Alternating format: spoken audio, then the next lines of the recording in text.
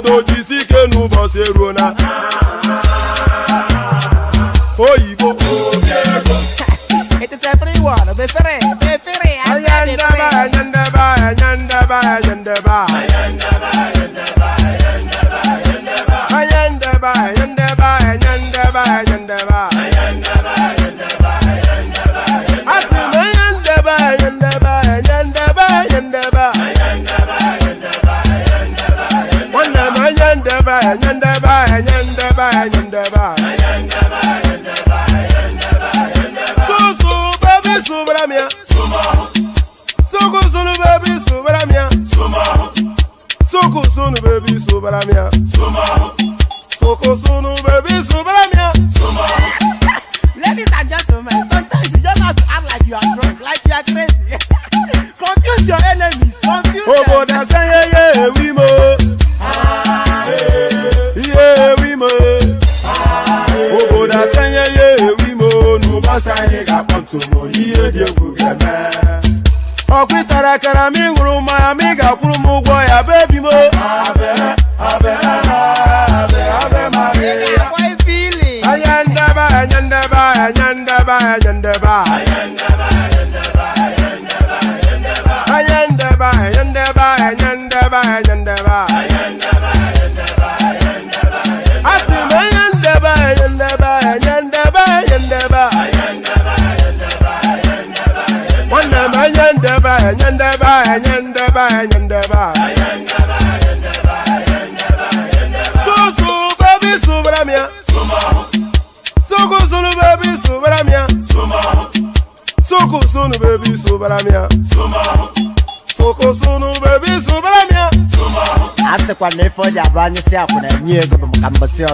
Since I was born, but now I am getting youth. Hakuna mota nwa hakuna koga book.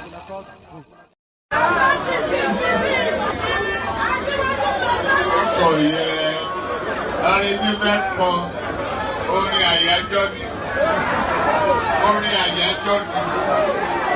Wọ́n dìde, wọ́n pínlẹ̀ ogun. Oyin tí mo ní ká bá mi wá yẹn dà, ká ní kó bá mi wá.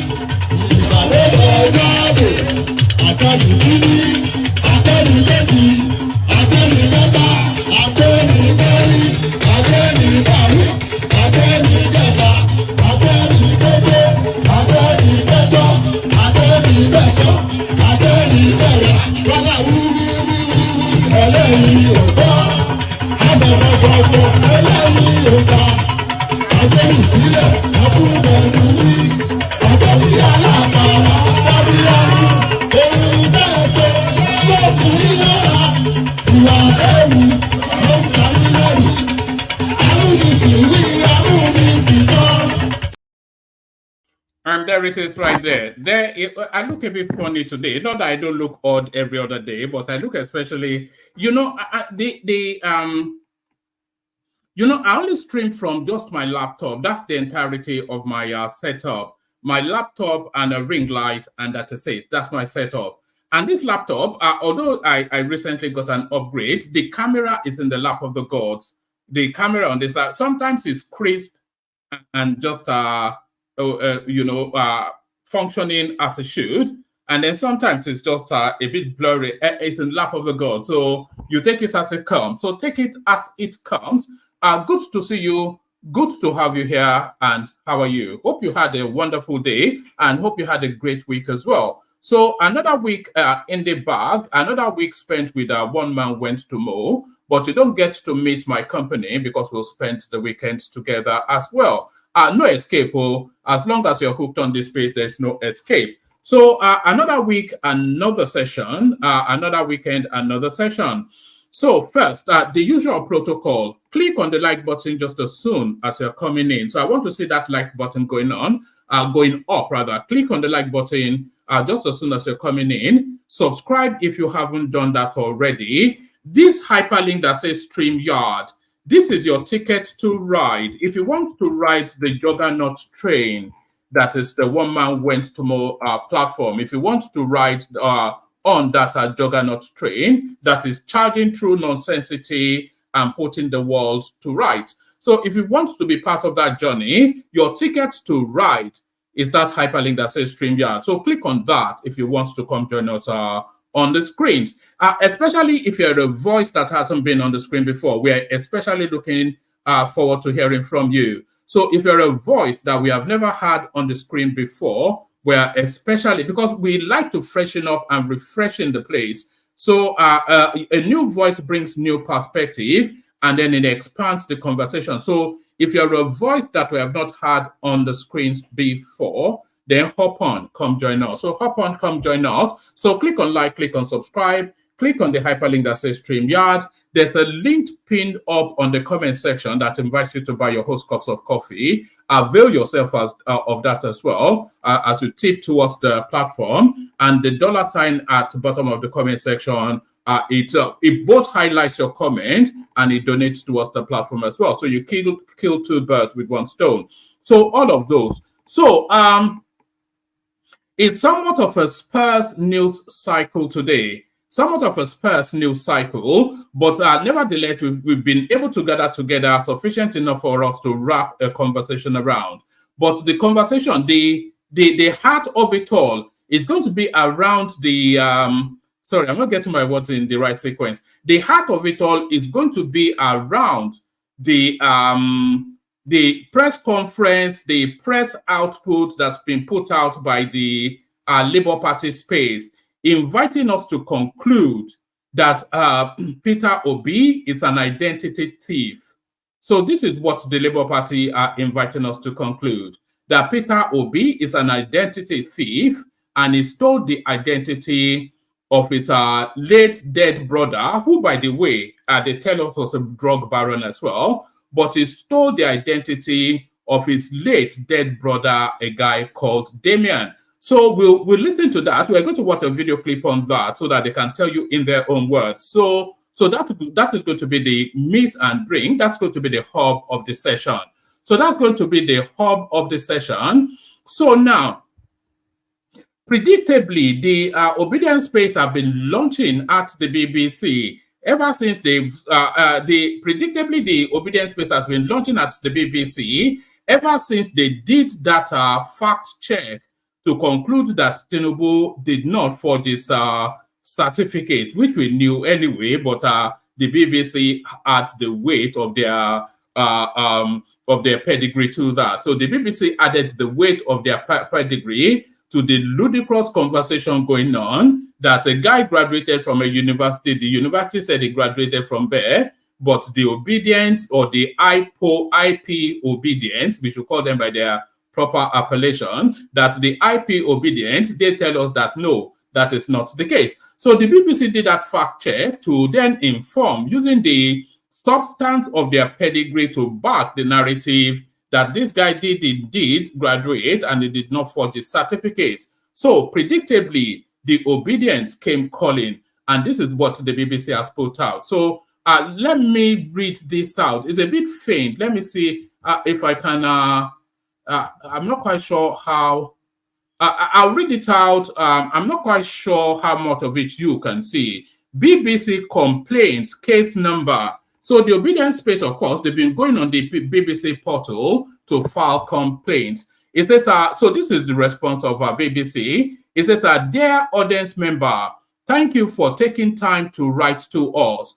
We received a number of similar complaints, and we regret that you are unhappy with our findings on this matter. We have looked into this, and the BBC has not seen any evidence that the certificate was forged. We contacted the Chicago State University, and they confirmed that Bola Tinubu graduated from the university in 1979 with a bachelor's degree. We believe our text piece has been informative and responsible. Let me see, because it's very faint to read. We believe our text piece has been informative and responsible, reporting known facts. We therefore stand by our journalism. Kind regards, our BBC complaints team. And then it says, please note, this email was sent from an unmonitored address, so please don't reply if necessary. Please contact us via. So when they say an unmonitored address, it's essentially to tell you that it's a template response. So the obedience space, they've been giving the BBC water, or however you choose to term it. So that's the obedience space launching at a very predictable bunch of people. We did say they would do exactly that, and they've not failed. They've not failed in that regard. So plenty of space still in the studio. If you are intending to join us early. So don't join us when the don't join us when the session has taken full-fledged and then the space is too full, the place is filled up and you can't get in. So if you are intending to join us, just join us now. So then that way you've already booked your slot. So there's plenty of space, and if nobody turns up, of course, then you know, we might not have a session. Tinubu removes Abuja Administration FCT from Treasury single account, allows Wike to spend internally generated revenue. So now this is a very particular sort of this is a very particular story, which is specific to the Abuja space, but really to the whole of the Nigerian space.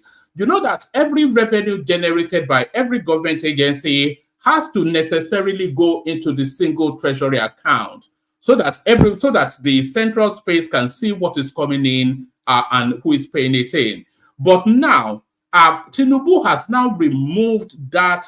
Has now removed Abuja. Anyway, let me read it out, and then we'll probably make more sense. Tinubu removes Abuja Administration FCT from Treasury single account, allows Wike to spend internally generated revenue. Right. The Minister of the Federal Capital Territory, FCT, Yemson Wike, on Friday, said that President Bola Tinubu has pulled the Federal Capital Territory Administration, FCTA, out of the Treasury single account. He noted that the president's removal of the FCTA from the TSA, a unified structure for government bank accounts that give a consolidated view of government cash resources, would allow the FCT to use the territory's internally generated revenue for the development of the Nigerian capital. Speaking at a press conference in Abuja on Friday, Wike also said that President Tinubu approved the creation of the FCT Civil Service Commission to allow the progression of staff of the FCT administration. Recall that former President Muhammadu Buhari's administration introduced the TSA. In fact, the Buhari administration may well have introduced the TSA, but it wasn't an idea original to that administration. The people who actually came up with the idea of a TSA was the Goodluck Jonathan administration. Recall that former President Muhammadu Buhari's administration introduced the TSA to tackle the issues of irregularities, curb the incessant number of accounts, enabling the tracking of all government revenues, and ensure accountability. So there it is right there. So there it is right there. What do you make of that? And do you agree with that as an idea that the FCT should be unbuckled from the TSA? So many acronyms, that the Federal Capital Territory should be unbuckled from the Treasury single account. Let's go on from there to this one. So we touched on this story yesterday, but the government expands on that space now. Explainer, what you need to know about CBN's lifting of forex restriction on 43 items. The Central Bank of Nigeria, CBN, has lifted foreign exchange, forex restrictions on the importation of 43, let me do that again. The Central Bank of Nigeria, CBN, has lifted foreign exchange, forex restrictions on the importation of 43 items. In 2015, the Apex Bank put some, oh God, this is not going to go, is it? The Central Bank of Nigeria, CBN, has lifted foreign exchange forex restrictions on the importation of 43 items. In 2015, the Apex Bank put some imported goods and services on a list of items not valid for forex in the Nigerian foreign exchange market. The items are, and then it goes on to give you the list of items. So I'm not going to read through the 43 items, but let's go to the justification for the lifting of the ban. It says, was there an import ban on these items? So that was the first thing, because people presumed that, and we debated it yesterday as well. People presumed that restriction to be an import ban. No, it wasn't an import ban. But those items, you couldn't access foreign exchange at the official rate from the central government bank to import those items. So if you can go and source your foreign exchange somewhere else, then you can import those items, but not via the CBN. So was there an import ban on these items? No. There was only a restriction on buying forex in the official market for the importation of these items. Here is why the CBN lifted the restrictions. So now, yes, we debated this at some length, so let's now see what the official reasons are. The restriction pushed importers into the parallel market, contributing to the surplus demand for forex. This weakened the parallel market exchange rate, pushing up prices. So they had to go and source the dollar at a more expensive rate, and therefore whichever goods they are using they are using the dollars to import necessarily more expensive. The CBN wants to promote underlines and the CBN wants to promote underlines and professional conduct for all participants in the Nigerian foreign exchange market to ensure market forces determines exchange rate on a willing buyer, willing seller principle. So essentially, they want to just free up the whole thing. That's just the thing. Irrespective of whatever you need the foreign exchange for, come to the CBN, and if there's dollar available, it's a bidding process. So, you know, there are certain, what this is telling us, let me have a sip of water. You know, what this is telling us is that there are certain markets that, because they could not access the official CBN forex, they go to the black market to source money for their businesses. So now that impacts prices at the end user phase. So that impacts prices at the end user phase, and that causes inflation as well. So just to free up the whole of that market space, that irrespective of course, you can't say you want to go and get official dollars to buy firearms. So, but irrespective, really, loosely, broadly, of whatever you're looking to import, you can go to the CBN and source the dollars. So you source the dollars, and when that is the case, that will very quickly harmonize the parallel market and the official market, because the money is going to the parallel market because they cannot access CBN dollars. That restriction is no longer in place. So everybody will compete. So the only really thing that spills into the parallel market is if CBN is exhausted for dollars. So that's the play now. So you should see a convergence in the rates going forward, and very quickly too. The restrictions pushed importers into the parallel market, contributing to the surplus demand for forex. This weakens the parallel market exchange rate, pushing up prices. The CBN wants to promote underlines and professional conduct by all participants in the Nigerian foreign exchange market to ensure market forces determine exchange rates on a willing buyer, willing seller principle. Number three, the CBN wants a unified market for forex with flexible and transparent pricing. The CBN wants to ensure price stability, and it is seeking to boost liquidity in the Nigerian foreign exchange market by intervention. As market liquidity improves, these CBN interventions will gradually reduce. The CBN is seeking to accelerate efforts to clear the forex backlog with existing participants. So that's what's in play there. So so now the next question: how does this benefit local production? Local production will benefit from cheaper imported inputs, and consumers will benefit from cheaper retail product imports. The policy is good for a unified forex market and for a reversal of growth in inflation. Imports can be controlled through tariff at the cost of weaker competition and higher prices to the advantage of our local goods and services. So yes, so they are not going to stop you from importing it, but they will tax you heavily at the port. So that seems to be the play there. So onwards and upwards and onwards to this. Nigeria buying fuel with cash rather than crude. So this essentially marks the end of that fuel swap deal. Nigeria buying fuel with cash rather than crude in post-reform shift. And this is from Reuters, by the way.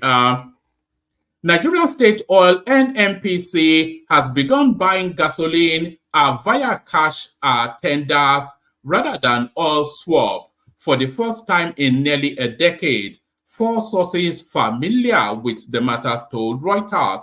The company's latest tender to buy gasoline for delivery in November closed this week, the source said.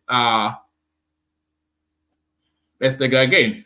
Nigerian State Oil Company, NNPC, has begun buying gasoline via cash tender rather than oil swap for the first time in nearly a decade. 4 sources familiar with the matter told Reuters. The company's latest tender to buy gasoline for delivery in November closed this week, the source said. 2 of them added that NNPC would pay the latest debt owed under the long-running oil swap by the end of next month. NNPC did not immediately reply to a request for comment. The shift is the result of efforts by President Tinubu inaugurated in May to eliminate costly fuel subsidies as part of broader reforms aimed at shoring up the struggling finances of Africa's largest oil exporter. It is a positive thing. Cheta Nweze, lead partner of Lagos-based SBM Intelligence, said of the move to pay for oil with cash rather than valuable oil cargo. The question is whether it can be sustained. Last year, NNPC sent nothing to the government for coffers, even amidst surging oil price, as oil for gasoline swap consumed all the crude oil it had to sell, and more and more. NNPC owed traders up to $3 billion worth of petrol this year. Debt, the 2 sources said, will be paid in November. Tinubu's reform in May more than tripled petrol price and virtually eliminated cross-border smuggling that drained millions of liters per day out of Nigeria to neighboring countries. So on and on it goes, but the fuel swap a thing of the past. The fuel swap a thing of the past. So let's go on from there. Let's go to a human interest story. So this is a human interest story. So let's go to this one. I can't date a man who lives on the mainland. Media personality Moet Abebe. So with a name like that, Moet Abebe, Moet and Shandong. So with a name like Moet Abebe, then definitely she's not dating anybody on the mainland. Media personality Moet Abebe has revealed that she cannot date a man that lives on the mainland. The media personality who revealed this whilst appearing on the Bad Bougie podcast noted that, I think we actually have a clip. So let me just play you the clip rather than, I hope it plays here. If it's taking me somewhere else. Oh, okay, let's play it here. Hold on.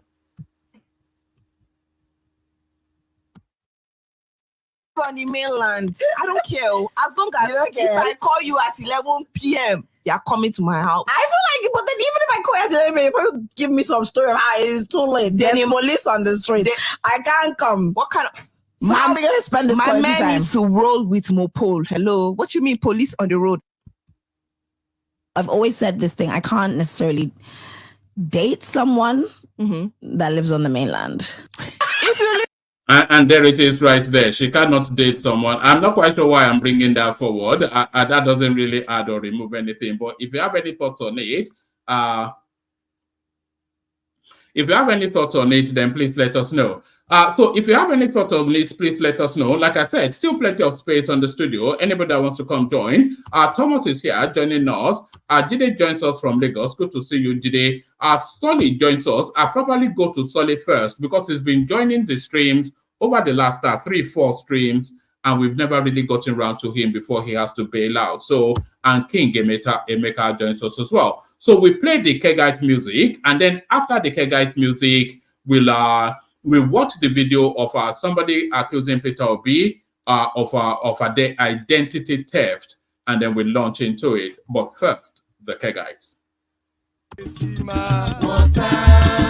Only water, where they see ma. Water,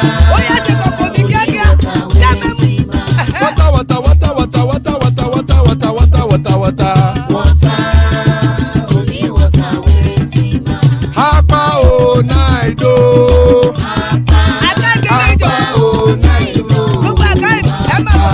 Hapa you don't come o.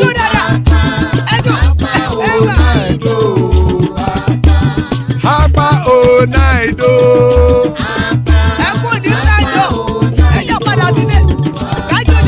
Oro kẹ̀kẹ́ ẹlẹ́mù yé o. Ilé sọ́dí àkẹ́kẹ́ ẹlẹ́mù ré o. Bobby Master kẹ̀kẹ́ ẹlẹ́mù ré o. Chief Wáìlà tí kẹ̀kẹ́ ẹlẹ́mù ré o. Eruku lẹ̀lẹ̀ ẹlẹ́mù dé. Eruku lẹ̀lẹ̀ ẹgbẹ́ ẹlẹ́mù dòde ojàre o. Eruku lẹ̀lẹ̀ Ghana ti dé ẹgbẹ́ bọ́ọ̀dì o. Ọmọ ẹlẹ́yẹ ẹyẹ o ó dìlé o. Odúyẹ̀lá ẹyẹ o ó dìlé o. Petrosonama ẹyẹ o ó dìlé o. Petrosodúnkẹ́ ẹyẹ rẹ̀ ó dìlé o. Ẹlẹ́kọ̀ ọ̀run mú ìní o.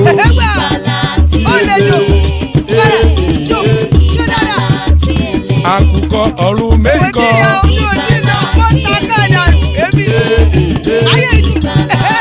Ikú kò ní ríwà gbéṣe o.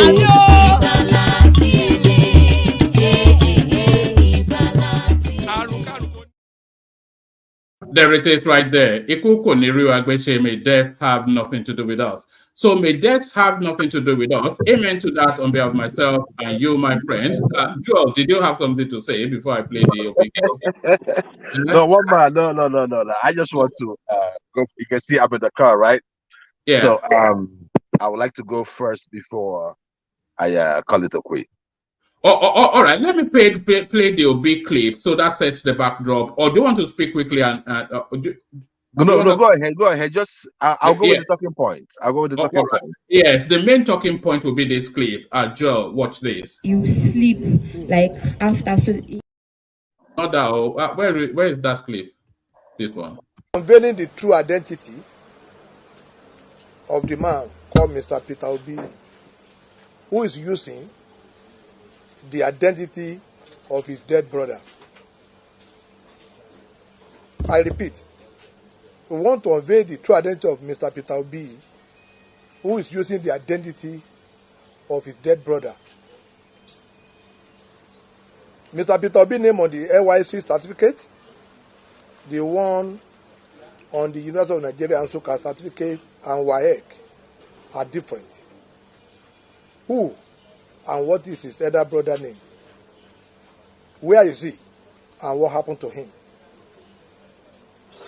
Gentlemen of the press, the attention of Labour Party have been drawn to Mr. Peter Obi's needless and unwarranted world press conference on Wednesday,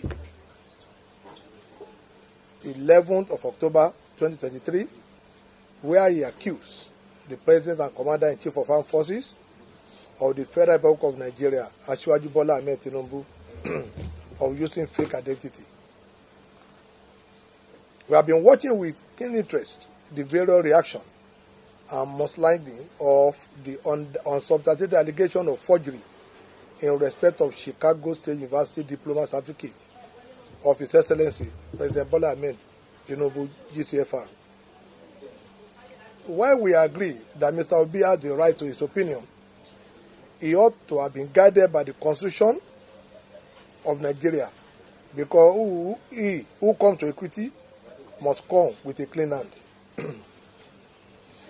As a main opposition party, the role being played by the Labour Party former 2023 presidential candidate is highly condemnable, because it is obvious he is trying to levy war against the President of Nigeria through intimidation in order to cause violent overthrow, which is a treatable felony offense punishable by death or life imprisonment.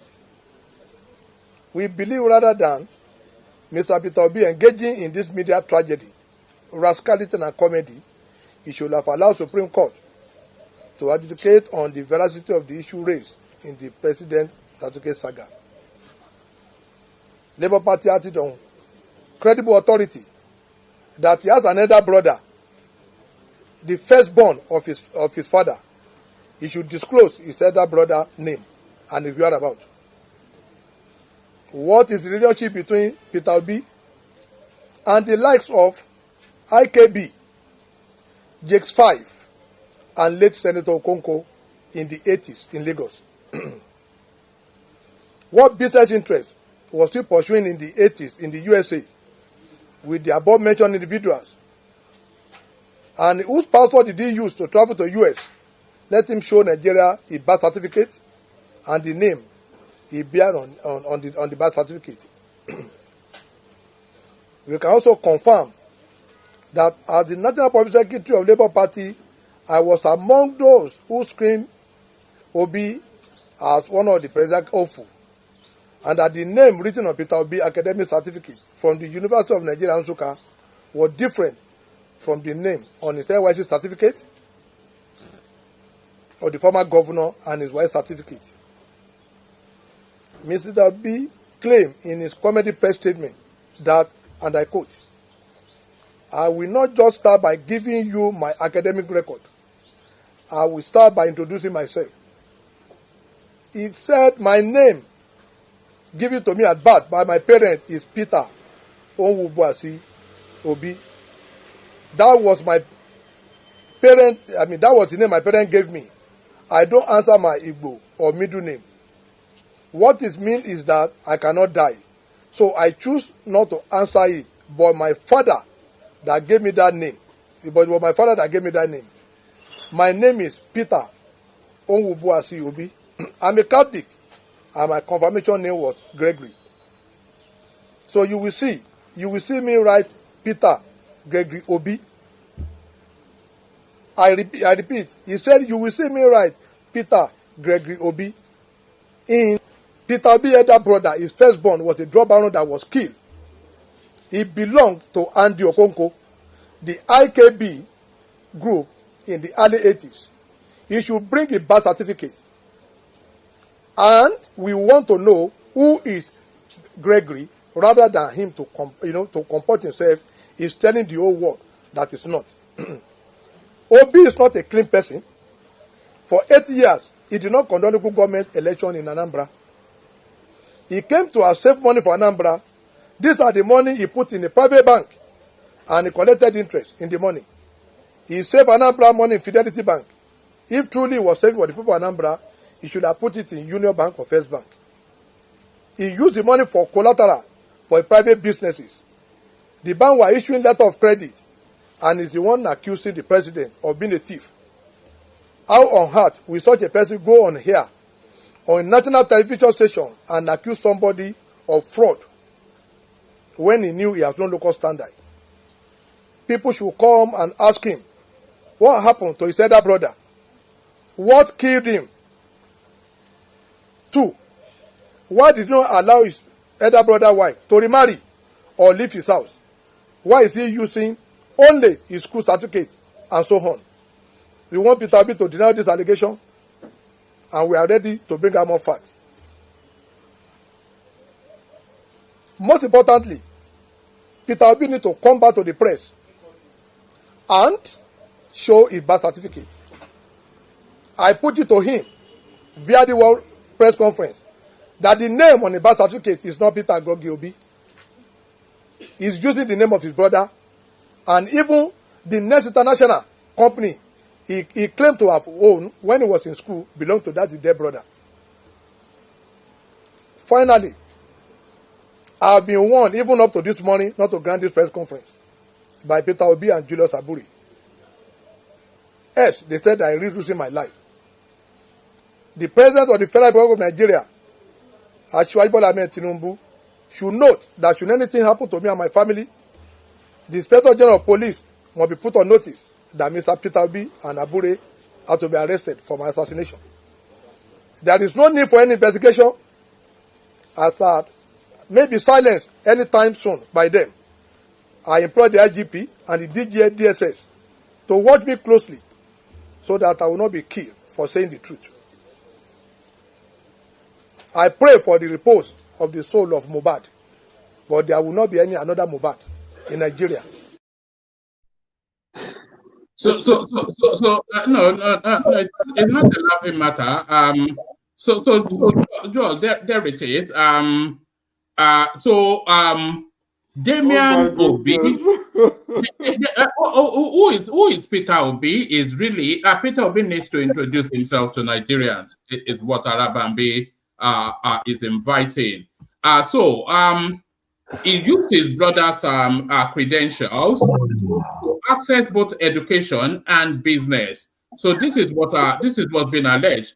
And another discrepancy that people are spotting, and it's been investigated at the moment, the date on his school cert is later than the date on his degree. It's so many anomalies. Peter Obi, or is it Damian Obi? Should he file an affidavit for a name change? Who is your principal? Well, you can laugh, but these are serious questions. Serious allegations. It's not serious question. That guy is a comedian. One man, by the way, good morning. Good morning to you. Yeah. That guy screened him, by the way. That guy screened him when he wanted to, so he knows him more. But yeah. Well, good morning, afternoon, evening, wherever you may be listening from. Joel of Nashville, like, share, subscribe on the One Man Show. One man, it's unfortunate. We all know the role of Arabambi in all of this. Arabambi has been used as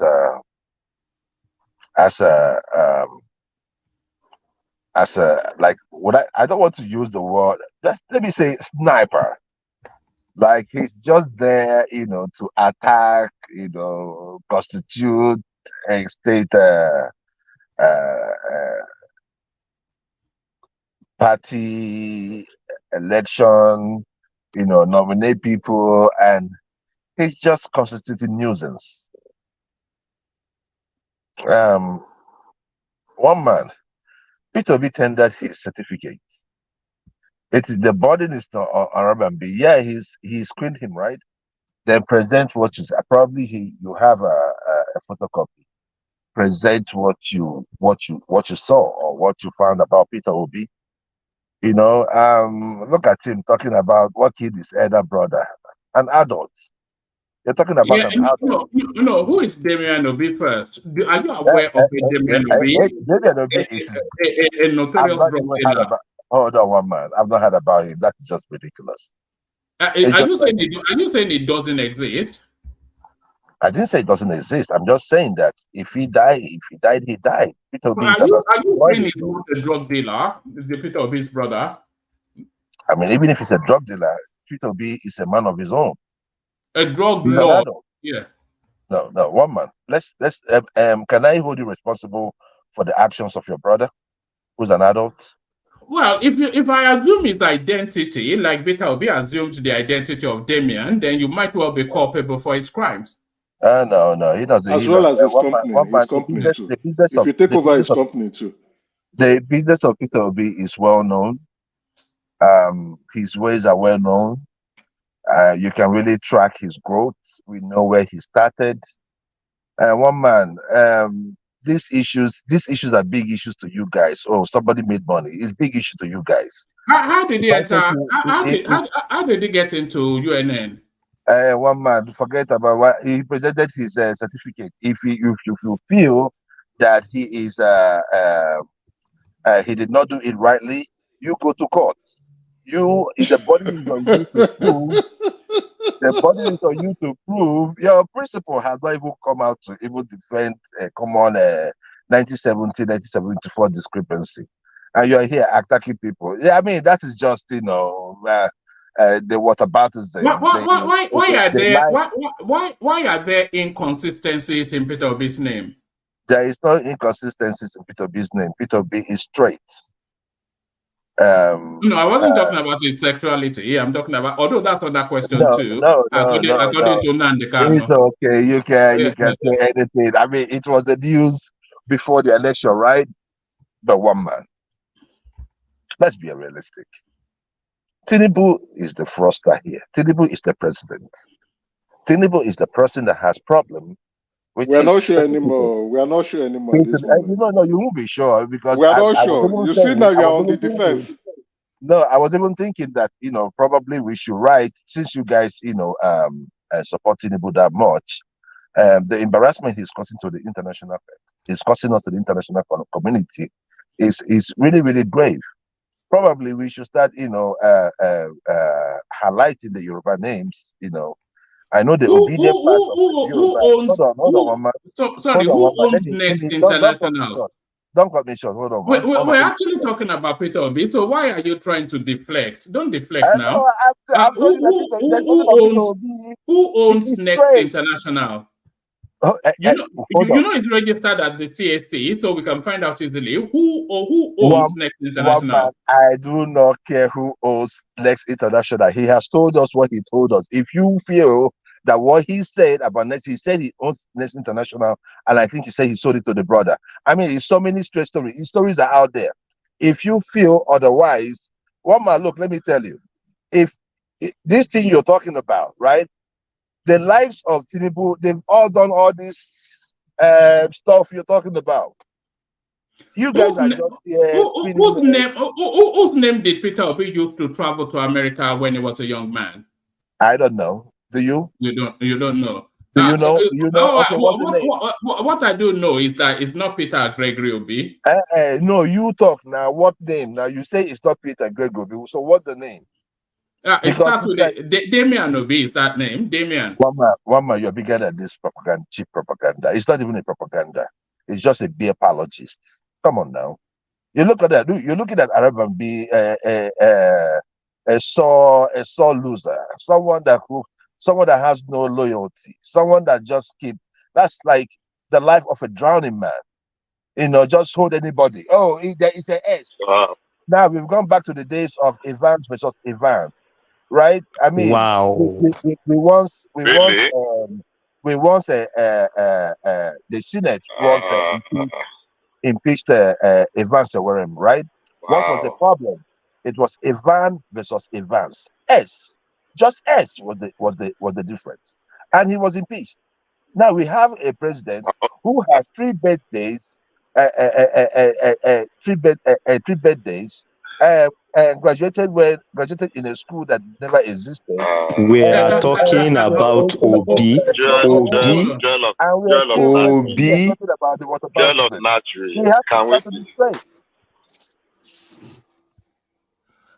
Joel, Obi invited Tinubu to introduce himself to Nigerians. Nigerians would like to meet Peter Obi too.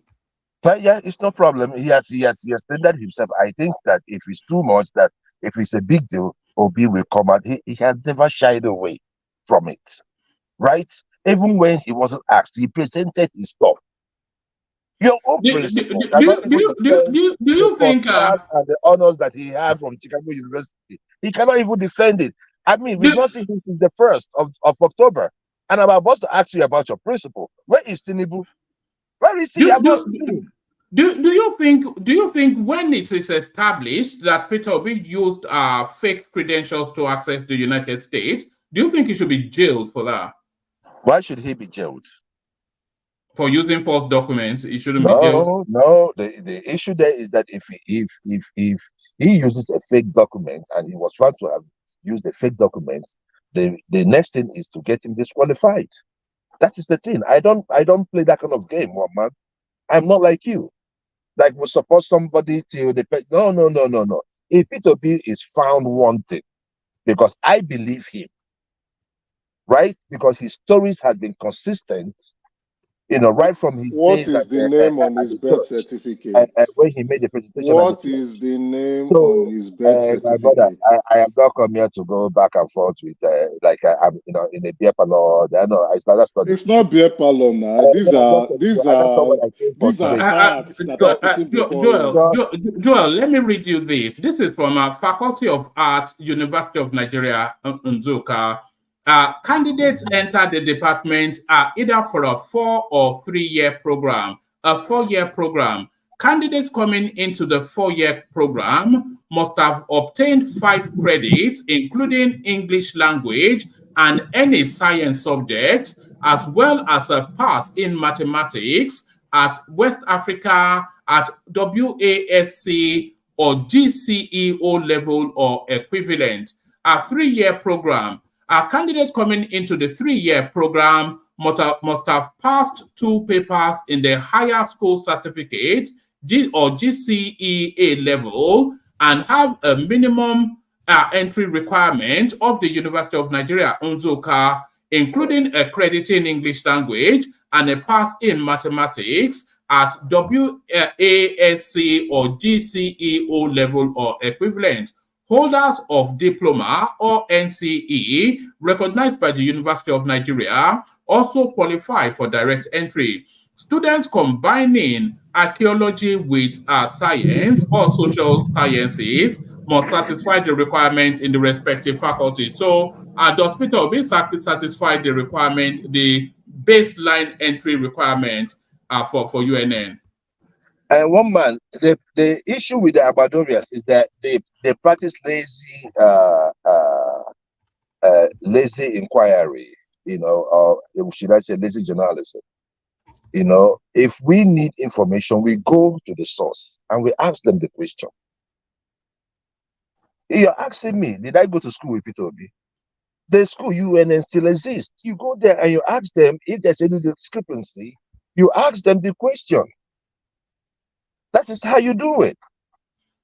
But you can't just come and you start asking me. Would you say that the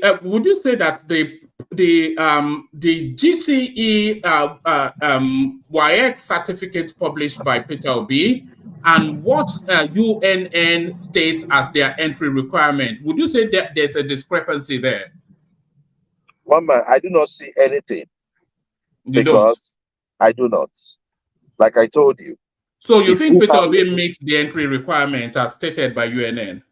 One man, if you have any issue with the school, go to the school, do your own due diligence, like I think we did in CSU, right? And most of these issues, you will find out. And when you're talking from facts. There will be dispositions where you can, hold on to, like we hold on to that of Tinubu, right? So we can say this is what you actually found out. But you can just come on air and join these people, these online arbors, to start saying, Peter. Woman, where's your laughter board? Where's your laughter board? Joel, we are marrying what Peter Obi published himself as his credentials. We are marrying them with known facts. So he published his results. There is no known fact. One man, there is no known fact. Remember, many people thought that they had facts, different facts, until they went to CSU. And now they knew how the CSU works. Go and understand how UNN works. Know what was acceptable at that time, I know because over the years, many things have changed over the years. So they did don't not go require you to speak English when hold on, one Peter Obi man. was Understand? No, don't want to sustainable at that time. It could even be that they needed more. Right? Then we cannot find out that, oh, bro, man, you messed up. So that's my point. So we cannot just sit down here and say it is less, it is equal, or it is more. It could be more. If it is more, Well, it could even celebrate it at that time. Joe, would you concede that the University of Nigeria Nsukka is a prestige university? Do you concede that? It is. Would you? Better university than PSU. Yeah, well, relatively, there's an argument for that. I'm not even going to contend that. But would you concede also that the University of Nigeria Nsukka is one of the most competed for, one of the top 3, certainly top 5 most competed for university slots in Nigeria? Yes, I know. Would you also concede then that given that is the case, the UNN will have stringent and difficult criteria to as an entry requirement in order to cream from the top, so that they're only getting the best of the best? Would you concede that would be the case? Yes. And would you concede then that Peter Obi was, given his published GC results, was the best of the best that UNN was looking for? Well, I've not seen it, but you've not seen it GCE. You've not seen it. I can show you. The whole of Nigeria has seen it. I have no. One man. This is the thing, right? F9 parallel. That's what he got. F9 parallel. One man. With Peter Obi, with Peter Obi, I don't really have to dig much. I don't understand if you know the kind of trust we have where Peter Obi is. The stress blind trust. Is it blind trust? Hold on, one man. It's not a blind trust. It's a trust based on his past. The idea of whenever you see Tinubu, you have the discrepancy, you have this hidden, this. That is not Peter Obi. We see him for what he is. That is who he is. So do you see him from the Pandora Papers prison or the parking? all of that don't matter. This is one thing I believe in. You are not in government. None of us here is in government. If those in government, especially this Tinubu, as vicious as they are, do you think that if they have found one thing against Obi, that they won't blow it up? We are just here just talking. I'm just talking about real issues. If these guys, even Atiku himself, do you think that if they found they don't have Obi time? They don't. There is so much about Obi you don't know. Yes, I understand. They don't have his time. They don't have his time. They will have his time soon. Yeah, they will have his time soon. Yeah, I can understand the way you reason with numbers. I know one might not be anything, but 6 million is something. So if you say it's nothing, then I can understand your sense of reasoning and how you judge numbers. And I'm not going to go that route with you. The issue there is this, one man. Obi has presented himself and he has said, go and verify. You go and verify. Whatever you get, you go to the school. Stop being lazy, sitting behind the computer and acting like those guys on the social media that you guys also condemn. Go there, do your investigation, right? Then you bring it out. Then we can now talk on facts, not on speculations. Like it's like that. We are just paid, to just stand here and just talk, like we're drunk or something. We're not drunk. This is serious business. We're talking about nation building, not about some gibberish. And by the way, Tinubu is the president, and whatever thing that has been leveled against him, he has not come out to defend. No, all he does is just send. The audacity to have more media members than an economic team. Which one is more important, information or the economy? That is why all right, Joel. I have to pause you for a moment. The chairman is here, Alexander. Yeah. Hello, everybody. Good evening, folks. I came in quickly to make one or two clarifications on this Peter Obi University thing. I hope everyone can hear me very well. Yeah, carry on. Okay, back in the day, that's my generation. I finished high school in the mid-70s. University of Nigeria Nsukka was the most difficult university to get admission into. More difficult than University of Lagos, much more difficult than University of Ibadan. We all of us, even Baba said it the other day, a lot of us shied away from, I didn't go to university in Nigeria, but a lot of us in those days shied away from even applying to University of Nsukka, because to get a first class University of Nigeria Nsukka was just next to impossible. It was just the most challenging. You, Sir Alex.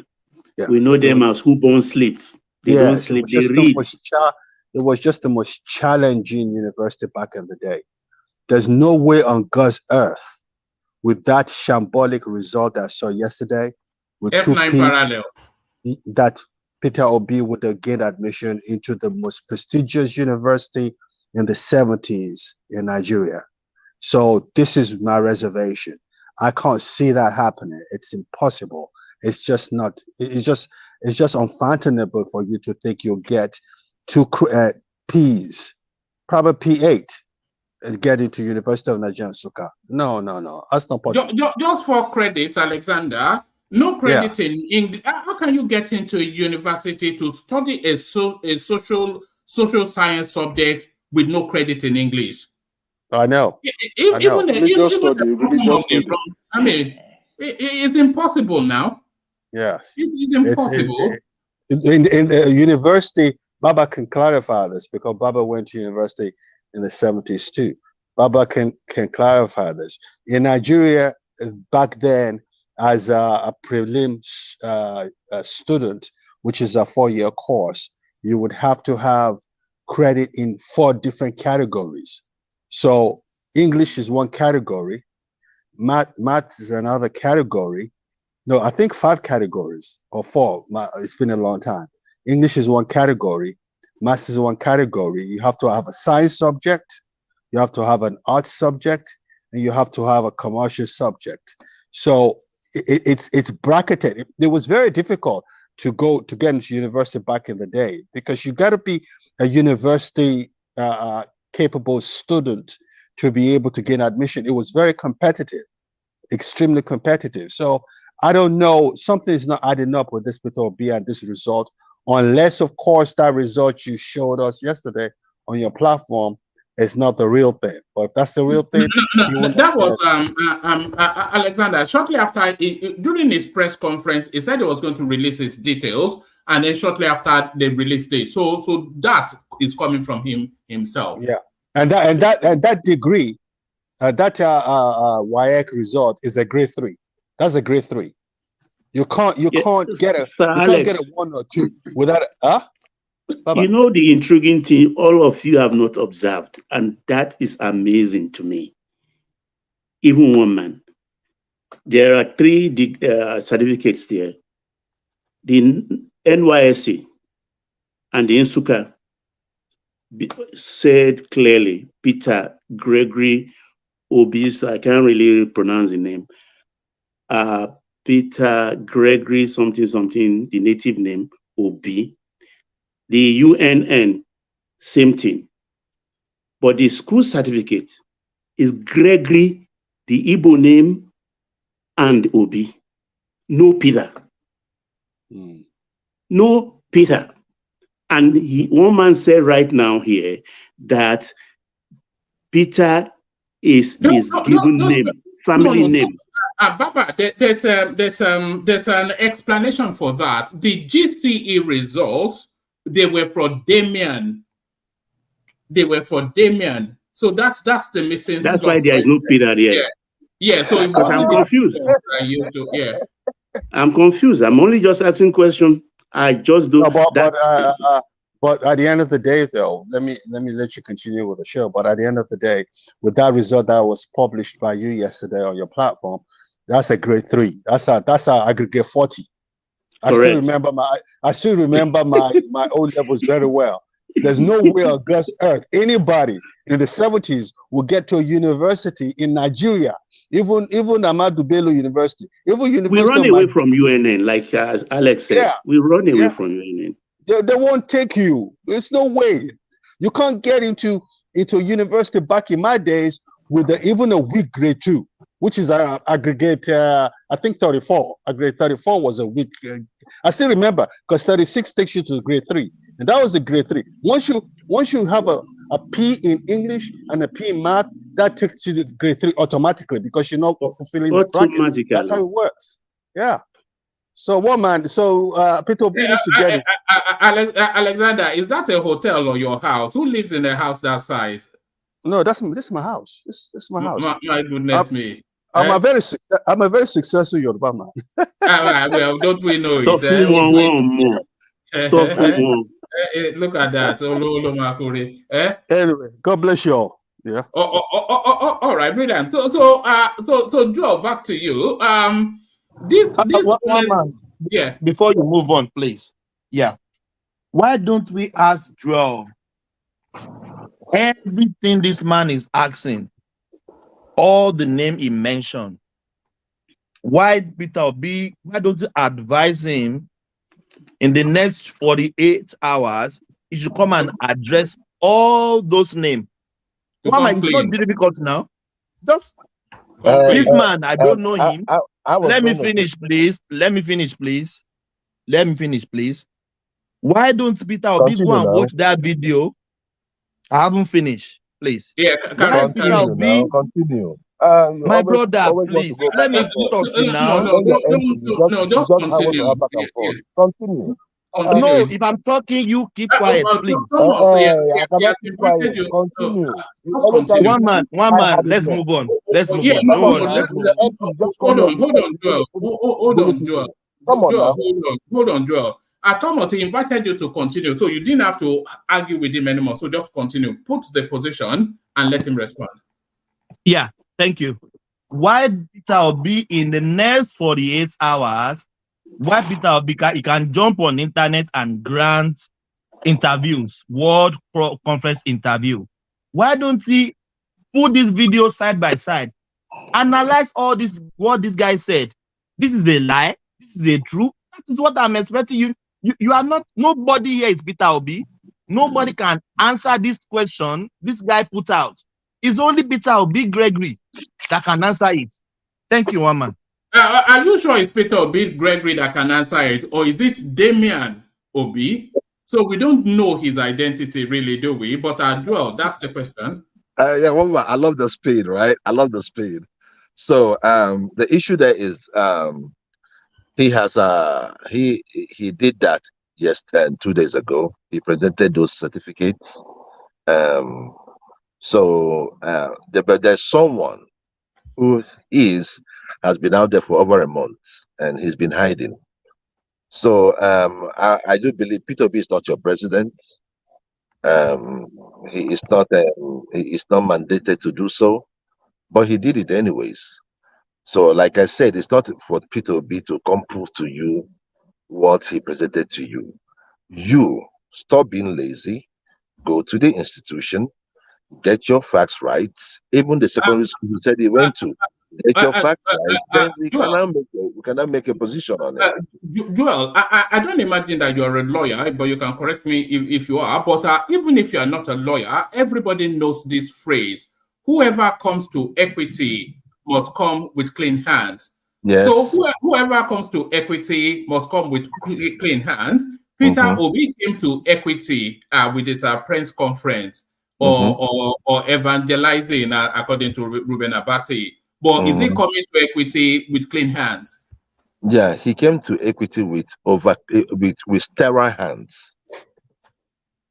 His hands are sterile, as far as I'm concerned. So this blackmail would not work. This back and forth trying to, it's just like, oh, my person is down and your person is down. No, we cannot go on like that.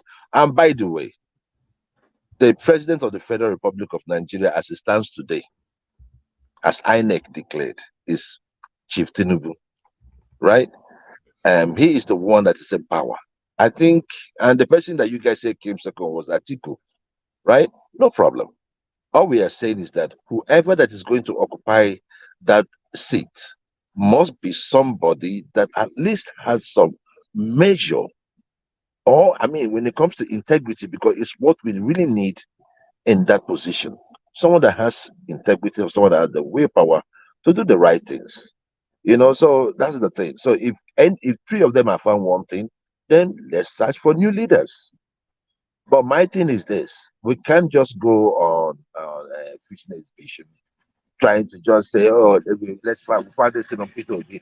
It's becoming disgraceful and childish, right? So if you feel like Peter presented a document, go and find out. Then if you now go and find out and you present it, people will not say, "Oh, this is what they found out." Then he will not be compelled to respond. So when Tinubu presented his, we went there, we found out. Now Tinubu has not responded. All he does is just send attack dogs from all the place, employing more media agents or media service members to do what? To what extent? And we're talking about a lean government, right? And you have more people in your media team than in your economic team. It's a shame. We are not talking about the real issues. I mean, is identity theft equally shameful? Is identity theft, is that equally shameful? No, that is what he in Senate line he ought to have resigned. All right. He ought not to be in that man. Yeah. Right. So, but we are still waiting. We are still waiting for the courts, and let's just see what the courts will say. Right? I mean, but that is serious business. All right. Joel, but Peter Obi has also brought the matter to the court of public opinion, but is he bringing it with clean hands? So is dubious GCE that doesn't get him even into a state university, never mind a prestige university, and questionable names missing on that GCE, the names on his GCE WAEC results does not correlate with his graduating name at UNN. Many anomalies. One man. There's not so many anomalies. He just mentioned only one thing. And all of the things you said here is just one thing. Right? Now, how did he get into the university? It is not Peter Obi that you ask that question. You go and ask the university, how did he get into the university? That is one. Then now you have something about Joel. Now we can now go with that one. Now we can also ask questions about the names, right? You can ask him that. You can go even look for his place of birth and all that. That is not my problem. I don't have problem with people trying to investigate him. But my own thing is that if you have to do it, we just do it, in a matured way, like we did it, right? And after we saw what Atiku did, you went there, presented yourself like someone that's responsible, got the information you wanted, asked the right questions, and got back. Now, instead of you guys to respond to it or condemn it, you are here now looking for other people.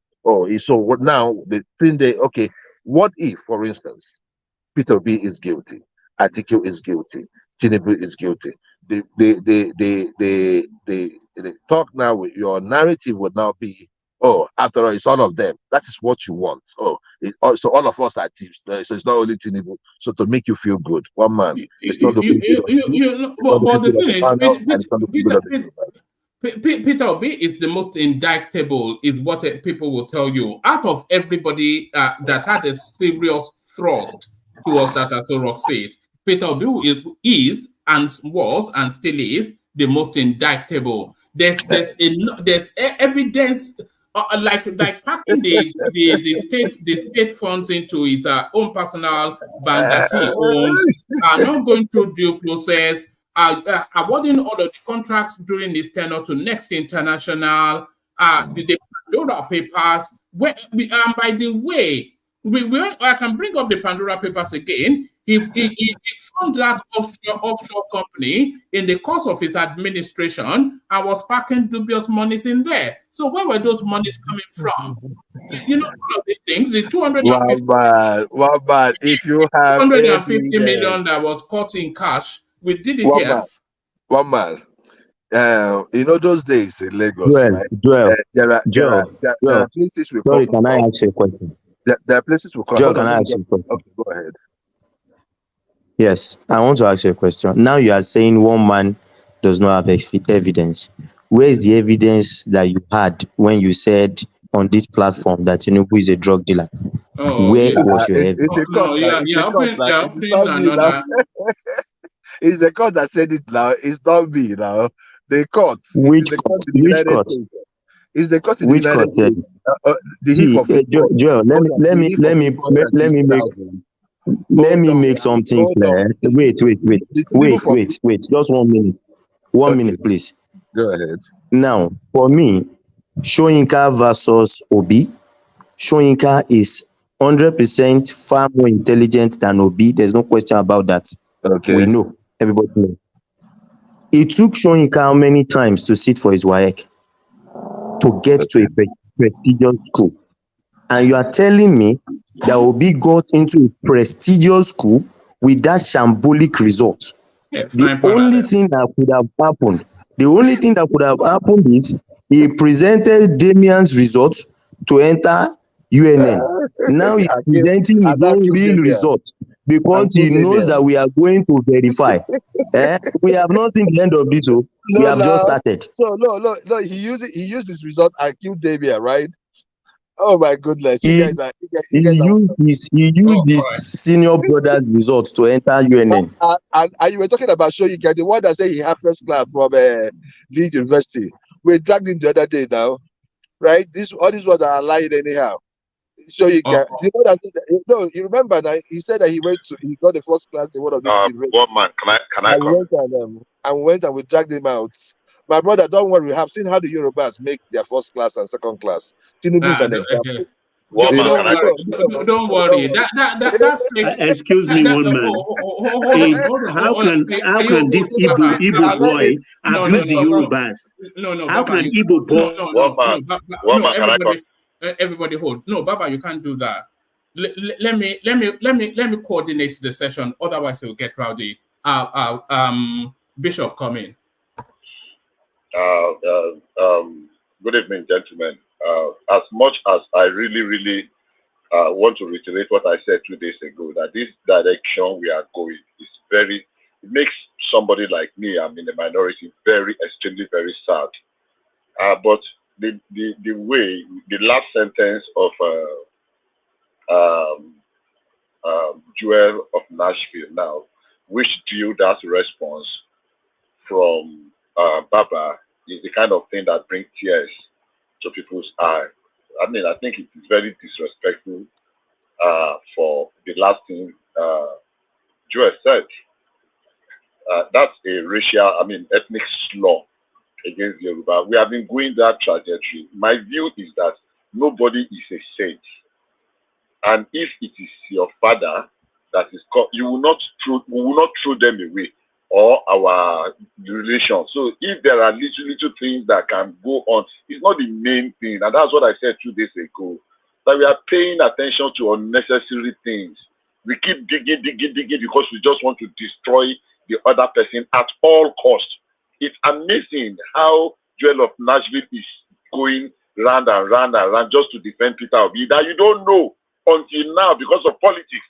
You are defending him as if they bond you together. No, but it's an obedient now. Sorry, it's defending it. It's defending his political stance now. Yeah, I understand. It's an obedient because he came into limelight how many years ago, maybe 2 years ago, and it started. I've seen people that turned around. But my point is not really to discuss on these things that we seem to be concentrating on. My point is that look, it is going to divide us more than ever. We can let go some things at some point and discuss on better things. Now, I was amused at, I did not even, until now, I listened to it earlier in the day, about halfway, the Arababi ranting, it's unnecessary. In as much as I regarded Peter Obi's press conference as childish and ridiculous, I find this one most ridiculous. That is Arababi's whatever. It is just to get even at all costs. Let's just throw anything. I'm not saying that it is true or it is lie. I am saying it is not necessary. We don't need to be tearing at ourselves because some people contested for a position and they are sore losers. Amazing that Joel of Nashville is calling Arababi a sore loser. Arababi never contested for an election. Peter Obi did. And Peter Obi will not let go to admit that, okay, my first try, oh, I scored this much. I can move ahead and prepare. And Peter Obi has shown the what do you call it now, the trait of a sore loser worse than any other person. The idea that I contested an election and I must win, and if I did not win, then nobody else. That is the worst trait of a sore loser. So for you to call Arababi a sore loser, it's most, I mean, it is so. I really want to appeal. If we keep going this direction, it is not going to help all of us at the end of the day. The best case scenario is that Peter Obi will become the president, carry a very large body. He does not hold the magic wand to turn Nigeria around. The worst case that he will not become president, he will even lose face in this thing in this way we are going. Peter, what do you call it? Atiku should be more pained having contested presidency for record 6 times. He's made 6 attempts. Peter Obi just contended once, something that was an afterthought. Just suddenly, a few days before the primary, he scampered away from PDP and he made this much, even though at a very huge cost, dividing us more than ever. So please, I'm just appealing. That kind of ethnic slur that you added, Yoruba something, you are dragging Wole Soyinka because of Peter Obi? Really? There should be that's where the political landscape is at the moment. Wole disrespected himself. There should be Wole as an elder statesman. That is bigger than your mouth. That is much bigger than your mouth. Far more. Far more.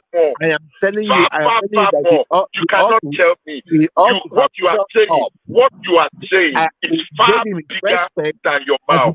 Come on. And we are you saying Wole Soyinka disrespected Peter Obi? He disrespected obedience, and we gave it to him. Does it make sense? No, he's asinine to have even come for us. Look at you. If he thinks, what is he saying? What is he saying? Because you guys are too. Bishop, what we did is that what the obedient did is that we voted. We rallied around and we voted. Soyinka used a gun. So, Bishop, why are you actually wasting your time? Hold on. Bishop, let's leave this man alone. We can see the way they are reacting now. When they are the ones in the That's to tell you, and we applaud him for that. We applaud him for that. If at that time he feels that was the best thing to do, to make sure that he took back his country, I applaud him for that. It takes a lot of guts. But do not look at us right now trying to do our own through the vote, through our votes, and you come for us. What do we do to what do we do, Soyinka? We didn't do Soyinka anything, but he came for us. So look, I don't want to use the right words for him, but I'm going to leave it there. Just because he's an elder. But sometimes elders should have sense. They should have wisdom. They should be able to know when to talk and when not to talk. Joel, let me say something real quick. Bishop, I think you made a mistake by trying to even correct. When you are dealing with people who probably even call their parents by name, how would you feel when they call anybody else's name? So I mean, you are scratching the wrong tree. So just and in my opinion, in Igbo land, we don't call our parents by names. And just to make that clear, we do not call our parents by names. We do not even call our aunties by their names. That is why everybody is auntie and brother. When you see someone like picked up using brother, that's the way we use. That's how we call people. But in Igbo land, we don't take nonsense. right? Especially from the people. Now we have bad leaders in Southeast, no doubt about that. But you can't just come out and just lie to us. No, because I mean you're not feeding me. But I'll tell you the truth. Telling you the truth is not an insult. We did not come for Soyinka. We never came for him. He came for us. And when we responded, people say, "Oh, we are being disrespectful." For what? Oh, one man, please. Are you still following the 5 minutes So, monologue and time? one man, please, and one man, and I will have to leave. I mean, it's been an honor being around you guys. Join us again. Are you on your way to work? You look like you're on your way to work. Yes. I'm actually on my way to work. So no rest for the weekend, well done. I said let me leave early so I can just talk early, then give chance for other people to talk. Man, I mean, guys, I love you guys, man. Let's talk later on.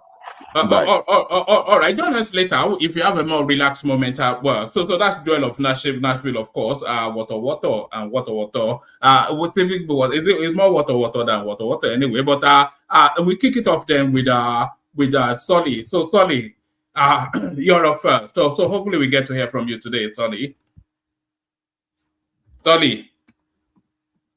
All right. Solly's not ready for us. So let's go to Bishop. So Bishop. A 5 to 7 minute monologue speak to the politics of the day, either the headlines that we're discussing or anything that especially caught your attention. Bishop, you're first.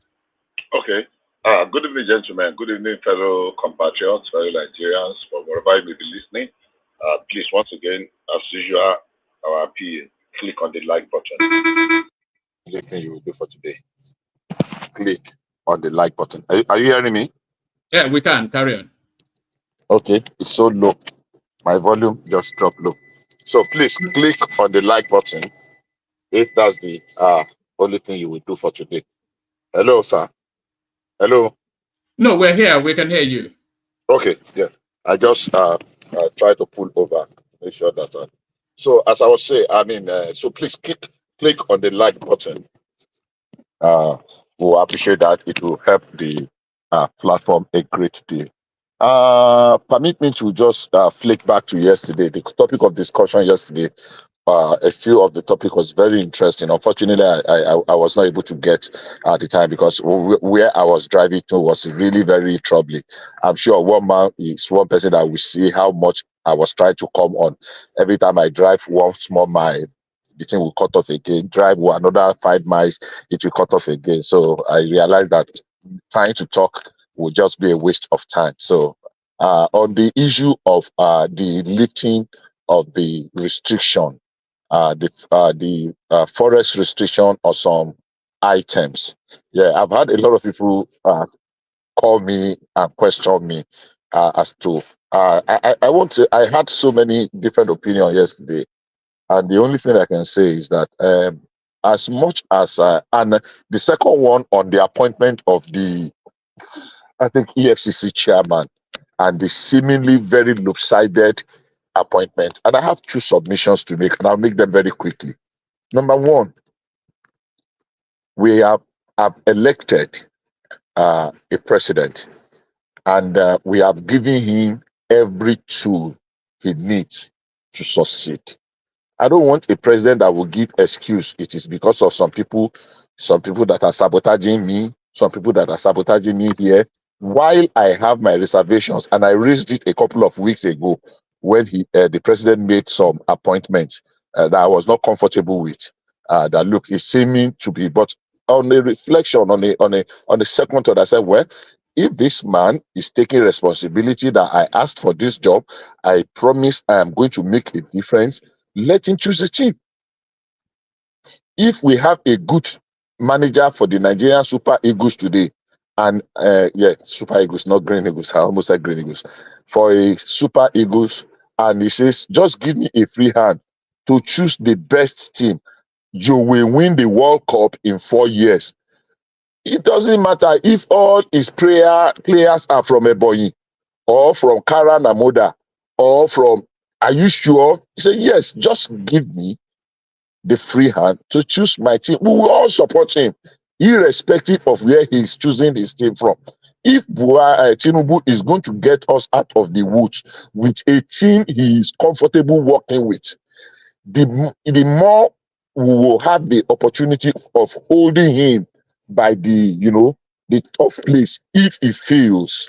I pray and hope he will not fail. And I pray and hope his choice of a cabinet member or people in some places is looking at to make a difference in Nigeria, in its government and in Nigeria, will impact on us positively. If we begin to see good results, I don't think anybody is interested in who is where. So when I explained that to somebody that was asking me, I said, well, that is my view. No, I think people are interested in who is where, Bishop, because people want a national spread. And I agree with you to some extent. There are too many Yorubas in yeah, that's my view. But as it is today, only two things. One, has he broken any law?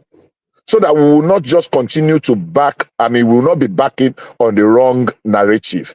If he has not broken any law, rather than using it as a something that will be, a distraction, why don't you just let him select his team? No, you can't let him now. In a we have 200 That's and what, something. so what do we do? If he has not broken any law, so what do we do? No, we have to compel him to have a government that reflects. How do you compel him? Through pressure. Yeah, the government has to hold on. The government has to reflect the people that it governs, and it's not governing Yoruba land; it's governing Nigeria. But the Constitution says 36 states, one minister from each state, and every state has been satisfied. That's enough. Apart from even the 36 states, that is, it should show a national spread. If he has chosen and he said, look, come and subject it to scrutiny. Have I broken any law? And he can come up with precedents and say, look, they've done these things before. What I want is a Nigeria that works. I don't care who is there. I remember some people have said here that even if you have to go and bring a Chinese man, or a Bangladeshi. Hold on, it does care who is there. Because what you are suggesting by your commentary and Tinubu's actions is that only Yoruba people have competence. No, I never said that. I never said that. What I said, let me repeat myself, is this. If he found people that he is more comfortable. Look, one of the biggest challenges that Buhari faced, whether we want to admit it or not, is that he had a lot of saboteurs that he worked with, that he retained in place, in position, while he was working, and they were working at cross purposes. That's a fact. There were people that they did not have the same vision. He, unfortunately, thought that they were on the same page. Buhari did not make a lot of parastatal changes. He just felt that, okay, his whatever body language or whatever, that people will fall in line. That did not happen. A lot of people he inherited continue to work against the vision of his government. And that led us to where we are. The best of the intentions of this world, don't make the necessary changes. So, while I am not happy with it, in quotes, I feel if that is what is going to make him succeed, so be it. Just like I said in my example, if we have a coach, a world-class coach today that promised to take us to win the World Cup in 4 years' time, that just give me. I remember I made a reference to, I was in Port Harcourt many years ago when somebody interviewed Aliko Dangote, and they accused him, that Northerners were accusing him that he was not employing Northerners. And he said something that struck me. And it's actually, that was what made me to really fall in love with him, kind of a model. He said, look, if he wants to give to charity, he knows where to go to, the mosque, the whatever, and the rest, and give them money. But if he wants to select the best, and if he puts out an advert for 100 people, and the 100 people, he used Ibadan or your state as the example, and the 100 people, the best are from there, he will employ them. He's not interested in who is who. But if he wants to give charity, he can go to other places. But if he wants the best, he will select the best of the best that will make his company to grow. irrespective of their religion or ethnic affiliations. Now, it might be difficult to use that in the case of Nigeria, but is it impossible? I think not. I don't think so.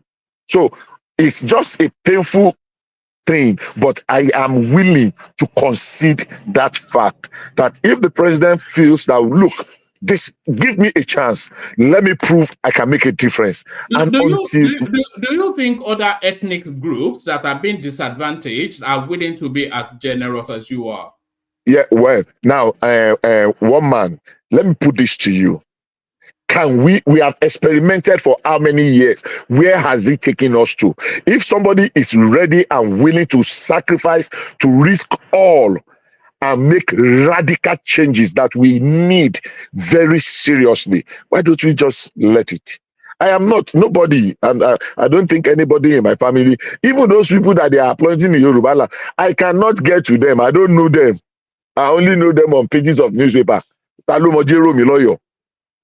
I'm not saying I'm going to benefit anything from them.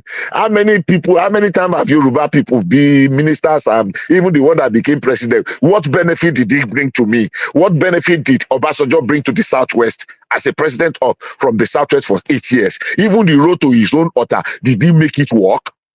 Jonathan was a president from Niger Delta, a minority region, for 6 years. What benefit did Jonathan bring to the generality of the people in Niger Delta in that 5.5 or 6 years? Hold on, we know all that. Are you saying that you are comfortable with Tinubu having a wall-to-wall Yoruba government? No, I don't like it. I am saying, because I cannot change it, I am looking at the other side. If it's going to make his government work and he's determined to make a difference, to change, if the narrative changes for Nigeria today, that there is an improvement in all those sectors, that they are adding value more than before, because in quotes, and he's laying a precedent. So if tomorrow another person comes, we will not say, oh. Are they the only ones capable of adding that value? Woman, maybe I should just repeat what I just said again. I am not saying they are the best. I am saying if he feels he is more comfortable. My part of the people, a few days ago, I was reading, I have not been able to confirm, that the Accountant General of the Federation was ready to, that they have recovered 15 billion from him, and the assets are in excess of more than 30 or 40 billion in assets from one Accountant General. He is from the north. Buhari retained him and he messed up. That alone is enough to mess up whatever legacy, whatever struggling, whatever good intentions Buhari had. That one man under him was able to steal in the region of 100 billion naira. That's an indictment. Buhari retained a lot of people that Yoruba used to say something, permit me to use it, say, that means you are accommodating people that are making a rubbish of your effort. That was what Buhari did for 8 years. He left ambassadors, he left a head of parastatals, he left, and it was now, we thought that he was going to change, but time goes on, and from one thing to another, even the CBN governor that he retained, Emefiele, all through his tenure, Buhari did not change Emefiele.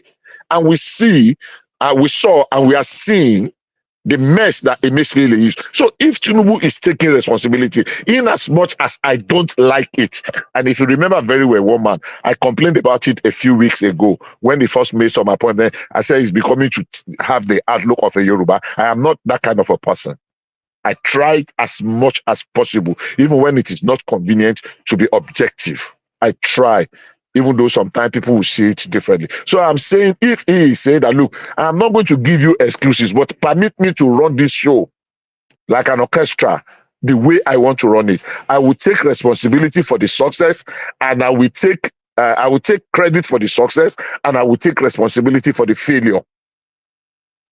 And I added a caveat that in as much as he's not running foul of the law, That is a caveat. If we cannot say, oh, he is guilty of he has not broken any part of the law, I think we should just try as much as possible. And even sometimes, all these people we are fighting for, appoint Sekiri man, appoint Ijo man, appoint Yoruba man, appoint Jebu man, appoint Ibadan man, appoint Oyo man, appoint Egba man. What benefits to majority of us? Just their clique in the circle of their friends. They are the ones that are going to have some, the rest of us is we just that is my view. And I believe that my view might not be acceptable to majority, but that's my view. I just felt I should share it. And on the second one, on the issue of the Forex. Now, somebody even still called me today and was asking me, this. I said, you know what? I thought about it. I celebrated the ban on foreign things that we can have locally. But reflecting on them, how has it helped us? We were producing rice and rice became more expensive. We were doing this, all the things that we are saying that we don't have. I have a few persons that I used to do something for people here, and that is do money transfer for them. And sometimes you have some people from Nigeria, they will tell you they want $50,000, and then it doesn't matter how much you call it for them, they are ready. They will credit your account. In fact, some people credit my account with millions even before I get the dollar. They are ready to buy it. And what are they coming to buy in Costco? They will buy a whole container of ketchup. I have seen it several times. So people were still buying those things so they were mopping up all the dollar in the market. And that thing was I was just thinking about it. Not that I like it, but sometimes you have to take a step back. Okay, maybe I've been thinking of these things. So somebody is giving a different perspective. So if the president had sat down, I know President Tinubu is a thinker. And I know one of the things we have to do in Nigeria is to desist from going the popular way. Make a difference. So if he sat down and conducted his research, and people say, look, this, we have done the other way. We are not getting a different result. Why don't we just change our ways? So I'm yet to be convinced, but I'm going to concede to the commander-in-chief. He will not want to fail. Whatever Tinubu is, he is not doing it because he wants to fail. So if he does not want to fail, I believe whatever decision he's making is in the best interest of Nigeria. Even if I am not seeing it yet, I hope the result will convince me. So I said to the gentleman that called me, I said, so for that, even though I felt a little bit, but I took time to say, okay, all the ones we have done before, when we banned them, did we really ban them? People were still importing and it was not really a ban, it was a restriction, just like you pointed out, and CBN released put out a release today. So are we going to give him the benefit of the doubt? Okay, let's watch you do what you think you can do. It's not a magic one. There is a process. If the process is showing a positive out, it's not going to happen overnight, and it's going to bring some degree of pain. But the thing is, we have tried other modules, other methods before, and they did not work. So somebody is saying, let's try a different thing. Are we willing to allow him? I guess me, okay, I'm going to give him a benefit of the doubt. Let's see a different thing you want to do. I'm not saying it's acceptable, because honestly speaking, most time, very popular things are not always the best. Even though people always say the vola populi vola deo. Yeah, the majority, but it is not that the majority is always very right. It has been proven over and over again. So I had those discussions on those things yesterday and several other things. Unfortunately, I was not able to come up. But that is my thinking. That is my position. I really wish, honestly speaking, I really did not like it. I really did not like the fact that those positions have been occupied. But well, how do we go about it? If he has not broken the law, and they say, so why don't we just wait and give him the benefit of the doubt? Say, okay, so that we will be able to drag him more. that look, we gave you everything you ever wanted, even the free hand to do as against, because some people sometimes might not be comfortable. They're just doing it so that people will be happy and they will applaud it. When I first got to Port Harcourt, one of the things I saw in Rivers State many years ago was the level of sycophancy. I mean, there is sycophancy everywhere in Nigeria. My apologies to people in Rivers State. But they will appoint a commissioner. Every community, everybody will be going to a radio station to go and be praising, thank you, governor, for carrying us along, for appointing our son, for doing this. And I was wondering, we don't do this where I came from. We don't. Man, that thing can go on for months. They will say, oh, for carrying us along, for doing this. They have appointed one man a commissioner, and the whole community over and over. The TV, you can hear 30 minutes adverts, one after the other, every community. And I was wondering, what kind of sycophancy is this? The other thing they used to do there is when it is burial. Somebody will go and announce burial and say, and he will announce the name of the whole village as the people that have sponsored the advert. And I was wondering what kind of thing, but that was then. I believe that has changed now. So for me, quite honestly, while I am not comfortable and I don't support some of the decisions or some of the appointments by the president, I am willing to give him a benefit of the doubt and say, okay, I will hold you responsible if you fail. And I on God and on my father's grave, I will be here to disown the president. If I don't pray he fails, but we need to change the trajectory.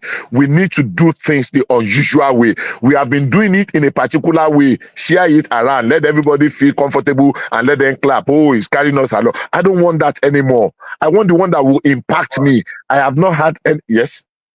No, bring it home. Bring it home. Yeah. I have not had anybody that has been appointed by any way to any position. So for me, some of the criticisms are a little bit too, let me say, a little bit too out of way. Give the president the benefit of the doubt to implement his policies. I know he have policies. I know he have plans. I know he have ways to achieve those things. So if he can do it, and we'll begin to see the signs, immediately it starts. That is my position as per yesterday's conversation.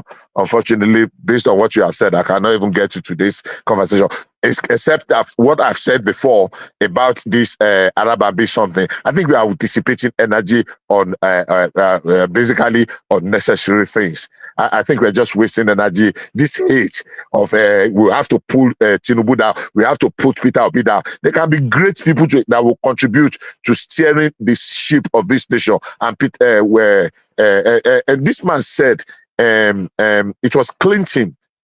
Yes, Bill Clinton, when he won the nomination. I cannot quote him. And I remember Abiola borrowing copiously from that. Say, look, the clarion call, the clarion call have been sounded. It is time for everybody to roll up their sleeve. Let us join in taking our nation out of this quagmire of what do you call it? Of failure as a nation. We have a role, and the world is waiting for Nigeria. God bless you all, and God bless the Federal Republic of Nigeria. All right, brilliant, excellent. So you will still get to speak on other topics, Bishop, but I want to go quickly round to document everybody's voices. Then we'll open up the conversation. Up next, Baba. Baba, good to see you. Yeah, thank you, one man. Bless you. Happy weekend. To all the panelists, I hail all of you. I love your contributions and respect it. I learn. On the comment section, I think they've lost their queen, Chioma. But all the same, I will hail her and ask her to come back. She brings in some fiber into the comment section. But let me start by hailing the ace of that section, Sir Alex, and the people who make the place vibrant and thick. Ola, Oga, Eze, Ayo, Ogiame, the ladies, Princess, Zita, Dupsy, and all the rest, Aizo, Mumuni, and everybody that is temperate and interpret. Keep on shooting. And please, You love this show, no doubt about it. Just right now, if you have not click on the like button, do so. And don't forget to subscribe and share this show. Thank you, one man. Firstly, I just want to speak that if there are two things I abhor in my life, I would dislike with all the fiber in me anybody that casts an ethnic or tribal slur on the Yorubas, because I will not consciously, deliberately do so to another ethnic group or tribal groupings. No, never. Not even when we talk about black or white or pink or brown. I just don't do it. All I see is human race. All I see is human being.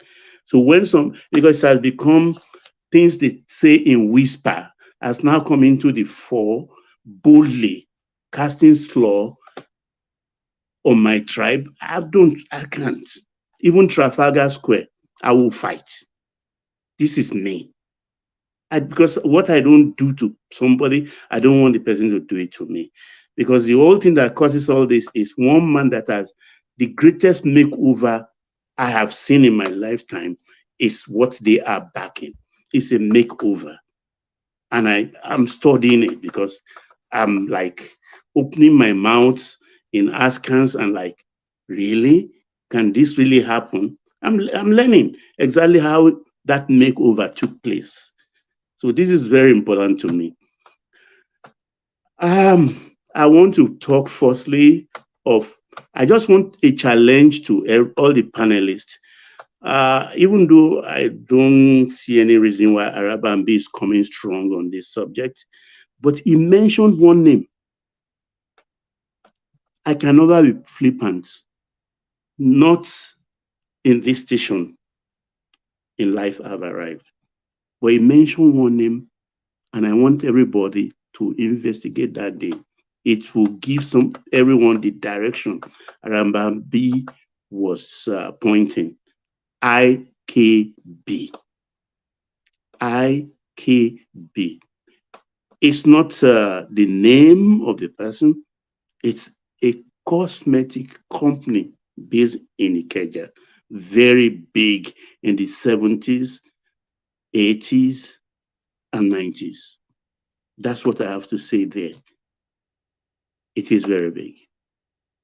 Do you know what association he was inviting? What was he inviting us to either look into or conclude with that IKB? Oh man, you like investigative journalism too much. Leave it that way. Go and investigate IKB. Somehow, you will be led in the right direction. For the Forex, I think I like what has happened. Like Bishop said, government should not be seen to be doing the popular.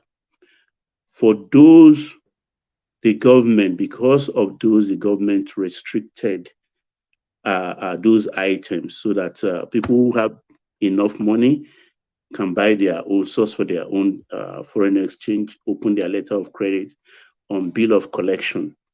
So the people they gave the power, who are manufacturers in our client, rather than help us do the manufacturing, because these are people who bought the 460, 465 naira to $1. What did they do? They manufacture quite all right. They get even the Bank of Industry gave them a lot of money, but they manufacture quite all right. But they are selling their products to the West African neighbors. That's where, so that they can earn more dollars. And because of the corruption we have with the customs, they are getting away with it. So this new foreign exchange direction has broken their back. Right? So as we stand now, Christmas is coming. We need all these commodities in place. And we don't want these people to continue to make their mega profit on the sweat of the people. The economy is fragile. So I really support it. But one other policy I expect the government to do that will really help the economy, it will not be popular also. They have to ban the BDCs.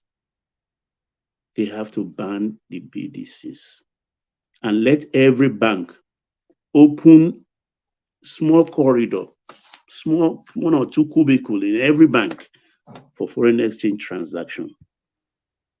So that in that way, the government can control the in and out of the foreign exchange, because we really need to do that right now, since we don't have enough money to actually challenge them or bolster the strength of the Naira.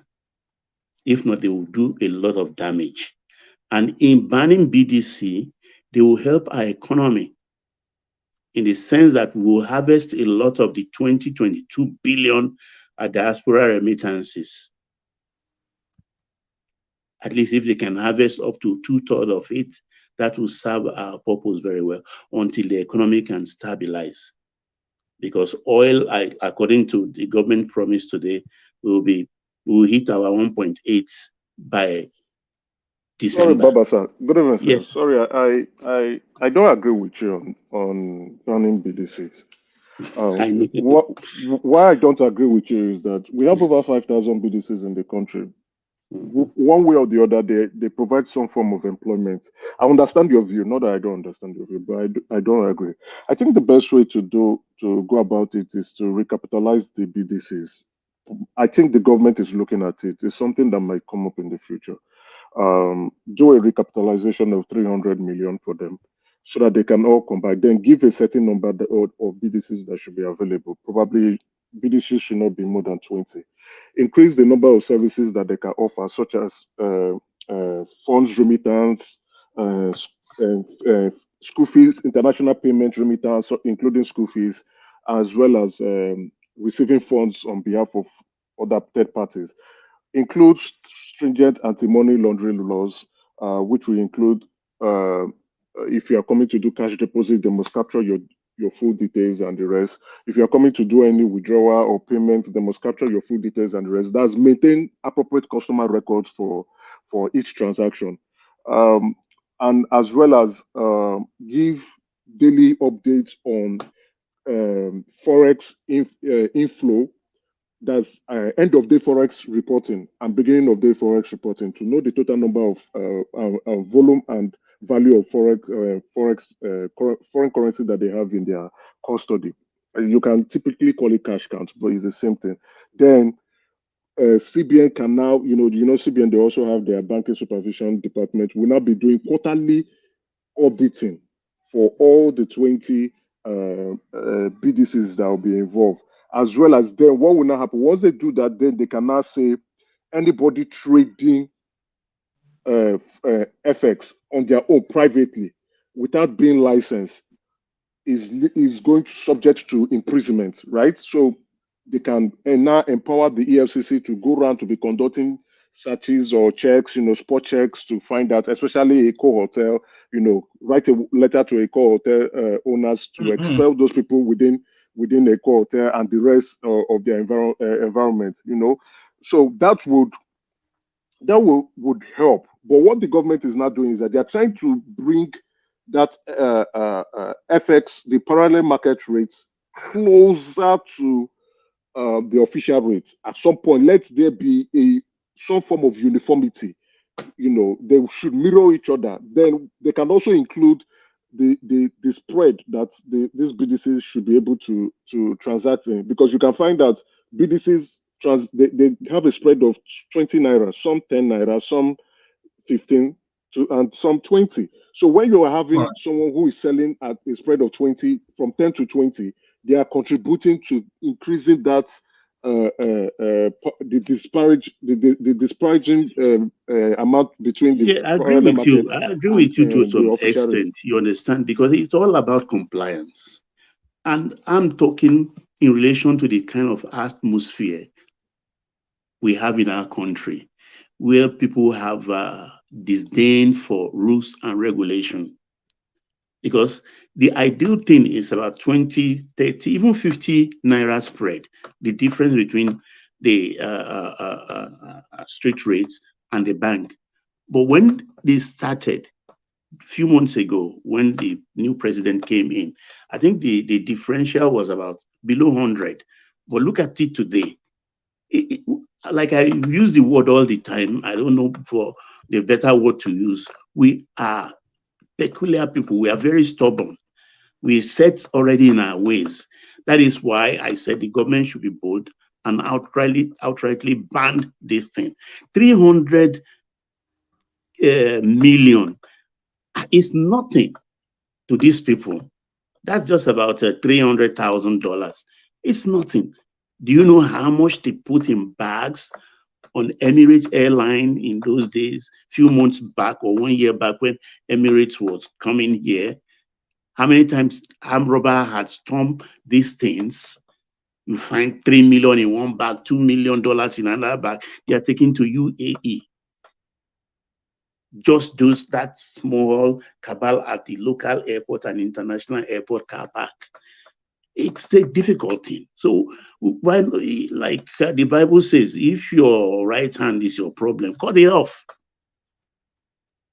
So when they go underground, then the government has a right to pursue them into their rat hole. We need sanity in that space, because it is very, very dangerous, because these people actually dictate the price, whether we like it or not. They dictate the price. And the cachet I really want the government to harvest from is that diaspora remittance.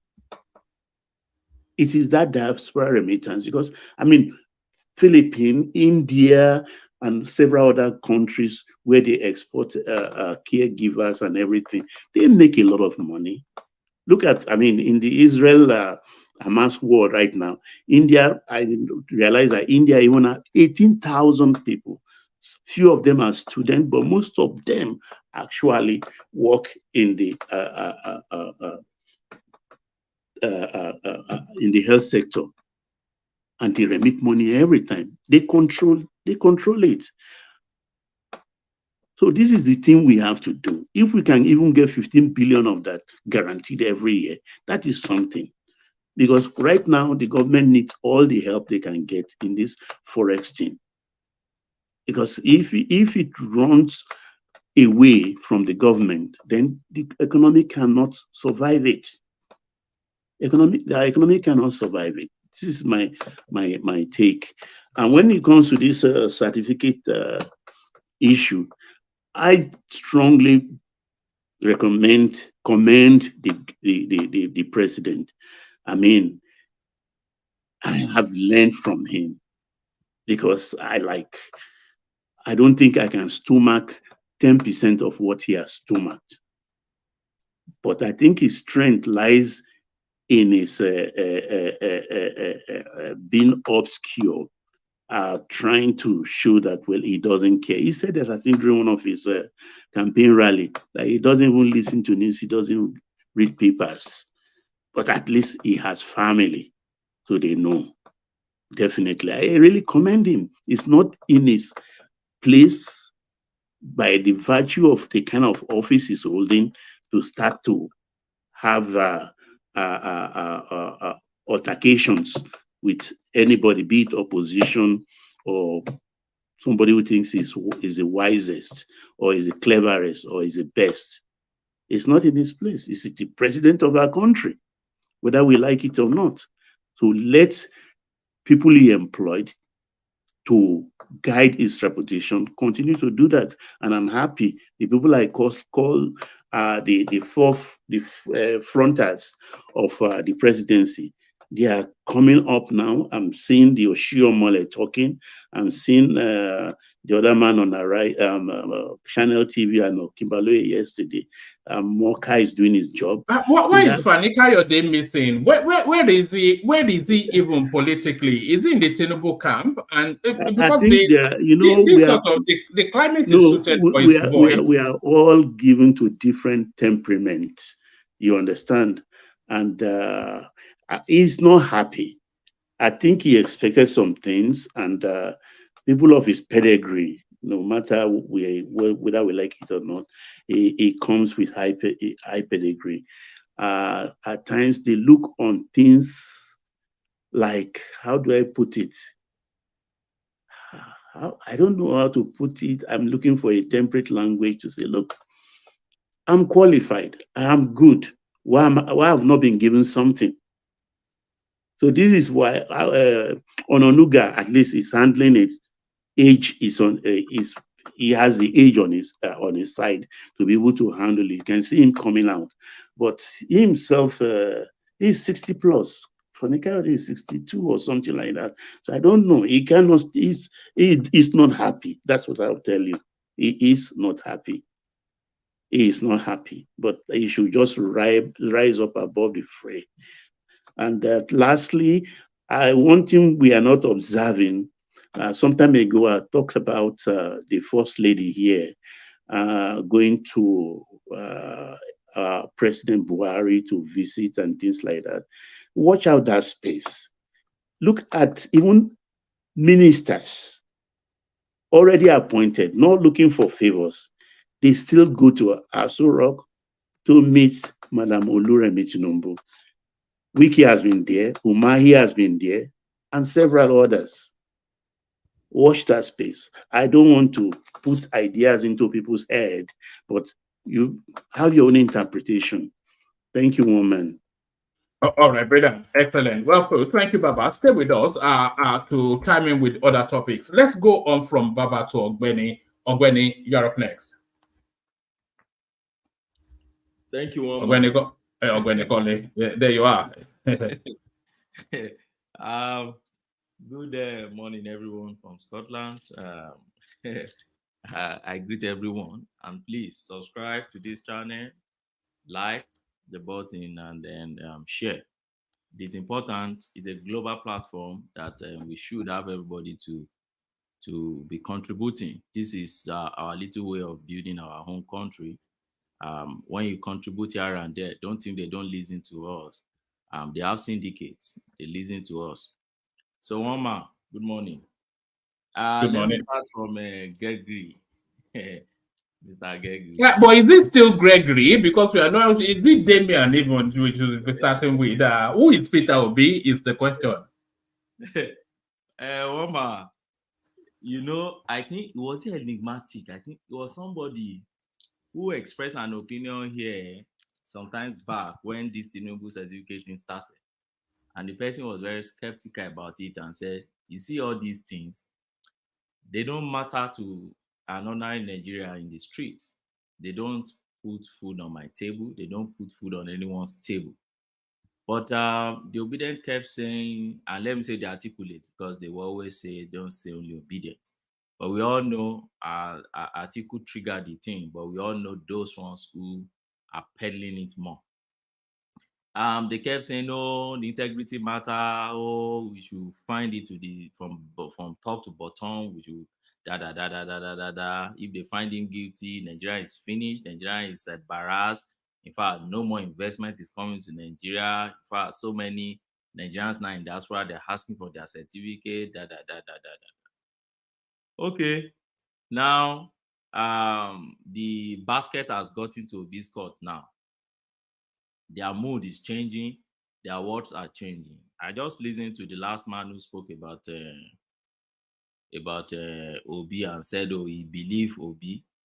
And I wonder on what basis. So this time around, you don't think the evidence should matter.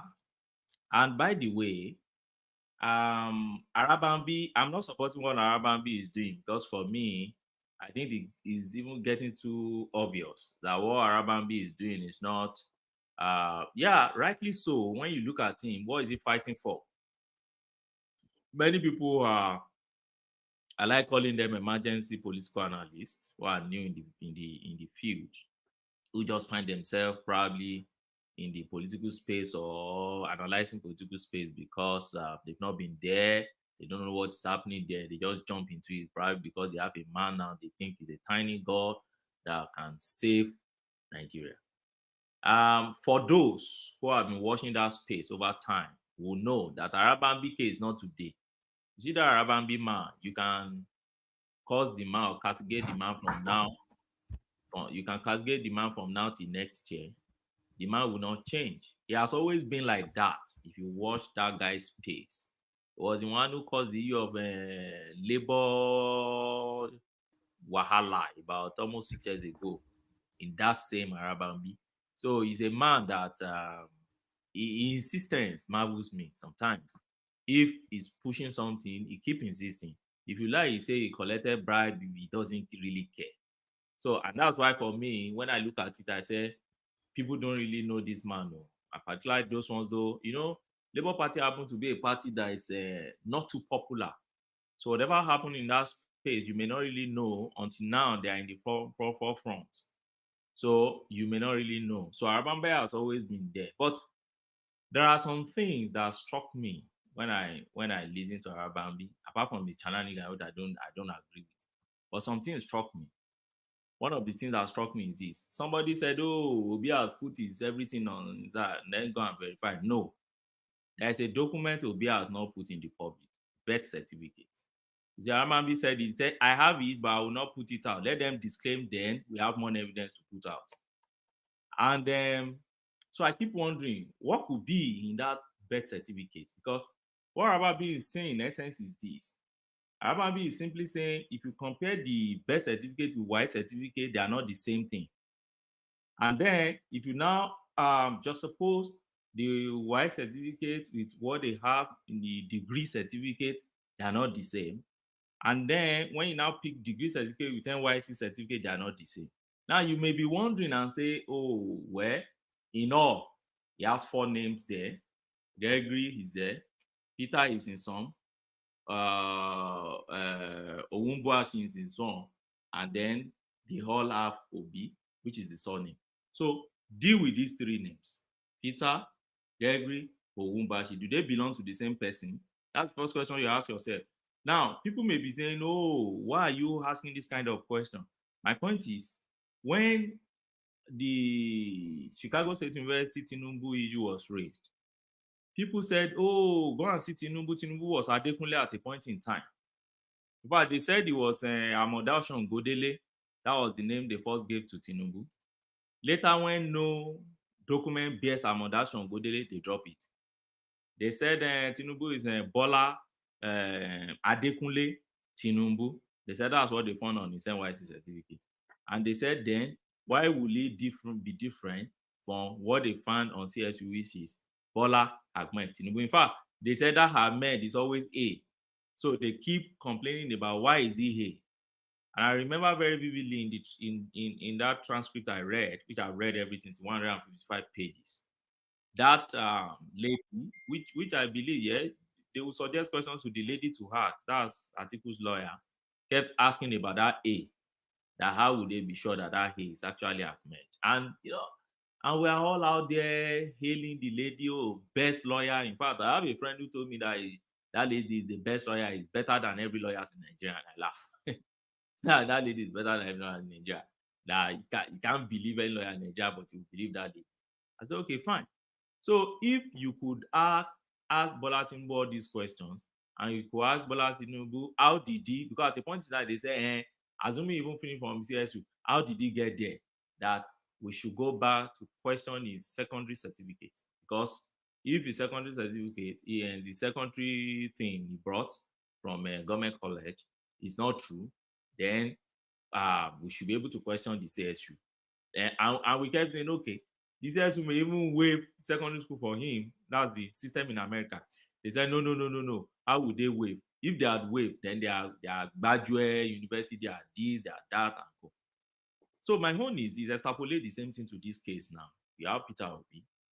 And now, when you now have Peter Obi here, and you see that what's Peter Obi having here? Peter Obi is having different name in different documents, and he has not submitted one document that man mentions specifically, birth certificate. What do I expect Peter Obi to do in next few days? I expect Peter Obi to come and clarify the word Damien. Is the Damien in your birth certificate? Is the Damien the owner of this YX certificate? can you actually apply to WAEC to give us what are the names submitted to purchase the form for the person who sat for that certificate, for that thing that you are holding. I don't really have business with we have pass in English and others. For me, a lot of things happen in all these universities. So my own is a doubt I will cast in that area as a practicing lawyer is one, I'll look at it from this angle. Was it that there was another WAEC result you used to enter UNN, and you are now posing with this one because this one correlates with your name to an extent? Is it that the one you used to enter UNN is different? Because if your contemporaries will be coming out to say it is not possible as at 70s and 80s for you to gain admission to a prestigious UNN with this, and it's the same UNN, you see they're proud of it. They use it to vilify Wole Soyinka. They told us, Shina Achebe, CNN, UNN, that lady, that American lady, Chimamanda, they all went to UNN. So if UNN have this standard that you're all talking about, then it should be over on you if you are not to start probing into why will this person with this kind of result enter this same our prestigious UNN. So for me, I expect Peter Obi another World Press Conference. He has called Tinubu out to talk, to come out. So he has given us documents to work with. I expect people to start working with those documents. But I expect him to come back, release your birth certificates, come and clarify to us. They may tell us when did he die, what happened to her, because they told us that it was Alhaji Mogaji's daughter, Alhaji Mogaji's daughter that died, and Tinubu also picked the lady certificate, and Tinubu made use of the lady certificate. So this is more like a deja vu for me. So if it's happening also in your home camp, because you happen to be the saint to be the righteous one, everybody wants us to believe, then come out and clarify all these things. Who was Damien? When did he die? We are sorry for the loss of your brother, but come and tell us a little bit about what Arabambi is talking about. And if you think what Arabambi is saying is not true, sue him and let him bring more document that he said he has. That is by the way. One man, one thing I've seen about this Peter Obi guy, and I keep saying it, many of the followers of this guy don't even really know him. And rightly so. How much do you really want to know from Peter Obi? I ask people and I keep asking. Peter Obi was the governor of Anambra State, a population of 4 million. So you won't compare him to a governor who ruled about 16 to 18 million population, because one was more on the front line of politics when he was the governor than somebody in Anambra. So you will know much more about the doings and the misdeeds and the cut corner and the secrecy of the man who ruled 16 to 18 million than the man ruling Anambra. It's just like President of Nigeria and President of Shisel Republic, or Central Republic of Africa, Central African Republic, sorry. You will know more of Nigeria because he's ruling about 200 million and a very strategic country, to West Africa, than you will know about somebody who is ruling 4 million. And a state of about 21 local government, and then I look at the IGR, the last time I could check, I think it's about, they're generating about maybe barely 180 million, billion IGR. So don't compare it to a state that is generating about, I think it's about 900 and something billion is what Lagos State is generating now, or 700 and something billion, almost 800 billion. So you won't place them on the same scale in terms of how much people will know about that leader. So, and Lagos, you have everybody in Lagos, all tribes in Lagos, all eyes on Lagos. Don't compare it to a state of probably 90% homogeneous that contain somebody of the same tribe, about 90% population in that space. And so you can't. Even last count, if you check, Anambra is not in the top 10 states with highest IGR in Nigeria. And in terms of federal revenues, I think it's number 18 or number 19.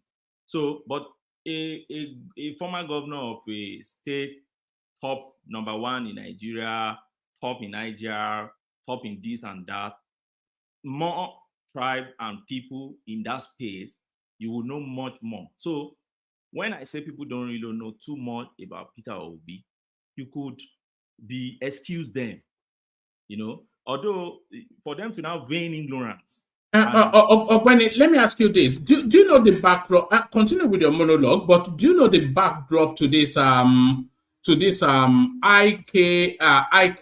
narrative? Do you know anything about that?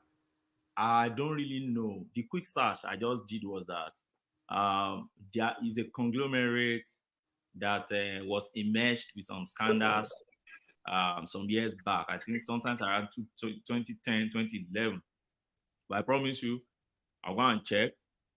I'll call some of my guys in Germany and US to read about them and then to tell me. I have some people in banking industry, but I think it has to do much about finance and some fraud happening somewhere.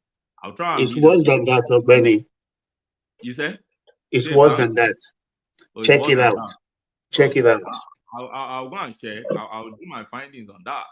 So my point is that, you know, so much people don't really know about this guy, and rightly so. But for them to vain ignorance, what marvels me a lot. You put up, you know, arrogant ignorance. I smile. How much do you really know? He was just ruling a 4 million population of a state in the southeast there. You won't compare with somebody ruling 16 million people with all tribes in a place, and people are still moving into Lagos today. Till we speak today now, more people have moved to Lagos today, and they want to know what is happening in the state. So rightly so, people don't really know more about him, and he took advantage of that, you know, to project his Mr. Saying. And I was even expecting when he said, Atiku, just me on your own. I'm not pushing this thing with you. I expect him to just be there. But since he has put his own credentials so out now, since he has joined the race, since he has joined this whole thing, I think they should also log it together. So if somebody says, oh, it's not good for our politics, I think it's politicians doing their thing. Just leave them to do their thing. It's politics. That's all I think I will say about that. So, but in addition, when you now talk, then when they say Panama, they're explaining it out. When they say contract to his family, they're explaining it out. When it's Anambra money for Fidelity Bank, they say, oh, you should shut up. Don't talk about anything. Arabambi said he did not conduct local government election for a whole 8 years. He spent. Arabambi is talking rubbish. When you say, oh, doctor went on strike and he didn't mind, and teachers, oh, stop talking rubbish. And somebody drew my attention to something today. He said, with the almighty Onisha market, so all Anambra can generate is about almost just 180 billion. And then what's so Eldorado about this guy that people talk about? For me, I said, well, we have a president. My focus is not on Obi now. Obi is nobody. Obi is a private citizen. My focus is on the president. He should deliver everything he said in his manifesto, at least, even if it's 60%. Electricity generation, I'm still expecting it. I've not seen anything. I'm not going to start criticizing the president now based on that, because I think it's too early. But for me, I love the way he's focusing on what matters and doesn't care about all these challenges that is going around. But I want those things to start yielding fruits. Agriculture, I want him to face agriculture, and then let us start seeing what is happening in the agricultural area. But that they are opening and all these things, I don't like it. I don't know. It could be his own policy of doing things right. I don't know, but I don't like it because I'm also a farmer. So I'm expecting policies that will favor farmers in Nigeria. Farmers are suffering in Nigeria. Well, what about this forex something? The removing of the embargo on importers being able to access forex for food items amongst other items. Is that something that runs contrary to the agricultural policy of the country, does it not? Yeah, that's the way I see it now. So that's I don't know. I don't still really understand this government. I'm waiting for, but you know, I'm not an economist and I keep saying it on this platform. So I don't really do you think they need a big win impact for people? Because you know, people have a wait and see sort of policy in terms of this government. People broadly agree with some of their policies, but people are not certain. as to the direction yet. So they need a big win, don't they, in order to have everybody fully on board? Yes, woman. And another thing I've seen in this government is they need to be in the media. They need to break their policies down. They need to start telling us why they are doing what they are doing. Not today, we just air policy. Farmers, and every farmer in Nigeria, if you ask today now, don't even know why all this policy, and it's going to affect us. You know, it's going to affect an average farmer. So if season is coming now and I'm preparing for the next season, what is your problem? What are your policies? How will it affect me? What do you want me to plant? Where are you directing your policy towards? What do you, which crop are you encouraging? Which area do you want to help with? Fertilizer, I've not seen anything yet. Improved seedling, I'm not seeing anything coming from the Ministry of Agriculture and others. I don't even see Minister of Agriculture even coming out to talk. Come and talk to farmers. They are farmers. Don't talk to the Dangotes and co. Those ones are importers. They are not farmers. All those, they are importers. Those guys are not farmers. We are the farmers. We have farms. You can see us on ground. We are not, you know, so that's my point. I don't know yet, and now I'm economic, so I won't speak too much to that as is. So if he has the obedient pushing from their own end, then it's good for our polity. But my issue, which, well, you have discussed that before, and I'm not going to discuss it again, the issue of whether they should gag social media or da. For me, I don't think they should gag social media. I listened to your program of last 2 days. I listened to her. And do you think they should regulate it though? Because regulation is different from gagging. Yeah. For me, I think they should regulate, but for me, I think what they should do more, which I already preach on this platform, is that they should raise people awareness as to make use of the court against defamation. It's very simple. It's very simple, one man. In every jurisdiction, make sure that you reserve some judges that will be attending to the cases of social media bully, defamation, libel, and scandals. And simple. So if you raise my awareness, if I just go to court and do summary procedure, that's what they do here in UK now. You do summary procedure, go there, get your form, put the person's name there, let them serve the person, and then let them get judgment against the person. Once you make some few scapegoats in the society, they will all adjust, because they will know that they have their needle, they have thread, and people, they will trace them, and then you go after them. Simple. So in a civil way, instead of going, it will readjust itself. That's what they do in China. That's what they do in South Korea. So that they have specialized court for all these things, and they do it fast. It's not the one that you now appeal and you think you can stay it there. No. They do it quick. And if you don't have money to pay, you serve public punishment will be for you, just like what they did for Funke Akinde. Go and be sweeping market for because you can't control your tongue, because you are saying what you did not know. Go and sweep go and wash public toilets and let them enforce it. So when you do it, you say you are a blogger, you are something, influencer. Go there and show your influence. You know. So that's just for that. And the last point I'm going to talk about is this, about why is Tinubu appointing almost everybody Yoruba, da. First and foremost, let me tell you, all those guys that are appointing, they are Lagosians to start with. Whoever knows will understand that very well. That's one. Secondly, I asked people when they confronted me in my own space, little space, and said, why is this guy Yorubalizing? In fact, one of my friends said, Yoruba Nation has now finally gotten to the federal. I just laughed. So for me, the question I asked is this. So how many appointed has it made? Do you know how many parastatals and the major agencies you have, federal government agencies you have in Nigeria? Tinubu has even made appointments in even 10% of the agencies you have in Nigeria. And I keep asking, yes, fine. The major ones that I think it should change now, because you think it should have people that relate with his own idea and relate with his own governance, probably style and co. It's changing them now, yes. And you could see so many Yorubas there, which I won't disagree with. Yes, IGP, EFCC now is that this guy Ola Olukoyede. Then ICPC, he put Bolaji there. DSS is not, and Navy is not. Air Force is not. Defense is not. They are not all Yoruba. The only Yoruba in service chief is Army, I think Lagbaja. Then in finance, apart from ministers, that is per state, which anybody cannot complain about that. So I'm talking of federal agencies. The finance minister and the CBN governors, they're both Yorubas.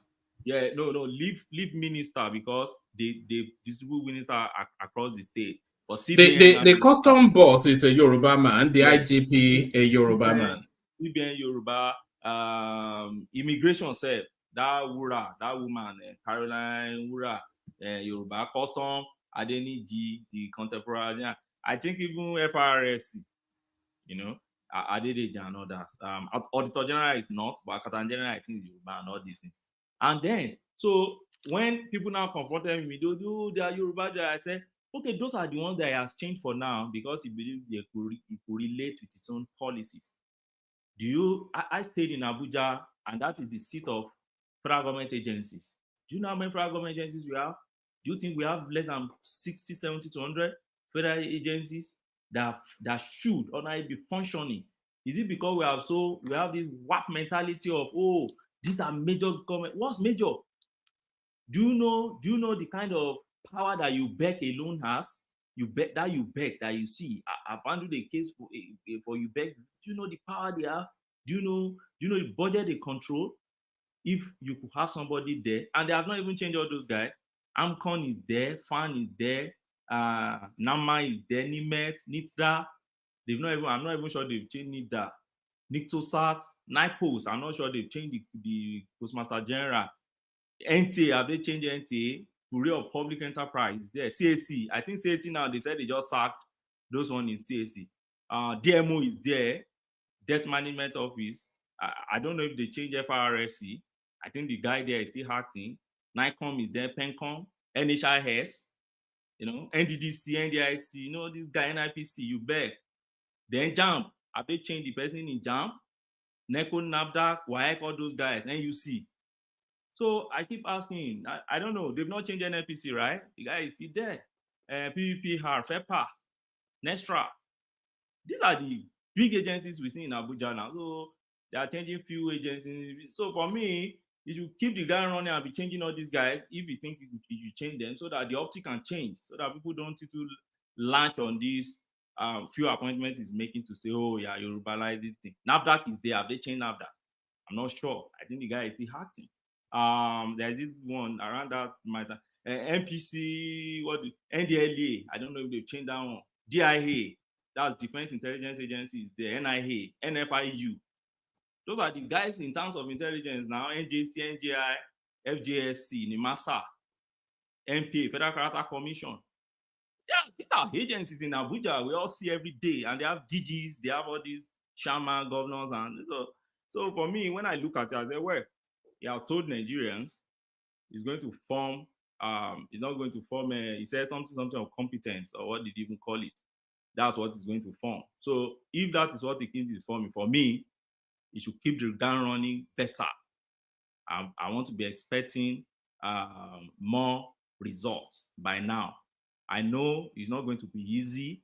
I know we will not voted him to come and perform magic, but he should let us know what he's doing, and then he should let us start seeing results, at least after 365 days. If I'm not seeing results, for me personally, I'll start criticizing him, and I'll start looking deeper to see whether... So is that the time span you are giving him, a year? It's a year for me. After 1 year, for me personally, after 1 year, I should be able to be seeing which direction. I know they're not going to build, particularly what Buhari destroyed in Nigeria. Nobody is going to build that in the next 8 years. I'm telling you, that guy did not destroy our economy alone. The guy destroyed even our fabric, our reasoning, he divided us so much that he did many, you see, hostility that you still see coming from the particular southeastern part of the country. Buhari caused much of it.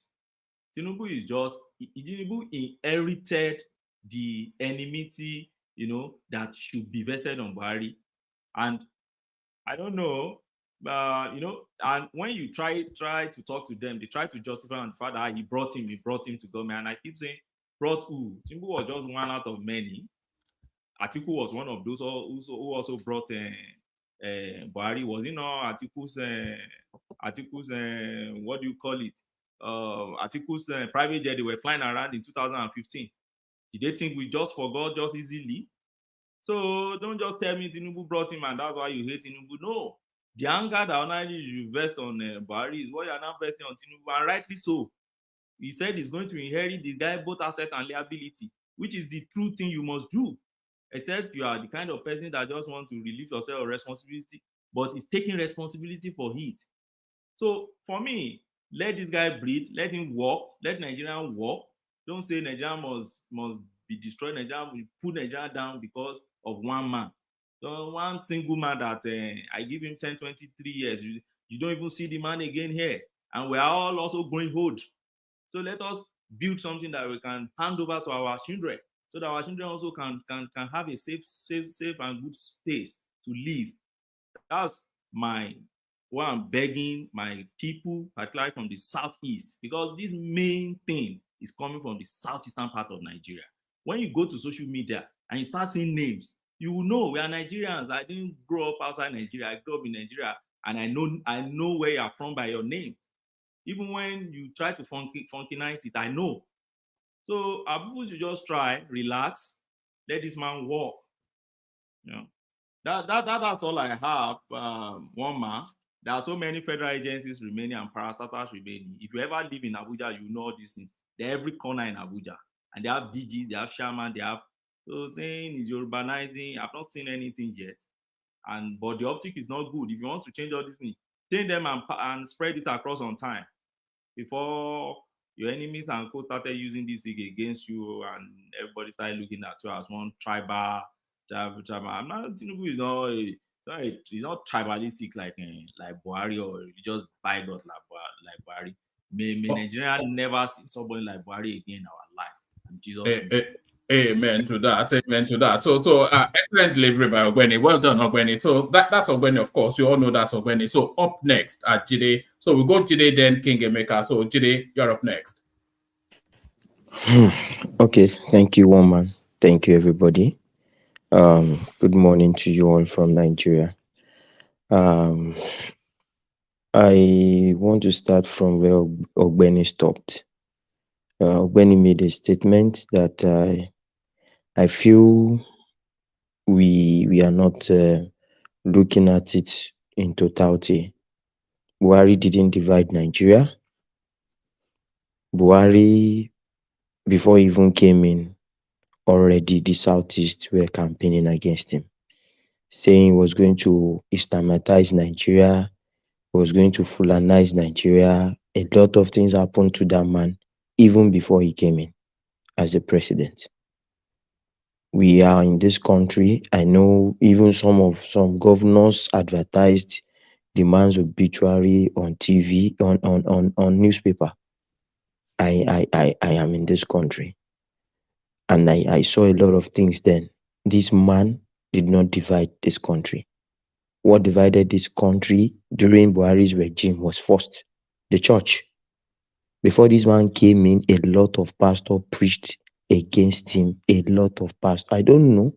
Maybe they were coming from the era of Idiagbon, what they faced, and they were using it to preempt what the man would be like on his return. And that was where it all started. And what we have today is what has happened during Buhari's time, Obi coming to magnify it. That is what is dividing us today. Just to touch on that.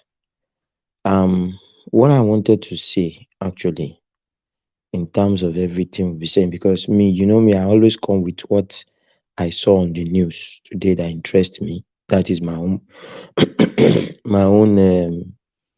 joy.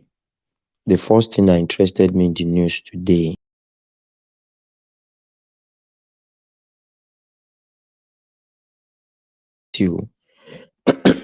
visited Agbara Industrial Estate, and had a meeting with all the industries, their heads there, had a meeting with them on how they are going to supply them electricity. And from what the vice president was saying. He was saying that 65% of all the industries in Nigeria are actually domiciled in Ogun State and Lagos. And that's where the power demands really is. So they are trying to work with them, and they want to start. They want to remove them off the national grid.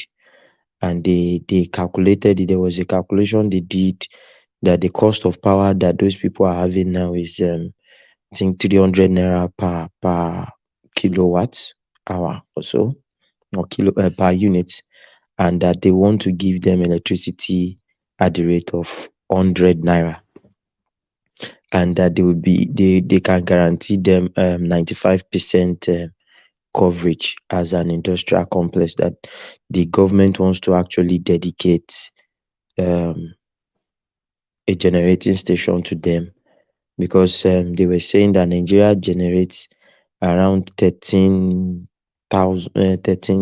megawatts, but we are using around 5,000 presently. So they want to channel some of those power to those people and then remove them off what the general domestic line are using.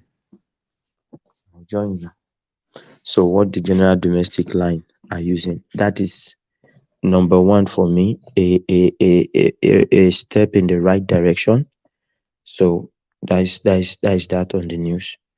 And again, for the lifting of the ban, I was surprised today. Somebody was telling me that the price of rice fell by 4,000 naira today in the market. Now foreign rice is now sold for 41,000 naira somewhere in Ogun State. And one thing I want us to also understand with this thing is those people that are making that are actually planting, the local farmers, they have also set a benchmark based on the cost of the foreign product. Because the foreign product is expensive, they have also pushed up their price, and that's why we are having all this price hike.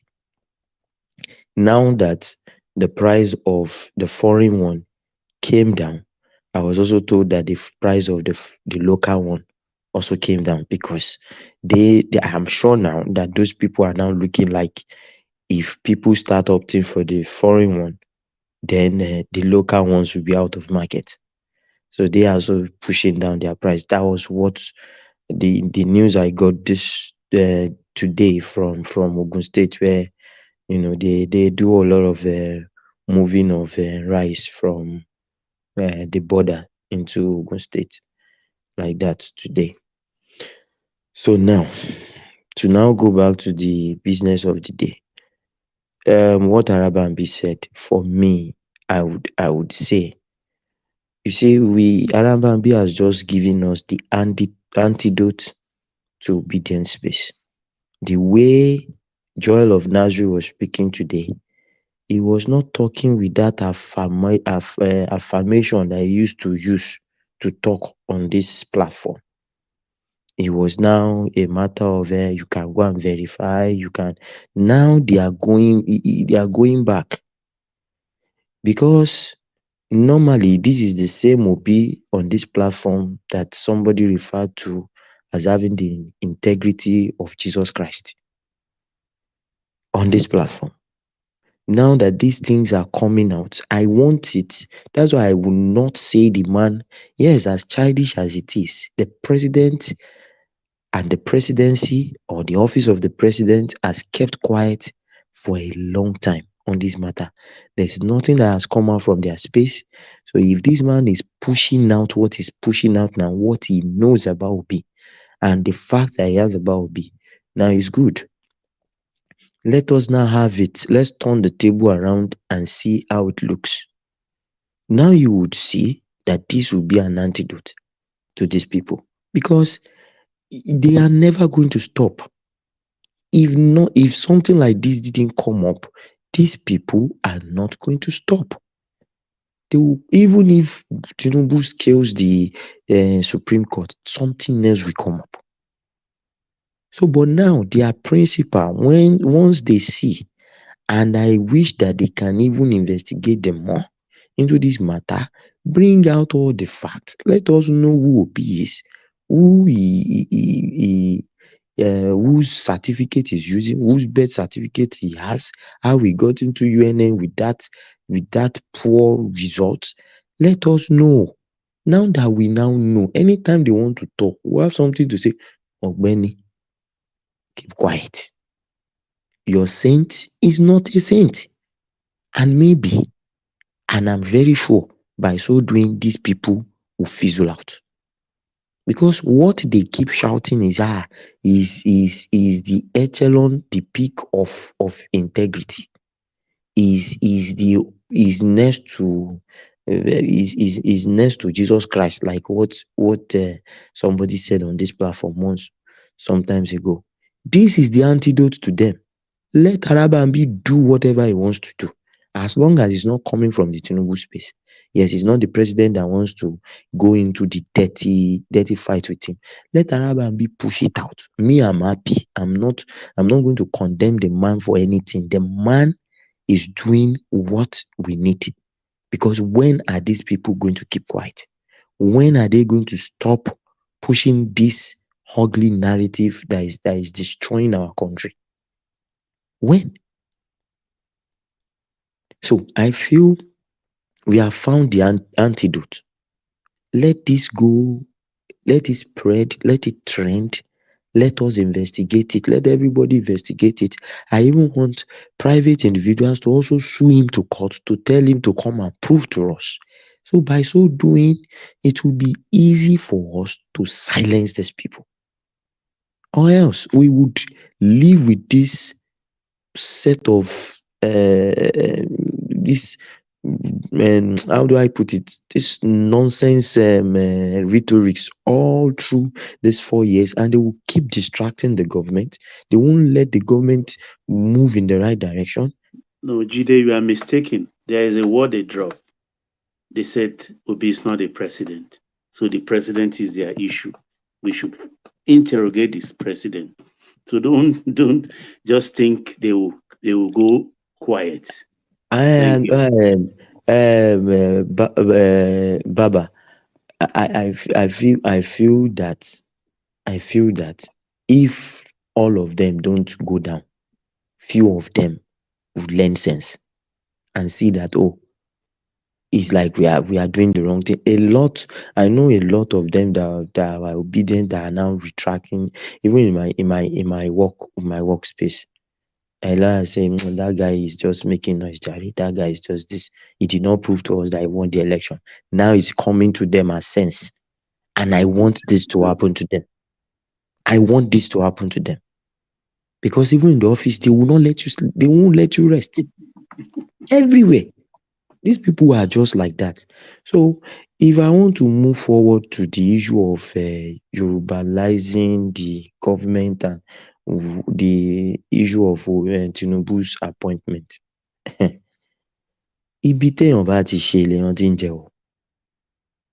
I never condemned Buhari for picking his people. It will be funny if Tinubu goes and pick somebody from Obi's camp and make him minister for defense. You know, the coup they have been shouting for, it will be easier to carry out. You need to put people that are your backbone. You need to put people that are strong, that you know that, okay, these people can do this thing for me, that have the competence. That is the first criteria. Now I want to show an example of how we are hypocritical in this country. Nigerian Super Eagles played a match today, and in the first 11 today, there was no Yoruba guy. There was no single Yoruba man playing for the Super Eagles today. And it has always been Yorubas being minority, even Hausas sometimes be minority in the Super Eagles. But all of us we go and clap for them. I watched the match live. I celebrated when they scored. Nobody is saying it is Igbo, it is Yoruba, it is whatever. But because these guys, yeah, they are doing the job. Are they the best? That is what we've put there. That's the best we have put out. Are we saying there's no Yoruba player that can enter into that team? No. But they have the structure, they have the connections, and they get themselves into it quite easily. Fine. As long as they are representing the green, white, green. Nobody is shouting, go to athletics. It is always the same way. Nobody will shout marginalization in that direction now. I watched the match today. There was no single person from the Southwest. In fact, there was no Northerner playing in that team today. So what are we saying? All right. I'm not sure. My system dropped for a moment, but hopefully everything was So start to bring it home, Jide, and then we'll go on to Emeka. Okay. So my point is this: let's leave Tinubu alone. Buhari did the same thing, chose his own people, but where I have problem with him was the area of competence. Were they competent to do the job? They were not. Fine. And it was glaring. Then we can now pick it up. But this man is trying to pick his team. And if you look at it, he's giving to the north, he's giving to the southwest, and whenever he deems fit or he sees somebody that is confident that he can trust from any other zone, he gives to them. And I don't blame him. I don't blame him. Nobody goes and beg for food from somebody that is your arch enemy. You want to bring me down, then I announce it's your house that will come and eat. It's not going to work. It's not going to work. So if you want to get the juicy whatever, I will continue to say this thing. Obama said election and voting patterns have consequences. He said it. This is America. So if they have consequences in America, I don't see why it should not have consequences in Nigeria. So that's my own point. Let the man select the best brain. The people he's putting there, we know that these guys are competent from their pedigree. It's not just somebody scratching recharge card on the street that is putting there. Fine. Let them now do their job. And let's have a good result. Then everybody will forget who is there or who is not there. Just like Super Eagles score, everybody shouts a goal in Nigeria, even though 90% of them are all from a certain region. So that's just my point. All right, brilliant, excellent, always well done. So thank you, Jide. So up next, Emeka, you're up next. All right, thank you, Woman. Good evening, co-panelists. Good evening, viewers, and those in the comment section. Thank God it's Friday. I hope you're all enjoying your weekend, and we're spending time either with your loved one or your family or with your alcohol, however you enjoy your weekend. I'll delve straight. I tell you guys that they're listening to us, and just a quick confirmation. The president has appointed his longtime aide, Bayo Onanuga, as a special advisor on information and strategy. What this means, the war has started. Sorry, did he move him? Was it not the Minister of Solid Minerals? No, that's Dele Alake. That's Dele Alake. Okay. So this is his long-term aide who has been with him in the trenches. Who warned them that let this be the last time? Oh yeah, the one that was saying that. So he got a position. Yes, so he has been with the president since in the trenches, right? Way back as far back before 1999. He's now the special advisor on information and strategy. Note that two keywords: information and strategy. This is to let those who do not know how to play their role as opposition party that the war has started. If you want to go low, the president's team will help you go lower. On this note, I will proceed to what I want to say tonight, and I would also want to thank Bishop for the inspiration who inspired me to look at Obi's Bomb Bomb, and I saw a lot of things. Obi said we should go and verify. We did, and we found his name in Honduras paper for tax evasion. Obi said we should go and verify. We did, and found out that he was operating a foreign account at the same time when he was governor of Anambra State. Obi said we should go and verify. Of course, we did, and found out he continued to be a director of Nest International for over 14 months at the same time he was governor of Anambra State. Obi said, go and verify. No wahala, we did. We found out he took Anambra State funds and invested it in companies where he owned substantial shareholdings. Obi was screaming, verify, verify, verify, verify. We did. And found out this man did not conduct any local government election for the 8 years he was governor. Obi heard the mic and said, go and verify. Of course, we did. And found out he was awarding contracts to friends, cousins, and cronies without due process and official bidding. Obi told the world, look at me and go and verify. We did. And there were rumors of drug peddling and trafficking within his family, and even one of his associates, Benjamin Uba, who was convicted for drug trafficking. Obi looked around, shook everybody, and said, go and verify. We did. And found out he gifted 2 billion naira to churches, turned our election to a religious war, was dancing naked to the Yes Daddy phone call. And again, where is the lawsuit against People Gazette?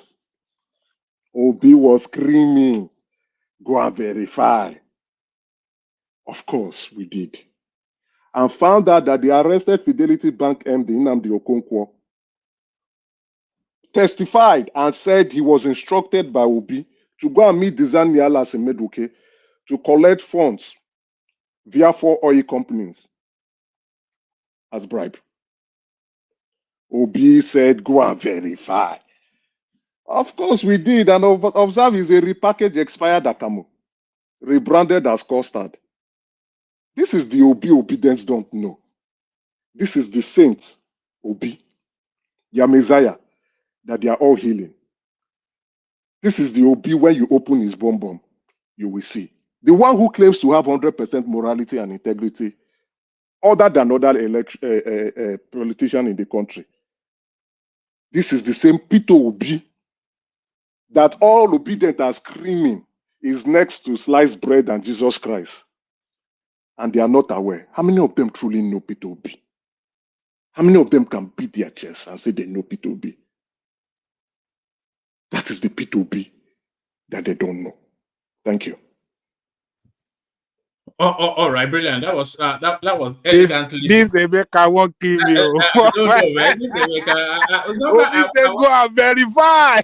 I wonder if he reacts it sometimes, but it doesn't. So that's the thing. I wonder if he comes to the script. Emeka, we want to know if you are reading from the script.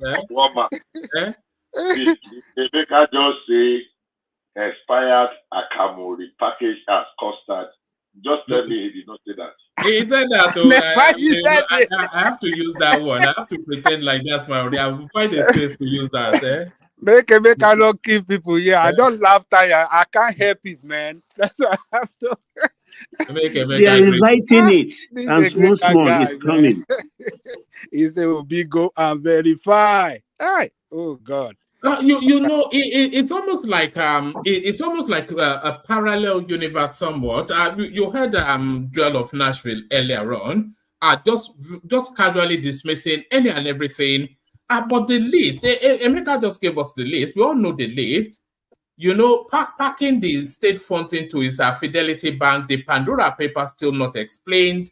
You know all of the details of his indictment, his impeachment, all the indictments of his impeachment. You know they're still subsisting because he never answered any of those allegations. He got away on the technicality, all of those things. You know, and now this one coming out, questionable credentials to get into. You all of these things, and they're telling us that he's the man of piety. It's like a parallel universe. It's almost like a parallel universe. But let's hear from Akim, who probably has gone to bed. Akim, are you there? Look. Oh, brilliant.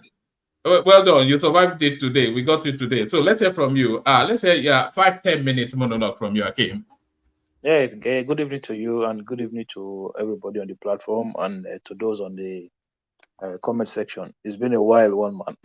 Yes, you call me, but we never get to hear from you. But today we are lucky. Yeah, I know. Yeah. So I've been following all the Akim, have you verified something for us? What do you have for us? No, I make up the verification now.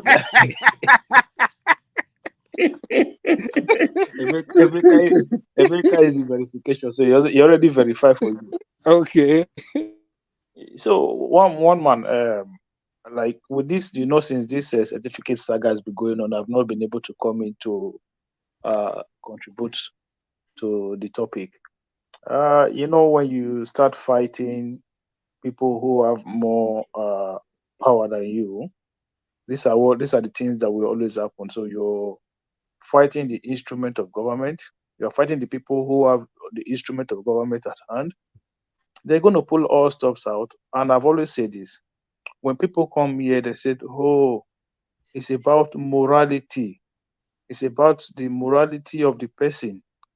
One man, at some point in our life growing up, when we were young, we all did one thing or the other. That is not the standard. That is not how you judge morality. Okay?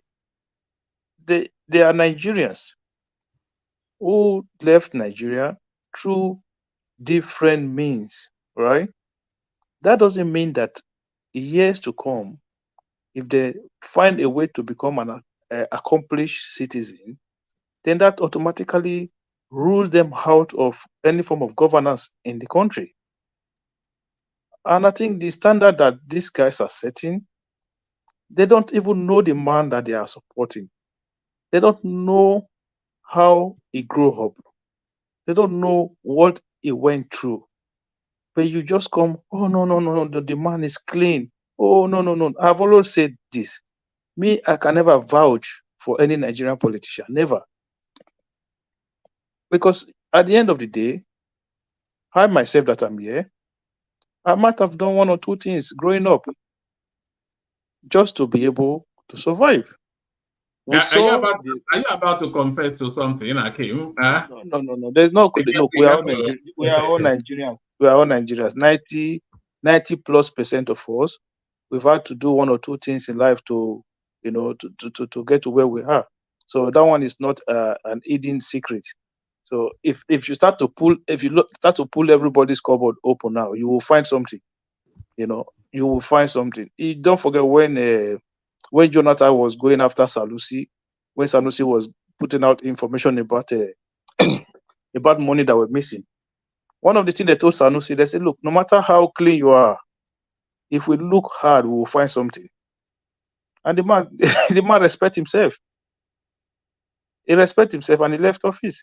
So it's hard for you to grow up and say, oh, you just look. There are people who are fortunate enough to have this clean lifestyle, right? But these guys are politicians. These guys are Nigerians. They've been businessmen. They've had deals. They've had political affiliations. They've done things in. Oh, okay. All right, it's back. Yeah, I can say, okay, fine. Akim, you dropped for a moment. Carry on. Yeah, I don't know what happened there. Maybe if it was somebody like Ishibore, I'll say, okay, maybe fine, because the guy have a background, right? But it's not people that you don't know from day one who just burst into the political scenes maybe 10, 12, 15 years ago, who have no history of being any form of street fighters, right? All of a sudden, you say the man is Jesus Christ. And this is what happened. Look at them now. You see Joe now, he can't say anything. one man can guarantee you they are all praying right now that all this information are not true. In their hearts, they are praying to God that, God, please let Obi come up with something to defend himself, to make sure this is not true. But all you get from the Obi side now is silence. They are not saying anything. This is what you get. I've always said, don't raise the standard, because when they come crumbling down on you, you have nowhere to hide. Somebody's went to school, the school confirmed that he went there and he graduated there. Oh, no, he didn't go there. Chicago State University is a fake university. That's university they take bribe. Tinubu have been donating money to the school. Okay, BBC did their own. Oh, those BBC people, they took bribe. When are you going to stop all of this? Is this going to stop? If you remember at the beginning of this show, not at the beginning at the beginning, just after the election, and I said to these people, I said, this is not Buhari. The people who are in government now, these are very experienced people. They have built this machine. Look, before Tinubu contest election, Tinubu have a television station. Tinubu have a newspaper house. He have senior editors who have worked for him. These people, he have seasoned journalists. Even that Ruben Abati that you see in our eyes, all of them, they are part of this Tinubu's camp. Maybe not now. Ruben's current wife has worked for Lagos government before. This is what I'm trying to say. So the people this is not Buhari. If you think these people are not going to fight back the way Buhari people went silent, that you come up with information that Buhari is Jibril from Sudan. Sorry, Akim. Sorry to just interrupt you. I'm sorry. Like I just said, the war has just started, right? You know, this is because the president has been busy with governance. Now, the person he has appointed is an indication of you guys you have been biting on the wrong tail. Let's go for it. Word for word, propaganda for propaganda, fight for fight. Let's see who would win. This is somebody who has been in the trenches. This is an opposition. They've been in the opposition since 1999. Fought a current government to stand still and move that government out of power. These people have experience than the two cows that are busy trying to do what when you can't beat experience in this game. I've been waiting for this appointment, and the appointment is here. Let me see the nonsense Obi and Atiku want to do now. If they get too hurt, make them come out again. Fire for fire. Like you have said, the person they are toying with is not like Buhari who will just keep quiet and be looking at you. They will go after you like a mad dog. Look at the small nyash they don't put for Obi. He should be licking his wound and should be slapping Asha Yusufu for advising him to go and be talking nonsense on. Emeka, calm down. After the Supreme Court, you will hear. No, being a sidekick to Atiku. No, a Supreme Court matter is still on there. After Supreme Court, we know, but the war has started. I bond them well, made them come out again. Sorry, Akim, proceed with your beautiful speech. It's okay. So what I'm trying to say is that I said this before. I just said immediately after the election, I said, look, if these guys continue with this thing, the people who they are fighting against are not going to they're not going to slide down like the way the Buhari people lie down.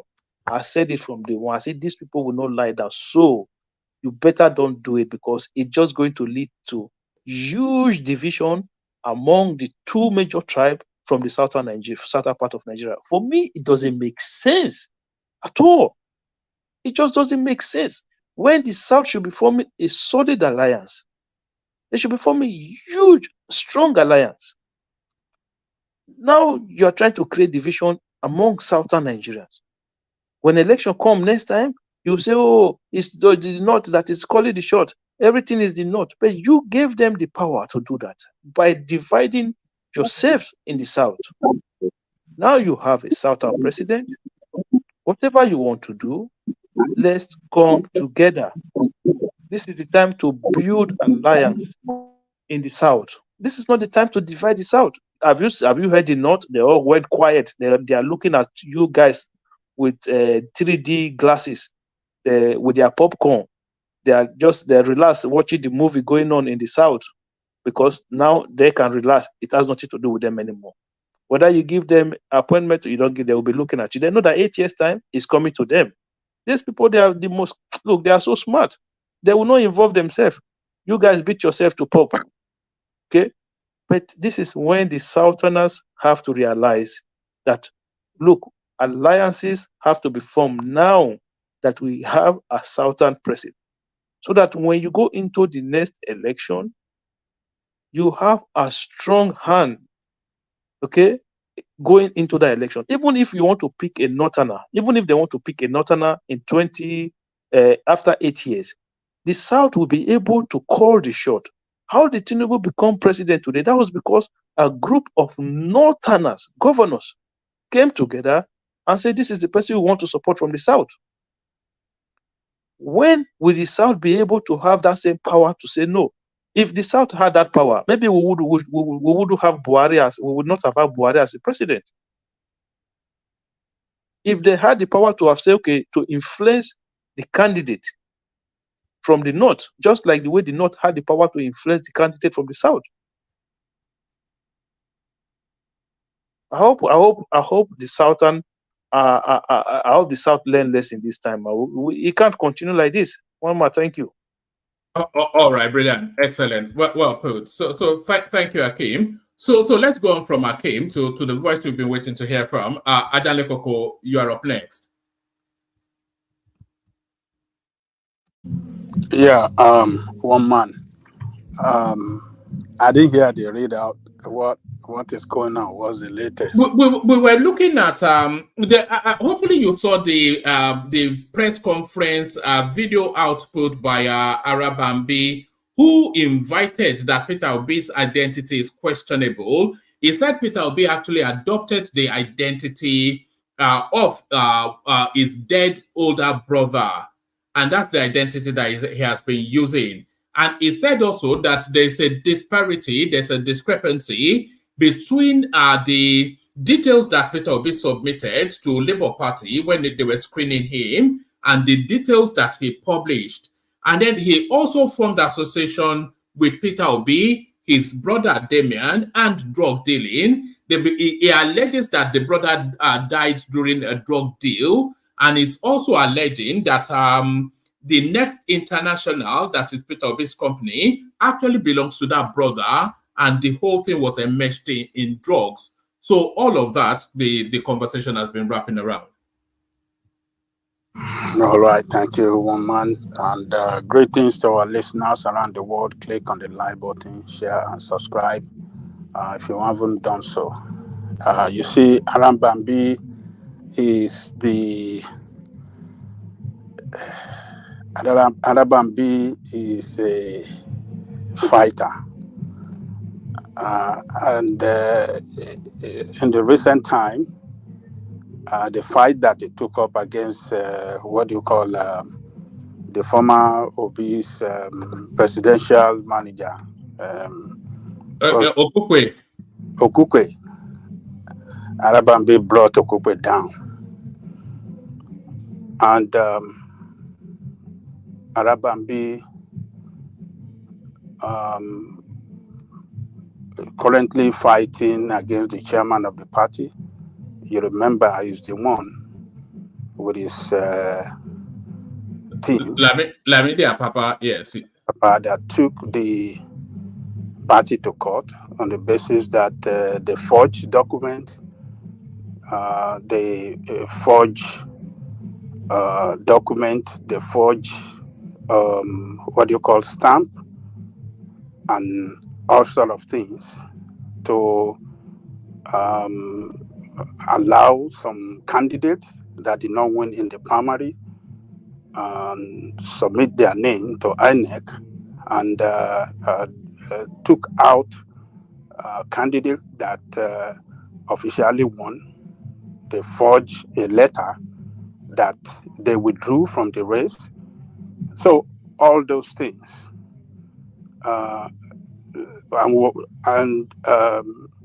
That accusation were investigated by the police, and the police came out with a report that yes, they saw some element of such forgery in what the chairman of the party sent to INEC. So, and this chairman of the party, Aburi, is the one that you will see Obi parading around whenever he's making public address.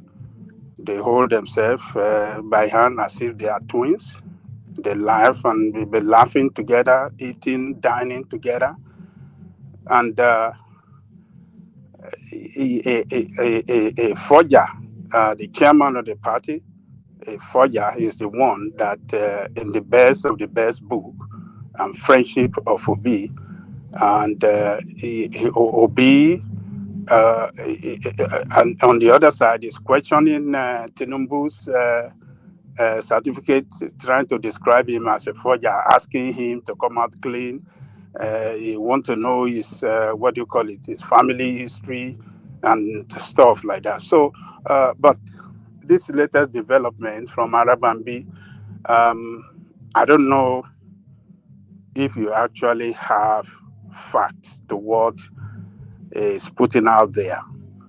But Arabambi have demonstrated over the years that what he doesn't have the fact about, he doesn't say it in the public.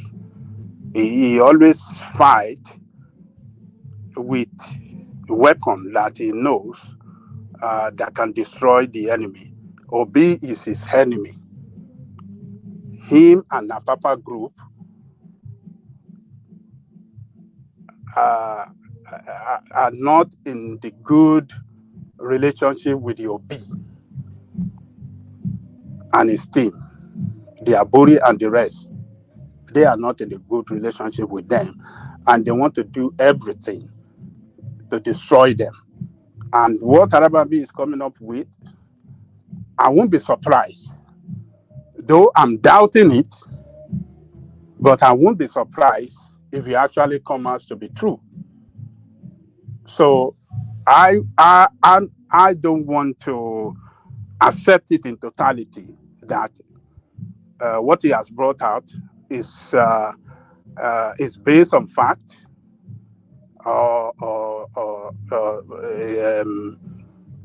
totally true. I don't want to totally accept it as factual or truthful, but I won't be surprised if it come out to be true.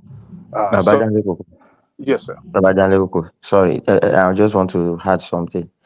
This man seems very, very convinced, because in that press conference, he was saying that his life has been threatened, not to release the documents that he has with him, not to even do the press conference. And he was calling the police that if anything happens to him after this press conference, that they know those people that are already victimizing his life or threatening him, that has made a formal report to the police, and he's also calling the government to know that they are threatening him. And he said that he has documents with him that he has not yet released, which will be submitted to them, including his birth certificate.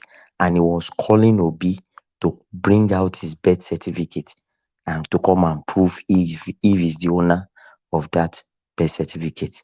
So I think he knows what he's saying. You know, this story has actually been around for a while. This story of Peter Obi and Ajale Koko. Before you carry on, let me just give you just about 3 paragraphs from a readout. This is it says Uloka Chukwu Biakem in an open letter has accused. This is going back to 2022. So Uloka Chukwu Biakem in an open letter has accused Peter Obi of drug trafficking, extrajudicial murder, money laundering, and identity change in order to escape criminal justice. He alleged that Peter Obi dropped Gregory from his name and adopted Peter and Onwa and some other name in order to avoid criminal prosecution due to his involvement in drug trafficking along with his brother Damian and bosom friend Benjamin Ubah. So here's an excerpt. It says, you've been implicated in drug cartels numerous times, along with your eternal friend Benjamin Ubah, an ex-convict in the United States of America for drug offenses. Not only him, but your brother Damian Obi, who has been barred from entering the United States for the same drug-related offense. We have other names for those who are your allies and childhood friends. It is on good record that a certain Gregory Obi was involved in this drug syndicate, which was you. But you quickly dropped the name Gregory from your documents and replaced it with Peter and Ongu Boasi to alter your identity till date. Sir, if you are indeed sincere and transparent enough, kindly let the world know the source of your wealth and the over $50 million you have saved in offshore accounts as exposed by Pandora Papers. It goes on and on. I'll put the link in the comment section for whoever wants to read it. But Peter Obi has been under that allegation for a long time. One man, I just sent you another one now. How the father died. Oh, it is a very, very strong allegation, woman. And Obi have to respond quickly within 24 hours. But I don't want to agree with that guy when he said Obi dropped his name, Gregory. I think Gregory is still part of his official name. I think it's Obi Gregory. I think he may have dropped it. I think he may have dropped it at that period in time. Yeah. I think it's still being that Gregory up to today. I'm not sure because I've seen him being addressed as Peter Gregory Obi several times, if my memory serves me well. So I don't know if he has actually dropped that Gregory, but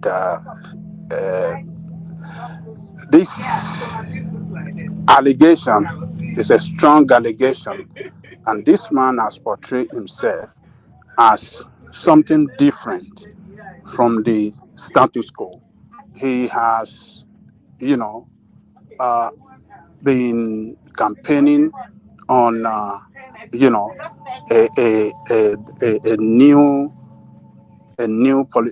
politician that is not corrupt.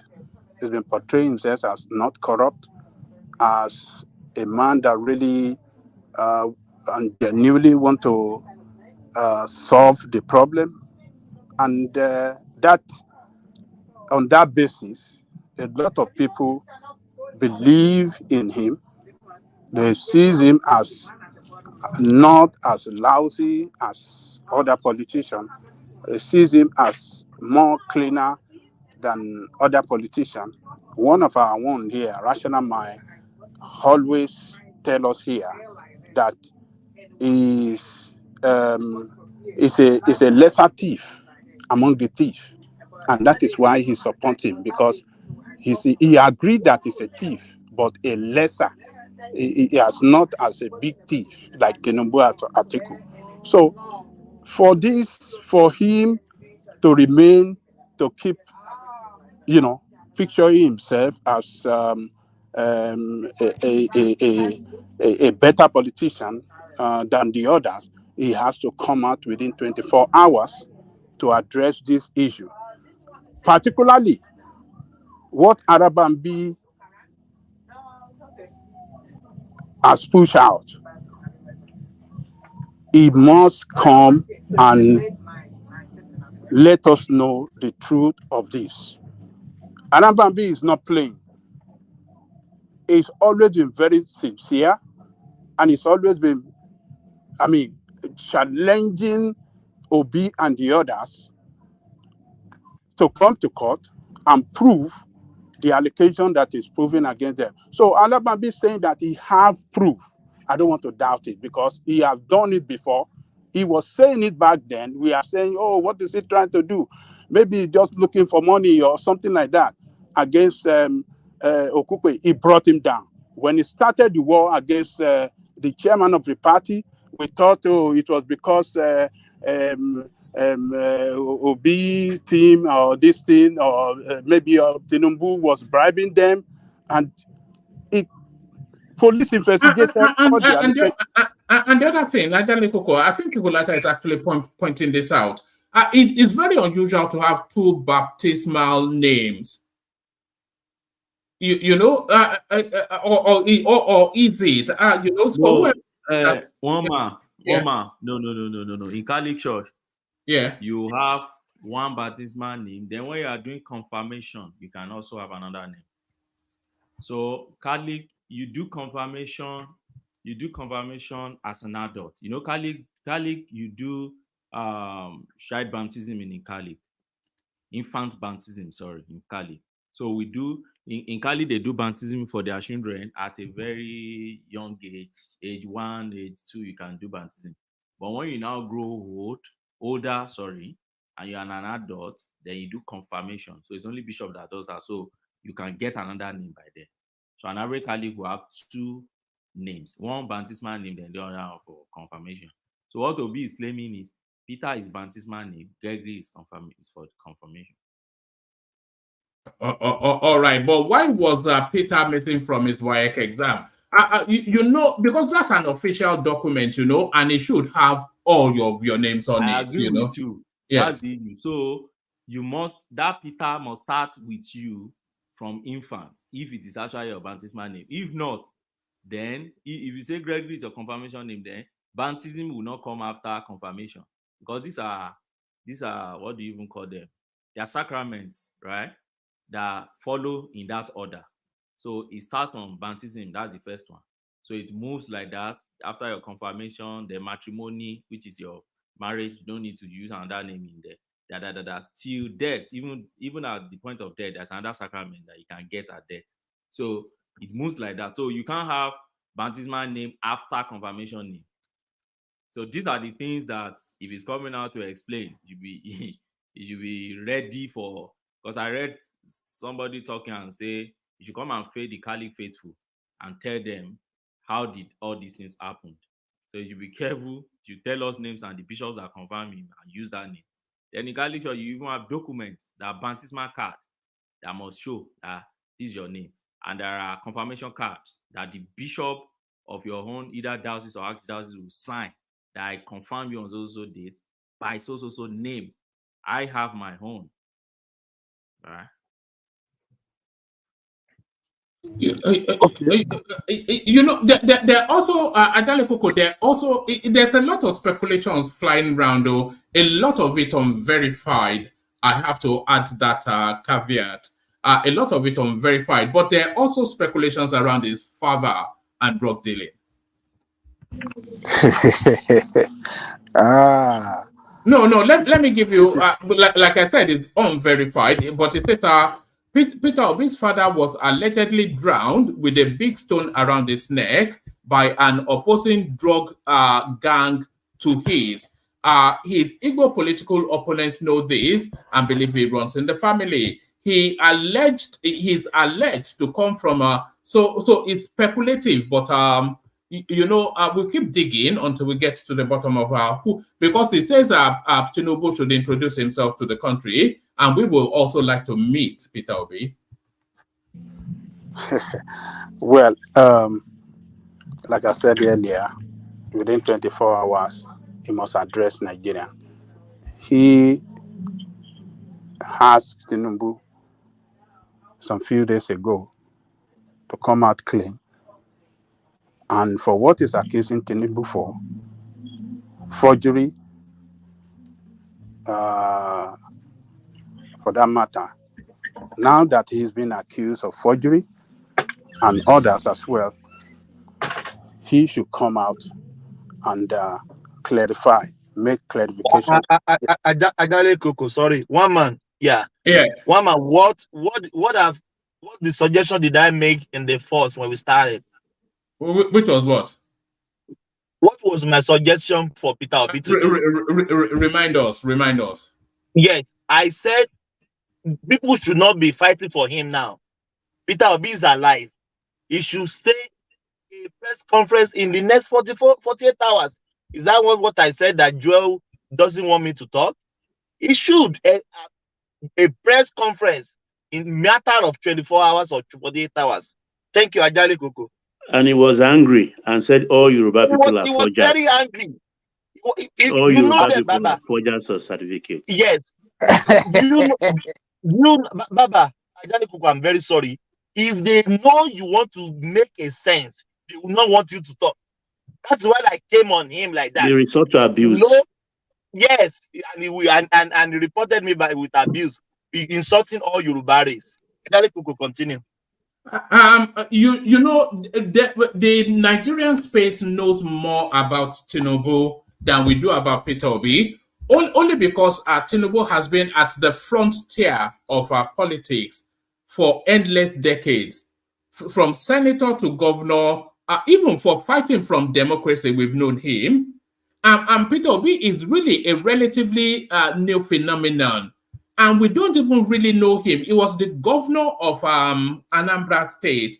And you don't know him any more so than you would know who was the former governor of Yobe. Who knows who the former governor of Yobe State was? It was just the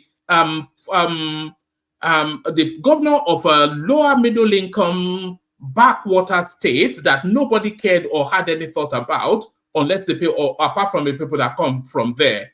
It was only really in 2019 when Atiku picked him up as a running mate. That was when Obi really came into national prominence, and he really came into national prominence from some little speech he made at some church event, and off the back of that, no, Obi has been, after he left government, right, as a governor, right, he started launching. That's why when I said he's an expired Akamo, rebranded as Custard. That was where he launched his career, rebranded himself. That was where he started to go and verify. It's not now. So he was going on the platform every October 1st, right? Going on the platform to start his statistics that do not match. He did it twice. Then Kemi, Minister of Finance, I think that was when she resigned and came on the platform. It was Kemi that was the first person that debunked his false fake statistic number.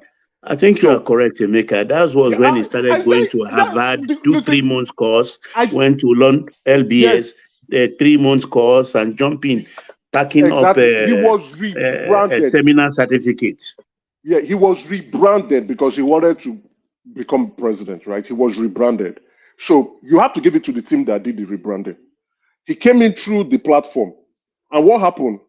Even when the guy at the platform who knew him. Yes, around that point, then I'll play you a clip. Just what you said. Yeah. Right? He abandoned that guy because that guy was the one who gave him that prominence, that rise to national prominence, right? He abandoned him, and even Obi then started abusing the pastor. I think the pastor is late now. Covenant Christian Center. Yeah, the owner of Covenant Christian Center. They were abusing him. So Obi came through the platform and was deceiving young Nigerians in Lagos through the urban young Nigerians via the Covenant Christian Center every October 1st. The first person who came and debunked his lies was Kemi Adosu. Okay, stay right there. It's not on YouTube. It's actually here. Recovery, because we've been through. Oh, where's Governor Peter Obi? Has run away. You should go and bring him for me. I need to talk to him about a few of those. Go and bring him.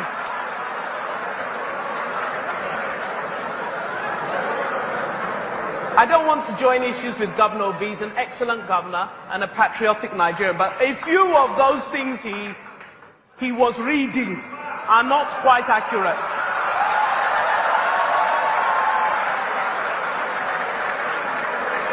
Thank you.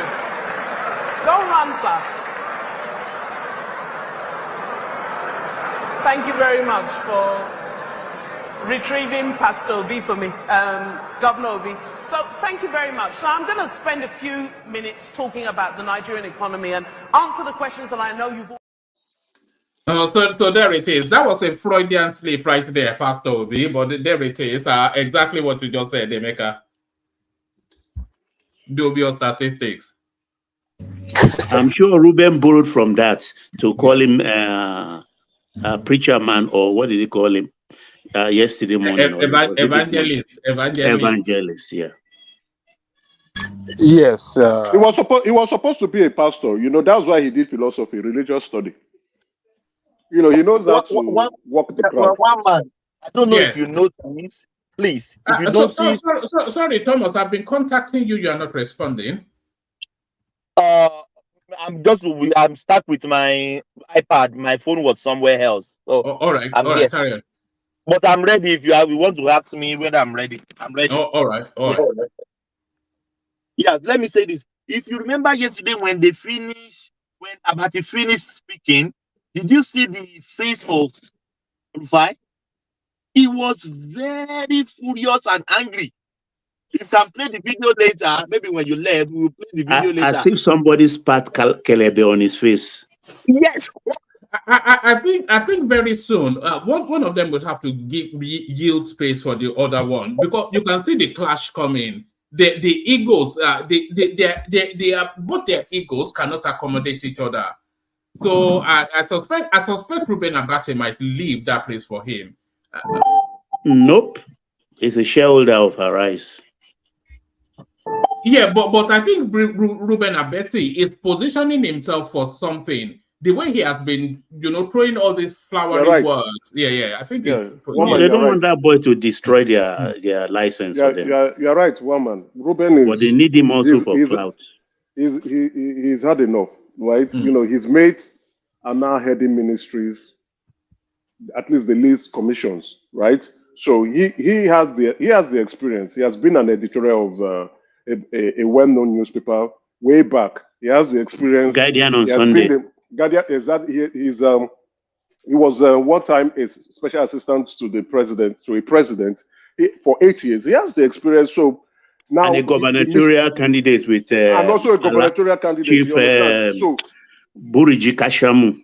Yes, I think it's reoccurring to him that if I had played my card right, I should have been a minister. Hold on, no. He has been a gubernatorial candidate.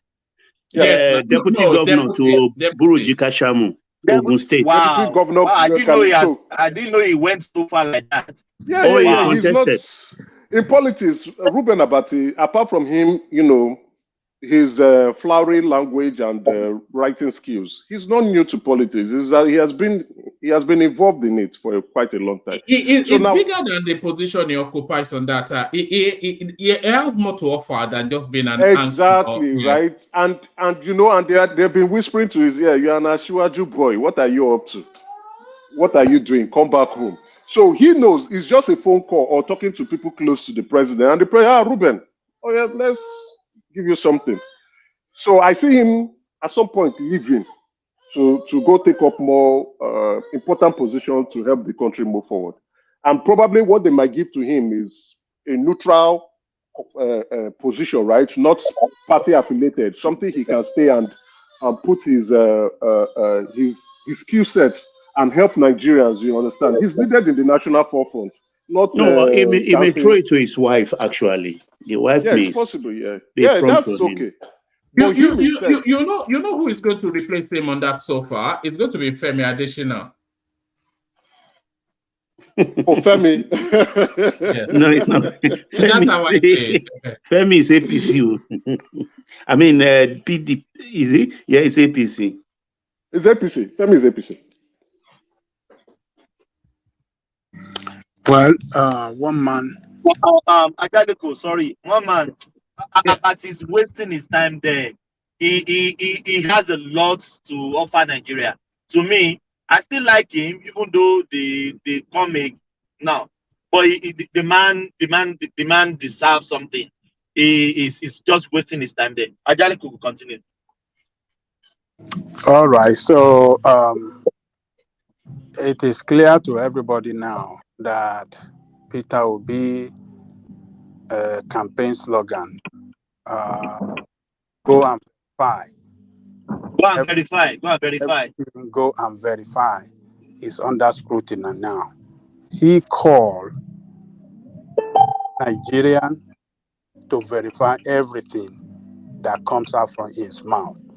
everything that he put out there, and Nigerians doing the verification on it.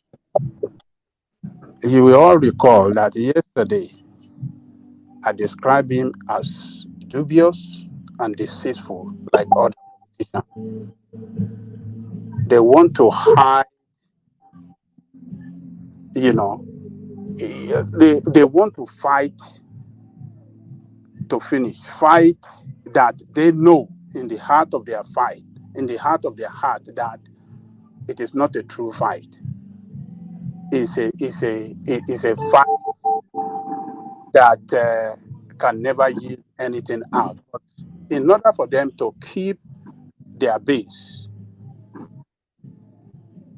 they will always fight for a challenge, rather. They will always challenge election result when election result did not go in their favor. So it is going to be a big blow, not to him alone and his group, the obedient, but to all Nigerians. If all this accusation, what Arambambi have, put out there, if it comes to be true, man, what do you guys think that is going to happen? How is Des going to react to that? Des, particularly our good man on this platform, It's on national duty at the moment, serving the United States. Yes. Yeah. How will he take it? Des that told us after Obi lost election, he was so disappointed, and he came here and told us that he has turned his Nigerian passport. And we saw people that, for the strong support, the strong love they have for Obi in their heart, after he lost the election, a lot of them turned their their Nigerian international passport, that there is no hope again. They saw Obi as the hope. He has pictured an image that, look, I am far better, I am more cleaner, I am your hope. And a lot of people believe in it. One man. A lot of those people they will run away from politics. If this thing come out, they will never trust politicians before. We have been saying, I've been particularly saying there, do not stick your neck for politicians. And I have also been saying that Obi is the most indictable of, and I think that's about to be proven true. Obi is the most criminal of the field. That's just the fact. Yes. So, even J-Well, that you guys described, described being emotional over this issue now, and call all Yorubas as forgers. How would it feel if this thing come out to be true? He will answer. He will never. Yes. Sorry, I want to say something. It seems that the government already have a lot of details about this guy. They are just waiting, because I just went to check some things now. The new minister of youth, that young guy, granted an international audience an interview, and he was stating that Obi has worse corruption and criminal cases than Tinubu, and like he was stating it like they have the facts. So I don't know if Obi will run away. Jide After the Supreme Court, Kese they will destroy him. In fact, it's going to be ugly. They will destroy him after the Supreme Court. No, who was that person that Emeka said they appointed as a special? Emeka is right? That's the killer. That's the hired assassin right there. Which person? Ononuga Bayo. Ononuga Bayo. Okay, they've appointed Bayo Ononuga. Yes, as a special advisor on communication. One man. This Jide, do you know the implication of what you have just said? That youth minister said that Obi has more international criminal cases than Tinubu. Which is to say that Tinubu has. Yes. Is that what you are impliedly saying you have at least confirmed that Tinubu has. It's just that Obi's own is better than, is more than his own. Just like Ajale has always been saying. No, they are all now. No angel amongst all of them, and any individual, any human being. No. But we are saying amongst all of them. Babati, this is what happened. Already our president. You understand what I'm saying? Obi is not our president yet. Can we? Obi will be meeting Nnamdi Kanu. Then he should keep quiet and let the presidency breathe. Can I answer that? Ajane, I think you'll be the one that can even respond to that. Me, down. I'm a 35 person, but wait. Let me. That Nigeria has met itself in this kind of situation. No, wait. What happened is the person asking the question posed it to the guy that they said Obi and that Tinubu has so many criminal and corruption issues. That how does he feel working with somebody like that? And that one was saying, and the guy responded in that manner that if they are to look at it, that Obi has more criminal cases, worse criminal cases, and they have the facts. So what they are trying to say, when these newspapers want to spin things to, they write it in such a way that it will capture you. But that was what the guy was stating. But one man, the sniper gone that Tinubu is going to use, that sniper is this new EFCC guy. Nobody knows about him. Alone. Okay. But there's nothing special about the new guy now. The new guy had been in EFCC. That's all now. What's special about him? Nothing. He's been in that EFCC and he is there, and EFCC was harassing innocent people. EFCC was being used for political issue.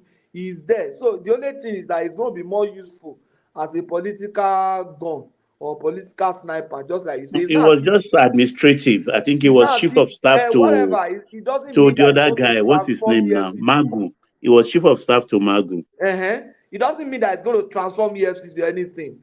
If with what you are saying now, the point is that it's a curious appointment, though. That guy, Tinubu has no moral authority to probe any human being. That's just the truth, and I'm sure his conscience will not allow him to do that. What about the human being that is harassing him and moralizing? In that case, he's not. That means he's not probing that. He's fighting back. Of course. What does it matter? It matters because Peter Obi is going to be Nnamdi Kanu's roommate by December. If you continue to back those monkeys for his 4 years. It's not. What matters is that we want somebody that has the right thinking and who is straight. It's unfortunate that we don't have among those three. Okay, look worldwide and point to one person, one leader, one president. One president that is what? That is upright, totally. Look into the word and point to me. How many president has the kind of criminal Donald Trump. Hold on. Donald Trump. Criminal. The kind of criminal. I hope that is not around. There is Modi of India. There is Donald Trump of US. I ready to vote for him. I will not indulge him. I don't owe him that indulgence. Nobody's indulging him. But what we are saying here is that if you come to equity, please come with clean hands. I'm not interested in Obi. Obi is not my president. I'm not going to indulge Tinubu. I've voted for enough that I can continue to be his boy and continue to begin to defend him. No, I want to hold him accountable. I love Nigeria more than Tinubu. Patoski. But the thing is, I don't think anybody is supporting Tinubu wholesale. You people No support reasonable him, person. even you cover him up. Now we have voted him. He's the president now. So that's what we owe him. That's what we owe him. What Tinubu supporters are doing? Then you are okay. I don't owe him more than that. What Tinubu supporters are doing, and including myself, is that they should allow him to breathe. Those that are pontificating, are disturbing and eating up the polity. Yeah, but nobody. Hold on, Patrick. Hold on. I think Ogbeni wants to ask you a question, but let me just say this: nobody is. We are holding him to account here as well. We are critical of the. Can you hold on to guy, man? Why don't you just? Okay, go first. Go first. We're critical of his over Yorubanization. We're questioning of the direction of travel. The reversing of policy positions we're critical of. So, in terms of administering the country, nobody is giving him a free pass. But all those wild things that his certificate is not his certificate, his mother is not his mother, his father is not his father. People want that out of the space. So, because it's almost like they're going to let him get away with it the same way they let Buhari get away with it with that Jubril narrative. So we need all of that noise making out of the way so that we can critically assess this guy and hold him accountable to the promises he made to Nigerians. So that's where we are. Yeah. No, my position is this. Let them continue to make that noise. That is their own contribution to national discourse. Next time another president is going to come to the country, it will not be somebody who has changed his name, who does not have a proper record, who cannot say this is primary school. Anybody that has that kind of record that wants to become president will reflect and look for ways to make up that difference. Let those ones contribute in that way that they know. Let me, Patrick Osawere, contribute in a way that I know. That is to campaign for him because he was the best among the three, but to hold him accountable to any length. And I'm not going to stop. I'm not going to disturb others like Des and this is my brother that is very nice guy that is in Alaba. Ekene. I'm not going to disturb them from discharging their ministry. That is their duty to their country. I am going to hold this man to account.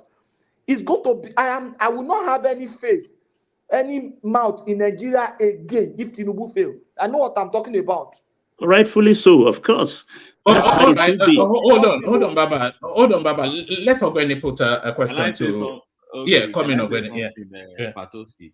You see, when you see some people supported Tinubu for that election, and you see them now pushing back at the obedience, what they are simply doing is not that they are indulging him. You may see it as indulgence. It's not indulgence.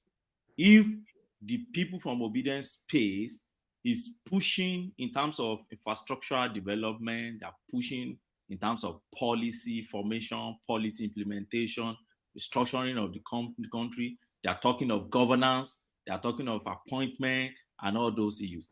These are issues that affect everybody in the country. These are issues that have to do with the development of our country.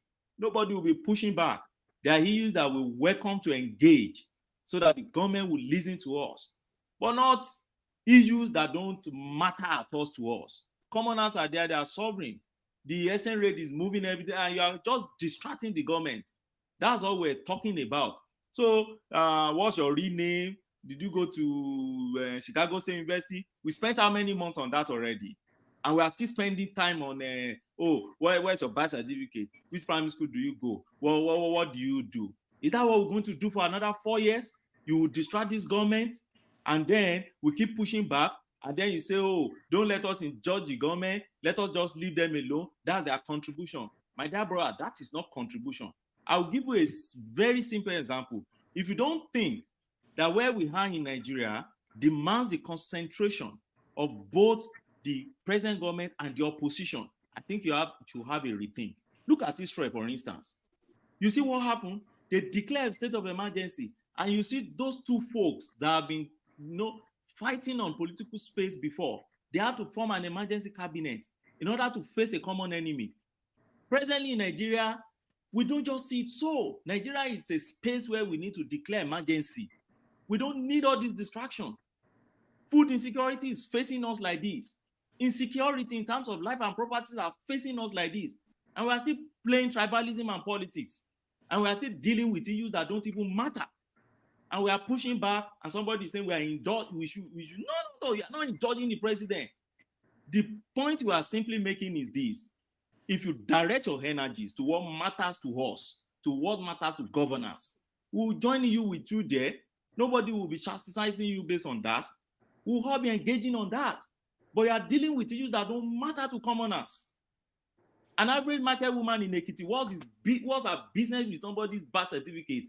What's her business with what's the business of all these things with infrastructural development and policy making and governance? That's the rethink you should have and be thinking about.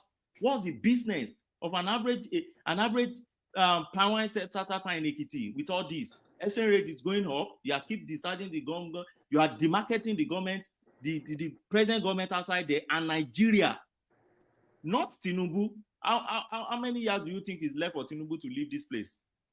So that's just my concern. For me personally, I will not indulge Tinubu, but I will not indulge any other person that will distract this government. Let them work.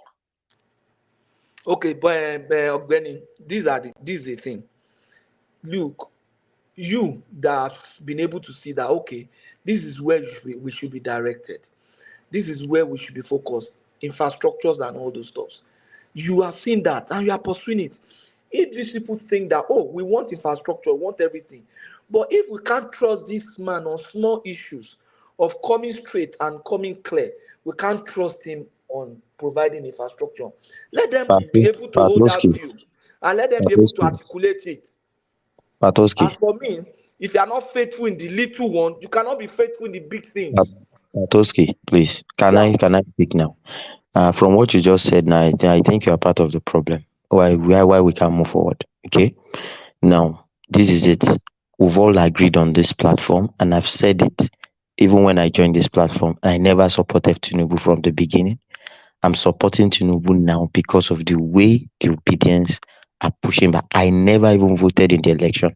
Okay, now this is the point. We want to move forward. I come here every day.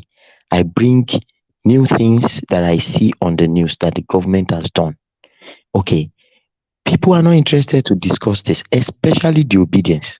All they want to come here and do is to tell us if he's not faithful in the little things, he cannot be faithful in the big things. Okay, now, for instance, today I just said, okay, somebody has met with all the industrial companies in Agbara, manufacturers in Agbara and Lagos, and they are trying to create their own power station for them separately so that they can be off the domestic whatever, and those people have agreed.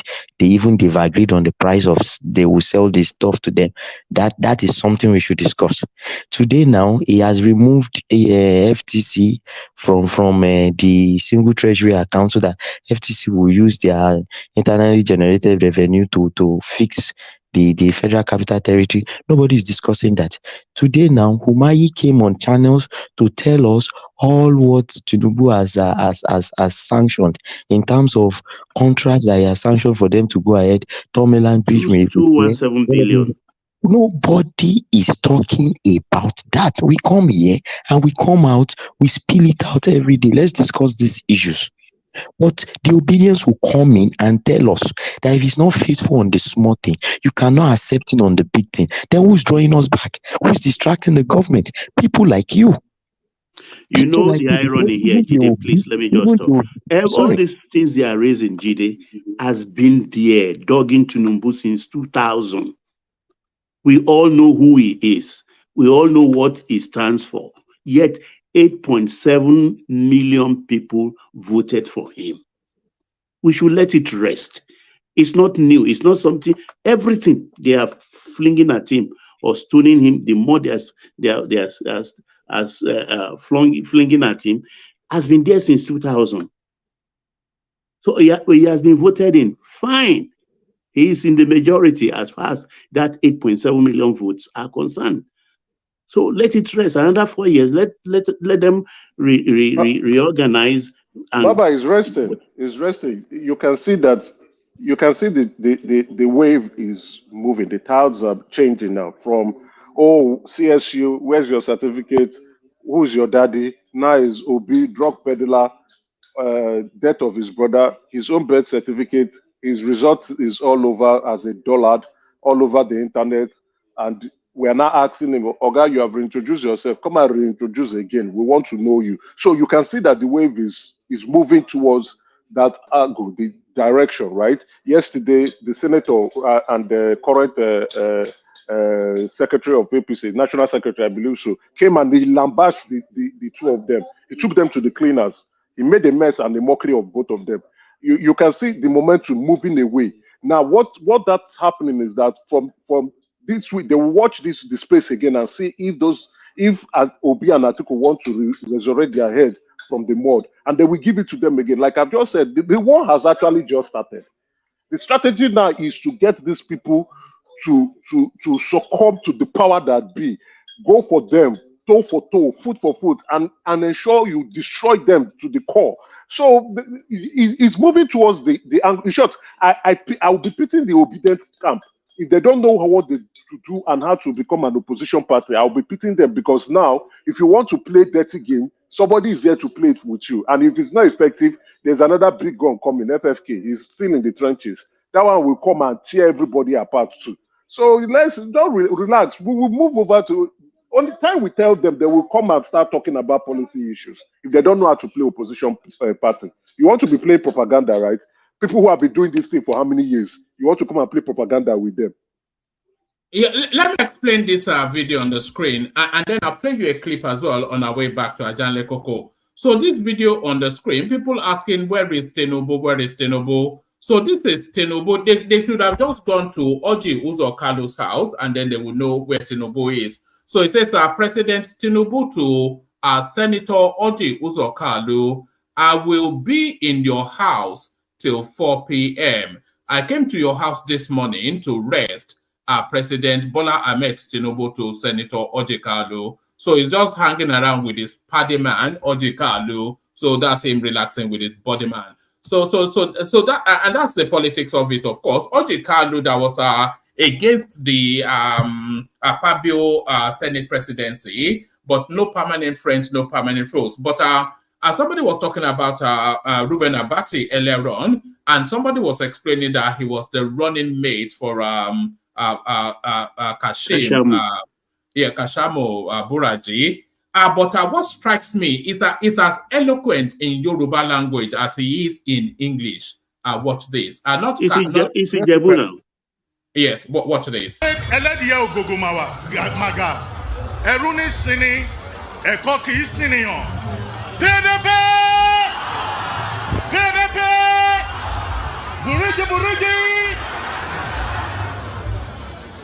Ó ṣeé ṣe kí ọ̀pọ̀lọpọ̀ wa tá wà níbí ká ti máa gbọ́ wuyewuye àtẹnubọlẹ̀ wọ́n sọ pé báyìí ló ṣe rí awuyewuye oríṣiríṣi.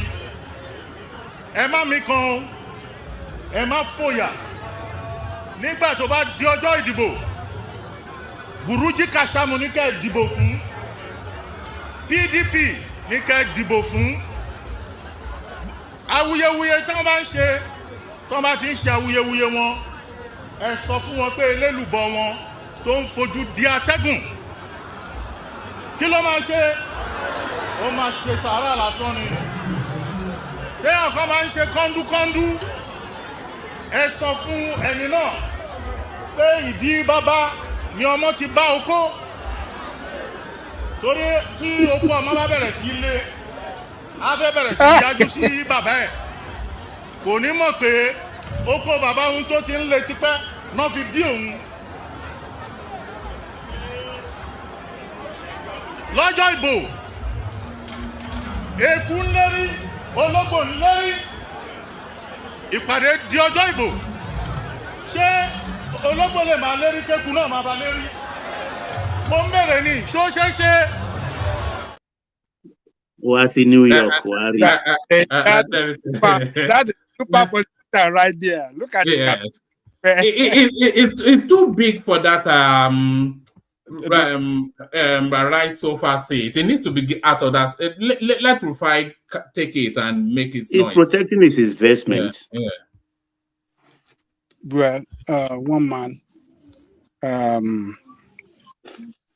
Jide just inform us of what the Minister of Sport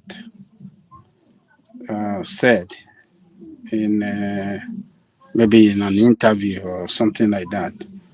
And that to me, that tells me what Yoruba says, kese la shiri, kasa mbo. So they should be prepared. People in power, you see, Babangida was telling Abiola then that he made a statement when the reporter was telling him that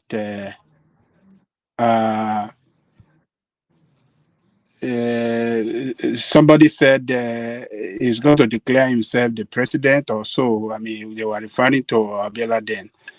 He said, we are not only in government, but we are in power.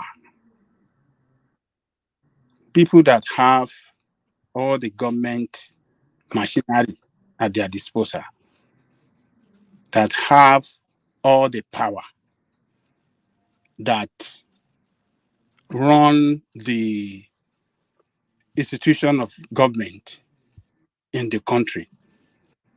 And we know the way our people run government in Nigeria. The president, he's powerful than even the institution, because all the strategic and most powerful institution that drive the existence of that state, of that country, security-wise, financial-wise, name it, are all controlled by the presidency.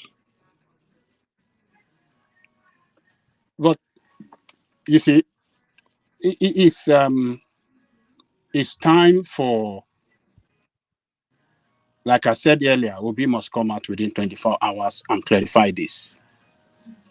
If it didn't come out, tomorrow is Saturday. If we didn't hear anything from him, we might excuse him for weekend, that maybe, yes, he has other engagement in the weekend, therefore he cannot come out.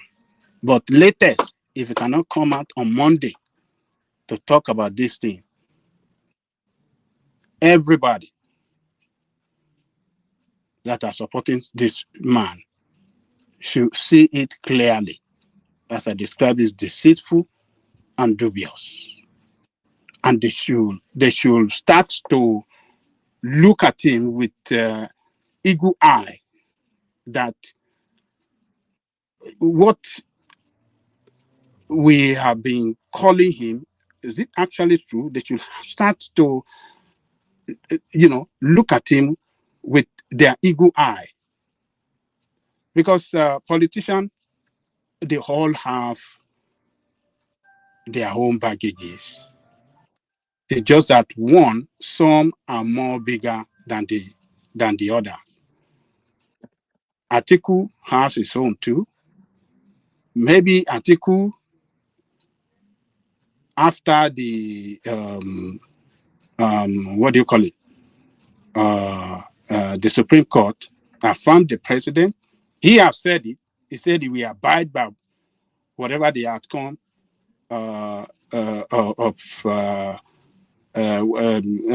we abide by Supreme Court, any outcome that comes from the Supreme Court, he said he will abide by it. And he said it specifically that if Tinubu should be affirmed, I will respect it. I will respect it. So that is what he said. Maybe we then declare support for Tinubu. We start to now see how to start negotiating or to start, supporting him. Maybe Obi going to do the same thing. I hope he will do the same thing. I don't think it's an extremist, but he supports this. What is he going to do about his support base? Because his support base doesn't want him to even accept Tinubu as the president at all.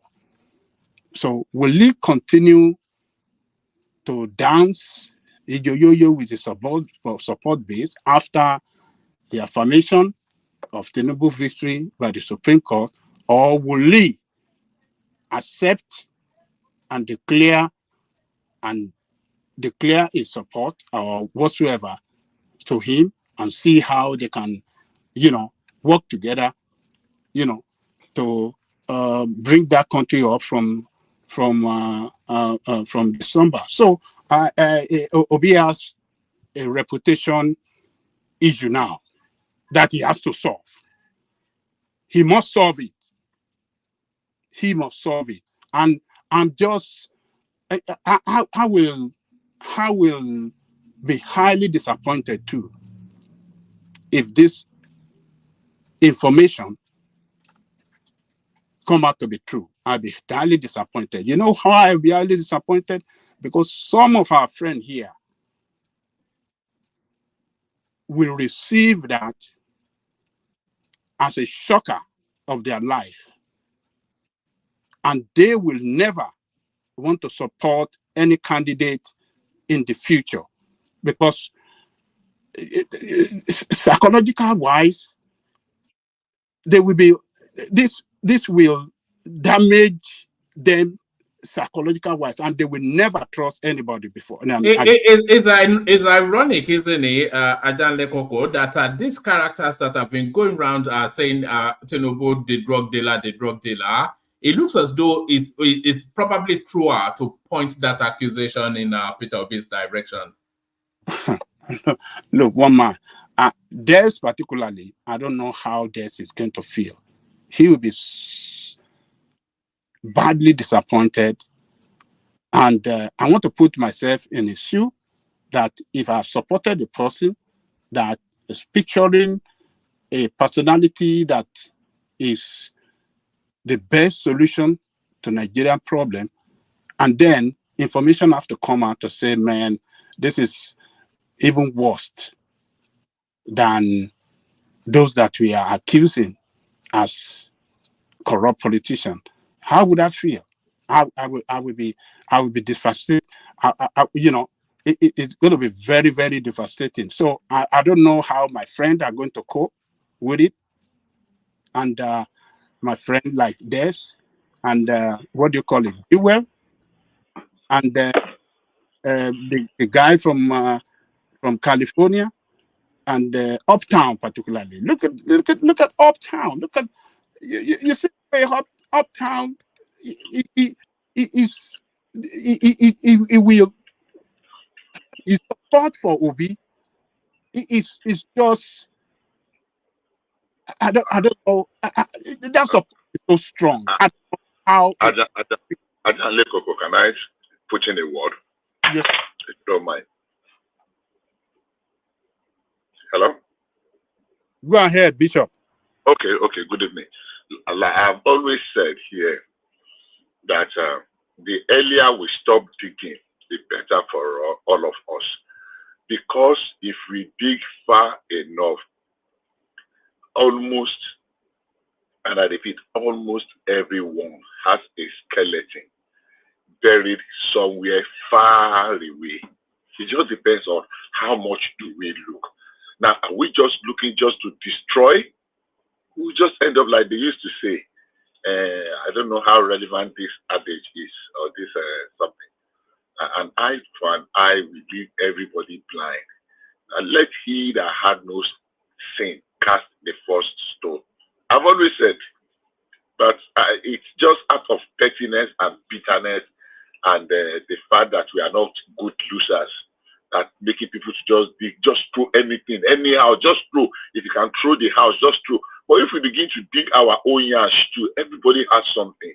And maybe we did some of those things in time of ignorance or some time of desperation or the limit by the limit of our understanding at the time. But it does not necessarily make us bad people for our country now.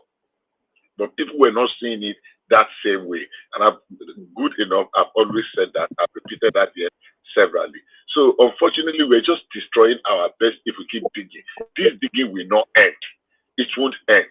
Everybody is digging. People make mistakes in their past. We're referring to what some people did 30, 40, 50 years ago and want to use it to destroy. It's not really fair. And the big loser ultimately will be our country that can make use of this contribution. Everybody can contribute, both the good and the bad and the ugly. Thank you. Oh, all right, brilliant. I was going to ask if Thomas is still there, but I can see Thomas on my screen. So, Thomas, I'm going to hand over to you in a moment. Indicate if you're ready. Okay, let me round up.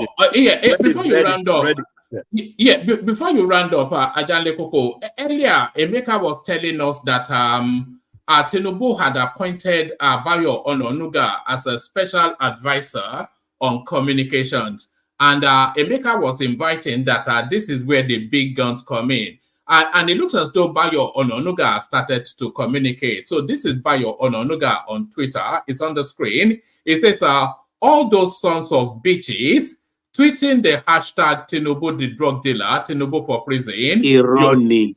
Your days are numbered. One day you will face the wrath of law and God for tweeting malicious falsehood about Nigeria's president. So there he is, the language we know him for. All those sons of bitches. Look at where come from. Look at that. And this is a veteran in journalism. I mean, his name has been in the limelight since I think 70s. Yeah, it's the 70s. With Rebu Delegiwa, exactly. Yakubu, Mohammed, Danagbese, all of them. You know, he can play your game. The beautiful thing is that Bayo can play your game. You understand? He's like you rightly said, like Baba said, he has been in the media for a very long time. You want to play a high game, he will play with you. You want to play a low game, he will play with you. He's not the kind of person that would come around and be speaking English and flowery word with you. He was like, he will give it to you hard. He will make Asha Yusufu cry.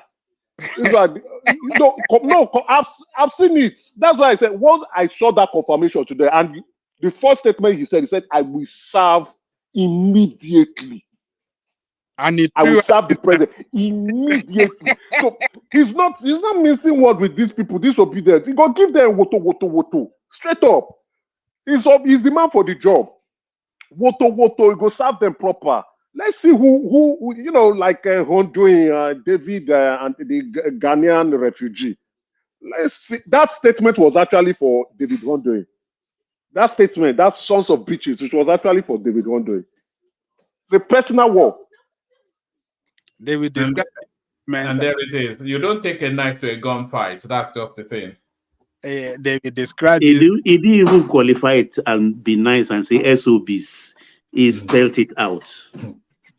This statement now will be described as an ethnic jingoist statement. No, it can't be described now. There's no ethnic undertones to it now. It's just saying the people calling him drug dealers. Who are those people calling drug dealers? They're the obedience page, which is not Aisha Yesufi is not ethnic or Pharaoh Temi or so. They're sort of like a special breed, So all these people calling him this thing, majority from where?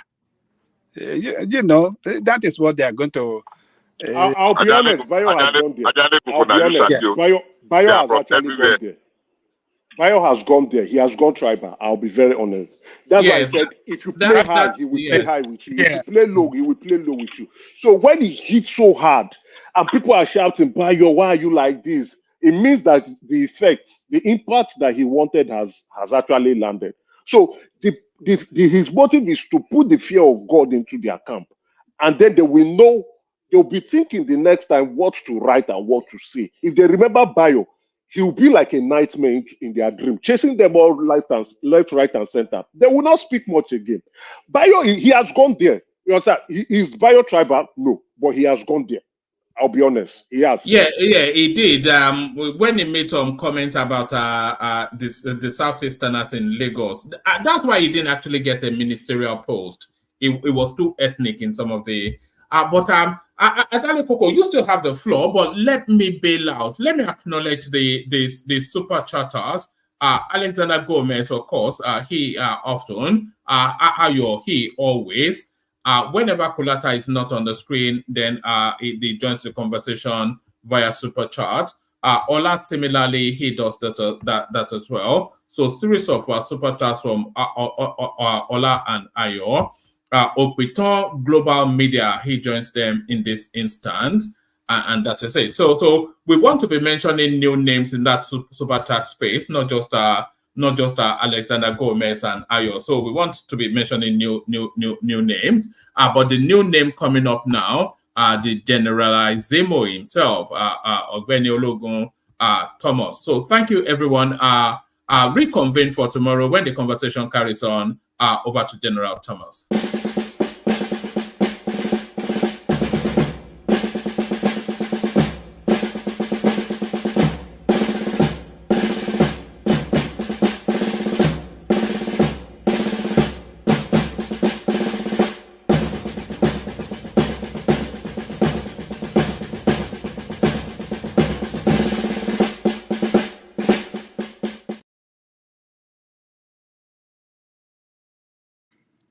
Salam alaikum, wa alaikum salam, paramotulai, babarakatu. Egbolon tobi, Allah wakbar. Ya, Olúwa Jésù, bá ṣe ń bá program yìí lọ, má jẹ́ káwọn òbí dẹ́ ti tafà sí wa, Olúwa, lórúkọ Jésù, àmín. Eriwo, ya. So, look, let me put this to you. Somebody just mentioned every good thing the governments are doing now. I didn't even know, because it's certificates we are chatting around about the minister. I don't even remember who did that comment now. That is progress. That is what we should be talking about. That is what we should be discussing, not this ridiculous thing we are just discussing. Ajale Koko, go on. So I think for this appointment, I think we have to congratulate Baba because Baba was suggesting for this appointment a week ago. Why is Tinubu so cold and not giving Bayo and Fani Kayode a special duty to go after disobedient that drive to go after them. To go after. He said, to give them woto. To give them, because he said that was what Baba was suggesting like a week ago. I remember. So, and for them to appoint him when it's getting very hot, particularly after Obi mentioned that they should investigate his family background and this. So it means that, yes, these people are listening to us. They are listening to this. Sorry for cutting you. Do you trust that this Labour Party that came out is really Labour Party? Don't you think they are using them as a tool? Somebody is giving them that information. I'm just guessing, no? What do you mean? But I don't understand. The Labour Party guy that came out, the video one man play. Oh, yes. Yeah, don't you No, think nobody somebody is is giving giving that them information? no, nobody is giving them information. They have the information. But is somebody giving them fund? Yes. Somebody is funding them. You understand? Within the APC, someone is giving them funds, that they are using to operate. And from the look of things, it appears that that faction will take over the Labour Party. The matter is in Supreme Court. It's not yet over. Let's see how it goes. You understand that Abure forged signature of some candidates and removed them during primaries.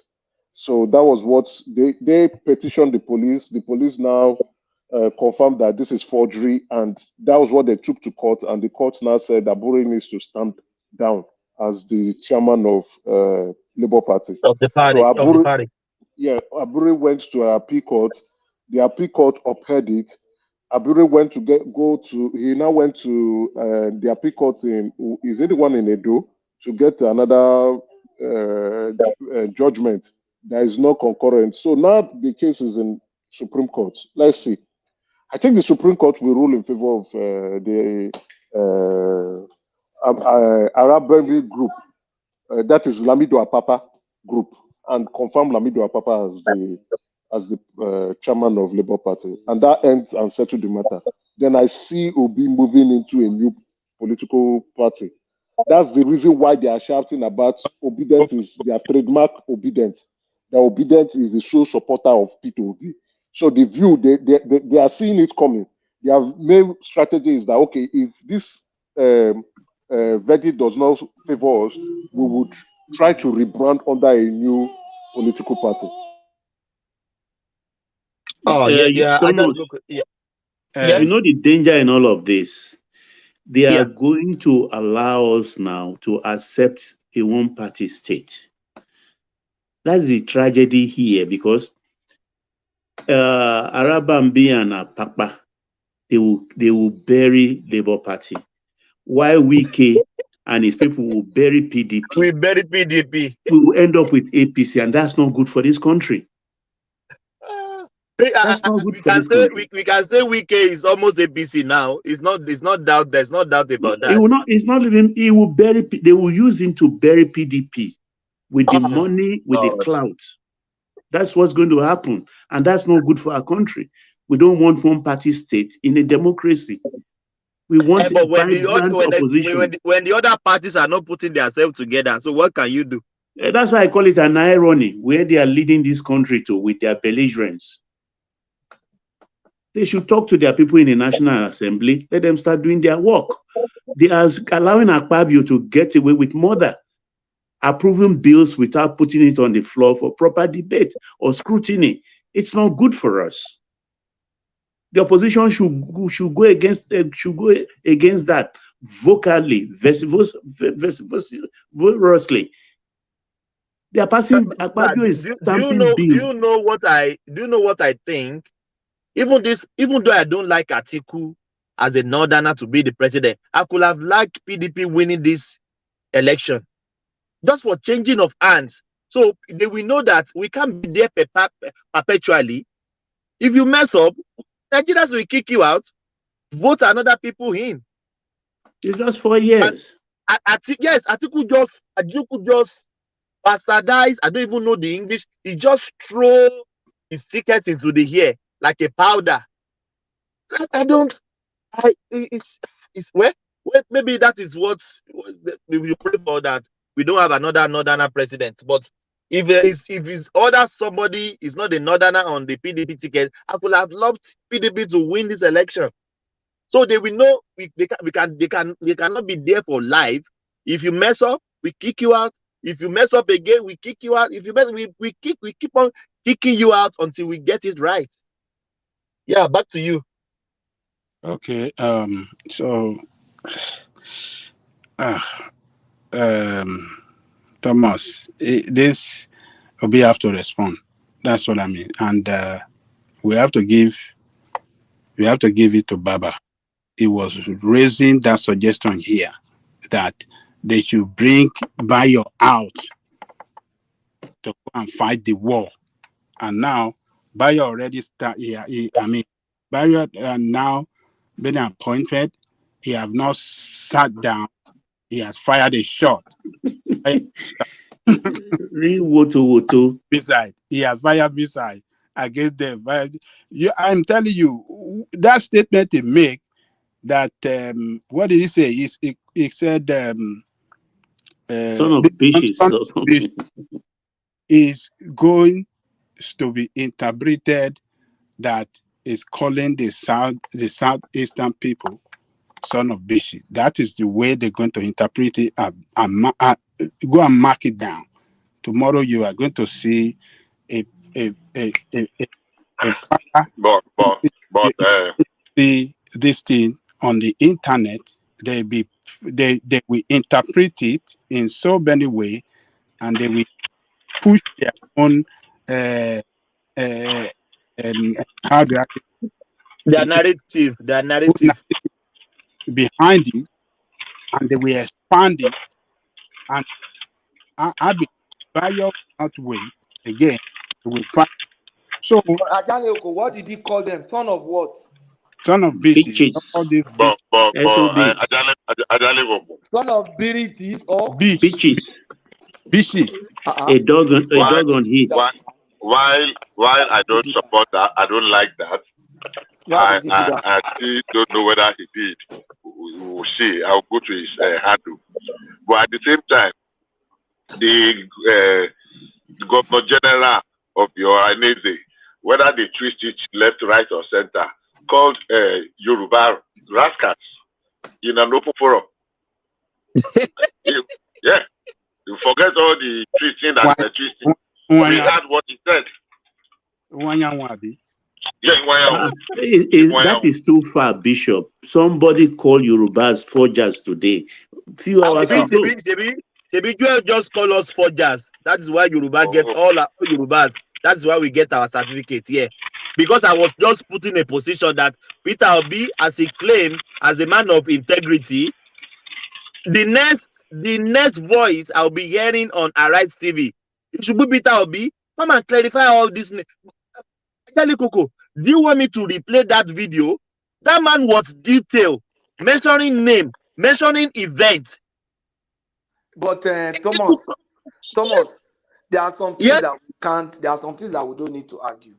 There's no way Peter Obi could have gotten an admission into University of Nigeria, Nsukka, with a pass in English to study philosophy. There's no Thomas, there is no way now. Maybe mass is still tall. I mean, and that period we are saying, that period in the 70s, UN is one of the toughest universities. Exactly. They can tolerate math for philosophy, but English, to tolerate math. But there's no way you can get admission to UNN without English. So if he doesn't have philosophy is English. Exactly. If he doesn't have English, that means he must have gotten in through a crooked means. Ah, Lord. Well, let's see. Maybe he have pre-degree, second certificate that. No, Ajale Goko, no. If he has second certificate, no. Ajale Goko. I'm not too sure. If we are not sure, if he have second one, he will be tendering the best result. He will not be tendering the worst one. Maybe he combined. Maybe he has one. Maybe he combined. No, Thomas, this period we are saying, I'm not too sure. I will fact check. That they combine. That period we don't combine. They don't combine. I think the combination thing came because of quota system later, when they realized few people from the. That's what I think. I started hearing combined two cities. You know why? The time that of somebody's of obese mate would have gotten admission to UNN will probably be maybe 1982, 83. They combined that time now. I know but he entered UNN in late 70s. I think he graduated 84. So quota started before then. So he must have either combined, and the reason why he's not tendering, maybe he only sat for one paper in that one. You know those days they will just go and sit. If it's only English that maybe like 3 paper and so he can't tender that one. But for him to get admission to UNN to study philosophy of all courses, then You must have English at least. Patoski, is he Maybe not he have is he not an in his Ajalikoko? GC. Is Maybe he Ajalikoko? have it in his GC. This one that he tender is a YF, right? Exactly. Yeah, maybe in his GC, maybe. Thomas, what did you want to say? Patrick, don't you think Peter Obi doesn't have brain? No. Why do I say it doesn't? No. Let me, my brother. Let me finish now, please. If they are politicians, we can lambast them, my brother. Peter Obi is not paying my salary. He's not paying for my kids. No, they cut. If people can lambast Tinubu, I can lambast Peter Obi. Please don't let us go to all those moral something. What I'm saying is that yes, you knew that your certificate is in question. Peter, all this we are deliberating here. Peter Obi knew what is going on. He knows if you get it forgery. He knows if you use Oriolori to enter. He knew what he did. But you are not clean. But you are taking torchlight, searching people's nyash all around. There is no secret in this country, Patoski. There is no secret. Thomas. Thomas. Ask King Emeka. Now. It's just that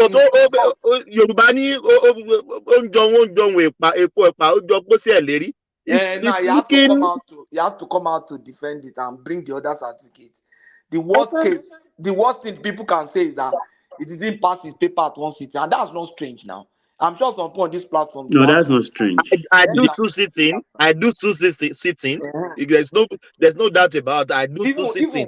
Even when you have all your credits in one paper, maybe the subject that you need to get the kind of course that you want. Hello, Thomas. Hello, Thomas.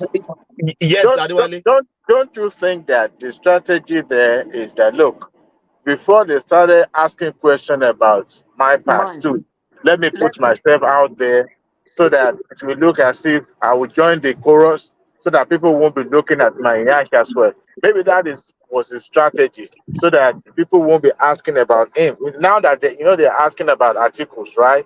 So it won't take long before that searchlight get to him. Maybe that's the strategy he was trying to use, not knowing that there's some spoiler in the party that are waiting for him to say something and they will take him to the cleaner. Maybe.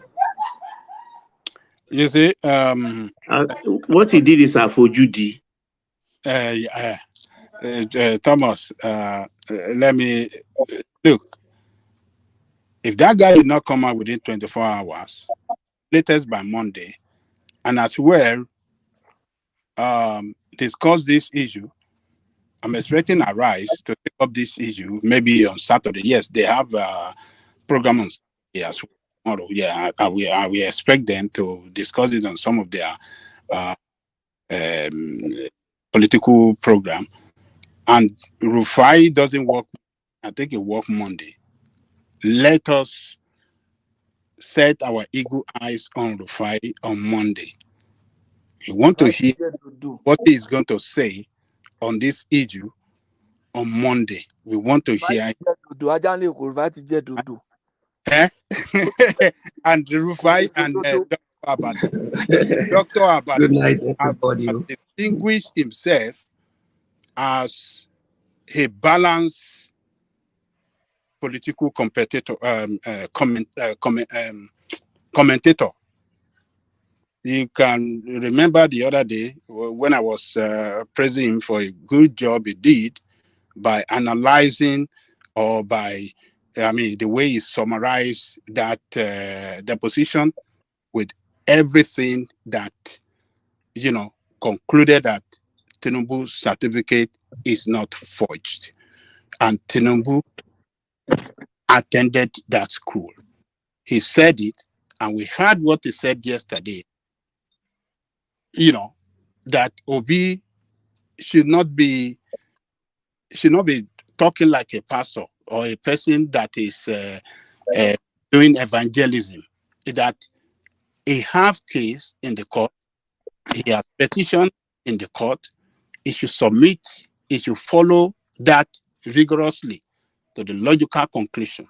So we have to wait and listen to what they are going to say on this on Monday. But one thing is that Arabambi, that guy doesn't play. When he come out to say something and he's telling you that I have fact, believe him. Because he was in charge, I think he was secretary or publicity secretary of the party. They have all the documentation. Yeah, that was submitted. Yes. They have. And this guy is releasing it batch by batch. They release one against what do you call Okukwe? They took him out of the Okukwe. They released another one against the chairman that he forged he forged some certificate and he forged some letters that some candidate of the party wrote, which were and police investigated that, and the police report came out that yes, Abure forged a lot of documents in order to take people that actually want the primary out, and then submitted the name of people that he has taken bribe from as the candidate of the party. So now that this man is saying this thing against Obi, hey, Arabambi doesn't play. Arabambi doesn't play. That guy, he doesn't play. Well, the cat is out of the bag already now. Good evening, everybody. I will quit. I will yield now. Look, Obi lack of leadership is what has brought what Alabambi doing against him now. Is lack of leadership, and his failure to manage the crisis of the party. Of the party, when he was the candidate of the party. Yes. When this crisis, let me land. I will yield. I want to draw your attention to what you just said. Now, how would they have been able to manage a party that did not create? Yes. No. His failure to manage that crisis, his failure to show leadership by don't let me deceive you. Peter Obi is the opportunist. He doesn't care about the party.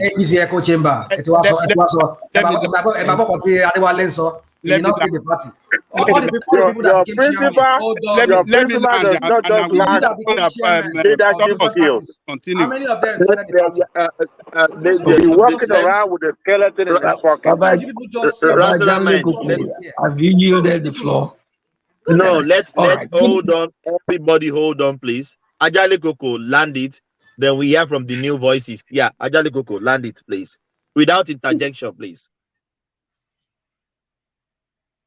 Ajale Koko.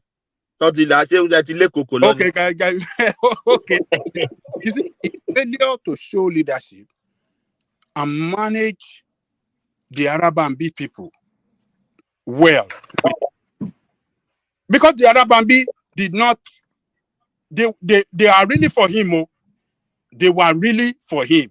It was when he started pitching tents against them, following what this chairman of the party's camp, and then lambasting the Arabambi, and then calling them traitors, and then calling them they are working for Tinubu. That was when those boys said, okay, we have to prove to the world that we are not working for Tinubu, but we are fighting for justice. We are fighting for the sake of their party, that they, from the day one, when that party was created, they started with that from day one. So this is what you can have in a party when you see a leader that lack that sense of purpose, lack that leadership skills to manage human resources. So Obi lack that leadership to manage human resources. That is what has brought all of these problems that in that party. And Arabambi, I'm saying it clearly to my friend. Arabambi doesn't play. When he talk and he's saying he has evidence, that man have evidence. So they should go and resolve with him.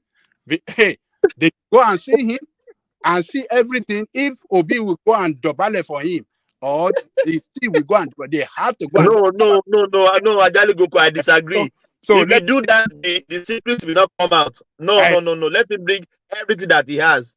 Okay. Let him bring it out. Let me leave it there for others to speak. No, Thank you. You can continue. Don't leave it there. You are becoming too emotional on this. Oh God! Hold on. Again. No. You are becoming too emotional. What is emotional? You don't black me with this emotional. You No. You are becoming too emotional because you don't want to see. You don't want to see anything. Hold on. Listen. Hold on. Let me ask you a question. Hold on. Please, people, give me. Let me ask Rational Mind this question. One voice. Yes. Please. Let me ask Rational Mind this question. Ajali Koko, put that position to Ajali. Rational Mind. Yeah. No. Let me ask you a question. Do you really believe? Are you telling us that Obi won that election? Is that what you stand for? Rational Mind. Do you hold on? You are fighting. Hold on. No. It's a question. No, it's a question. Do you really believe that Obi won that election? Obi Gregory. Yeah. Do you really believe he won the election? Question. Would you allow me talk, please? Yes, talk. The question, yes or no? Don't interject me. I believe Obi won this election, and I'll tell you why I believe. So he defeated Atiku. Hold on. So he defeated. Hold on. I'm not going. Is the so he defeated Atiku as well. Everybody, Ajali Koko. Rational Mind, you have already answered the question. Let Baba Ajali Koko continue. I'm going to meet you here, please. Let me talk. Because when people talk here, when you do your talking now. When you do your APC echo chamber here. Let me talk. Rational mind. Hold on, please. Stop this APC echo chamber here. No, don't pay this platform like that. Is that what it is? No. I will not take that. No, I will not take that. That's up to you. No, I can see what I would say. Can I speak, please? Can I speak, please? Everybody, hold on. Please, let me have this conversation with Rational Mind. Please. Rational Mind, one man will not like listening to what you are saying. No. This is not APC echo chamber. Please. I beg you, with due respect. Okay, please. All right. Are you done talking? Can I talk now? Don't say, are you done talking? No. Rational Mind, please. We are Yoruba. Don't tell people, are you done talking? No, you can't tell people no. No, Rational Mind, you know what I mean. You can't tell me, are you done talking? No. What are you talking about this guy? Are you done talking? I'm asking you, are you done talking? Are you done? No. If you say, am I done talking, it's disrespectful. What is disrespectful? No, don't say, are you done talking? No. No, Omo Yoruba ni wa, I'm about to gboro. Dude. Tell me. I know you have missed that one. Do.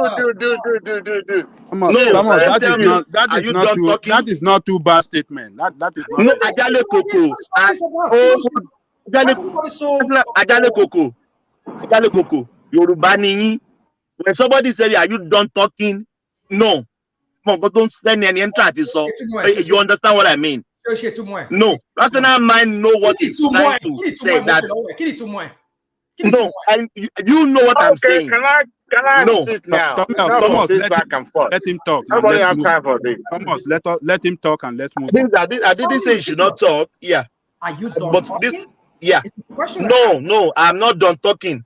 You so can talk. You're not done talking. So what is this moralizing? No. I don't know. If you are saying it to everybody, I hate that word. Are you done talking? No, Thomas, it's not move good. on. Forget about it. Yeah, Both of you rational are mind. co-hosts. You Move have the on. floor. This is insane. I mean, this is getting so ridiculous. It's not insane. It's not insane. If you want to Jesus talk, Christ you have the of floor. The way we are You have the moralizing floor. here on this platform. All right, it's You okay. have the floor, please. I'll talk. Just let me talk, please. Now, Agalego, you asked me a question about do I believe?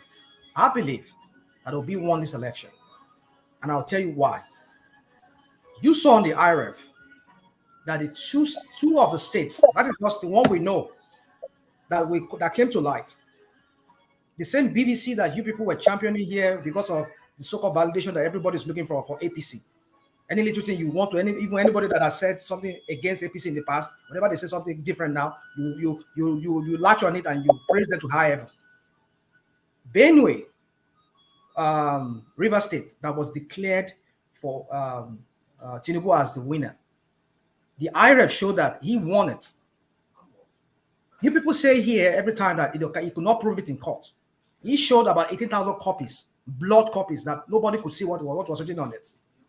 And these were copies. These were no doubt. These were polling booths, polling station or booths that they declared for Tinubu that he won.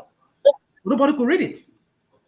So how could you? If the polling unit, if it's blood, how does the IRF show he won if it's blood? That's the question. Dude, would you allow me to talk? Because when people It's talk a question now. I'm not fighting you. I'm not going to entertain any I'm question. not fighting your rational mind. Fine. If IRF shows that he won, how is the image blood? King Emeka, hold on. You interject, but let me land my point. I'm not interjecting. I'm just asking you a question. No, I'm not going to entertain any question right now. Let me finish my thought, because when you interject me, I lose my thought. The IRF showed 18,000 blood copies. I mean, the one they got from INEC, 18,000 blood copies. These were no doubt, many of them, if not all of them, were declared for Tinubu as a winner. What are we talking about here? How did INEC come about the figure that they declared for Tinubu that he was a winner? Rational mind.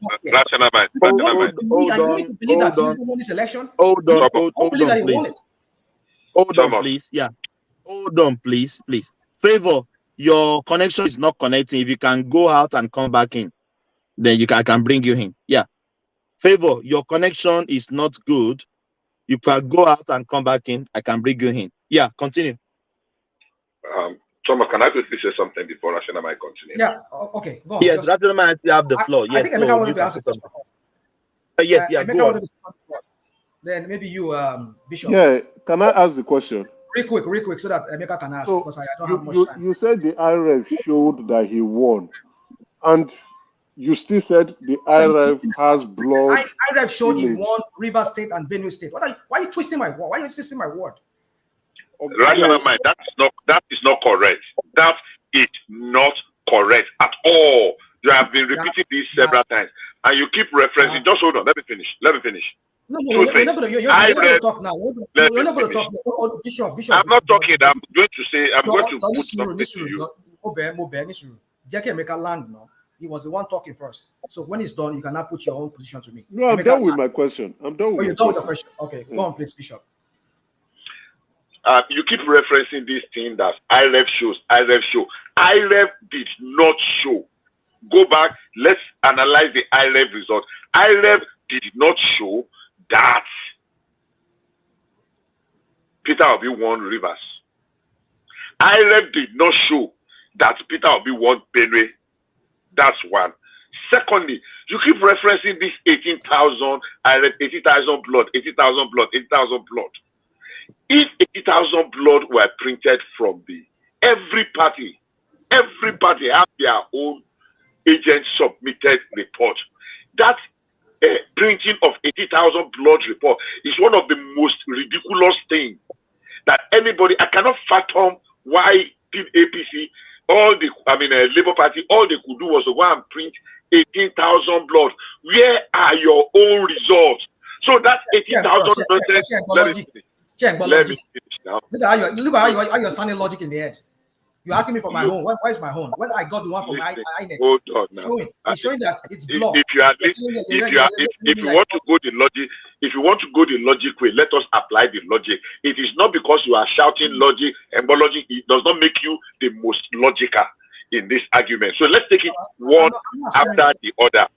Hold on now. I won't take 2 minutes. You can start counting now. That's 120 seconds.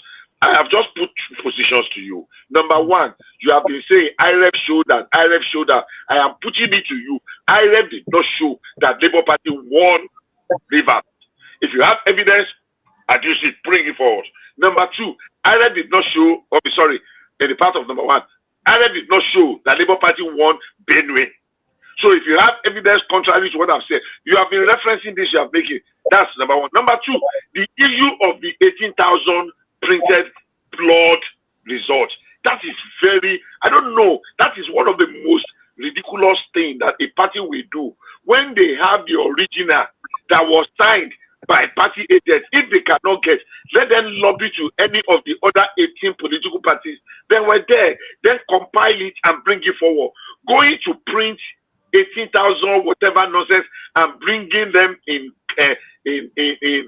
whether in coffin or boxes of puff or pancake or whatever is the most senseless, nonsensical, irresponsible, thoughtless thing any group of persons, much more less senior advocates of the law of Nigeria could do. So you referencing them does not give them any more validation than the nonsense that we know they are already. So referencing them is inconsequential. If you have proof, bring it. I'm not done. I mean, somebody was just correcting you now with this your attitude of are you done? It's derogatory. Stop putting it. You can put it to other people. Listen. You listen to me. You listen to me. You listen to me. You know. We don't always. You listen. You listen to me. You listen. No. Stop. In your back, about Yoruba, you will know. That is the interpretation. That's what I was saying earlier on. National man, he knew what he's saying. I said, you will not take it. You will not take it. You will not take it. I said something a few days ago. You treated it and you treated it in a narrative that suits you. What is going on with you guys first? What is going on? There is nothing going on with us. You mind how you speak with people. I don't think you are older than me. Let's settle this tonight. You are not. You are not older than me at all. Are you here? You are not. So stop this Bishop. Language. Stop Bishop. Are you done talking? Are you done talking? Bishop. Like Yoruba man. Stop it. Bishop. Hold on, Bishop. And come on now. Thomas and Bishop, please give me a moment. You see, yes, if we want to interpret it in Yoruba, yes, it could sound. It sounds derogatory. I will not deceive you. No. Look, yes, but let me tell you. We all live in America. Forget about America. Hold on now. Listen. Nobody can tell me, are you done talking? Oh, this is disrespectful. It's a Yoruba person. If white is telling Ajali Kokwe, hold on, please. If a white, let me vent, please. Okay. If a white person is telling me, are you done talking? I can take it. Not a Yoruba man. Yoruba man that are you done talking? It means Hold on. Okay, let me Come on now. Let me Come on now. We can't be disrespecting ourselves now because of Tinubu or because of Obi. Come on. You have the floor. I'll just keep quiet. Thomas. You see, like I was saying, we live rational mind, Bishop and myself will live in America. the way Americans speak. And we have lived too long in this country.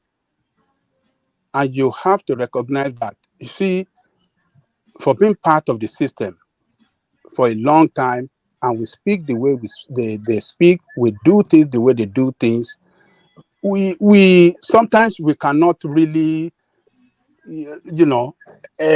separate the way we talk in Nigeria from the way American talk, because we have lived too long in this system.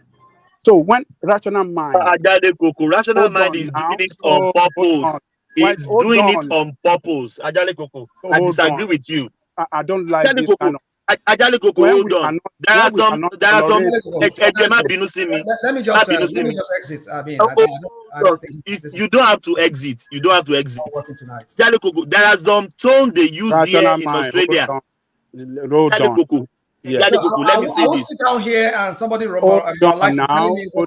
not disrespecting you. We are not disrespecting you. No, I'm not either. I'm not also. We are not disrespecting you. Ajale Koko, rational mind. Listen to me. There are some slang here they use in Australia. I can't use this on this platform because I know it's derogatory. It's derogatory. You can't be telling somebody, "Are you done talking?" That means in Yoruba language, that is the meaning now. Look, like I was saying, we should be able to tolerate each other. I don't think that rational mind is that intentionally just to, derogate anybody.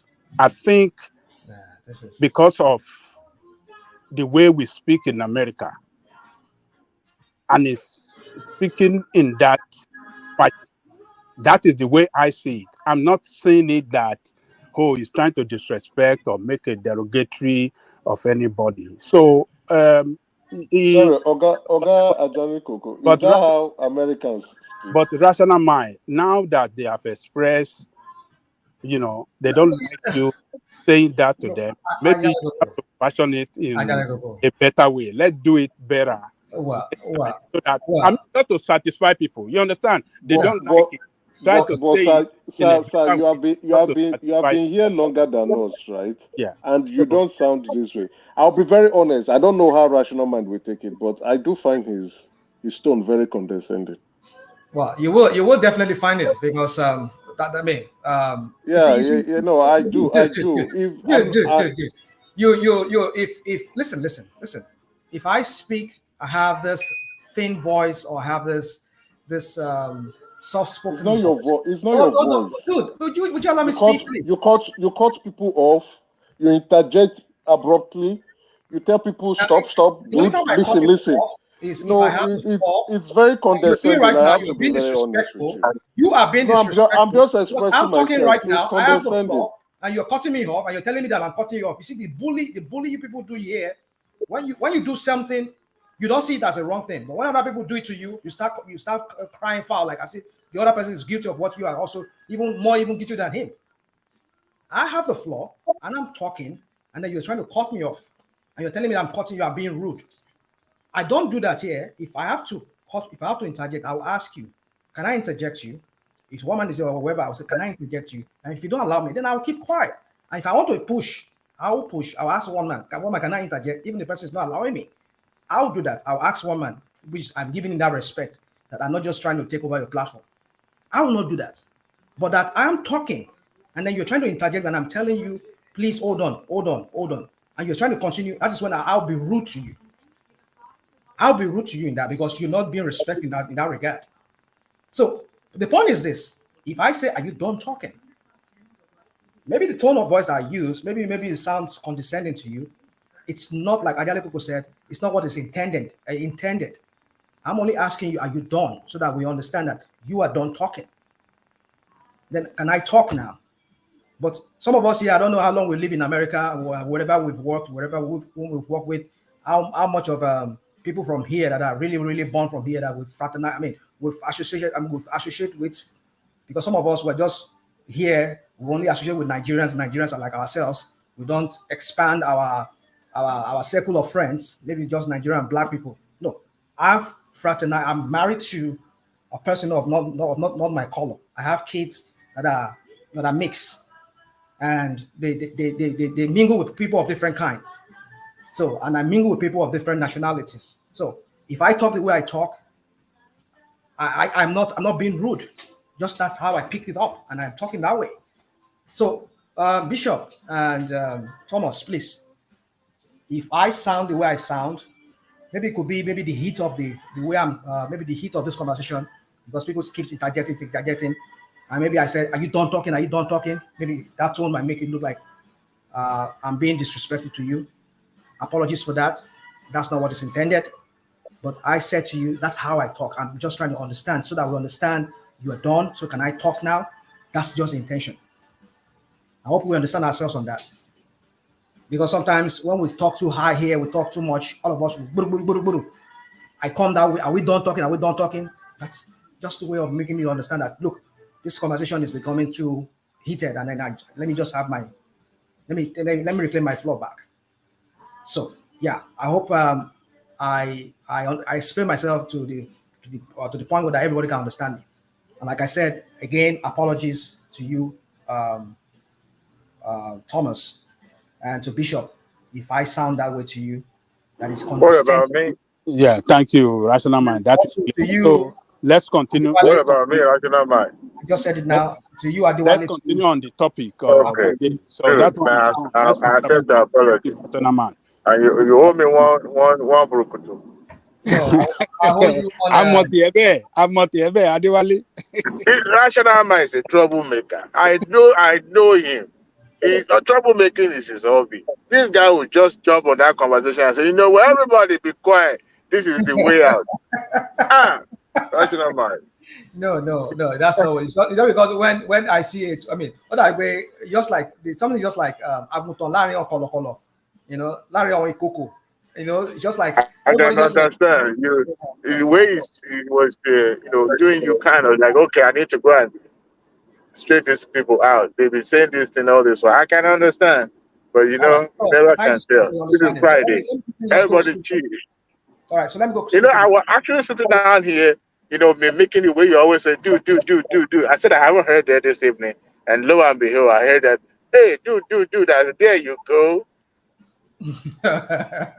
All right, so Ajala Koko, what Bishop said, I don't know the IREF, him and talking about the IREF. The IREF that I saw, even from the report of BBC, which they did, which the same BBC, you see when I talk about the hypocrisy that I exist here, the same BBC that you people are praising now, some months ago, they did their own findings and they found out that they did the calculation and they found out that Obi won from that same IREF. He won Rivers, he won Benue, but this was they declared to Tinubu. So if these errors exist, these discrepancies exist, what more don't we know? The same when you talk about the blood copies, these blood copies, not as if APC countered it and brought their own, say, okay, look at the original copy, or INEC. Even INEC was even denying it that they never originated from them, despite it was certified by INEC and they brought it to them. And this is the one we printed from INEC. They were all blood copies. So I don't know why we're here now. All of us were trying to spin the whole thing like as if the other people that brought this thing, they were just fabricating matters. If APC had original copies of their own, bring it. This is the original copy of these copies that were blood that showed that we won. They never brought it. Rather, they had to resort to technicalities because they knew what they did. That they don't have evidence to back up all those figures that they give to Tinubu. So for this reason, I believe that Obi won this election. They only cheated him out of it. That's my submission, and I hope that explains what I'm trying to tell you. Rational mind. When somebody said, "Look, I'm going out there to go and fight a battle," and to him, he believed he had prepared well. However, his opponent sit back before the D-Day, watched all the previous fight that he has involved with, knows all his strategy, goes to the ring and knock him out, and is blaming it on my canvas, the glove, everything is so heavy that's why I couldn't box. How could somebody go to election and relied on what the empire provided. However, the opponent had gone to the field with his millions and soldiers to help him collect all the evidence that is going to need if things hit the fan, right? So now the election petition constituted, and here you are supposed to present the evidence that was gathered by your foot soldiers, and you are not forthcoming. Who is to blame? So that's why we cannot admit that Obi did not win, because if he had prepared well, he would have, brought out his own evidence against what is being provided by the IRS. Adewale, let me add to what you just said. Look, Obi went to court to ask for all the election sheet. It took INEC to court. Have you guys forgotten? And the court order. Hold on, rational mind. I'm only trying to support you. Yes, and the order and the court ordered. Yes, the court ordered INEC to release those documents, which they did. They complied. They gave him everything that he asked for. No, they did not do. They did not do all Hold on, rational mind. Are you telling me that INEC will be acting contrary to court order? I never seen INEC done so. So they complied, they gave it to him, and that was what we saw Obi and his team coming to court with thousands of boxes of documents, filled with boxes. Have you guys forgotten when they came to court with truck loaded with boxes? Ghana must go. So with everything given to them, they could not convince the court that they won the election. We just have to, when we see the fact, let us just accept it that, this is the fact, and let's move on and not be a rebel. There's no fact to what you just said now. There's no fact. So they didn't give him anything. Is that what you say? It's not everything that you requested. No. So they didn't give him all the result sheet and every document that they asked for. Not everything. They didn't give him. They didn't give him everything. Yeah, not everything. Oh, They were granted. Remember when they were playing a chess game with the INEC, when they were supposed to make payment to pay for something, and they are not forthcoming, and INEC was saying, "Look, the court said you should come over," and I think it was 2 million. Or I don't know how much they were asked to pay. The other parties paid, and they were refusing to pay. So who is to blame? I tell you this: when it comes to law court, right? There's no way that case would have proceeded if the INEC did not oblige the court and release documents to them, because that would have been a ground, is either to cancel the election. But they did provide them documents. Okay. Yeah, go on, Baba, come in. Okay, thank you. Look, don't let us forget the procedure. This is the procedure. It's polling units by polling units. Everybody has been accredited. You come back, you vote. You come back for counting. After they counted, then they filled it from EC8, or what did they call it? For everybody, all registered political parties. And they give each agent 1-1.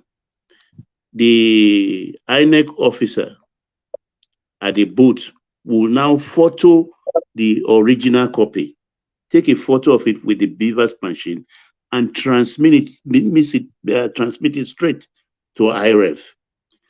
I saw on election day, many of the party agents were even voters were looking at the copies from their own agents and taking snapshots. It's for a purpose they did that. From there, they go to the ward level. So every party has a sheet. I call it pink sheet for reference sake. Every party has. So if you don't have your agent in that any particular polling booth, it's your fault. When you go to INEC and say, give me copies, INEC would dribble you because you are supposed to have your agent. They accredited your agent. They gave you all their ID cards. But this is what happened. What is the use of INEC, Baba, if I may ask you? What is their use? If they are an umpire and they are normally by law, according to electoral law, there are three categories of those results. The agent's copy, which is the party we have to keep, the police copy, and what's it called? The INEC copy. Now, if in the case of according to the electoral law, if in the case of those two are not available, INEC copy should be used. No. That's what the electoral law says. Yeah. No. They did. What does it say? No, it's not part of the regulations. You Obi first said this is where we're getting a day. No, listen. This is. I want to quote Obi. You understand? He said, "I won this election, and I will prove it." That's less than 48 hours. Tinubu was declared as president. He said, "So how do you want to prove it without having your own copies?" The truth here, rational mind, is every political party, particularly the first 4, 5, 6, they have what we call their situation room. They all have it.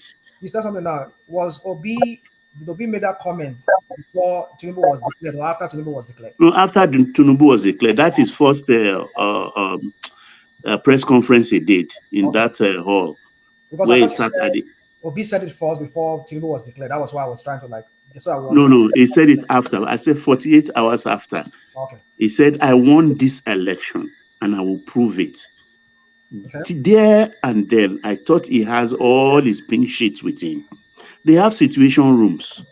All those even agents that took snapshots. But Baba, if you take any case to court, you know the one have the burden to prove your case. That is the point here. That is where they mess up, and I think they've learned their lesson. Well, I think they've learned. Well, Baba, you can say they messed up, but the point is that INEC is there as an umpire, an unbiased umpire, to give either APC is asking. If it's APC in this situation, for example, this guy was declared winner. Let's assume he was declared winner, Obi or Atiku. If Tinubu says, "I won this election, I'm going to prove it," and he will have brought everything. You will be surprised. 176,000 units. He will have brought everything. He could have gotten it, but if he wanted INEC to give him copies, they will not even. They are too experienced. They will not act. They will bring everything, and they will use calculator and calculate it. Hold on. I'm just saying that if they want to prove their case more with the copies, if they have their own copy or agent copy, and they want to make their case more solid, they want to corroborate it with what INEC have to show that yes, whatever we are presenting to you, our own agent copy, it tallies with what INEC has, and INEC refused to give it to them. Hi, Baba. Hi, here. I will tell you that I will fight for them. That no, you need to give it to them. Let them prove their case. No, this is how INEC will have come in. If you have all your pink sheets, the numbers are there against the name of each political party. And let's say APC comes and say, "This is what I score in this state. These are my papers." And INEC say you are lying.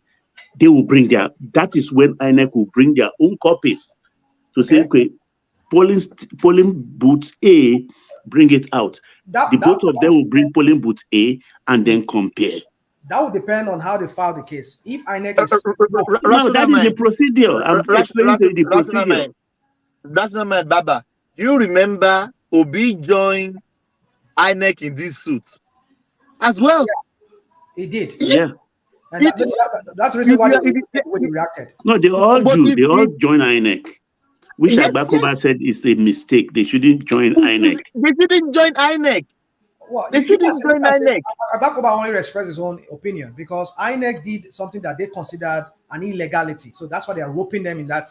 Why would you declare a candidate when you cannot even prove even the IREB that you're supposed to use? You backtrack at the dying minute, at the twilight of the whole thing. You retracted. You said you're not going to use it anymore, and that's why they had to join them because they were thinking maybe they could use that as a we all know what happened. You understand?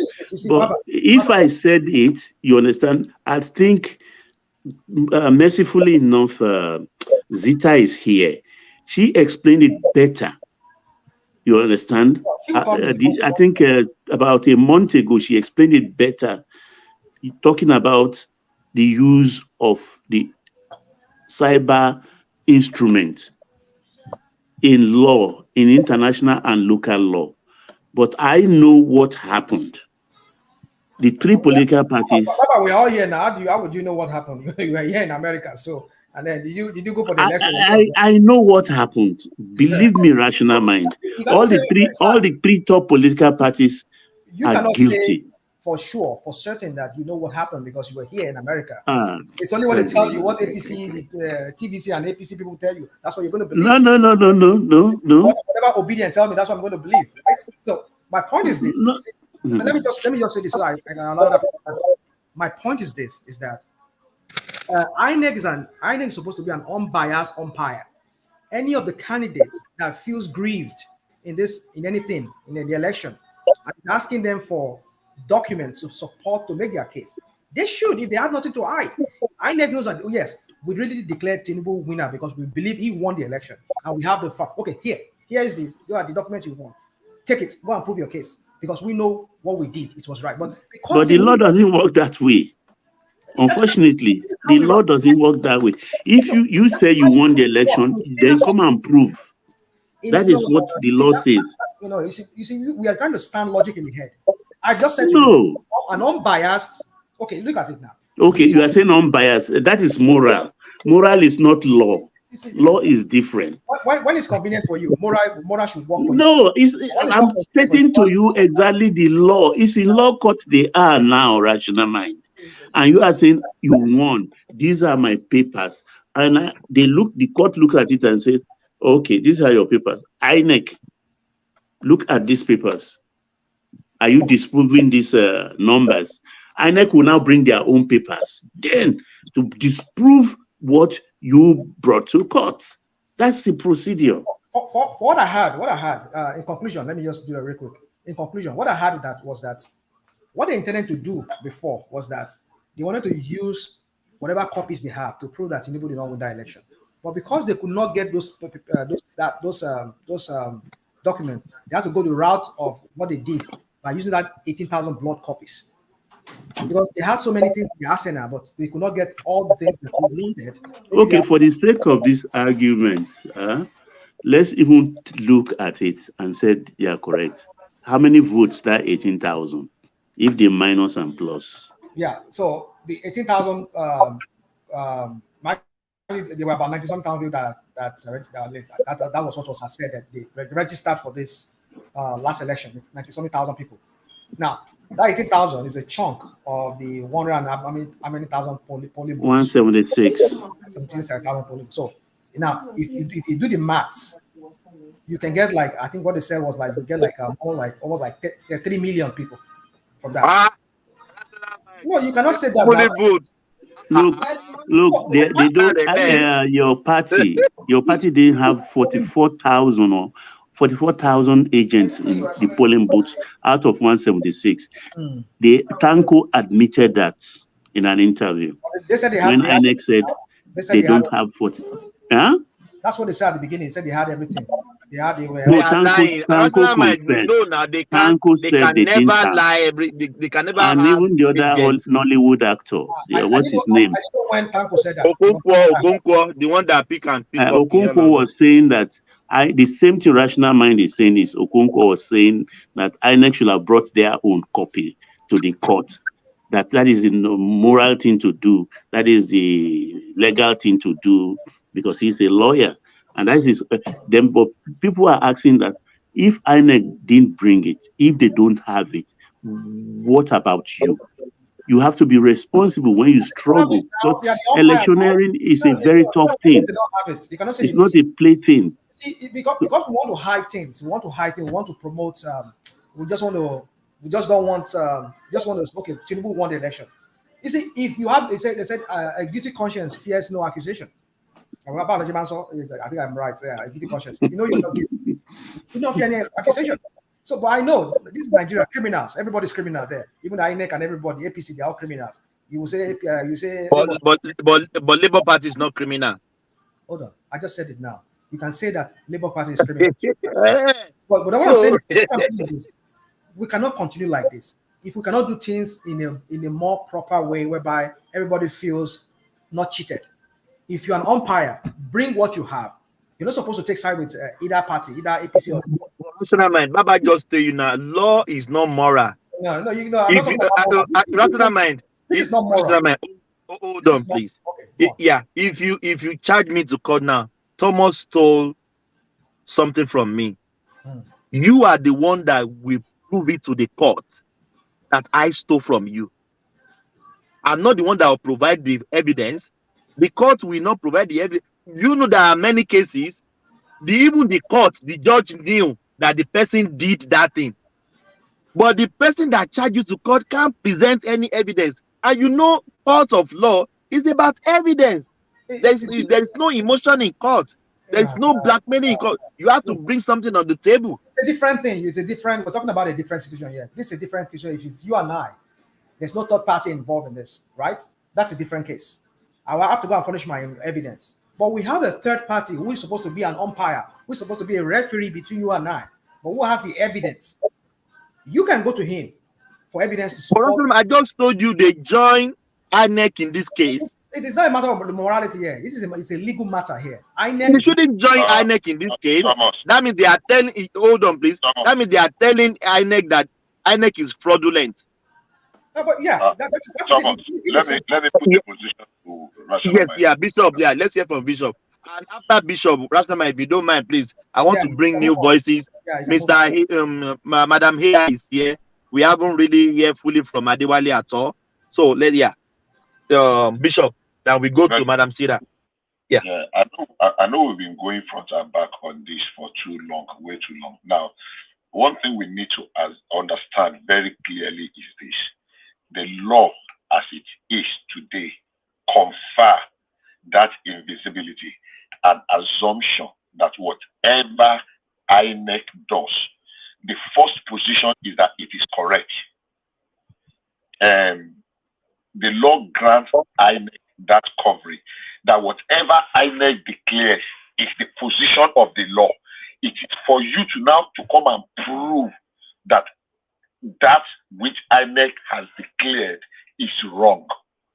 So INEC automatically has that covering of the law, assuming that everything he does, immediately INEC makes that declaration. Even INEC does not have the power to change it again, except a court of law. Immediately they make that pronouncement, that declaration at the end of an election, it is already the position of the law that what they did or what it has done is correct. So if you have that one at the back of our mind, that INEC does not have the power again to turn it, even though it was INEC that declared it, to turn it now will require the pronouncement of a court. Now, what Agbakoba and other legal luminaries have said is that remove that cloud from INEC. So INEC will not have that, cloud of invincibility that is supported by the law, that whatever position that INEC held or hold, as the case may be, is the correct position of the law. And that's where we keep missing it. For you to now, at the presently, you join INEC because you need to come and prove that INEC position is wrong. Unfortunately,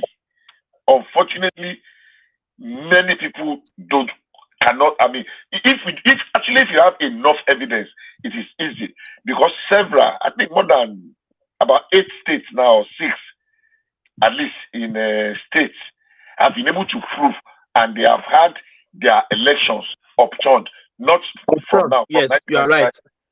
From 1999, and several senatorial positions. All they did was to prove that, look, INEC in this area, and the most recent one, except the ones that are on technicality, like the one in Bayelsa, like the one in Zamfara, like the one in other ones are on point of election. The one in Ondo State many years ago, the one in Osun State that made Aregbesola to come. Even the recent one in Imo State, Imo was able to bring 380 something polling unit votes. And said, look, this is the actual result, and they were able to corroborate it. So, yeah, maybe if they change the law, but the position of the law today is that INEC is correct. Yeah, Emeka, Thomas. Bishop, yeah, yes. Thomas, just give me Yeah. just 10 seconds. Go on. Bishop, Yeah, I'm not saying INEC can revert itself. Yeah, by law, they have the right to declare Tinubu. Anybody that they say wins, he wins. Only the courts can revert. That's not what we're arguing about. I agree with you on that. But well, let me just let me just leave it at that. So go on, Thomas. Oh yeah, thank you. Bishop and Emeka, I've said this before now, that even the candidates that you consulted with, I don't think they should be joining them in the suit. Because the last time I checked, Tinubu didn't conduct the election. Tore didn't conduct the election. Any 18 candidate on this presidential seat, they didn't conduct the election. The fight should be stopped at the table of the INEC, because INEC is the one that. I think that is no. I said that is just my own. I said that is my own suggestion, that they should not be joining. Peter Obi should not be suing Tinubu. Tinubu should not be suing Peter Obi. Peter Obi should not be suing Sowore. So that's just my own. Yeah. Let me explain that to you in a very plain language. Now, I have a property. Thomas have stolen my property, and he has given it to. No, don't let me use Sanaman. He has given it to Enigmatic or Kulata or to one man. Now, Thomas is the one that stole my property and gave it to Kulata. If I sue Thomas that stole, but the property is not with Thomas, it's with Kulata, what I want is to get back my property. If I did not sue Kulata, then I have not even started my case. So, Thomas is INEC now. I am Peter Obi. Kulata is Tinubu. As well as I'm suing the person that stole my property, I am also suing the person that is in the custody of my property. Of the property.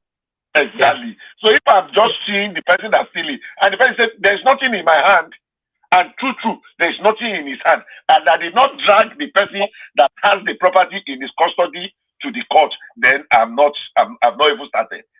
It's just an exercise in fugitivity. So it is important to sue both the person that stole it and the person that it was given to, because Tinubu couldn't have stolen it without the help and connivance of INEC. I don't know if I make any sense. You do make sense, but to me, I still want to exempt the candidate on the ballot, because they didn't conduct the election. INEC is the umpire, is the one that conduct the election. People voted, they collate, they announce, they declare everything. The box should stop at their table, in my opinion. Thomas. Do you know this Yoruba adage? Sorry, Baba Adalekoko. Sorry, one second. Do you know this Yoruba adage that says, "Any people laja o jale"? Yes.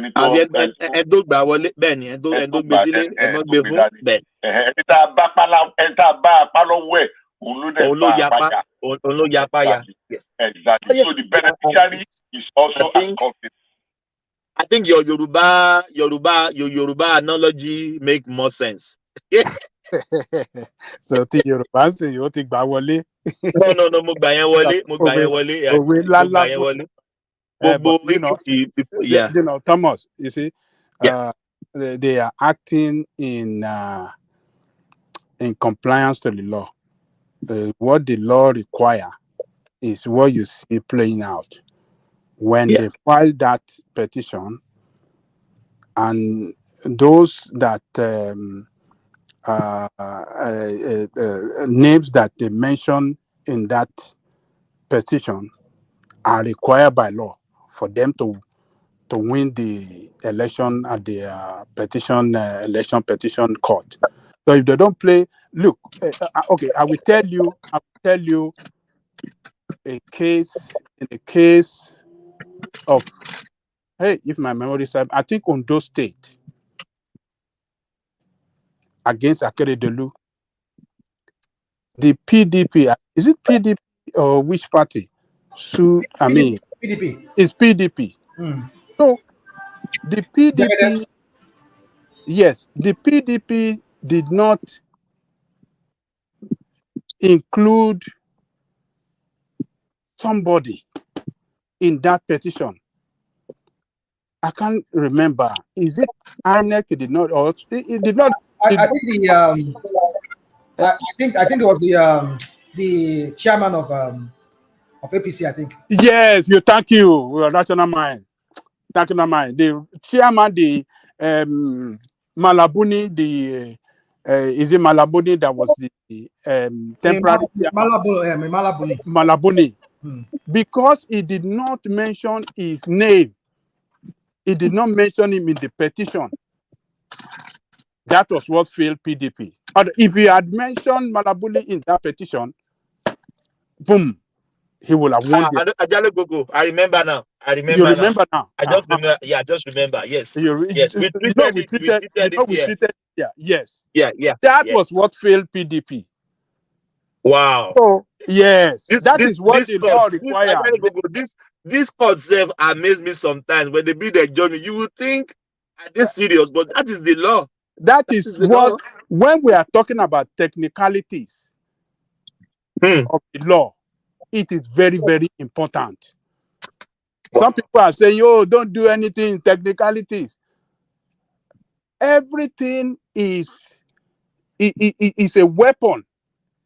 Technicality, so fact, everything, evidence is, so you must have. Why are we not crying that when they're also using technicalities? So why are people also crying that Obi and Atiku they are looking for loopholes? Nobody is talking about that. If the obedient, hold on, it's obedient that are shouting. They should not use technicalities. Plata came here and attack me now. Okay, so look, even in the case of what's this footballer in America in the 80s, is it 80s or 90s? That guy that was charged for killing of his wife, what is it?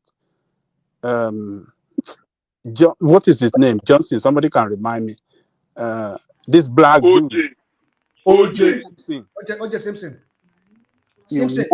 O.J. Simpson. O.J. Simpson. He won on technicalities. The glove. Wow.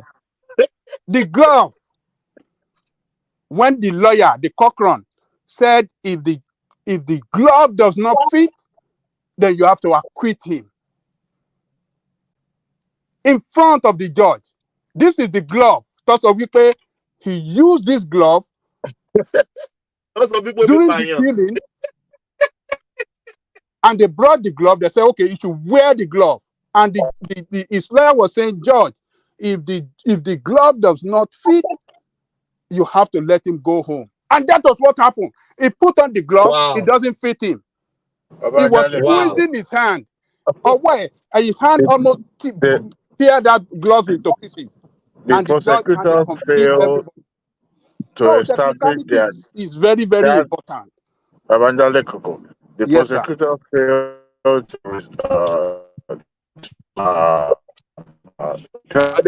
we can't hear you. Cheap internet when it's my time, you got me. You have to hear me. You have no choice. Now. When it's my turn, that's when people will say we can't hear you. That's how they want to sideline you. When I get to the certain proximity to my house, that's when that thing will go off and on. But the thing is, the prosecutor failed to tell the court that that particular glove, rain and sun don't beat am well well. But they just sat there like, well, it's not gonna work. It did. But that dude killed, well, that's what the court said. Eventually, they planned their case very well. It's gonna go off again. Let me stop now because I'm already at home. Okay, go ahead. Yeah, yeah. That's why. Yeah. Let's. Do we have Madam Sira?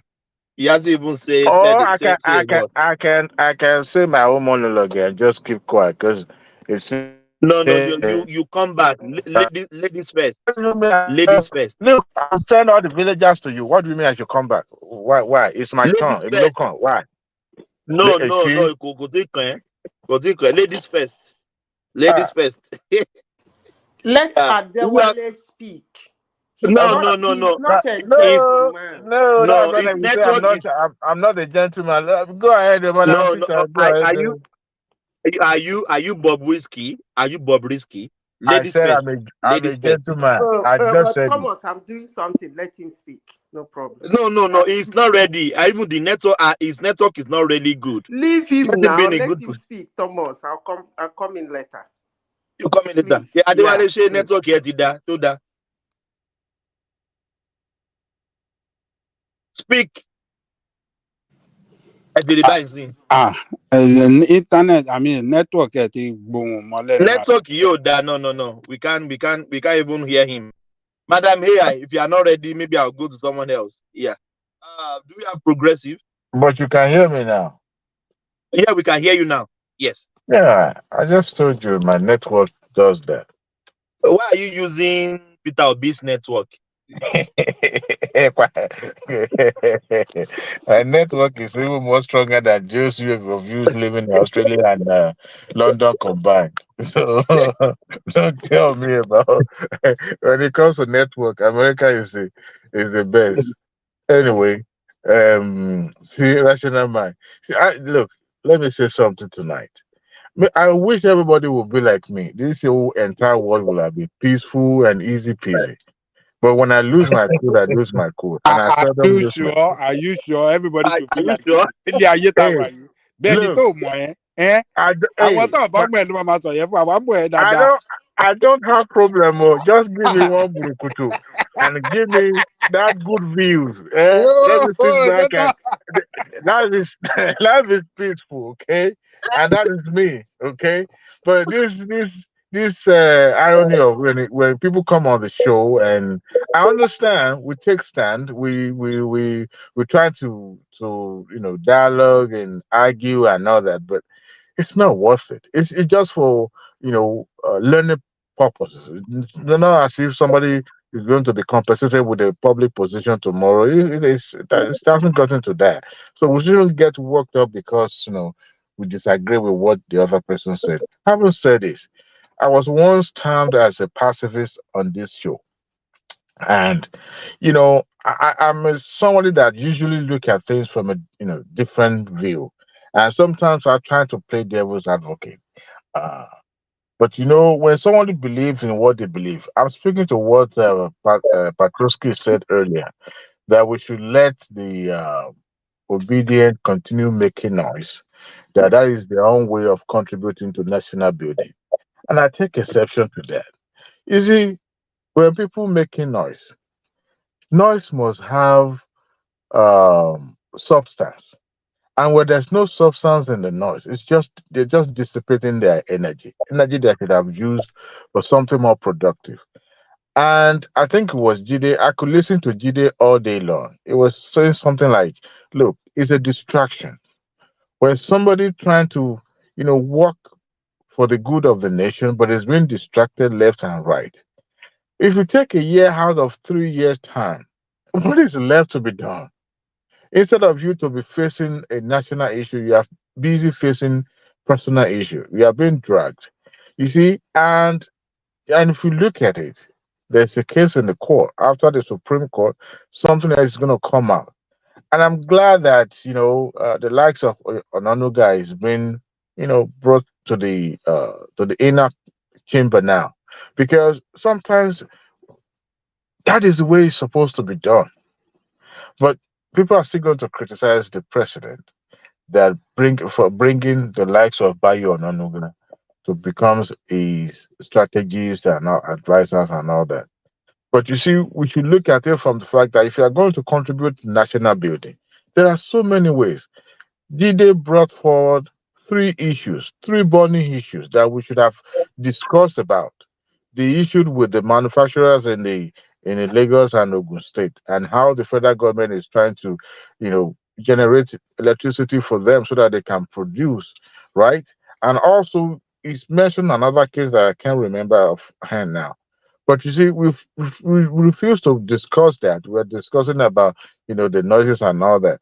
To me, obedience should know by now that that the noises they are making, it's not contributing to the growth and development of the country. Rather, it's a distraction.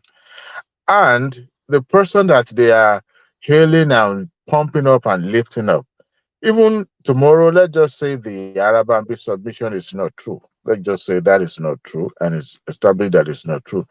The distraction that will also generate before it's established that it's not true, time will have lapsed, time will have gone, and something greater that should have been done. But you see, the person that is being dragged and the person that is dragging also will be wasting their time. It's unfortunate. And as far as I'm concerned, Tinubu is the president.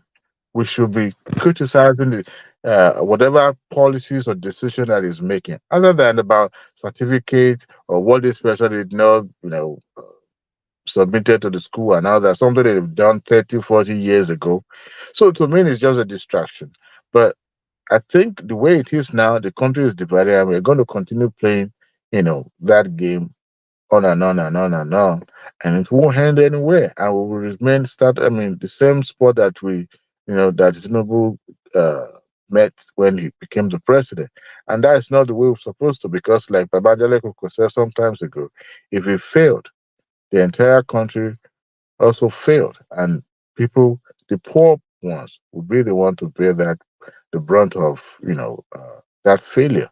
So we should look at it from that perspective, but nevertheless, on this show, this is not a Quick last show. question. Go ahead. Why would Tinubu fail? Why would the obedience and or whatever Obi and his people does or Atiku does, why would it make him fail? Because where as you are right now, not everybody can multitask. All right. Distraction sometimes. We are human.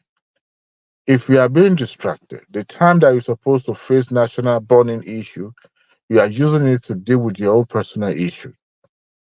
As you are right now, if you go to work on Monday and you are dealing with personal issue, it won't take much time before they notice that you are not being productive. Because the time you have spent dealing with work, you are using it for your personal issue, to deal with your personal issue. The same way with the likes of Tinubu, is human being. He may be occupying the highest position in the office, but he's still human. That is why if it's not that serious, he won't be having lawyer representing him in the United States, even here in the Supreme Court. So that is the reason why I said if we fail, everyone in Nigeria will bear that failure. So what we should be doing is criticizing. Tonight, I've criticized in the comment section when the appointment of the AFCC chairman, and I said no, the optic is becoming more, ethnic or tribalistic in some way. They should find a way. I mean, there's no way Tinubu can tell me that they can't find somebody in Agbo or in anywhere other than Yoruba land. At least I understand that he's trying to create a team, but there's no way he can tell me that he can't find somebody from Borno or somewhere else. Okay, so those are the things we should be speaking to and criticizing and look at the merit and demerit of. And somebody has. I'm not. If I don't have a superior argument, I will admit there's no reason why I should be, acting like a phone, like okay, my argument must be the most superior. No, but to me, I look at it the fact that no, the optic is looking to the replica of Buhari. I will criticize him, and it's not right. It's not right. So those are the things we should be discussing, not just back and forth about what somebody did or something. And America, please stop looking at people's yash. Please, it's getting too, don't do that. You can view, but don't look at their yash. What do you mean by that? What did he do? He came tonight and he was, talking about he said he had already looking at the obese bomb and he's bringing out all the pictures like, God, me, man. Come on, stop looking at people's yash. Thank you. I'll be right back. That's all right. Yeah, thank you. Yeah.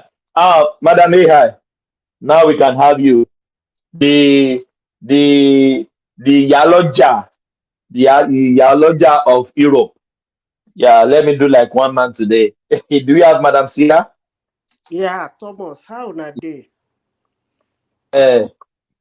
Now you have the floor. Do you want to I speak don't to even know the? what can you put me through what the topic of today? There are so many things to talk about today. Maybe let me just preempt. Let me not preempt this. Let's watch this video, please. Your brother from the east. They brought some things. We don't know how far it's true, but you can listen to this. Where's the video? Where's the video? Where's the video? Where's the video? Yeah. I'm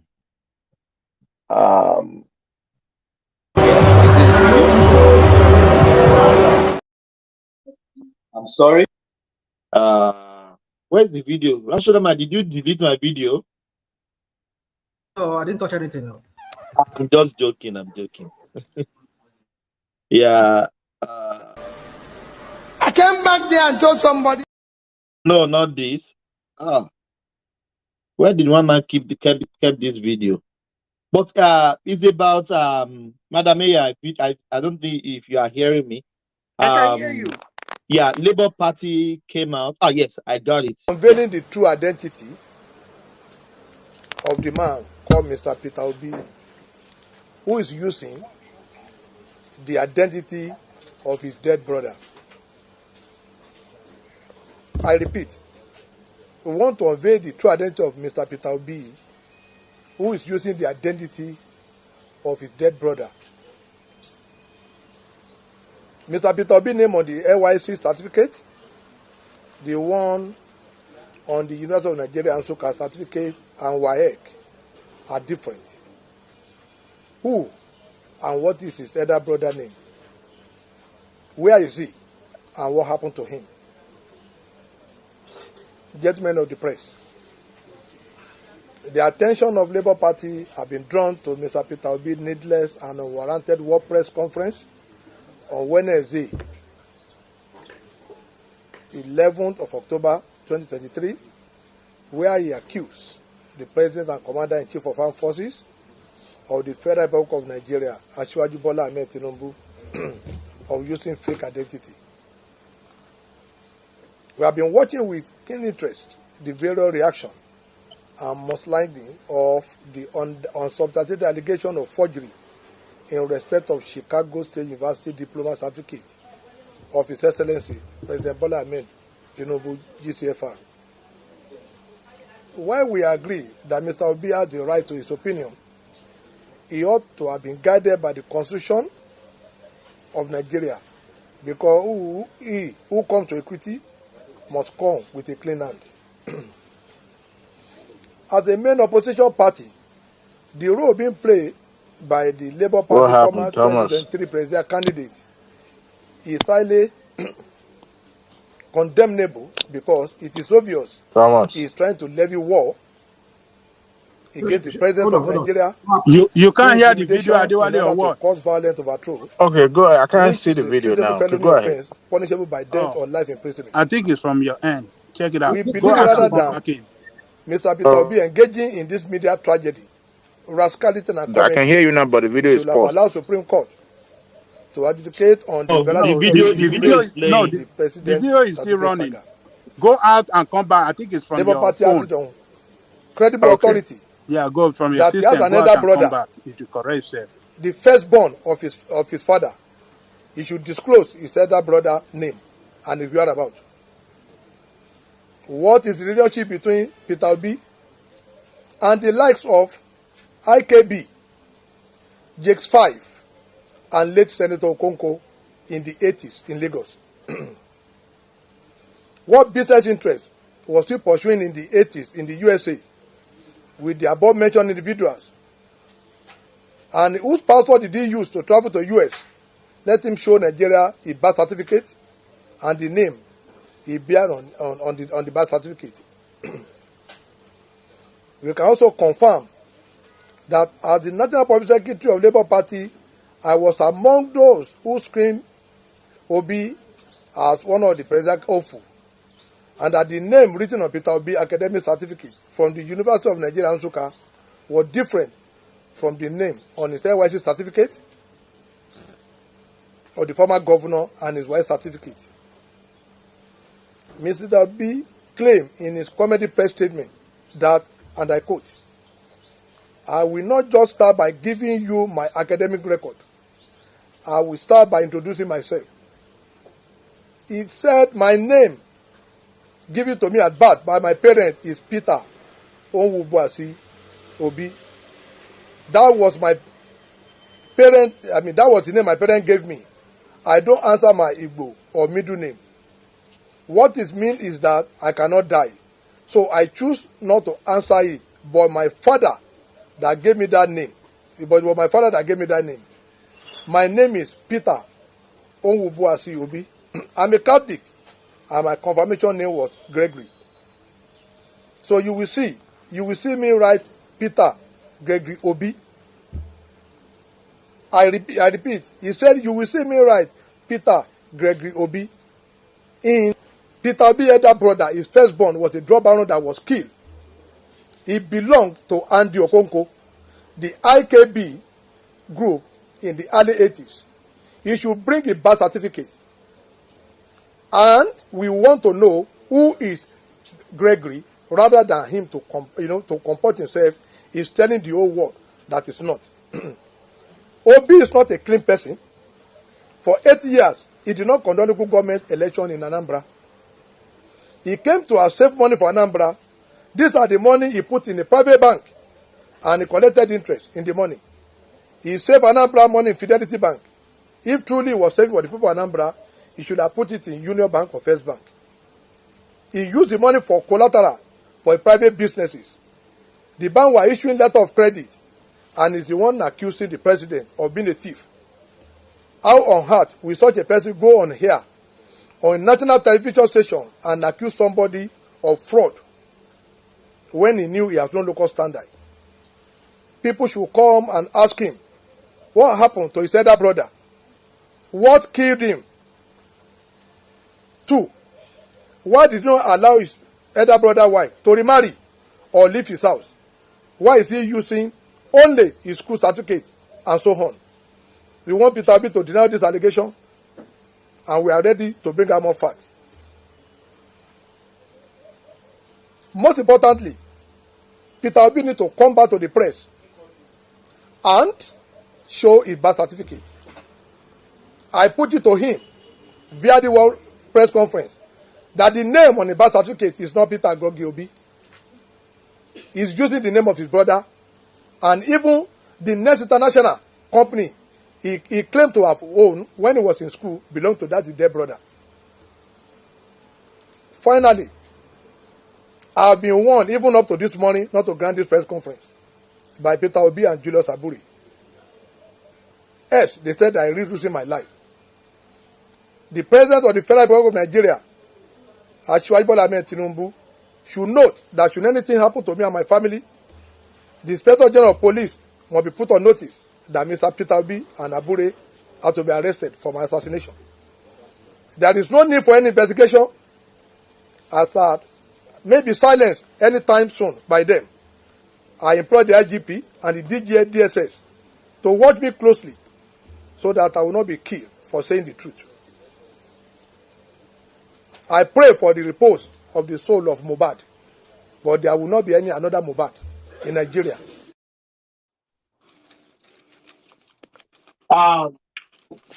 Madam Mihai, are you there? I'm here. Yes, yes. Before you respond, I think this guy is just asking questions. So what do you think? Thank you. First of all, I've not been following what is happening, but when did they put out this press conference, if I may ask? It's today. Maybe it's yesterday here. Yeah. And it's confirmed. It's confirmed that it's real. Because when I get this kind of video, I always play it in something to make sure that those things were actually what he said. Anyway, I know that so many people will be listening to see what I'm going to say about this video. But I'm going to take it from a different angle. Because I am somebody you cannot predict. You see,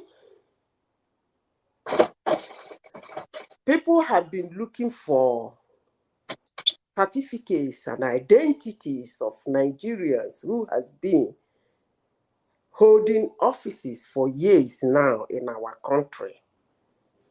All of a sudden, the issue at hand that become the problem of Nigerians is searching for their identity, even when they know they are Nigerians. Now, let me say this. The last time I jumped into this platform, I had somebody said he was once Sadiq, and then he went and changed his name to Atiku, and then went to university with Atiku. And I am very sure that his explanation was accepted, right? Now, somebody has come out to lay another accusation. And I am very sure that tomorrow, some clarifications, arguments, defense will be put out for what this guy said yesterday. And I am sure that people will accept it. That being said, let me say this. It is only one person in 2023 general election who is a candidate that whatever story that comes out in his name will never be reported. No matter any kind of explanation, it will not be accepted. People will run with the story that was told. No matter how he tries, or people who know him try to put out a defense or say it's a lie, it will not be taken. It's only one man. So I don't even know why this man. Who is that man? I'm coming. I'll come to that. Just give me time. I don't even know why this man is saying this. I've said this here on this platform, and I will say it again. When I came into this platform, they threw rocks at me, and I said, I know that man too much to support him to be the president of Nigeria. I was not wasting words when I say it. And I still stood my ground. Hate me, love me, I don't care. But that's my stand. And as I say that, I say it and I close it. But one thing, I am happy for two things. One, in 2019, PDP did a lot of creation that when I went to Google and Firefox, the things I used to see before, they all vanished. That was good for politics. But they paid dearly for it in 2023. I speak in parables. And I'm very metaphoric when I speak sometimes. Then, You are asking me who is the man? Tinubu. Yes. No matter what, anything that comes out from Tinubu doesn't need an explanation. That is what it is. And people should run with it. He is the only man. You know why? Because we don't hate him, we don't like his politics, we don't like, nonsense, I don't like his politics. That is the only man that don't deserve an explanation. But a man will come boldly and face Nigerians and tell them that he went to secondary school and answered Sadiq, and where he went and changed his name and then went to university. Tinubu cannot dare say such a thing now. They will mob him. In fact, they will produce one Sadiq, and that Sadiq will stand. He might be 80 years old and tell them that he's the one that wrote the work. But we all accepted that because those are the people their explanations are made to accept. Tomorrow, whether this video is true or not, there's going to be a whole lot of explanations, clearance, corrections on these things this man has said. And they will be accepted. And you dare not mention it again. And they will tell you it has been fact-checked. And that was a lie. And we will accept it. Now, I said the first thing.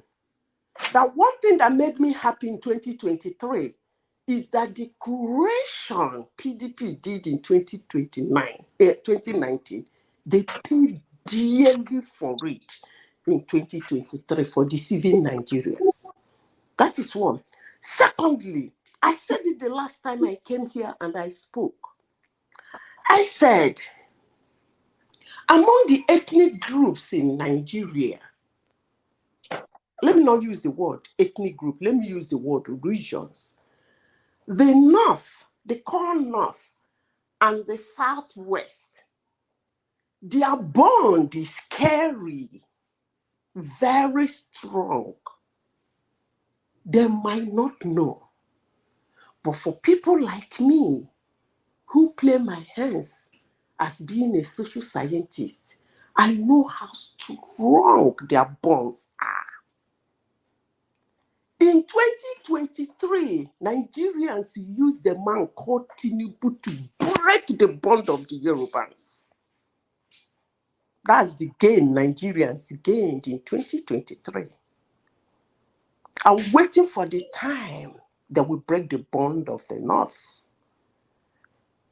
That way, I think Nigeria will be a little bit free. Because if people don't know what it means to bond, it's strong. The North and the Yorubans, their bond is strong. Yeah, sometimes it saved us a lot of things, but it's scary. Because when you listen to the things that come out of the mouth of Yorubans concerning Tinubu, I begin to wonder whether my statistics about them and information I have over the years and watched and see about them and their bondness, I begin to doubt it.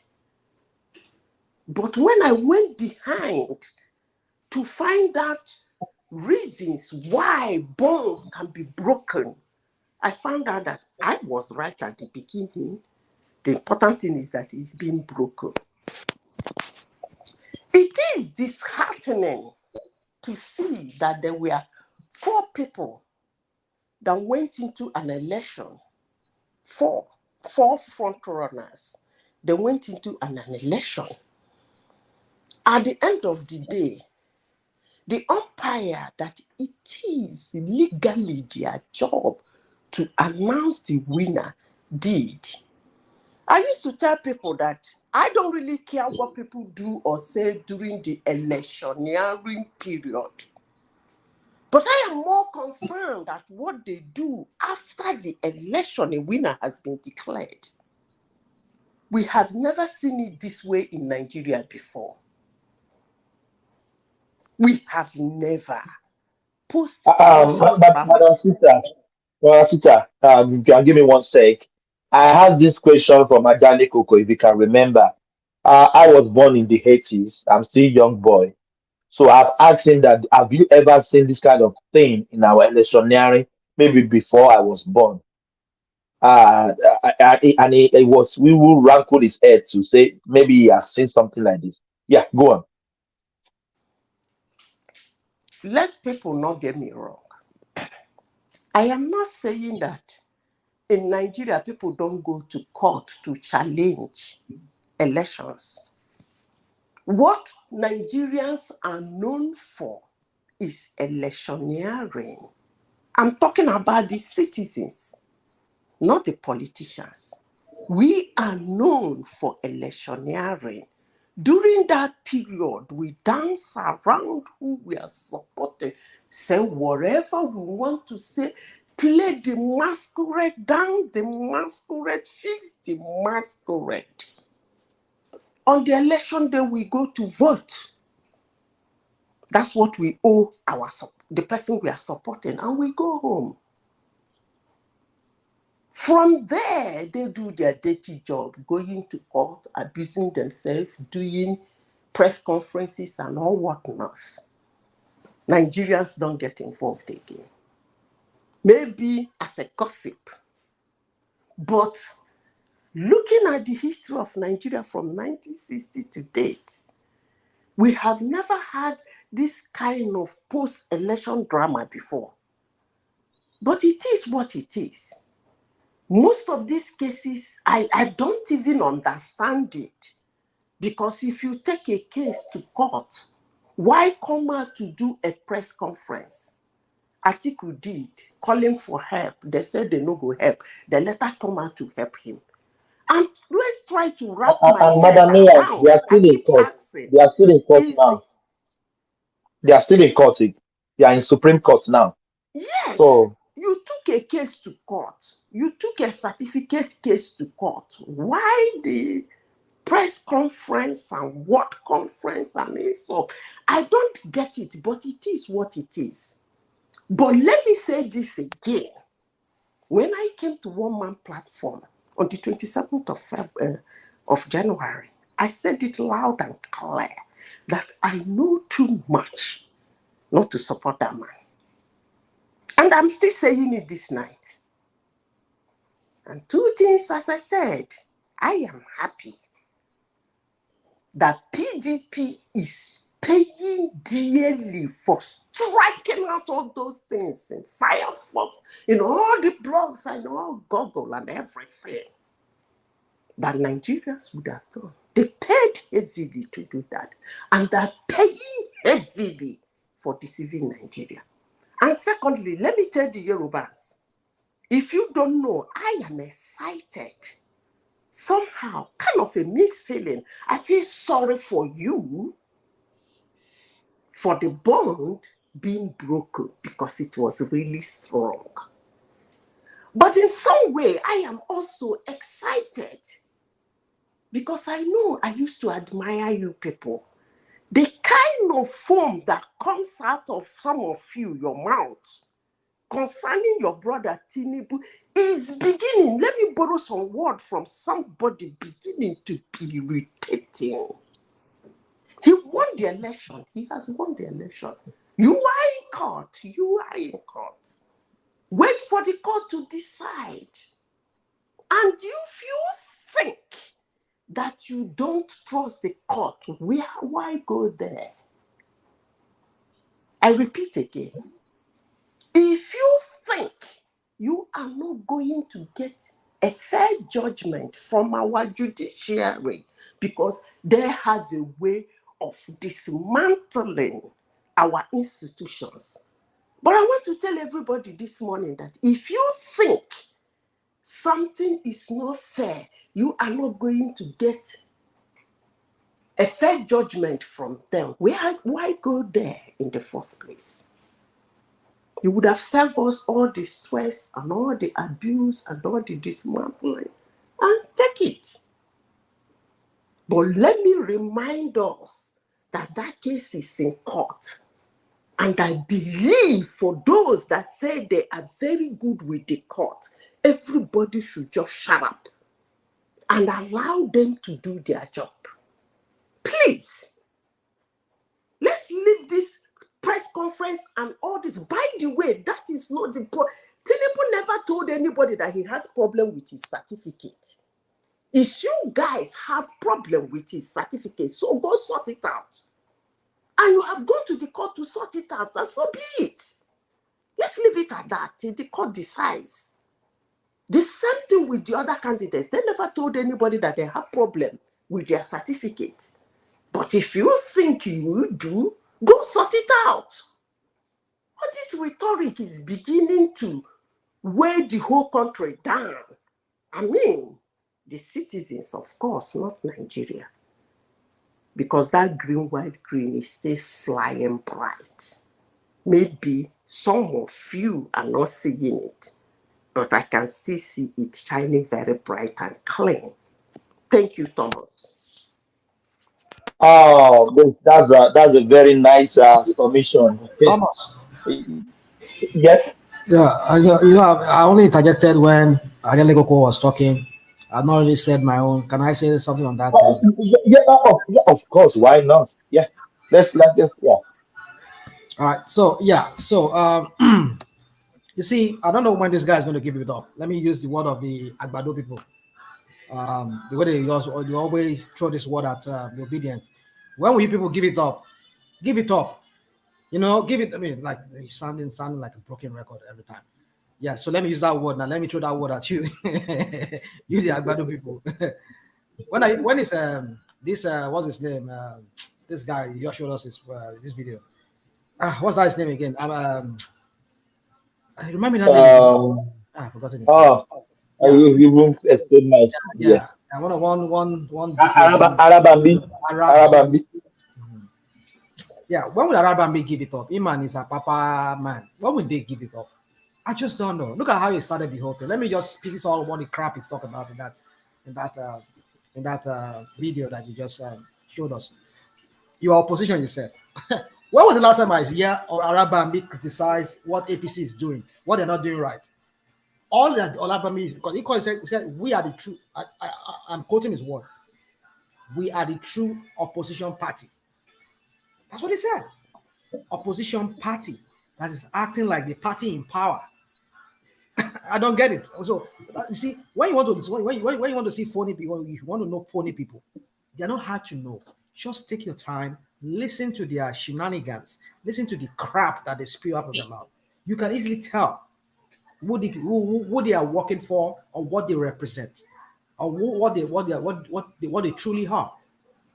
It's just so baffling me that most of us who come on platforms like this, we no longer. Let me speak for myself. Let me not speak for everybody. Let me just say generally, Nigerians. It's so baffling sometimes, and I'm not too surprised that we've lost our ability to critically analyze and critically think, critically subject something to a critical thinking. It's so sad to see that our people these days, we've thrown all this into the winds and we just go by emotion. Let me use the word, or we go by how we feel, or what we think. Maybe what we think. Maybe they can say they critically analyze it before they think that way. But just listen to that guy. What he said. We are the true opposition. When was the last time have you ever people hear Arabambi talk about anything that has to do with social issue that they as a Labour Party that he said is claiming to be a part of that Labour Party, the faction, which I think the court has already resolved that part. I don't know. Can I interject 1 minute? Okay, the position of Arabambi is clear. If he is saying that they are the true opposition, he's talking in respect of the division in their party. Okay. They are telling other parties that they are the true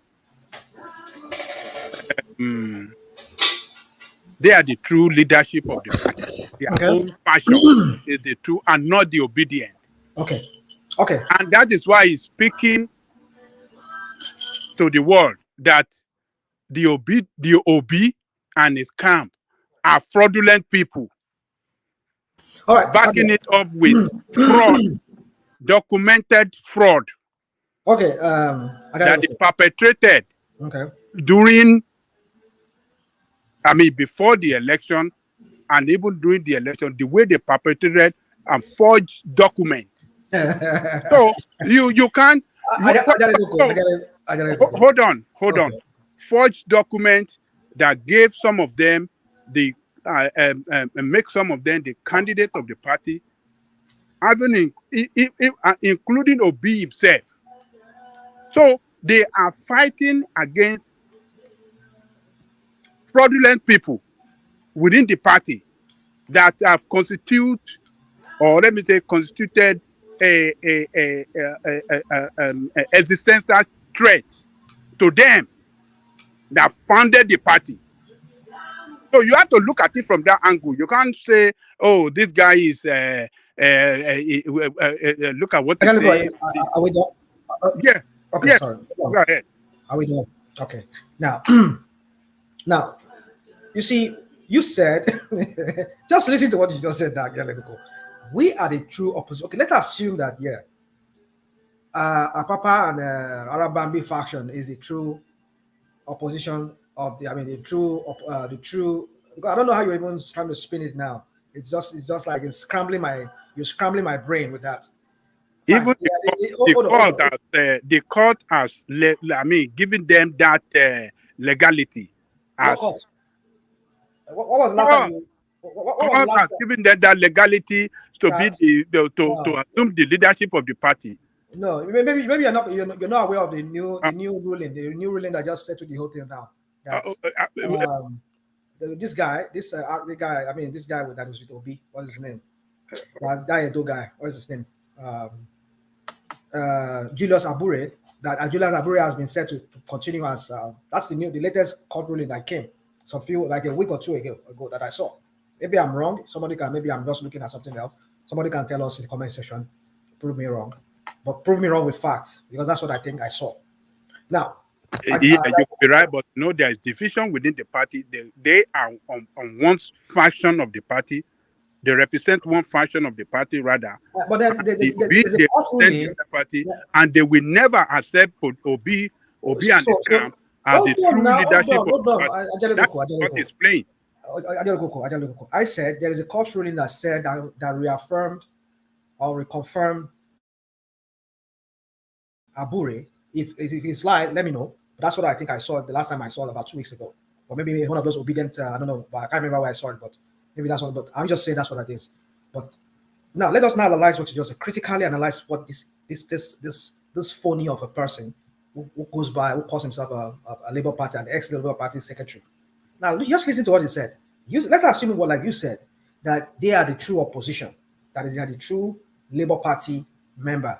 So now, what was the last time did you see him act as a true opposition, in the sense that the opposition that they have to APC, who were their rival in this last election? What are all these actions that have shown that they are criticizing Tinubu's government? No, we cannot say any of that. It shows that they're not really opposition. They're just an appendage of APC moles within the Labour Party. Now, let us now go back to what these other things that he said. Now, he said that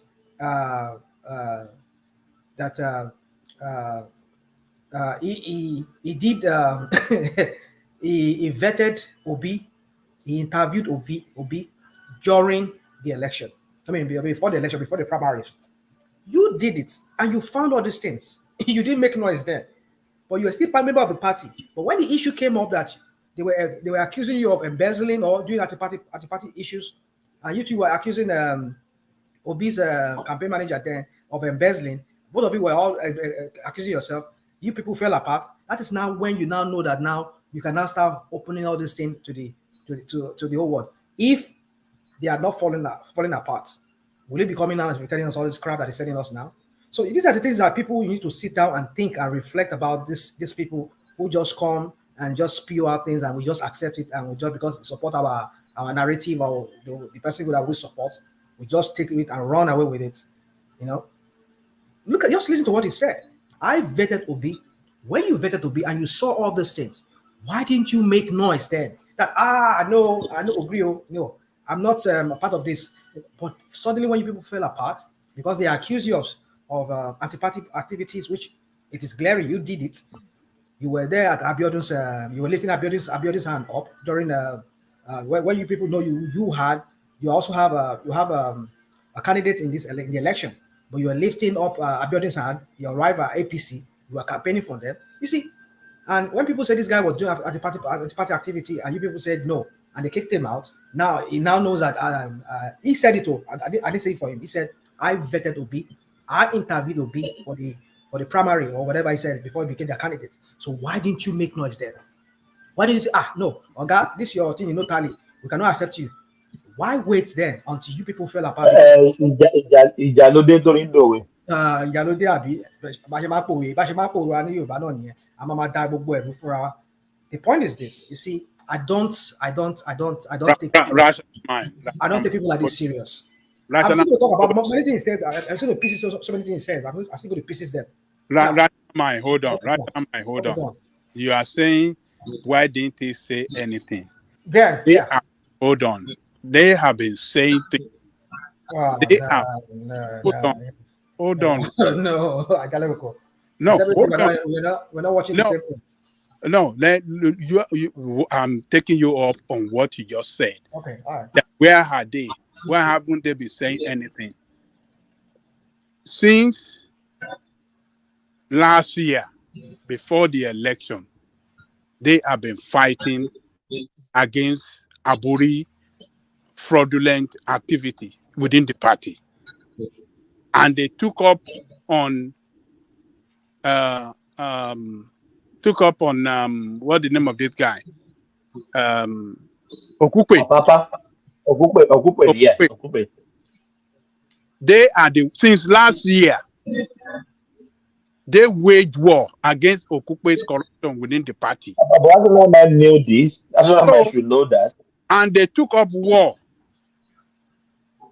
against corruption of the party chairman with your big camp now. So don't say that, where are they? Why haven't white now? What he's saying today now, we never know whether they had that evidence before or it's just a new evidence they just laid their hand on that they are presenting to us. So we have to wait and see. They have fired the shot and they said they have their evidence to prove that. Let him prove it. Well, okay. So, but they have started this war since last year. So don't come up to say, no. Where are they? They have not done anything. Why now? It is not now. They have started it last year. Yes. I said why now? It's because you are not putting things in context and in sequence. There are sequences to all of this. There are events that led up to all of this. You just mumbled jumbled everything together. You didn't really state them how they occurred. Where the whole thing started was with when this guy first appeared on was it an Arise interview where he was vibrating, talking about what is going on in the party, that Okupe was taking money and he constituted some of his own people and he sidelined them, even him, that is the secretary that is from Ogun State. He sidelined him. They were embezzling money. Fine. He did that. The next thing we saw him, he was he went with Abiodun. He lifted Abiodun's hand. Then at that point, they had to kick him out. They said, no, you've been engaging in anti-party activities. We never allow you to stay. In fact, he has been having a problem with them right from when he has been attacking Okupe. But they did not kick him out immediately after that. But it was after it culminated after they saw that clip of him lifting up Abiodun. You're talking about corruption. Now, who is corrupt now? If you are a member of a party, why don't you be faithful to your party? Why don't you promote your own party? Even though they don't have any candidate, because some people will come here and start argue for him that after all they don't have any major governorship party. You know that their governorship party does not. Candidate does not have any chance. That is disloyalty to your party. So if you want to talk about corrupt, now start looking at it from there. If I'm accusing you, Ajalikoko, of being corrupt, do I look at myself? that I'm talking to you that I'm corrupt? Am I also corrupt myself? That's the question. So you are accusing of people of being corrupt financially, embezzling money, but you are doing anti-party activities, lifting another governorship of another party, which is your rival. Is that not for some form of corruption? I won't even know whether he collected money from the guy. We're not even talking about that because I know that he will never do that for free. There must be some kind of inducement, some kind of gain that he's going to get from Abiodun. Abiodun is this kind of guy who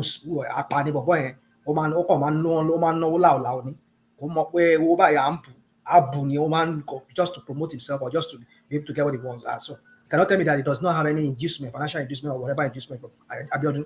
So tell me now, who is the corrupt person? I don't understand what you are trying to point out. People are working together and you are saying they are corrupt. Because they are not from the same party, you expect them to be doing fist fights. What is your point? Do you know the definition of corruption, or you are just using the word loosely? So tell me, what do you mean of corruption?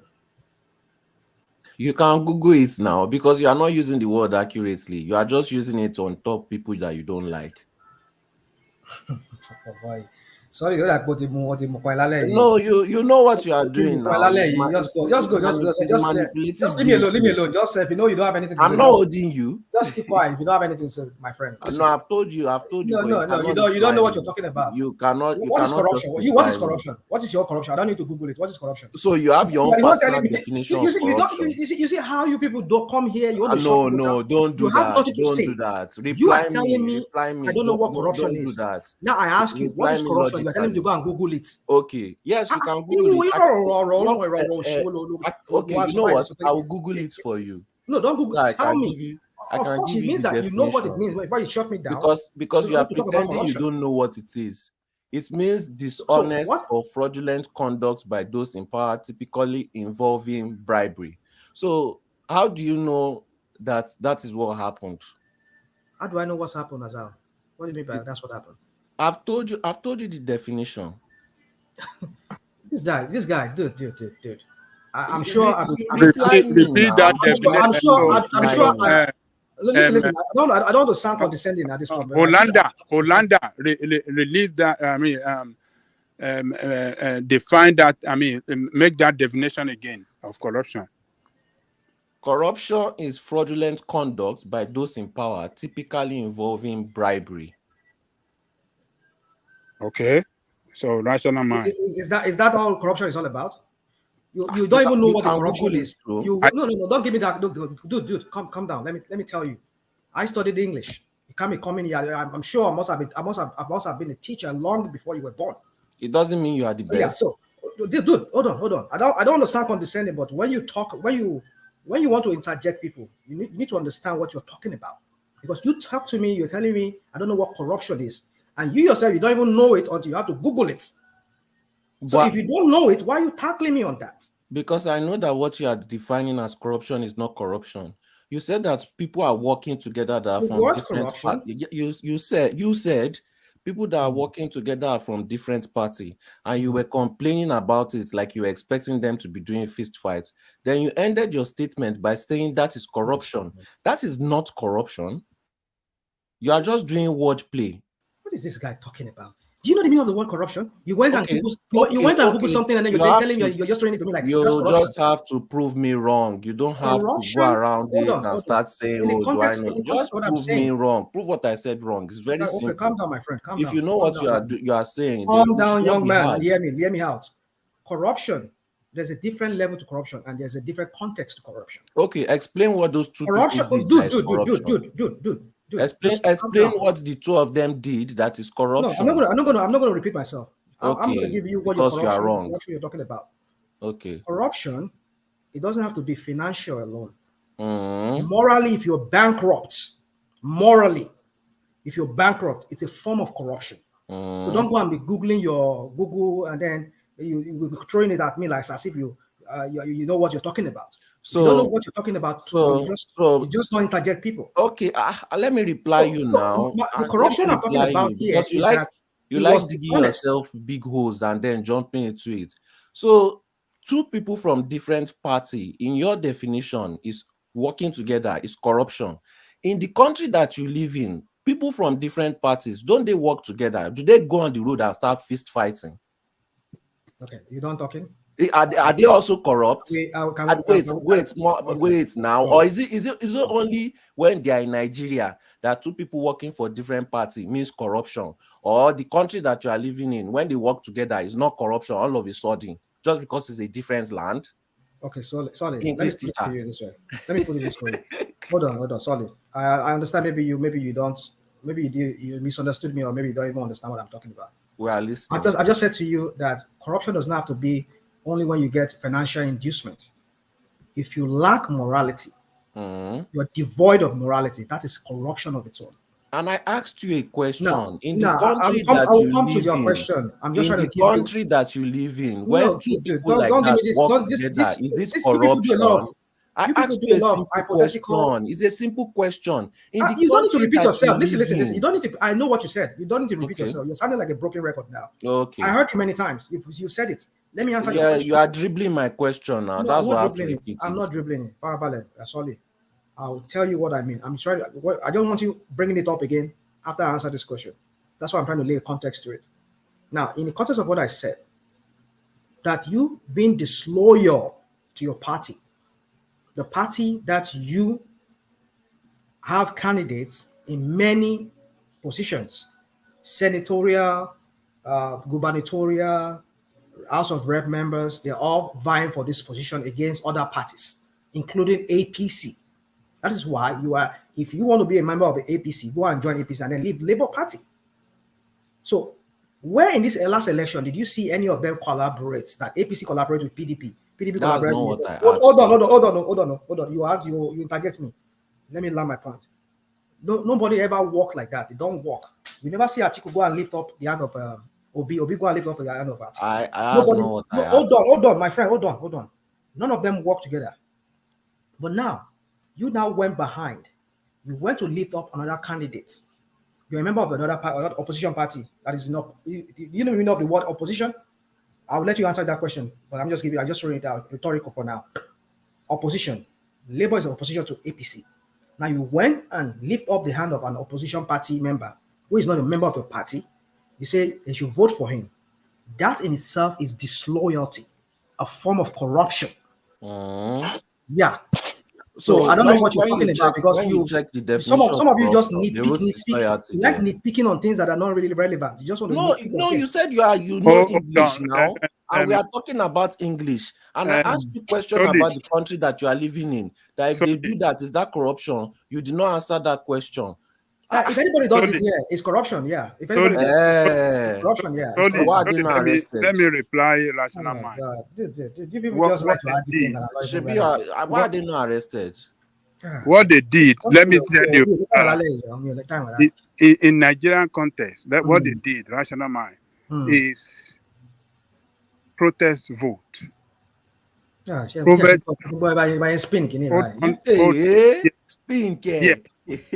because the party corruptly imposed a candidate that the members of the party did not vote for to represent them.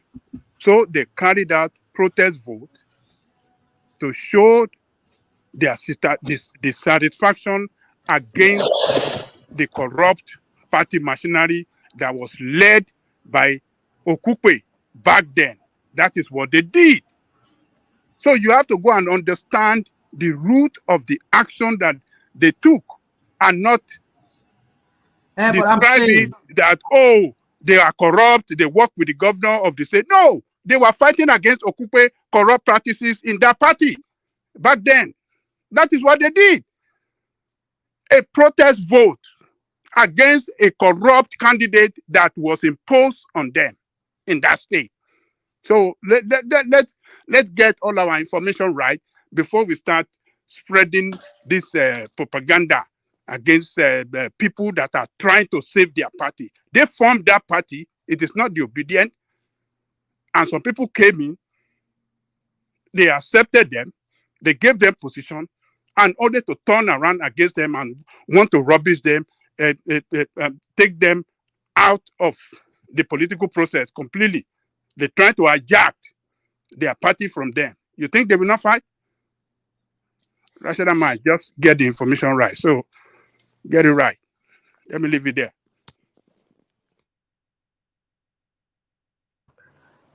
Thomas, can I say something? Hello?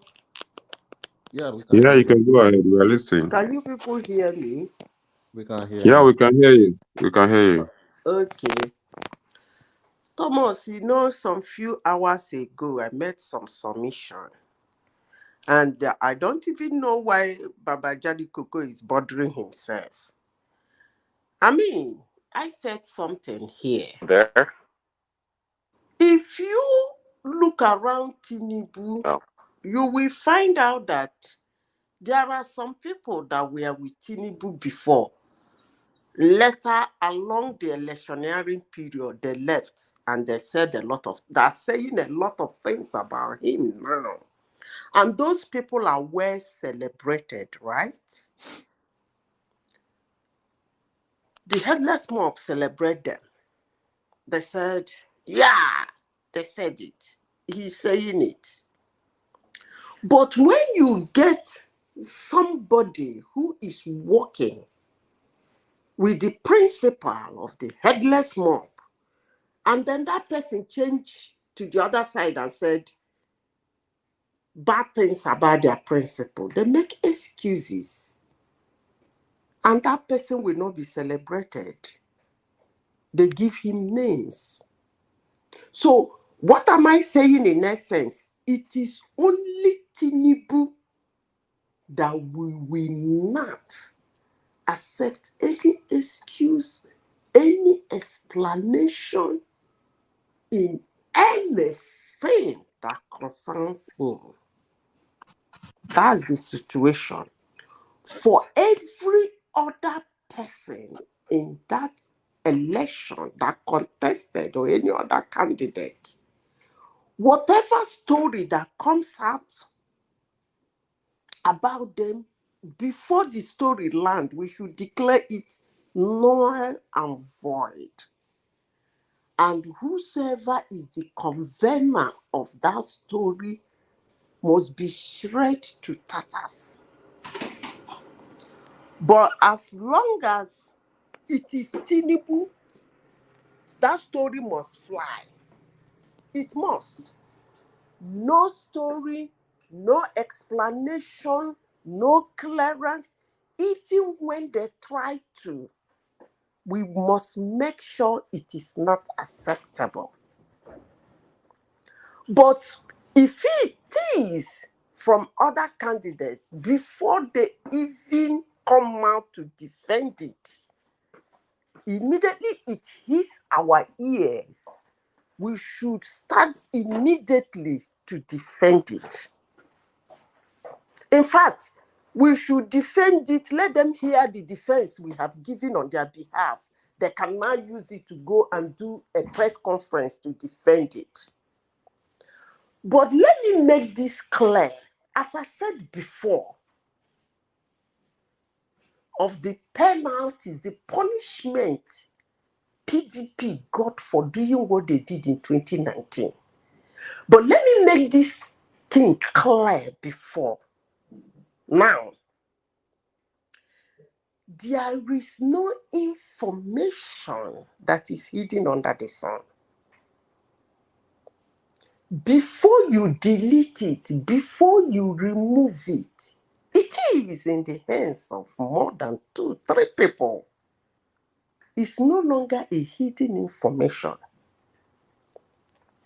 I asked that question if that video is real, because that man said a lot of things. He said a lot of things. But we will make excuses. In fact, we will destroy the man for daring to say such a thing. You know why? Because the person he's talking about is not Tinubu. I'm saying it now and I will continue saying it. The only person that there should be no defense for is Tinubu. No defense for him. And he should not try to give us any defense because we're not going to accept it. And anybody who throws jabs or things or any story about him must be celebrated. Just as Atiku celebrated one guy called David or what? He celebrated him. So we celebrate them. But if any other person dare say anything about the other candidates, that person will be in for our trouble. We will reduce him to dust. I think the candidate doesn't even need to talk. We defend him. That's how it is in 2023 election. But let me remind each and every one of us, he won. And he's sitting in Aso Rock. And there is absolutely nothing any of us can do. Let me repeat it again. He won. He was declared the winner. And he has been sworn in. He is sitting in Aso Rock, taking decisions over the affairs of Nigeria, including those candidates and their cohorts that are convening those stories about him. And there is nothing, absolutely nothing anybody can do. He is our president. So it will do us a lot more good if we start monitoring the things he pens his signatures on that will affect our loved ones in Nigeria, our people in Nigeria, our land. But you see this certificate that we are chasing? And all this defense we are putting out for his co-cause, because all of them are criminals as long as I'm concerned. For this defense, we started putting out for some people because we hurt the other. If we continue like this, he will finish his 4 years. By the time we look back, we don't hold our hands in anything, just like Buhari did to us. From certificate to his die, we got to the extent in Buhari's case that we changed his person. We killed him, buried him, and brought out another person. It was that bad. We have started again. Defending the indefensible. When another person says it is so well and good, but another person says it is a madman, how dare him? It is okay. But let me say this. The earlier we start focusing on the things that are supposed to be focused on, the better for all of us. But you see this bullshit we are saying? He's sitting down there. The earlier we know that, the less chest pain we have. Honestly, sincerely speaking. Because I am actually going to be extreme rude when after the Supreme Court has declared the winner and somebody will come to one-man platform to bring down our institution. That person will not like me that day. I promise you that. This platform will be in flames. If you know they're not going to give you, if you think they're useless, they talk rubbish, don't go.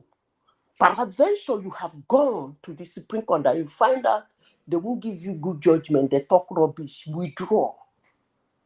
But as long as you pursue that case in Supreme Court and they give their judgment, and I watch anybody come to this platform or anywhere to insult them, you won't like me.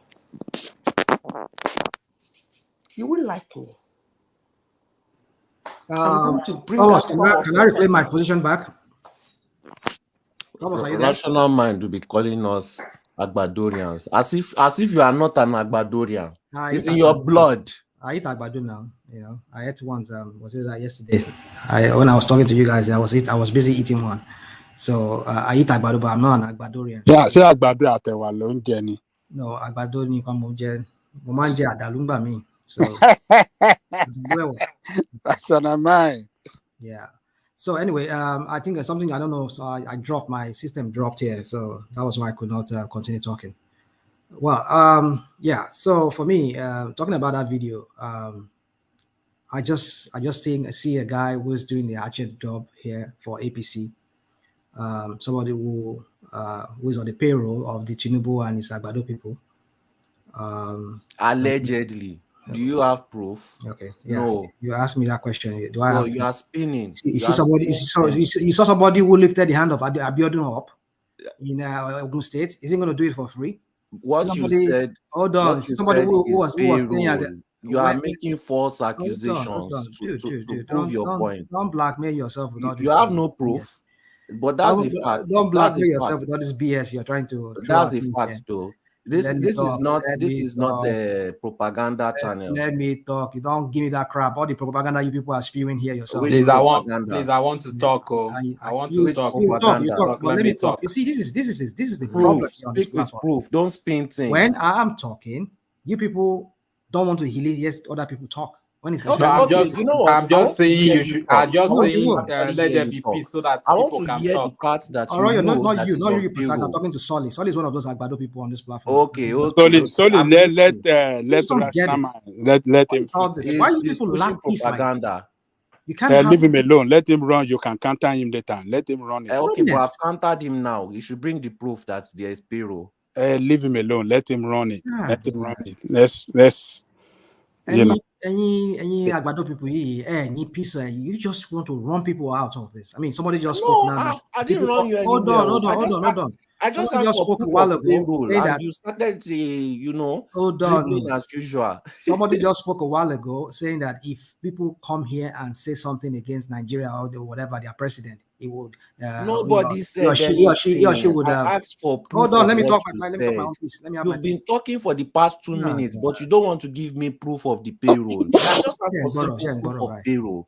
I didn't say what you said is wrong. I didn't say what you said is a lie. Ask me for proof of payroll. You give me. Ask me for proof when I sleep with my wife, Abby. Come and ask me proof for that, Abby. If we need it, you this guy. You just I mean, I just Solely let him. This guy is just let him make his point. Let him spin, Abby. Another person. Let him speak, then another person can speak after him. Yeah. So going back to what this guy, what's his name, Arabambi said. You can tell that this is just a guy who's just looking for relevancy in any way he can find the relevancy. For me, it's just, well, I'm not saying whatever he said he has. Maybe he has some proof as to Obi also having the same situation like Atiku, or maybe he also like. Why don't you advise Obi to call conference? What they call it? Press conference and address all this so we can get it out of the way. Right, like Tinubu has called his own press conference, right? Well, I agree with you. No.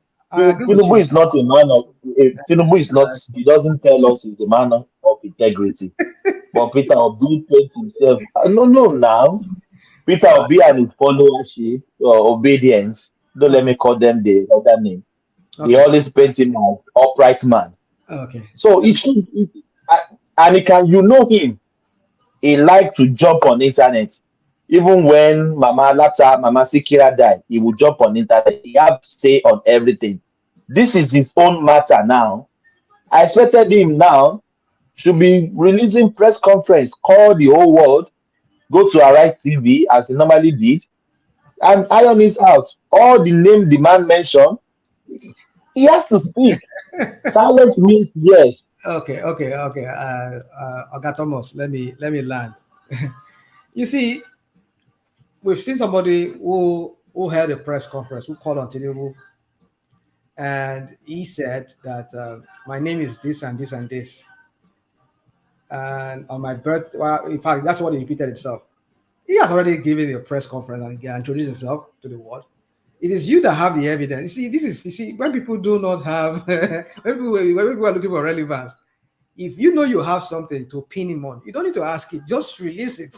Release it. Let them know what you have. You see, when people when people don't have work to do, they're just looking for relevancy or some validation or wanting some kind of more money from APC or whatever they are doing, or whatever actual job they are doing for APC. That is how they do it. At least. Do you know this can be a strategy so that Peter Obi can keep quiet? Because if he knew all what this guy is saying, let me finish, please. Okay, go on. If he knew that all what this guy is saying is the truth, the gospel truth, they can use it as a strategy to shut him down. No. You don't do that. You see, okay, look at it. Okay, look at it now. That was what I was trying to. When Atiku went to attack, went to dig out Tinubu's corruption here in America, what happened? A few days after that, what do we see? We saw all kinds of slide on online. People were showing slide and some chart of how Atiku changed his name from his birth name to this name, that name, how he sworn an affidavit, and we're seeing all these kind of discrepancies around his person. They put it out. So if Arabambi has this thing, let him put it out now. He has attacked Tinubu, said Tinubu should come out and tell you put your own out and let us see what you have. You see, when people do not have anything, well, maybe like you said, maybe they're just making it to shut up. I mean, shut up for what? If you have it, just release it.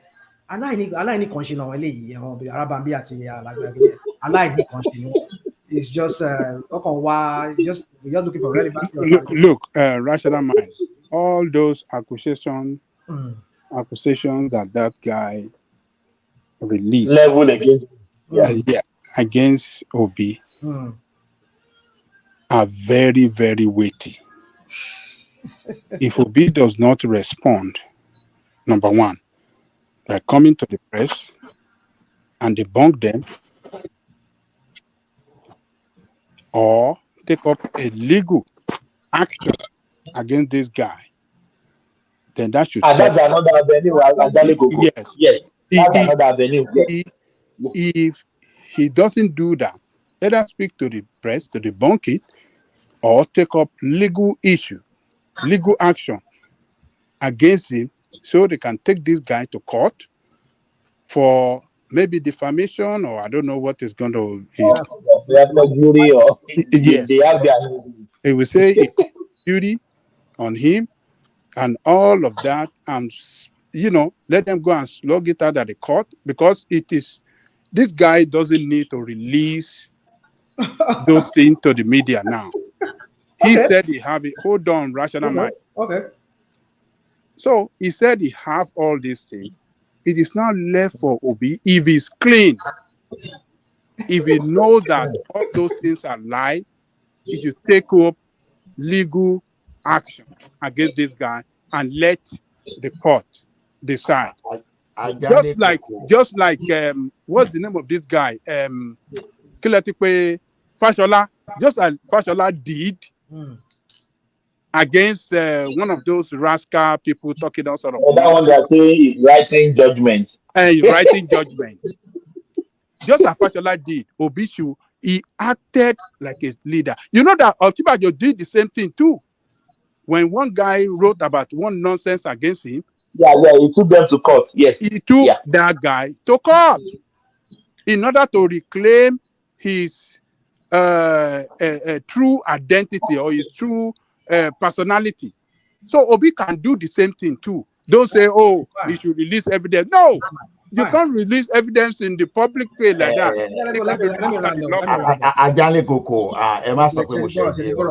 Go ahead, Ola. Go ahead. Don't run away.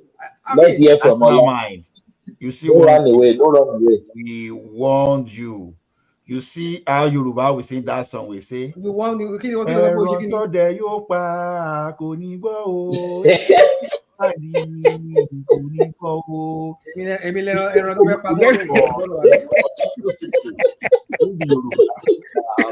ó ṣe jẹ́ kí gbogbo ojoojúmọ́ lè máa kọrin fún national mind lórí channel akọjú oyóyò fún ní jọ́sí ìwọ tún ti pa ọlọ́dẹ ó tún ti gbé tọlọ́dẹ dé. èmi lè ṣiṣẹ́ tó bá òkú wọnú sàárè àbí. kò sẹ́ni tó mẹ́rin ṣiṣẹ́ mo ní ẹgbọ́n dáadáa mo ní ẹran tọdẹ yóò pa kò ní gbọ́ o, elétí àpáǹdì kò ní gbọ́ o. Now, this is the meaning. You see, there are some animals that they warn that, oh, you are just an animal. You have your weakness. Okay. You are not omnipotent. You are not omniscient. So be very careful when you try to do things because you have your limitations. So this is the problem with this thing. When we are telling you that all this woto, all these things you are trying to look at, when you try to look at someone nyash, another person will be behind you, be looking at your own nyash. Looking at your nyash, yes, that is it. So the thing is this. No, come on. This is sounding ridiculous. No, see, hold on. Let me say something. You see, I've said it. I've used a word on this platform, and I know Ajaleko can, so people can bear me witness here. I've said Obi is the lesser of all the three evils, the three major evils. Did I say Obi is a clean person? No. I know he has the Pandora issue, but the only thing that really attracts me to it is his humility, and is not we talked about a few days ago. We're talking about some governors who were getting pension. He never took any pension. They were trying to build him house. He said no. They wanted to give him land. He said no. But that's portray him as a good man. National man, don't be fool. Don't be fool by this Victoria. Can I say rational something? Mind? Can I say something? Rational mind. Yeah, go on. Rational mind. Go on.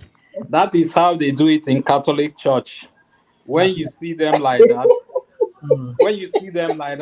you would think he's humble, but that's just how they roll. I think you must have something against Catholic people. I'm sure. For you to be talking like this. My family are Catholic now, so. Mm-hmm. At least you came here. Was it you that came here yesterday? And you're telling us that you don't. I mean, maybe not you. Let me just go to my topic. I mean, let me conclude. Other people want to talk. So my point is this: you see, Arabambi, I don't take that guy serious. Like you said, Jalekoko, I agree with you. If Obi thinks that's maligning his person, that's a defamation of his name, that's some kind of discredit being brought upon this person, let him take him to court if he sees it, if he deems it fit. But I don't want us thinking that if he doesn't do that, then there's nothing to it. Or maybe Arabambi. So my point is, if Arabambi has anything, let him bring it out. I believe you that Arabambi has nothing. And if he has anything, it's all just made up stuff that has no substance. Bring it up, just bring it on. Show it to the people. I know if he has it, he will be the first one to release it out. Just as they did to, he would have given it to the APC people to release it, just when they released out of, we knew that article was also called Ocholi, what was that his other name at birth? And he had but that's what I told you earlier on. It could be bargaining tools. Oh, what's the bargaining? If he has bargaining, if he has bargaining, he would have called Peter Obi and then look, all of you, I have debt against Peter Obi now. You better just step down, and then let Abure step down, and you Obi stop parading yourself as our candidate. If not, I will just let him release it. I'm not saying he doesn't have anything, but if he has, let it be. So, Thomas, let me just conclude. I don't take that guy. I can go on and pieces everything that he said, but for the sake of time, so that Prince that the other people can talk. For me, I just see a party who is drowning here, the APC, but they're just looking for relevancy and they will use anything. APC is drowning. What do you mean? They are in power. They will drown very soon. Don't worry. It's a matter of time. APC cannot drown. In due course and in due time, they will drown. Don't worry. APC cannot drown. No. So what is PDP? What is happening to PDP? They are not drowning. We shall see. I'm not saying party are not drowning. We shall see. APC. You see, for me, don't run away. The last time I checked, APC is in power, and you tell me they are drowning. How are they drowning? Hold on. There was a time we had SDP now. SDP had a majority in, was it not the Senate in 1992 or 1991? Was it not? And what are they today? They're just shadow of them. But SDP never be the president of Nigeria. Any party, is anybody? Were the ruling party at some point? SDP was a ruling party at some point. Where? When? No. SDP. Good, but way back in the 90s, they were a ruling party. But where are they today? Which president? What is their Shagari party then. What's the name of Shagari party then? They're also the ruling party then. Yeah. All of them. So where are they today? So you see, in due course, in due time, we shall see how things plays out. But the APC is still the bomb now. It's still the banger now. We can fiddle out later, but now they are still the leading. Do you think we have opposition party in Nigeria now? Well, you can say no. You see, you people cannot be the ruling party. Especially some of you here who come here and pretend like you're not for APC. You cannot be the ruling party or the Agbado people, and you want to now tell us or dictate to us how to become opposition. That it doesn't even make sense. People there is no opposition party. Just tell me who is the opposition party? All the PDP they have went to APC. Arababi Labour Party is speaking for Labour for Tinubu now. We will remain in opposition the way we deem it fits. You are not the one to tell us how we're going to be our opposition. That's how I'll conclude. Thank you. Oh, thank you. Yeah, thank you. Prince Daddy, are you there? Prince Daddy has went to ransack the fridge. Do we have a progressive has been quiet? Do we have a king? I don't think so. Yeah. Do we have I'm here. Oh, yeah, Horoyo. Yeah, yes. How are you, my brother? How are you doing? I'm good. Greeting from Sydney. Sydney. Aussie. Oi. Aussie. Oi. Aussie. I'm speaking from Melbourne. How are you, my brother?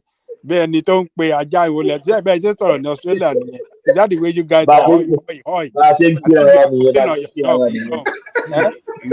are allowing rational mind to escape. I mean, you still want rational mind. You know, me, I'm not that capacity to escape. Oh yeah, you guys can treat yourself again. The two Australians there. So let me just take a few minutes to speak on three things. First thing first, let me speak to obedience. And I think rational mind, we have to address this one. I've been following one platform. I've been following. What I will say, you will respond to it. I've been following one man platform for some time now, and many times when I come online, I hear people say, "We want a better Nigeria. We want a better Nigeria." I think for about 1 month now, I think David Umahi, which is the Minister of Works, he's been having issues with the staff of the ministry and some contractors. And none of these same set of people who are saying they are looking for, we want a better Nigeria, have been able to support the man despite everything that he's crying about. I've never heard anybody, any obedience say, sorry?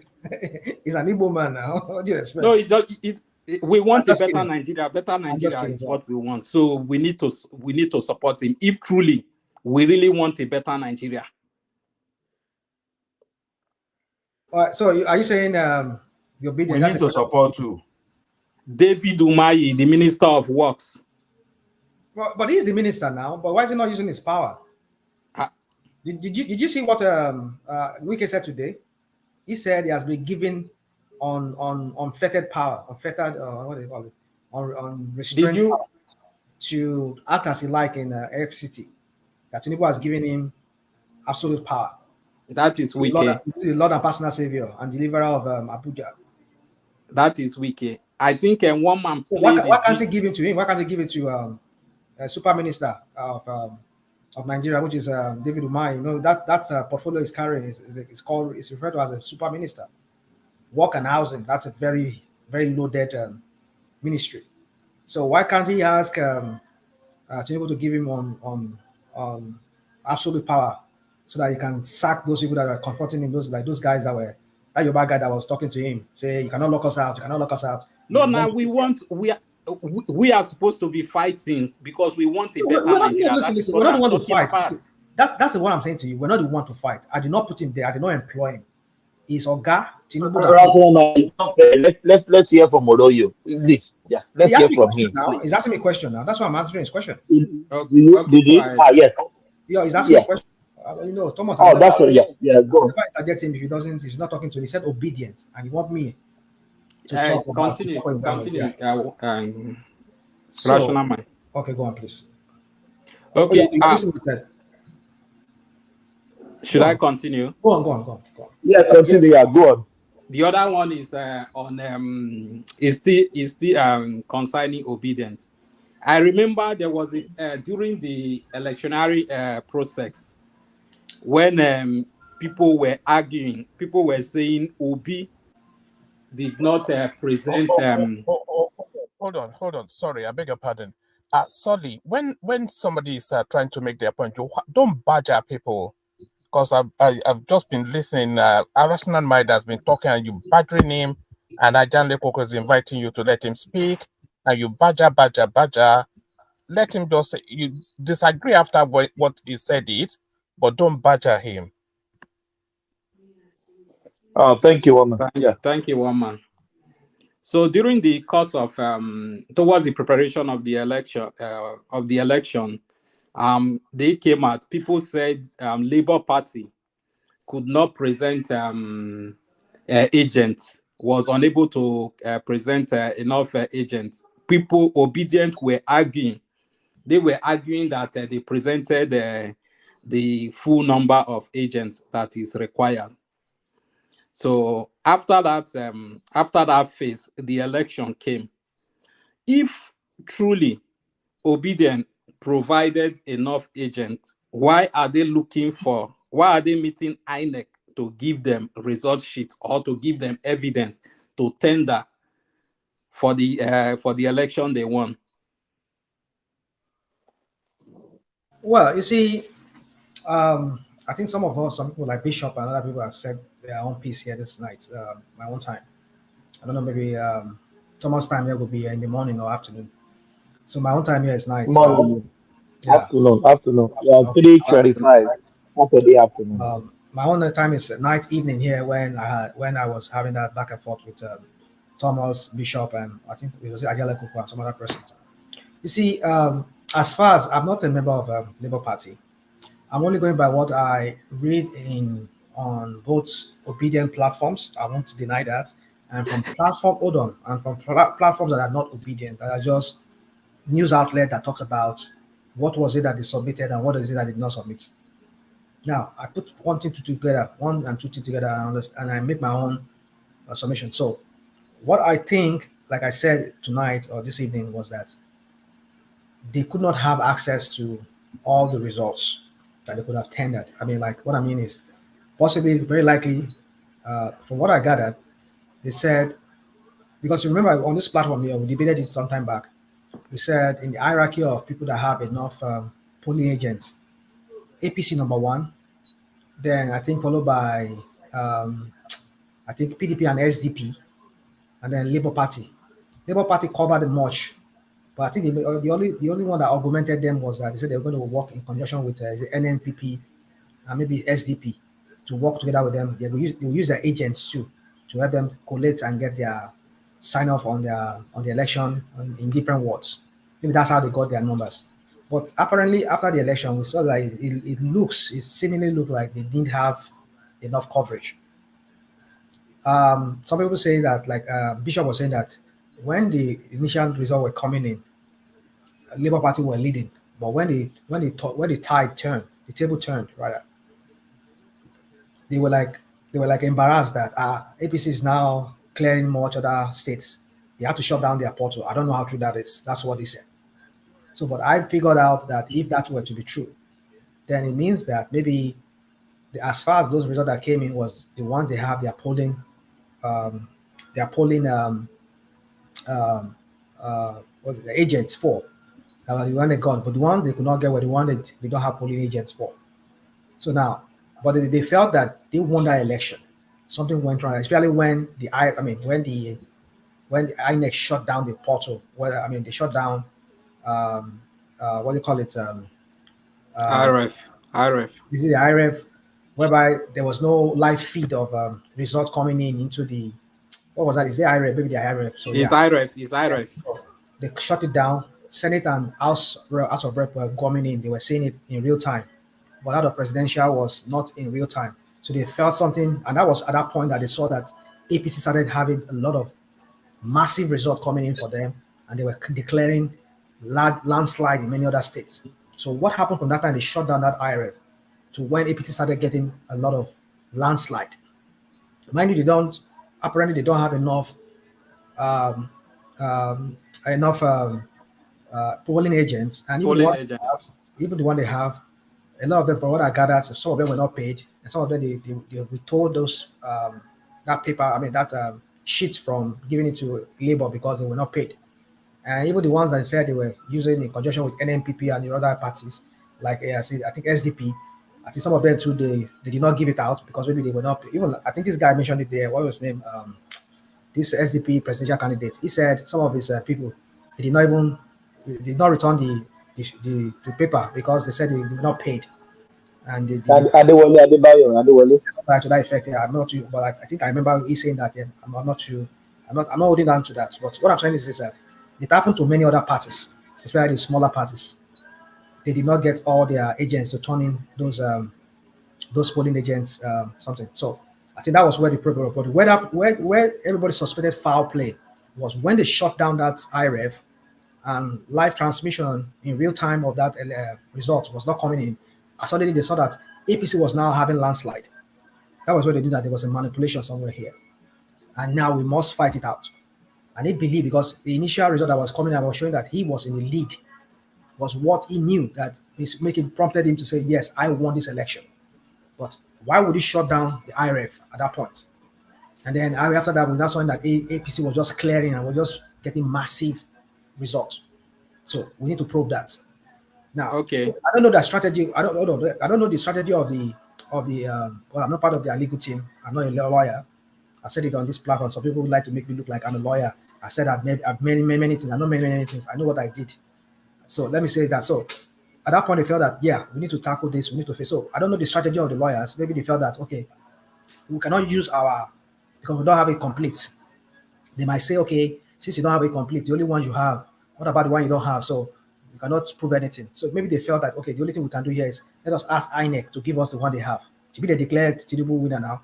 That point that Tinubu started having those landslides, give us the result. Let us see the form is E8 or whatever they call it. EC8. Each ward where they were declared to be winner. Let us see those EC8 or whatever. INEC could not turn all of them to them. The only few they got, they were able to use it against APC. I don't know. Their strategy was that, okay, if we cannot prove it that way, let us now use whatever. Let us look for those blood copies. Let us assemble all of them together and use that as a strategy to pin them that, okay, if we cannot read this thing here, these papers here, we cannot see any result as to whether APC won or we won, then we need to cancel those results from that area. If INEC declare that area for Tinubu, we need to cancel all of them because we cannot see anybody can see it to know if for certain Tinubu won that place or I won it or PDP won it. So you need to cancel that area. So if they calculate those things, it's about 2 million, over 2 million. And if they take 2 million out of Tinubu's something, it will bring Tinubu down. And then their strategy was that then the one of River State and Benue State, which they later catapulted, they found out that Tinubu did not have those results that they gave to him. That they declared that he hold on. I get you. No, you can land. Allah Adewale, leave him. I will respond to him. Okay. So they now said, okay, that one too. By the time we do all the maths there, if those two states were awarded to me, I'll be in the lead as the person that has the highest number of states that is being won. And then if they minus those 2 million or 2.something million from Tinubu's vote to drop Tinubu down, and with the tabulation from Benue State and River State, it will propel him to first. That was a strategy, because I feel that they could not prove it the way they thought they were going to prove it with the ones that INEC is going to give them from each of those, from EC8s that they're going to get from those areas that they could not get when IRF started shut down the IRF. So that was why, and they had to throw in those 25% And maybe Shetima issue also, they have to throw it in, just so if anyone does not, at least one of them will pin on him. That's strategy. That's what I think they did. So I don't think they've done anything wrong if they've gone through that means, because why would INEC shut down the IREM at that point? Okay. After then, we started seeing APC leading, massively leading. So what must have happened? Mind you, we're all living, we're all dead when this happened. Rational mind. Rational mind. You see, one thing about this narrative is this. Let's talk. What is wrong about the narrative again? Before the election, waiting now. Before the election, we warned you here. Ajale Koko, everybody warned you that, okay, how many polling units do we have? How many agents? How many agents do you guys have on ground to monitor? Now, you contested the election now, even though you are not even looking at the complexity of Nigeria. All of a sudden, you woke up, you even believed that Obi was going to win Kwankwaso in the north. You even believe Obi was going to win whosoever you think, maybe in a casino. So the way you guys configure it, and you are seeing this Obi as omniscient, the all in all. Wait. Someone failed in his strategy. Exactly. That is what I want to tell you. And the thing you are now using is just some kind of innuendos just to support that, oh, APC rig. How did you arrive at that APC rigging? Who is giving you that information? Now, did even Labour Party... Did you hear what I said? Did you hear what I said now? Did you hear what I said earlier? Wait. Did Labour Party even believe they won, or it was only Obi and Obi then that were in that their own space, thinking that they dominated the entire universe? See, when you lose, it is good sometimes, it is good, not even times, all the time when you accept that, okay, you've lost, you are going to prepare yourself for the future, instead for you to try to even destroy the goodwill that you are enjoying now. Because whatever goodwill Obi is enjoying now, you see, it has become Lala that went up, and that Lala is coming down now. You understand? The encomium was at the peak, and already just because like that animal that they won, you understand, that will still throw the part that will make him encounter the hunter that will eventually land him in a pot of soup. Wait, now look at what is happening to Obi now. You may look at that thing, whether it is true. No, let's talk about the election. The election, like you said. Coming to that place, and I'm telling you that Obi did not win. Let's talk about the election proper. What happened? See, nothing suggested that Obi won that election, irrespective of Bajue that we're trying, that anybody want to use. You can label it however you want. Wait, now, the point is what happened that day. That's what we're talking about. How many states did Tinubu capture? I think he has about 13 or 14. No, 25%. I'm even talking about. Do you think it's a joke for you to even win over 26 states? I mean, in terms of a 24%. So, are you saying where Obi has no presence? Do you know what it means for you not to have agents in some polling units? It simply means you are not popular. If you are not popular in those days, some people will have put themselves on the line and say, okay, I'm going to stand for Obi.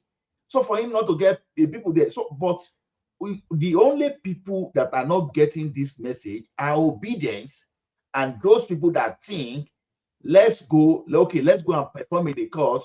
We will come through the back door Bajue to push you out. That's it. Let us stop helping. You keep saying let us stop. You are not even said anything so far. You just go around, just rational mind. You can't say he has not said anything. No, I'm throwing it. He has said a lot to counter you, to show that to counter you, to show that you are just spinning. You are just spinning. Tell me, what did I say? Yes, what Allah has told you. Don't repeat what Allah said. What? How have I spin? On your own word. Okay, number one, you spin that they didn't have um, what do you polling agent. Polling agent result sheet because they did not pay their agent. Some of their agents took away the report sheet, the result sheet.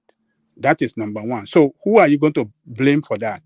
That they didn't pay and therefore those agents run away. So that is your party's fault, failure right there. They failed themselves. It is not INEC. If you are bringing that up, then number two, which Allah is telling you they don't have enough agent, which represent that they don't have people in most of the polling booth in Nigeria. We have 174,000 polling unit. They only have 37,000 or around 40,000 polling agent, which is a total failure. It shows that it's a party, just have been saying before the election, that party must have structure to win election. So they don't have structure. And that is why they fail. And the issue that you are raising that, this was, they were having victory on the TV when they were, what did you say? You said when they were releasing the election through the INEC portal, Obi was leading, and at the point they shut it down, and after that we saw Tinubu winning massively. Why didn't that translate? If Obi was really leading, why did that translate in the election result of the Senate and the if Labour Party were winning, as you are saying, why didn't we see it in the outcome of the Senate and the House of Rep? And now another election 2 weeks after that, why didn't we see it in governorship election? This is a party that have no root. It's a root. It's a tree that have root that can stand the test of time. When the wind blow, when everything, it cannot take it down easily. It's a party that have no root. So, and you're saying that they didn't, INEC didn't give them result. They took INEC to court to release those result sheets. And the court ruled in favor of Obi to give this thing, and they deliver all those documents. But you are saying they didn't give them. And give me 1 minute. Let me land. I will yield to you. And then you said INEC didn't give them, and yet they cannot pursue it in the court for against INEC for what did they say? If somebody did not comply with court ruling, what is the right word they use? I'm trying to remember. For contempt of court, is that what? Contempt. Why? What's the contempt of court? I don't get it. I don't. Hold on. I gotta go come. What is the contempt of court here? You're trying to talk about. Where's that contempt? Where's the action? What you are saying, I am telling you that they filed a lawsuit against the INEC to release results across the country for them. INEC gave an other document. Okay. And INEC deliver it to them. No, they did not deliver everything to them. Not everything. Okay, if they do, hold on. They gave them what they said they can give them, but they cannot give them everything. Yeah. Okay. What they said they can give them, they can't give them everything. What are the everything that they didn't? Not just labor, even PDP too could not. Hold on. Baba Aja. Yeah, Soro. Yeah, you can go. INEC cannot give them results because they already have the copy of their results. They can access the materials. They can access other materials. But for results, you already have your copy of your results. That is why you have your agents. So it is left for you to ambush INEC on that day, tabulate your own, come to the tribunal, bring your own. INEC will bring their own. Then they will see the variation in it. Oh God. You see, So you people just want to make case for things that are not. We are promoting anarchy here, and we're promoting something that it's our not. future generation, when they look back Rational man, and they rational come man on is this not platform to promoting. see what we said. So Rational Man, you don't even want to blame Labour Party at He's not all promoting for not anarchy. even having agent. Labour You Party don't want did to not even do their blame them. homework. Can I say something? Can I say something? So, Okay, done. Rational Man, you don't even want to blame Hold on your now. party Hold on. for Hold their on. failure to have agents to represent them. You don't see anything wrong in that at all. Okay, all But right. you want to shift blame on APC and INEC No, I know. I'm not blaming it. for what they Why is failed to even do. INEC? Oh God. Can I say something, please, guys? I've not blamed APC for the woes. I never did that. No. I'm saying INEC. Well, you said APC. Now that was why I'm trying to correct No, that part. INEC. So why did your party fail to have agents? Hold on. Don't try to like. No. Answer that question. Why word. did your party fail to I have want to answer agents? your question. You were twisting my word. Maybe deliberate or you just maybe you misunderstood what I said. I'm not blaming INEC for the lack of having enough party agents, not poly agents. Sorry, I misspoke when I said poly agent. Party agents. It's not INEC. It's not on INEC to provide party agents for the party. The party will have to do that. I agree with you. It's a party that does not have the structure in the sense that they don't have enough people in virtually every local government or every ward in Nigeria to represent them. I can give you that to you. You're right in that. And I won't blame them for that because they are a new party which within that period of election, that was when this guy launched himself into there. They're not like a big party like PDP and APC that they have the money, they're in power. PDP have been also in power. They have more states under their control. Both of them have states under their control. Labour does not have one single state under their control. They have no rep members in their ranks. So, and they came from nada to Prada, as they say. I don't know if you watched that film before. from nada to Prada, or from Prada to nada. So they came from nothing to something. Now you need to give that to them. Do I blame them? I won't blame them because they are, like I said, they are a new party at that time that has no structure in the sense that maybe they don't have governors, they don't have enough party agents everywhere. But they were relying on other parties to help them, and they've said it. That's what they said. They've had agreements with these parties to How does that sound? How does that sound to you? That hold on, Rational Man. Let us look.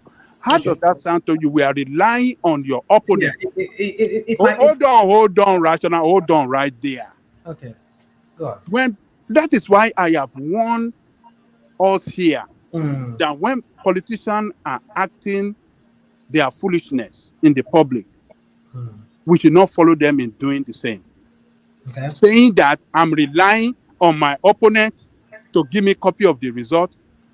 I mean, you shouldn't follow them to say this. If you heard that from them, you should not. Okay. It's never done. Okay. It's never done for one party to give other party a copy of the result. It's never done. I concede that it's foolishness. It sounds foolish. I think maybe when I was having an argument with Solly, I should be telling Solly that okay, maybe I should have put it in better word than what I said.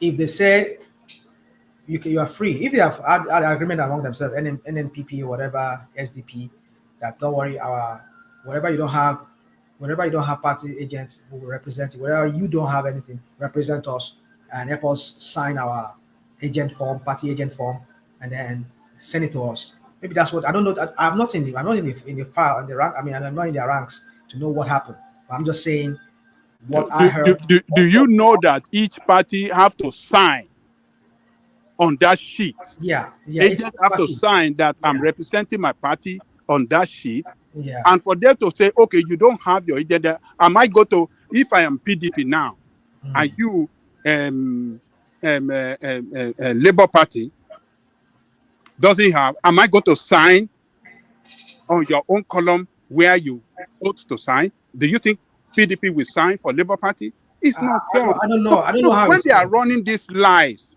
rational mind. When these people are running these lies, it doesn't sound logical. Yeah, I agree with you. It doesn't sound logical.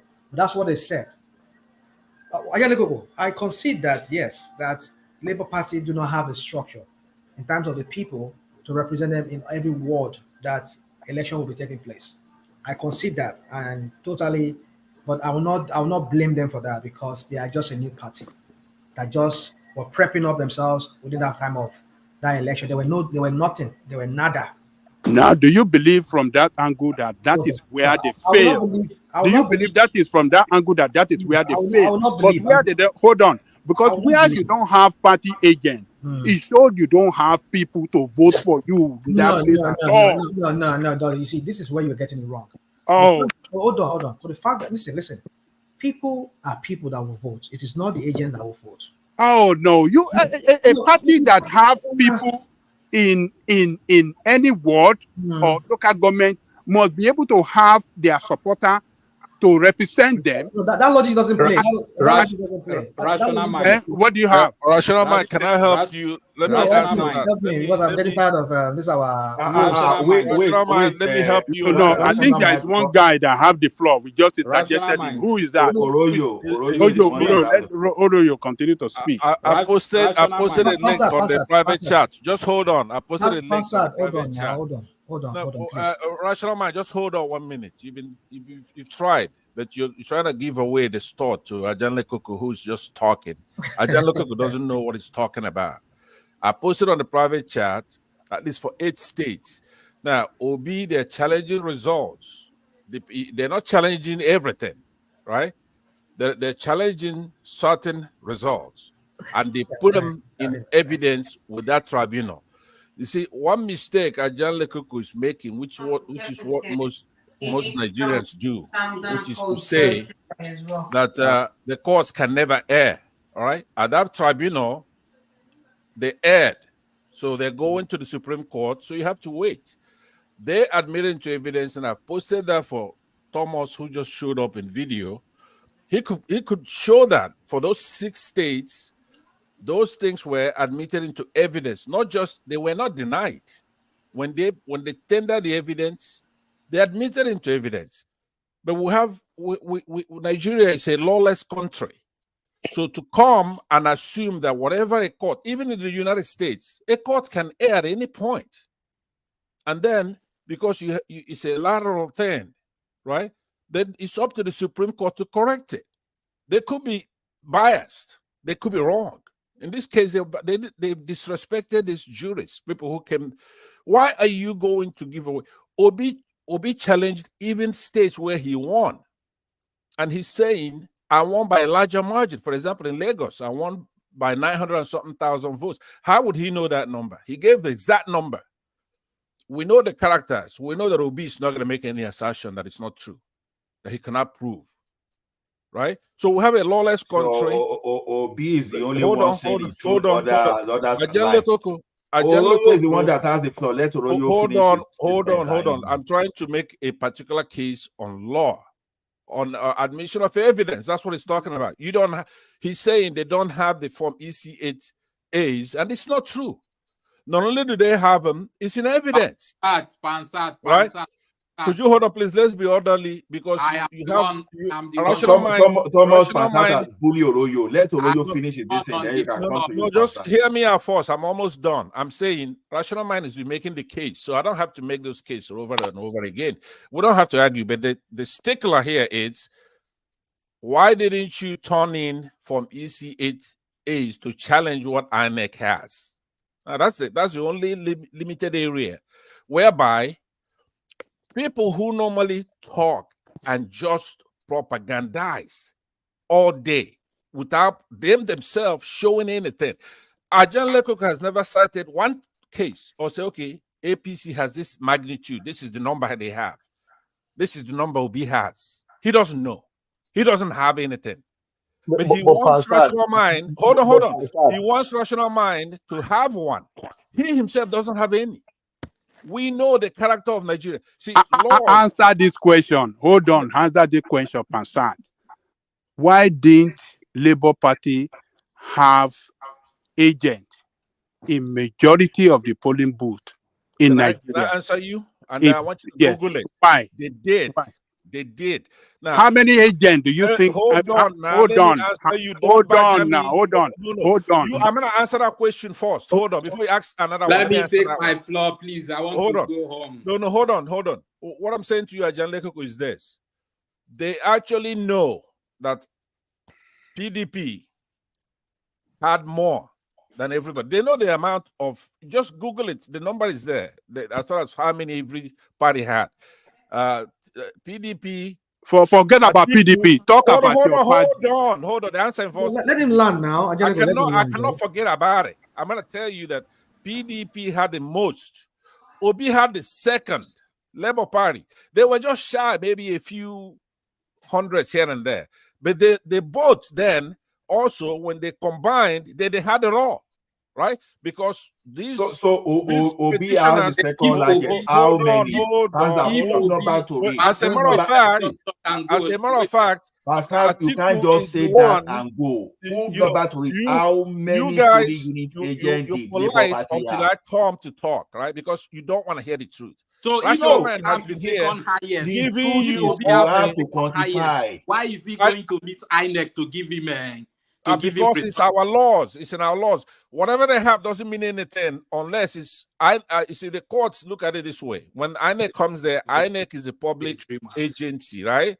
Is a public commission. So whatever INEC has, it's where that's the gravitas of the whole thing, right? INEC has to show those things. They did not cooperate to have these things put together. They actually came a few days after these guys filed their petition to say, please allow us to clean out these beavers so that we can run another election that was forthcoming. They didn't obey the court orders. Somebody asked a very good question there. Why didn't you, at that point, go for sanctions against INEC? Well, we're in Nigeria. They should be sanctioned. That meant, if you even look at the electoral laws, Mahmoud should be in jail because it prescribes what should happen to him. He shouldn't have continued that election unless he transmitted those things electronically from the polling units. These are terrorists. Let me say this and I'm done. Okay, here's what it is. It's like Hamas and Israel right now arguing. Israel doesn't have time to argue with these people because we have the same problem in Nigeria. It's an Islamic terrorism, right? It's a terrorist agency. So you don't go arguing. If Israel is arguing with Hamas here right now, what this has to Hamas do? is going to be What like this thing have to what do? is the relationship between Hamas Why are you digressing to Israel? Everybody hold on. Everybody hold on, please. Everybody hold on.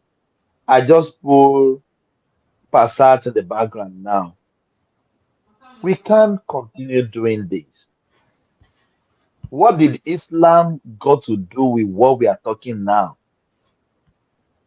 We can't continue doing this.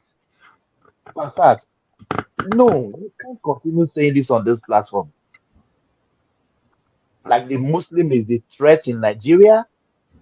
We can't continue doing this. Ajali Koko, what do you think? We can't continue doing this. Can I just say something very quickly? All these wild claims that you cannot prove is the reason why you lost this election. It's the reason why you lose this election. And it's the reason why you lose the next election for the next 12 years. Next 16 years. You talk and talk and talk, but once it's time to drop proof, you cannot prove it. Thomas, can I answer your question? Can I finish? You put me in the back. You Can asked me a I question, finish? you put me in the back. Let me answer your question. No, Passat, hold on. Passat, no, hold on. Let him talk. Let's finish? talk, please. This is why you are failing in courts. This is why PDP is failing in courts. This is why Labour Party is failing in courts. This is why you continue to fail. This is why you continue to lose the election. You are trying to go on the sentiments of Nigerians. You want to win by sentiment, not by logic. That right there is propaganda. I'll be honest. Nigeria is very, very soft on all this propaganda, on all these lies, on all these things that you do. You push Nigerians out based on disinformation. I'm telling you, Nigeria is very nice. If it were me, I don't care what most of you people think. The moment I see that you drop a lie, I'll make sure that you will not see sunlight for the next 10 years. 10 years minimum, or 15 years, because some people have coconut head. Do you know that when you are pushing propaganda, you are destroying the lives of people? But in your mind, you think that you are doing something good for them. If you cannot fight your case with logic, if you cannot fight your case with something you can prove, then how are you better than the people that you are calling corrupt? You are worse, because you are carrying the traits of a dictator. Propaganda is the traits of dictators. All those things that Nnamdi Kanu was doing, at the end of the day, let's be honest, forget sentiment. Nobody benefited.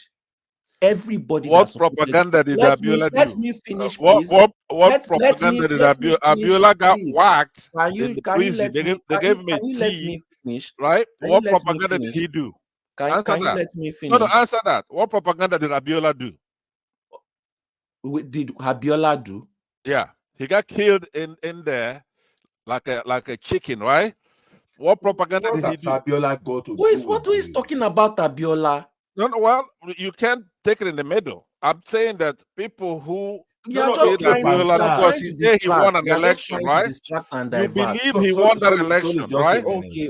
You believe he won the election. No, hold on, Solly. Can I finish? Stop pontificating. I'm asking you a question. Can I finish? He won the election, right? Can a I fair finish? election. He won the election. They Can I killed finish? him, right? Okay, but can I finish? Can I've you heard answer the you. question I've heard before you now. keep you're Can I making noise? finish? Answer the question.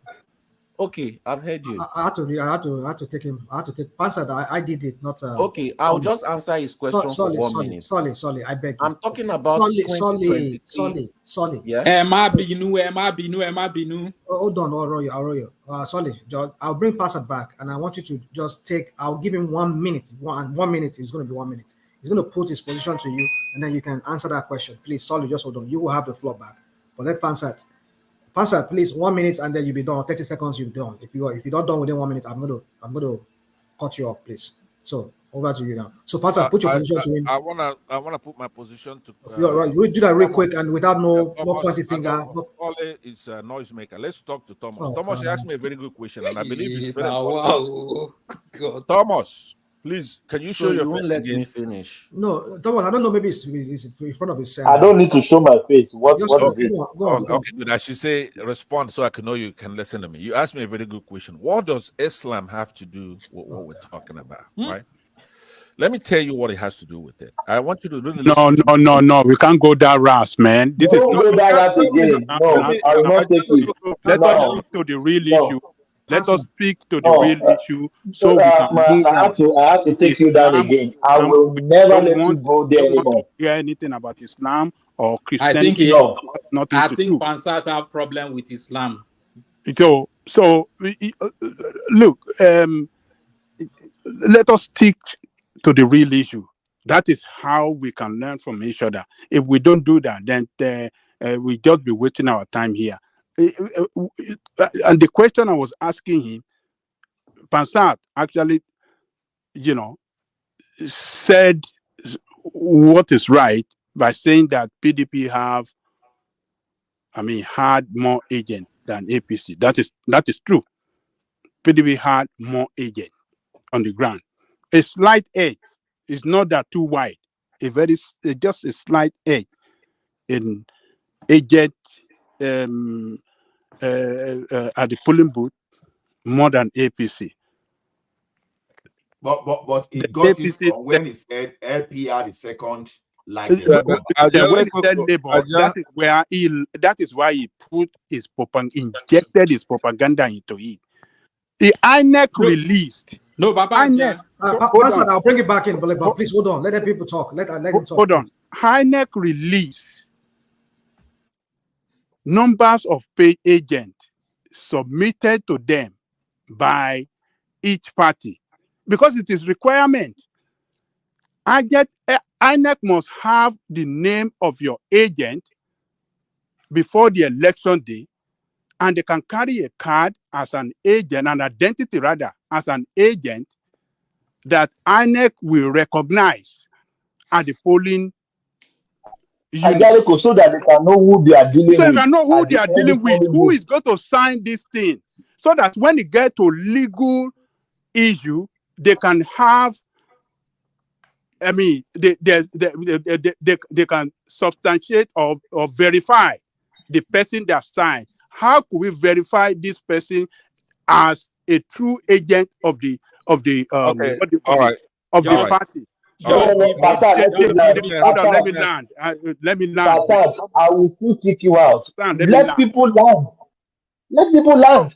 They usually they will submit the name of their agent to the party. I mean, to the INEC. Thomas, So you got INEC fun. have the record. INEC have the list of name of agents across the whole federation, and it is INEC that released this figure. The party that came first in INEC agent on the ground, which was PDP. APC came second, and Labour Party came third with distant 40,000. They only had 40,000 or around 40,000 agents, as against 174,000 that is required across the country. But these people, these Labour people or obedient people, doesn't want to see that is a failure on the side, that they don't have people to represent them in majority of the polling booth in the whole federation. They don't see that as a failure. As they don't have people on the ground that will vote for them. I don't get it. We should be rational in our thinking, in the way we see things. They don't want to see it at all, that they fail right from the part of the agent. They don't want to see it. And it's unfortunate that they are chanting everywhere, every day, that, oh, we won the election, they rig us. How did they rig you when you don't even have agents that can represent you on the ground? Which party does that win election? God bless you. You will see in the polling booth, they will put their tag in their neck to represent Labour Party, APC. You have to be tag, represented. let me tell you, that tag you see in their neck is issued to them by INEC. It's an official identification from INEC that, okay, we identify you as an agent. And they will give them before the election day so that everybody can have it, wear it on your neck, and they will see that, yes, you are representing the party. Look, party that is not organized, party that have never won election before, they said they're winning the election. Okay, but when are you going to... Oroye, you can talk, Gary. Let me just say something before I leave. Can I just finish? Let me just say something before I leave. Oroyo has the floor, but sorry, I have the floor. Oroyo. Please, like, let me just say something to Pansad before I leave, because I want to start. Pansad is not here, but you know what? Yeah, I will just say it. Hold on, Oroyo, please, I beg you. I know you are very good. He's just saying this thing. It's just a. Okay, you want me to bring Pansad back, because Solly was saying something. I just want Solly to wrap up within 1 minute. According to him, he said Labour have the second highest agent. So I agree that Labour have the second largest agent. So if Labour have the second largest agent, why are they looking for result sheet from INEC?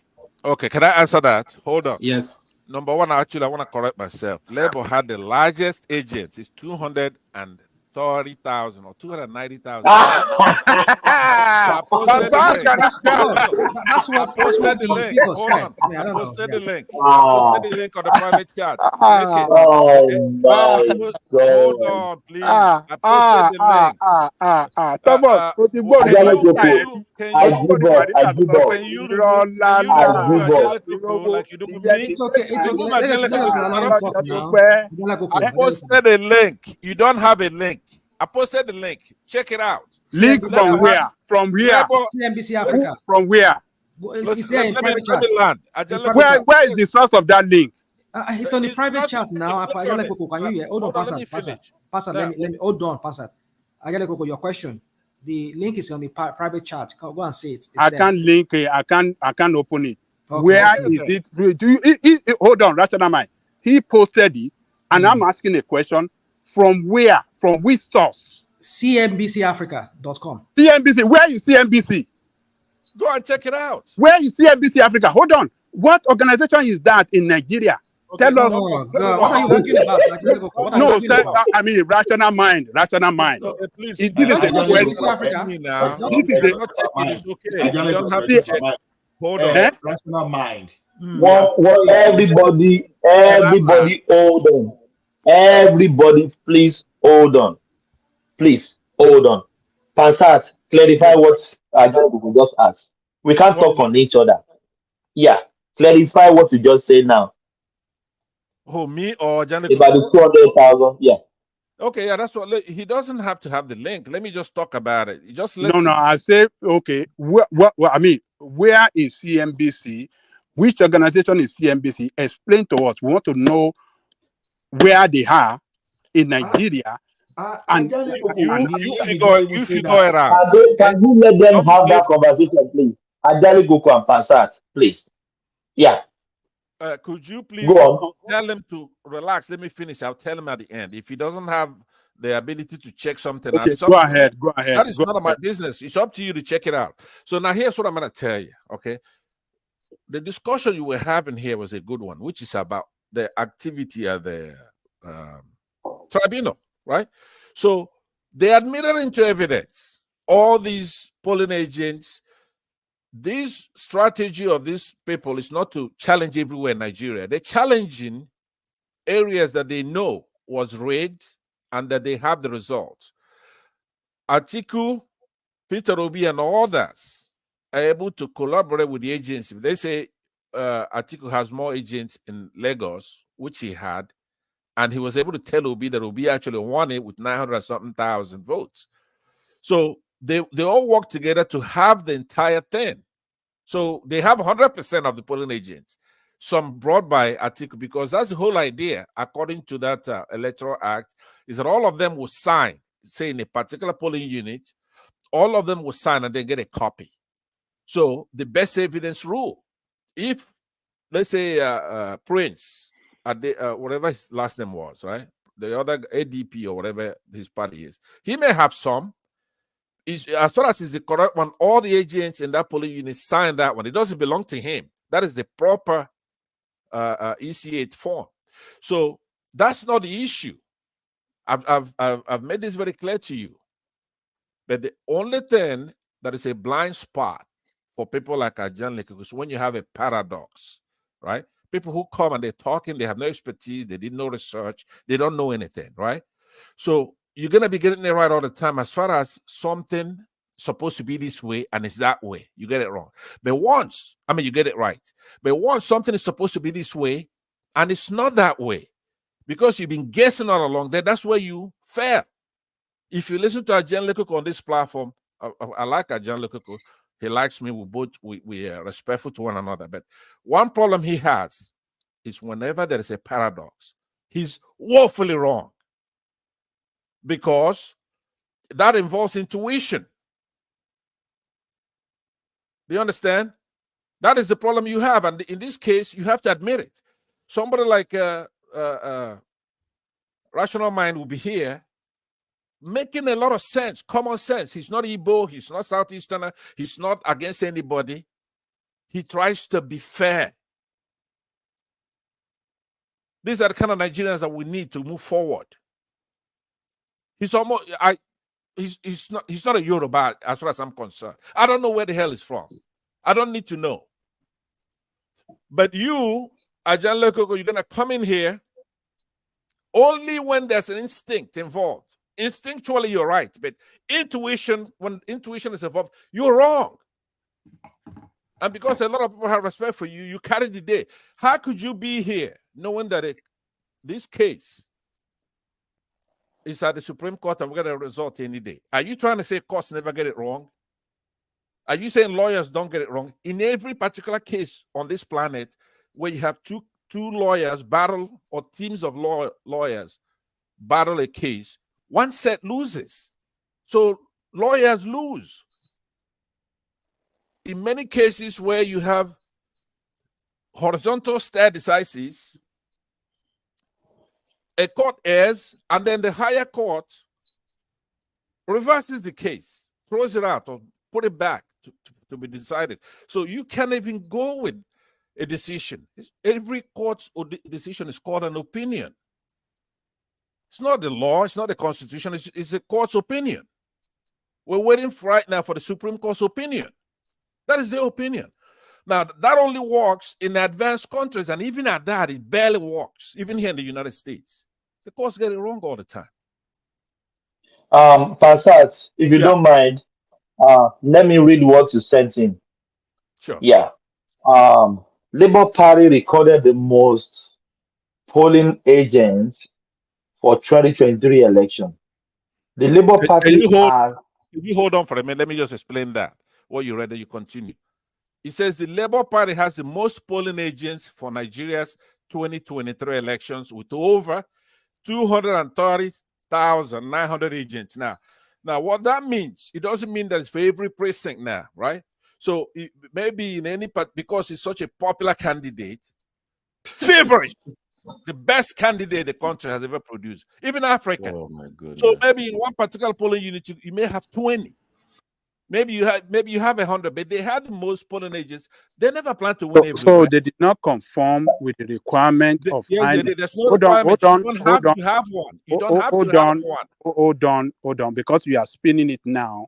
I'm not spinning they did not. Okay. You don't have to have one. You say requirement. Hold on. Pansa, let him land. They did not conform with the requirement of INEC for them to have agent in every polling unit in Nigeria. Is that what you're telling us? They have it. Hold on. Let me land. So what you are telling me is that yes, they have 255,000. They have more agents than others, meaning that where it is required to have like one agent per unit, and that is what it requires. One agent per unit. It's not required. Hold on. How can I hold on when you're lying? Hold on now. Let me speak, man. You have told your own lie. Don't speak. If what I'm saying, you say is lie, let me land. I didn't interrupt you. So what is required in every polling unit is one agent per party. So what you are telling me is that they have more than others in the sense that they could have like 20 in one, 30 in one, 2 in one, or 50 in one, concentrated in some part of the country and not in every part of the country. Is that what it means? Your 250? Can I respond to that? Is that what your 250 agents means? Hold on before you respond. I'm in middle of reading of something. You cut me off. Let me read what you sent in without can interruption. I respond to that point there? Then you continue. No, are you going to listen to me or not? Let me read what I'm asking you a question. Can I respond to Ajano's point? No. Let me read. Answer. You didn't let me finish. Let me read what you sent in. Very simple. Are you scared of what you sent in? Yeah. Let me read it without interruption. The subheading said Labour Party recorded the most polling agents for 2023 election. And this is the body. The Labour Party has the most polling agents for Nigerian 2023 election. Over 230,900 agents. It comes African Democratic Congress collapsed their structure into Labour Party and Peter Obi for president. My brother, please, I said without interruption. Yeah, Labour Party has endorsed Peter Obi for president. Meanwhile, Nigeria Supreme Court commenced hearing on the Naira. Oh, that is another. So, Pastor, this is what you sent in. So, what substantiates what you claim now is just a reading. So, where do you get it from? Okay, I don't get it. Let me answer. It's just Thomas, you don't see the source of Two that. guys. Where's the source? You don't see it there. You just said there's CNBC now. I mean, CNBC. Google. What What do you mean by CNBC? Are you talking about Can I CNBC in respond, America? please? No, hold on. Pastor, let me answer Ajaneko for this. Sure. Thomas, fact check what is CNBC God. for us. Oh God. Check what is CNBC What for can you do your fact checking yourself, Ajaneko? Why do you have to ask? Oh no, we have to check it. Allow you talk, but then CNBC of Africa. Check it for us. There is a station in I think they are based out of maybe South Africa or maybe Kenya. I don't know where this, but they also have presence in Nigeria.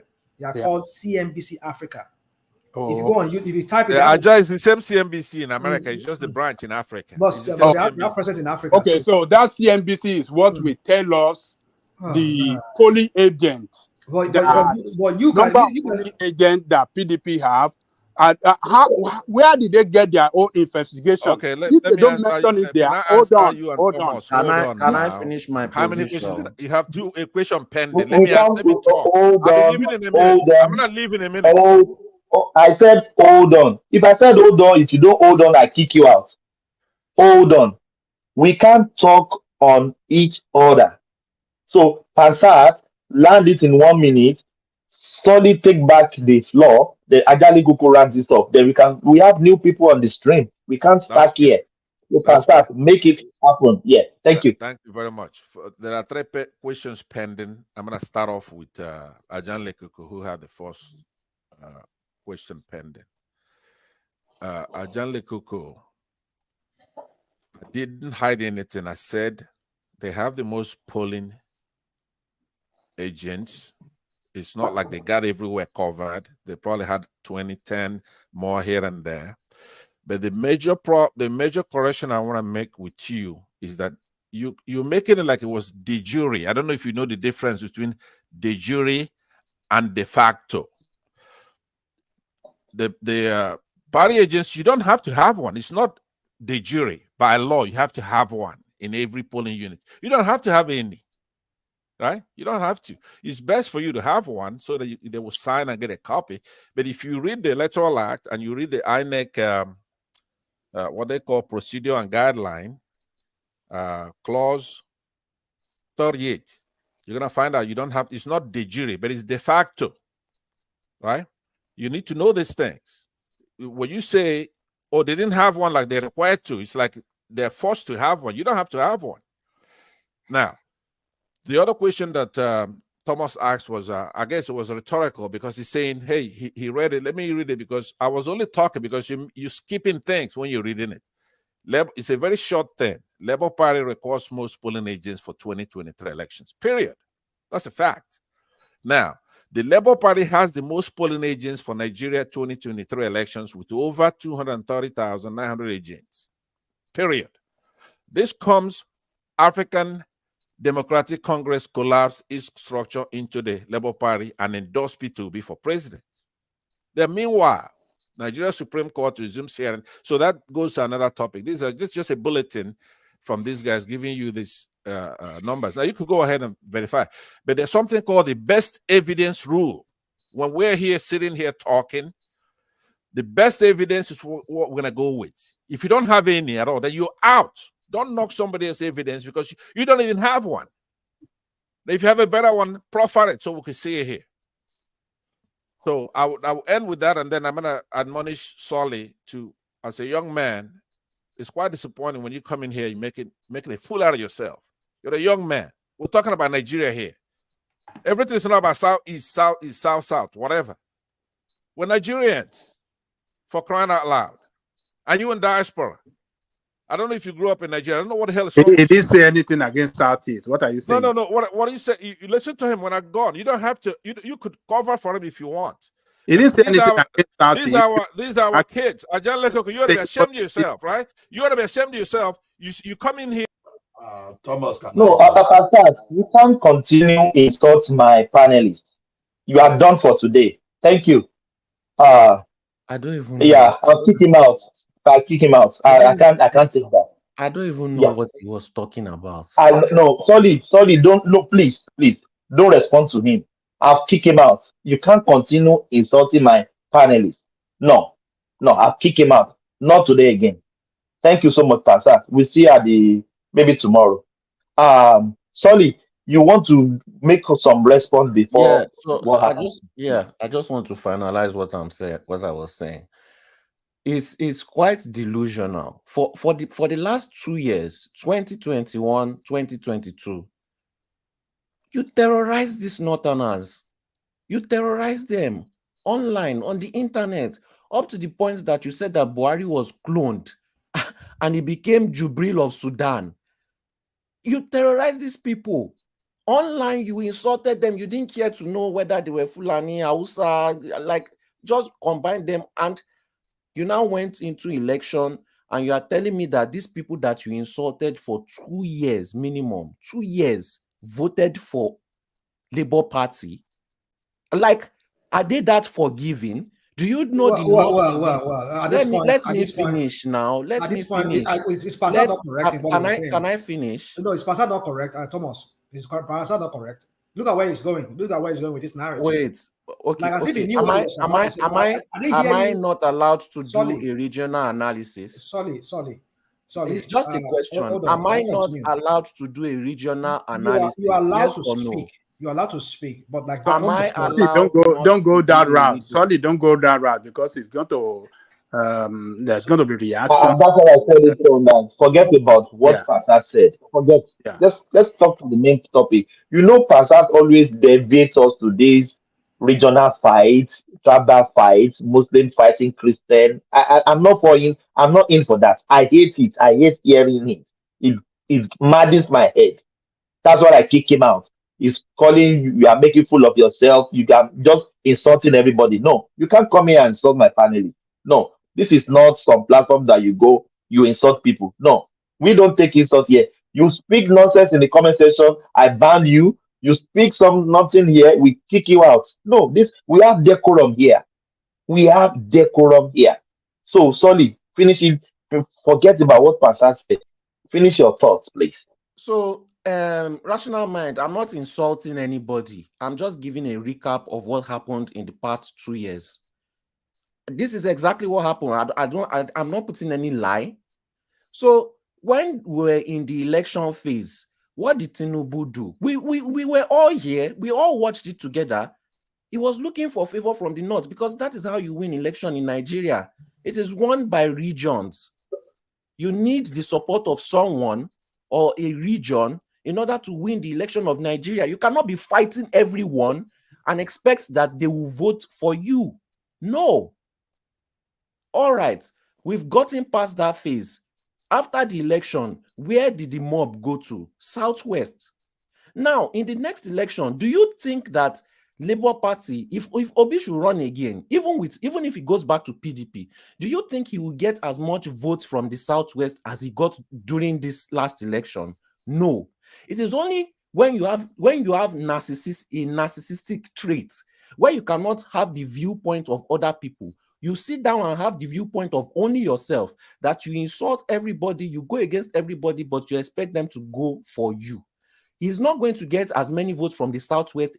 Like never, I don't even think you get 10% of the votes he got from the Southwest before. He wasn't getting any votes from the North in the first place. So the next election is gone.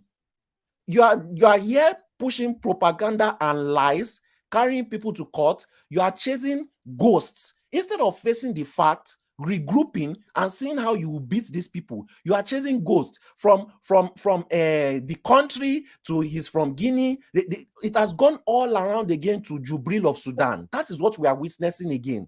Another Jubril of Sudan. And you want to win election with this Jubril of Sudan. You've gone to his school, you've gone to go and check certificates, you've gone to go instead of re-strategizing. That is the part of a loser, a chronic loser, not a winner. That is not the trait of a winner. A winner is not going to go to the part and start complaining, crying, and begging and pushing propaganda online. A winner is going to re-strategize. The next 15 years is going to be for APC. Whether you like it or not, whether you tell me, oh, you this one cheated, this one, or cheated, at the end of the day, who won? Who is going to keep on winning? You can stay online and insult everybody you want to insult and be crying like a loser, right? But where are you going to end up? You continue losing, you continue crying, and you continue complaining. I've ended, my position. If you want to continue to push propaganda, if you want to continue to claim this one cheated here, this one cheated here, yet you cannot definitively prove it in court. And I'm talking about with pure facts, not with sentiment. I don't care about your sentiment. Nobody cares about your sentiment in the court of law. If you cannot prove it with fact, with video evidence, paper evidence, collect it, tabulate it, and put it in an articulate manner. Articulate with full facts, which Obi cannot do. Which wait, let me finish. Let me finish. These are people that want to become president of Nigeria. They cannot bring their evidence with full facts, articulate it properly, arrange it step by step. You determine what the Let me evidence finish now. These are the supposed people that want to become president of Nigeria with over 200 million people. They cannot get their acts together and prove their claims. Instead, they want to push on the emotions of Nigerians, waste the Nigerian people's time, waste the Nigerian people's life, put the Nigerian people in more sorrow, in more pain, and then they will not benefit. Everybody goes down. Instead of them to go down alone, these so-called leaders, they are packing people to go down with them. These are the people that want to become president of Nigeria. You can continue your crying and wailing without any proof and fact and articulating it properly. Maybe when you are in court abroad, is this how you go to court? By hoping that they will go on your sentiments, but it's because it's Nigeria. What's most, and I noticed this thing, what most Nigerians will not try with white people, when it comes to their own Nigerians, they will want to be trying plenty nonsense. Things that they will never say to white people or say with white people. When we are talking with white people, they will try to make sure that everything that they have is with full proof and with facts. But the moment they are talking to Nigerians, they just start talking anyhow, start saying things without proof, start saying things without fact, because they know that Nigerians feed off emotional talk. But in real life, that does not work. Maybe you can try that with poor Nigerians, uneducated Nigerians, but after a while, how many Nigerians are going to be really uneducated? Once you lie to a Nigerian and they figure out the truth, they will never listen to you again. So you are losing more followers. I can bet it. We've not even gotten to the next election. I can drop $1,000 that this Obi and this article, if they run again, they will not get 50% of the votes they got. Yeah, if you want to bet, I'm ready to bet 3 years early. I'm ready to bet 3 years early. You want us to take bet? Yes. If I'm ready to bet. Obi will not get that money. 50% of what he got before. Yeah. Okay, let's take the bet then. Are you ready? Well, let me hear. Yes. All right. No,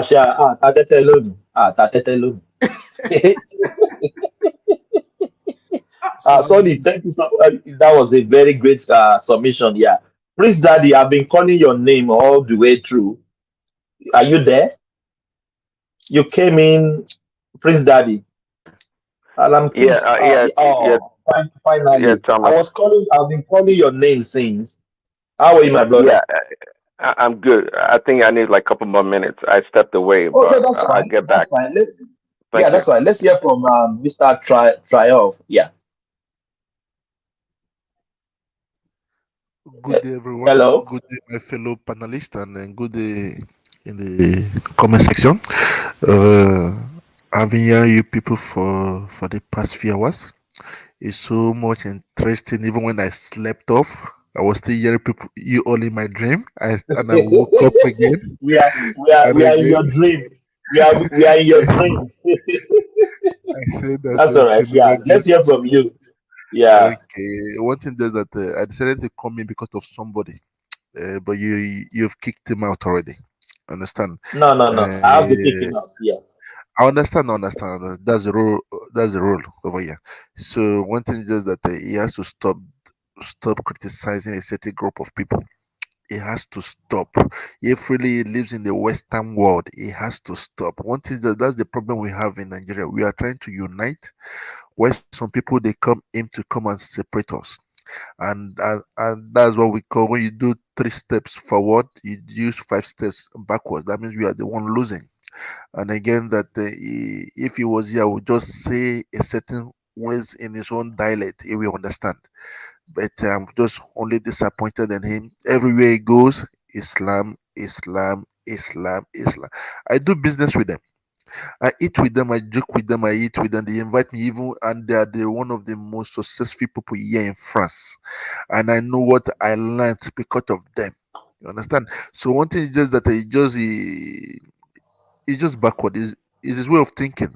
I'm sorry, Mr. Pansat, and you have to stop saying this everywhere you go. And again, and you have to practice what we call love to move forward. That's why they complain that Igbos doesn't love themselves and they don't have respect. It's only online they complain. They say things, but in front they run away. When they see police, they run away. They run away. I know them very well. I know many jobs they do here in Europe.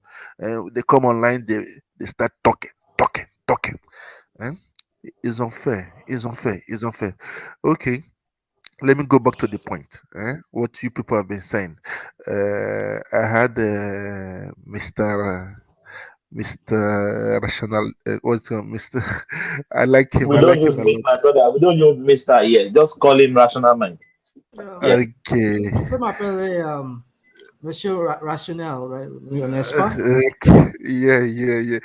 It's a mode of respect. When we see somebody like that, we say Mister. It's a mode of respect. Yeah. I understand what We know, you. Paul. Yeah, we Okay. know, but we tend not to use They that. don't respect me here now. People like the co-host here don't respect me. You know, they just look at me like idiots, and they think I'm idiot. Rational Mind, you know I respect you now. You be my brother now. You my big brother now. So, but we don't use that Mister here. Rational Mind Yeah. is your uncle. Yeah. Oh yeah, that's what I said. My big brother. It's okay. My uncle Let's is my just go. brother now. Let's go on. Right, You go are my on. uncle now. What's wrong with you? You don't want to. No, Okay. You are my uncle. We are You all here together to talk about Nigeria problem. So that's it. That's good. That's great. That's why I'm here also. So one thing is just that we have to work together. You understand? And I hope the obedience will accept what the Supreme Court is going to release. Because of I used to tell. Do you think they are going to agree?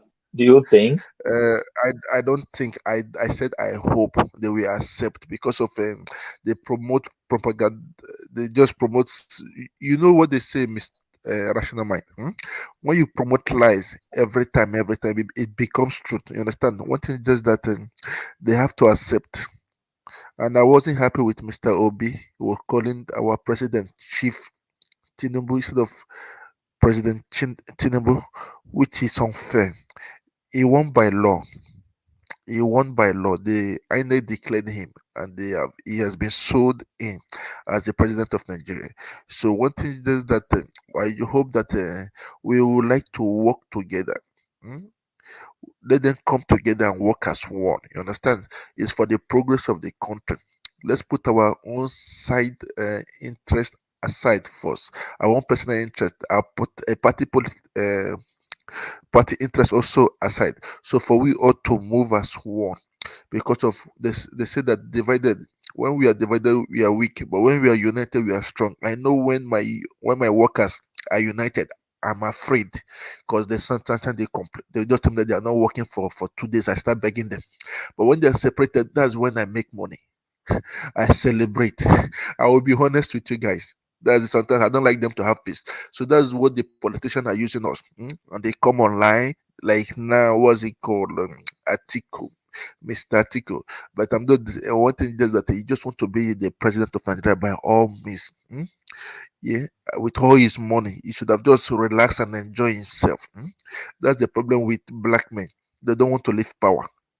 They don't want to leave power.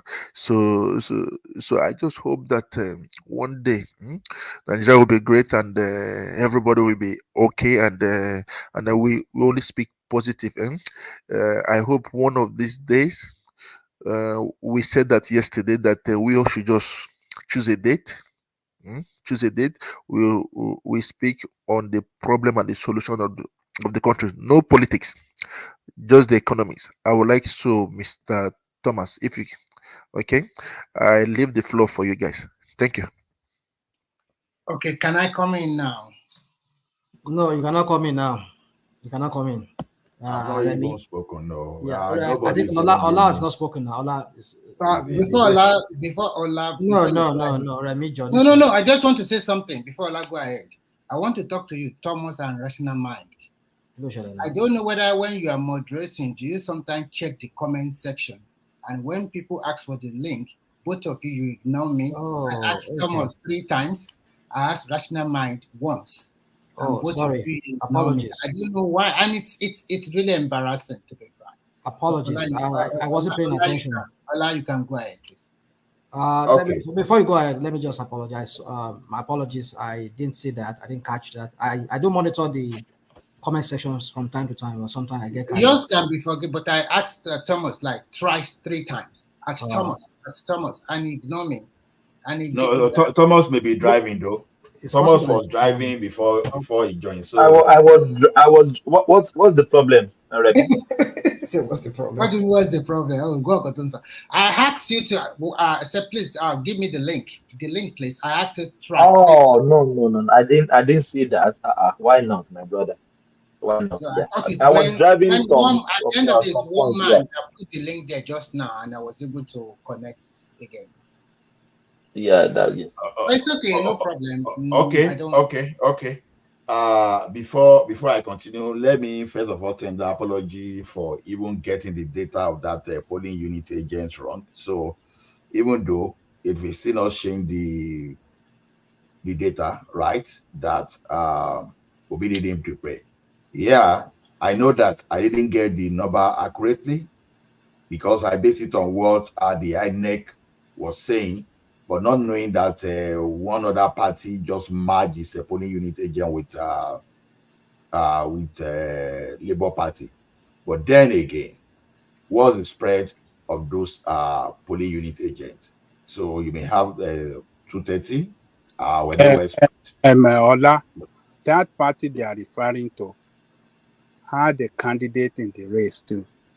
So what happened is that the leadership of that party, particularly the chairman, who was extorting money from people, sending all sort of sending all sort of candidate of the party without primary, without due process for nomination, was taken out of position by court.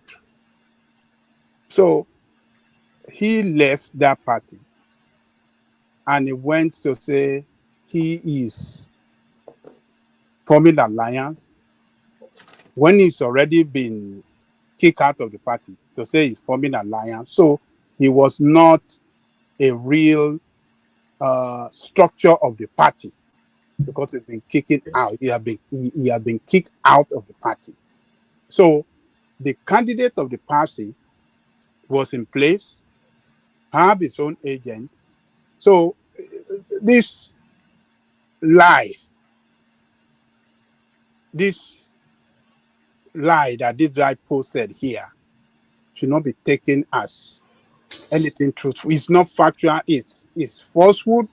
No, Ajalekoko. You've forgotten now. Have you forgotten we treated... Hold on. Let me land. Okay. So we shouldn't take it as anything because the official figure,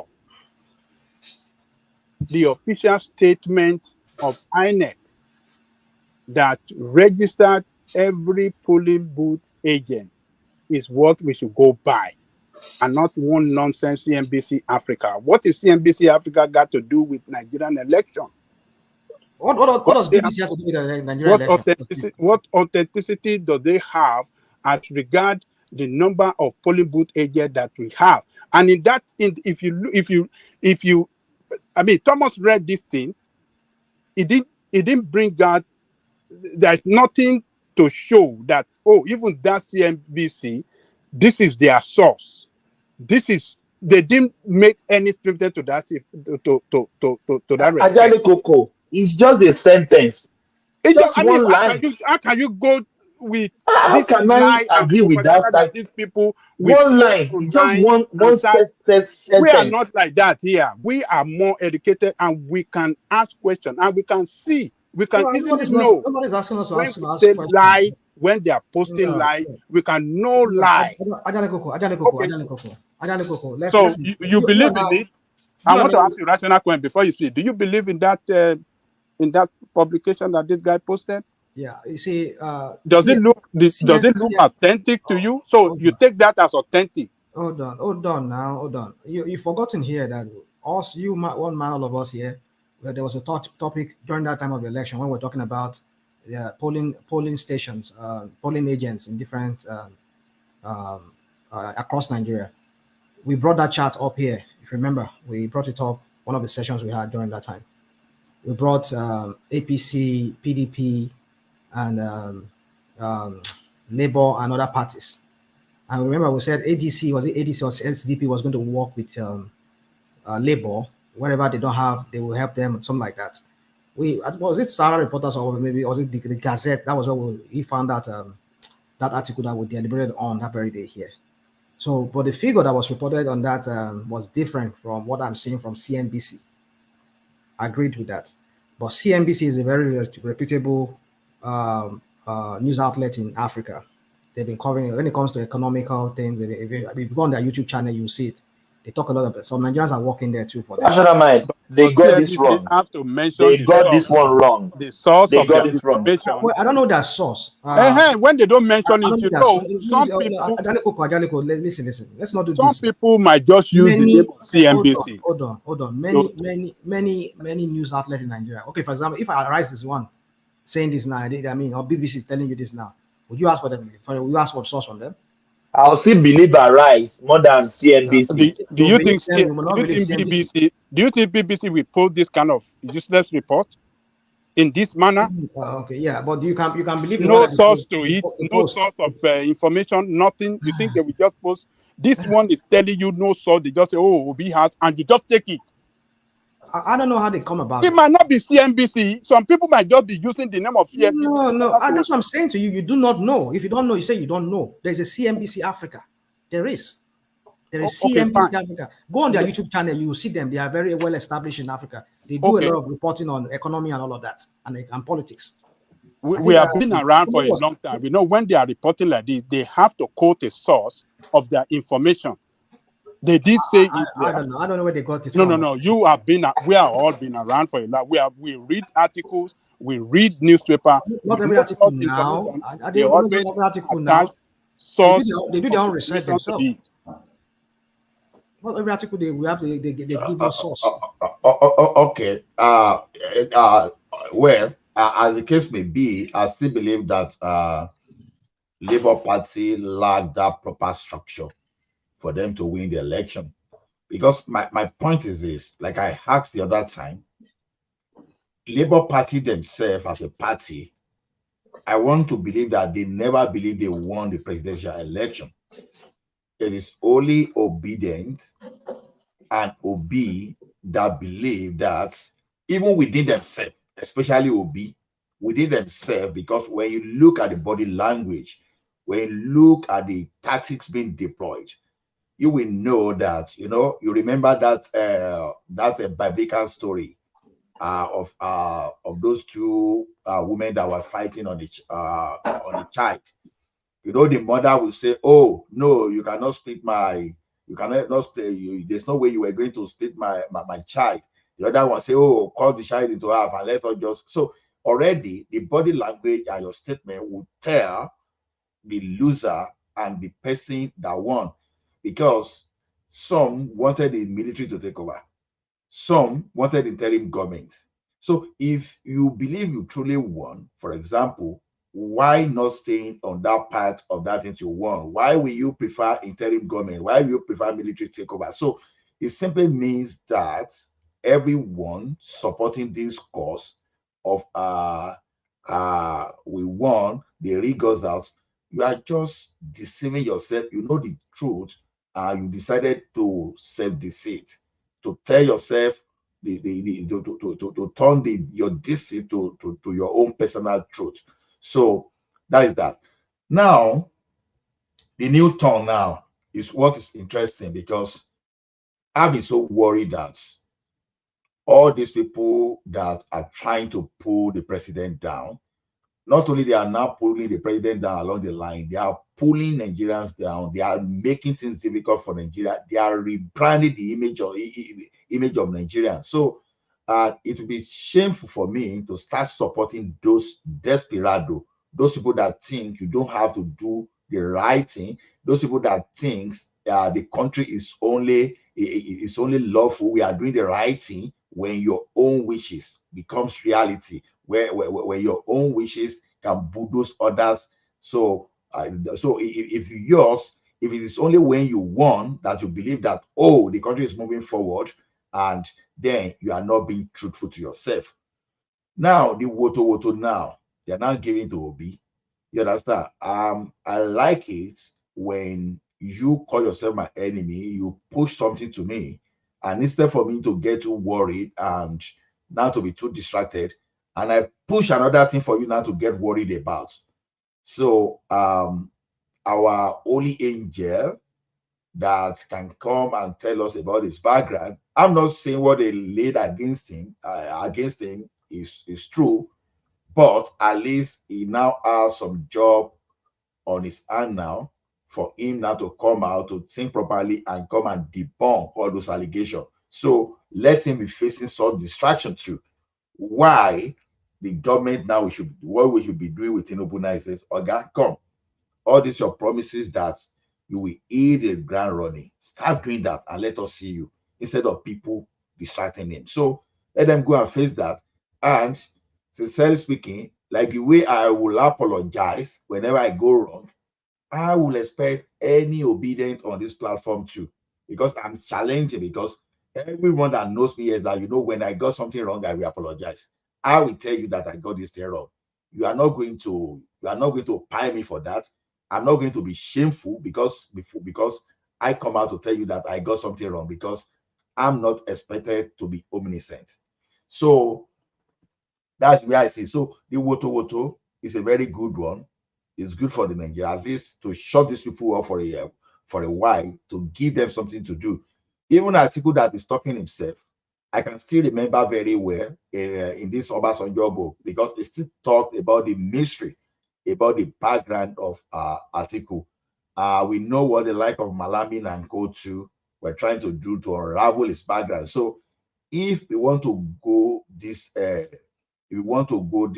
so micro, then there's no idea. I will engage Atiku about on Alibotin. I will engage Atiku on his background too. So Atiku should come and tell us about his lineage, how he became a Nigeria, whether he's truly a Nigeria or how he just became a Nigeria. So I will give him some of those assignments to actually undo, for us to move forward. So to me, I think we should now focus more. But Ola, are we not? Don't we dodge bullets with Peter Obi? Why do No, I say that? Peter Obi claimed he used 2 credits, F9 parallel, to enter Nsukka University, and nobody in obedience camp are saying, how be that possible?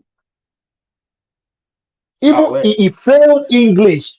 Somebody that wants to study philosophy failed English. It's just Madam Sita just said something. People will talk about Peter Obi.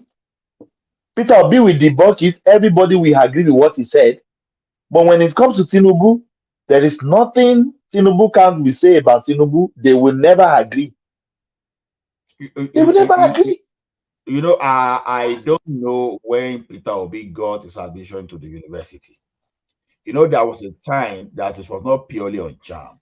There are several ways you could get to Nigeria University in the past. So the only thing is, I'm not going to give Obi the expo to what he's going to say, because even though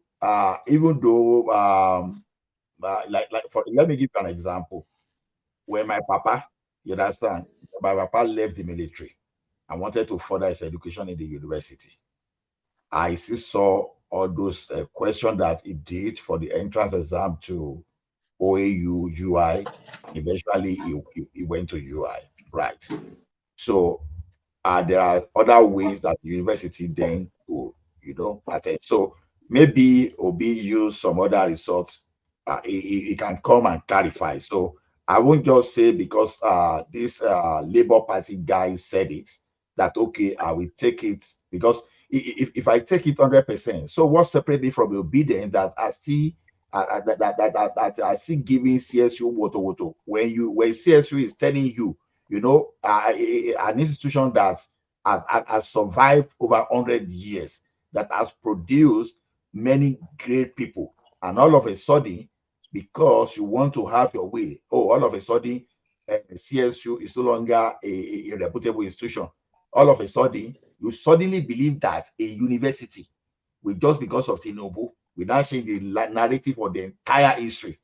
You understand? That is how some, not all, that's how funny some obedient can be. So if I just go ahead and believe what the other guy said about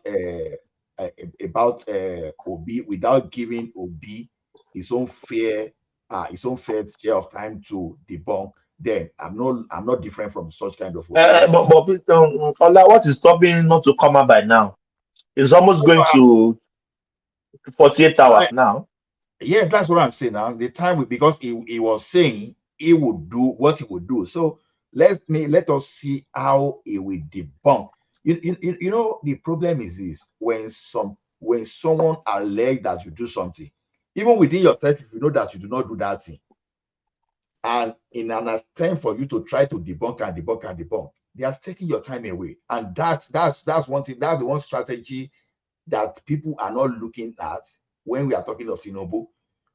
For how many decades did people talk about Wole Soyinka just getting top class from the university? You know, the guy didn't talk for almost for more than 30 decades until recently, when someone just said, I wonder where they got the information. And this story, we heard all these things right from as small as I was. We heard all those stories. So to me, if a good strategy sometimes, if someone accuses you of something, as long as that thing is not going to push you, it's not going to cause you to be jailed, sometimes you can ignore, allow the person to go and prove it, to waste his time, to waste his energy. So now they are accusing Obi now. With his mouth, it came online that, okay, this is what I would have done if it were to be in the shoe of Tinubu. Now I'm expecting him to do that. I don't want to air a counter narrative. Let him come out. Trust me, even if it comes out with all the evidences that all those things alleged against him were all false, believe me, another one will come. Another one will come. That is how they take your attention away from important things. So when you look at it, when you look at the irony of it, or let's say the metaphor of this situation now, you will now see that exactly what they are bringing to Tinubu now is just a waste of time. You are taking his attention away from the real things so that it can be dealing with something that average Nigeria has no business with. You understand? So to me, this is a good development because no camp have that monopoly of propaganda. So everyone can, But Ola, if what this guy told us on that video is propaganda, I will be very disappointed in them. They don't need to prove propaganda for propaganda. No, it doesn't make any sense. Thomas, don't be disappointed because politics, people think politics now is bad to used to be those days. Do you know that politics in those days, in the late 70s, because the like of Papa Jale Koko will be the one that will be saying something before 1960s. But let me say in the late 70s to the 80s, even to the 90s, before they didn't allow Abiola to get to that place. You see, when they are doing politics with a pay. You know where people will be. See, one thing is to single yote, and one thing is just begin a cause. See, the history of your family that you don't know, even for you to say you want to become the counselor of the world, honestly, you will know the history even back to up to like 500 years backward. You all those things, they will table it before you. You will the way someone great grandma married the great grandpa, all those things you will hear already the story. So the story of those days are the story that those say they will break bottle, they will carry they will carry machetes, they will beat themselves to coma, and they will use second. See, go and look at what happened in Ondo State in 1983 alone. You'll be afraid of what they call politics in the days. So I think the politics is not even getting better in time of violence, because when you are the violence, those the honesty, you don't really want to encounter it. You understand?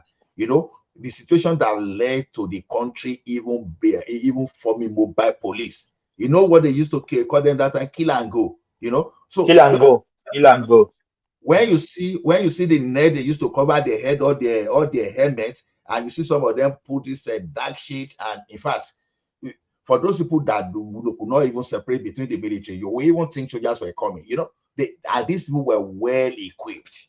Not all these kind of mopo that are now taking to this mopo, those mopo then no negotiation. They were not ready to negotiate anything with you. All this mopo that will be collecting 2020 naira this day. No, not those type of mopo.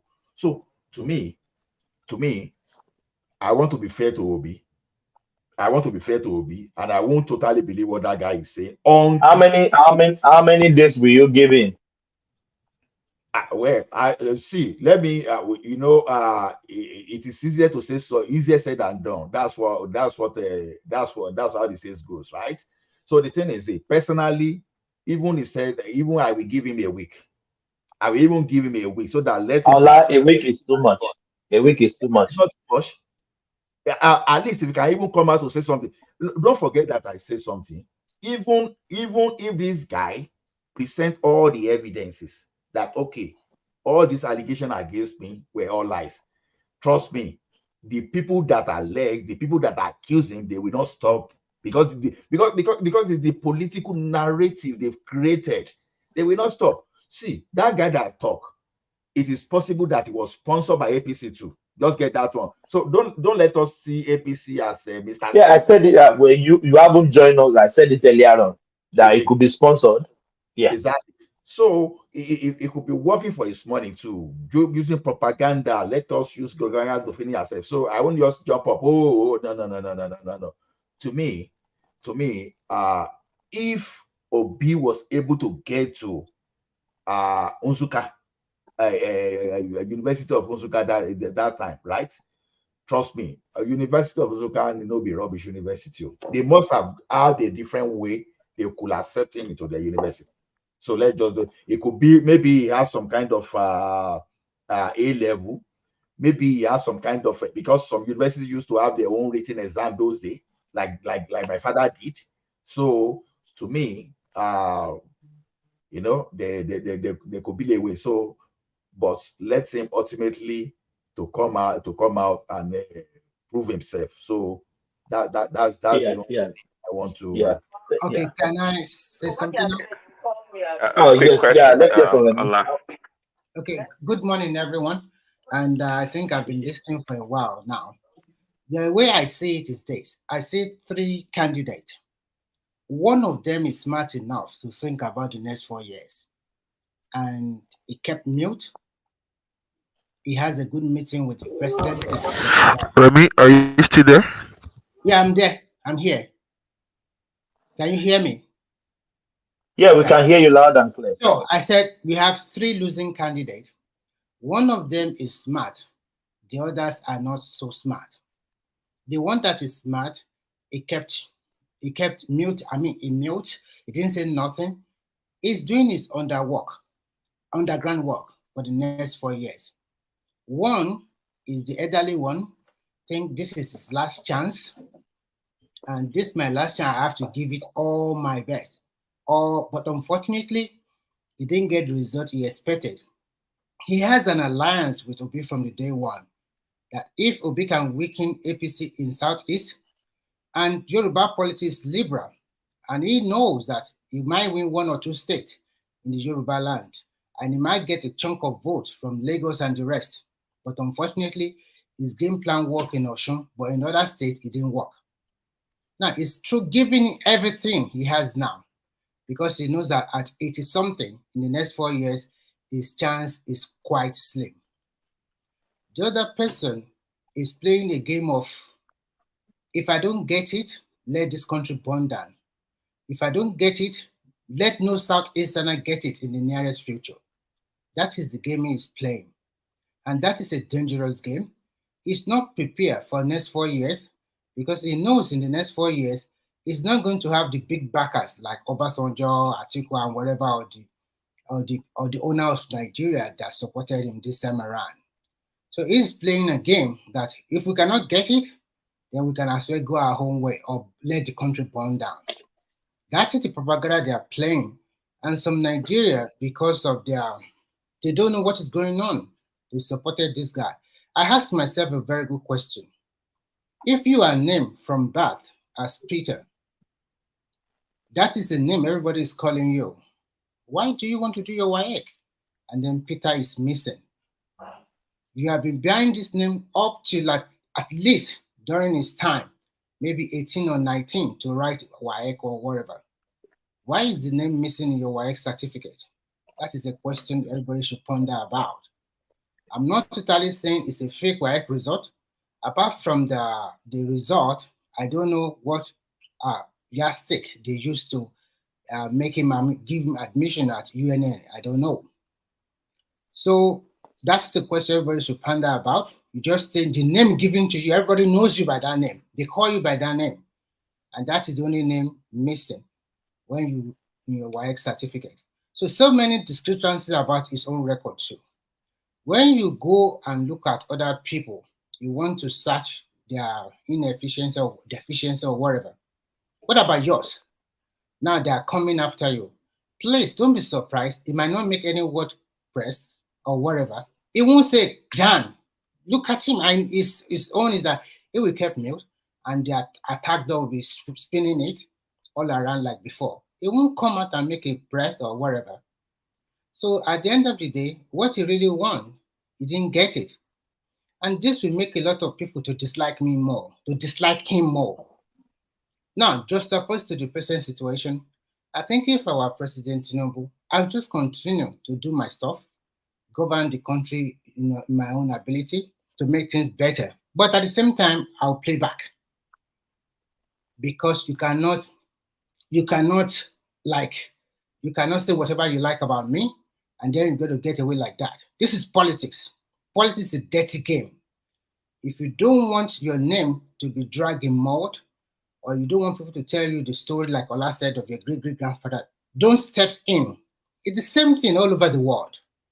The way they play it might be different, but the end game is still the same thing. Everybody wants this power, but it can only go to one. So if you look at America, everywhere is the same. Only the way they play might be a little bit different, but the end game is the same thing. But this Nigerian contest is taken too far. The same set of people you want to rule, you want to be a president, but you are not laying a good foundation. Kwankwaso is doing a fantastic job. He kept muted. You know what he wants? That is the way to do it. It will continue to go all over the country in the next 4 years to plead for votes, preparing himself for the next 8 years to compete with whether Shetima or maybe what do you call it, the NSA or whatever they are going to put from the Northeast, and he has a Northwest in his pocket.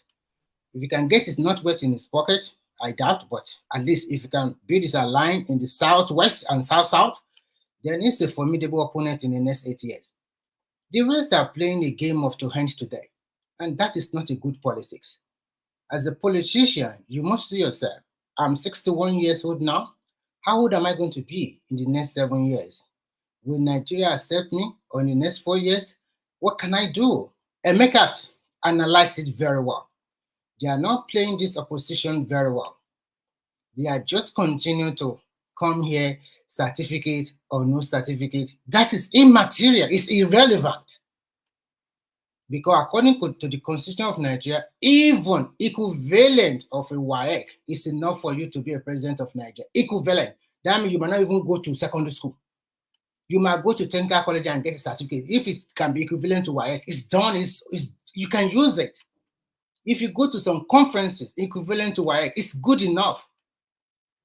It does not really matter whether you go to, you can be homeschool and then you get a kind of that's equivalent to WAEC, then you are okay to go for this election.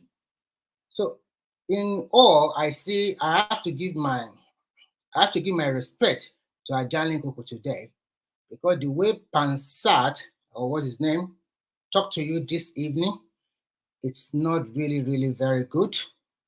And I see the way you calm yourself down, continue to hammer, talking about issues point by point, in which the guy cannot respond. It's all go back to propaganda. If you're not talking about propaganda, it's talking about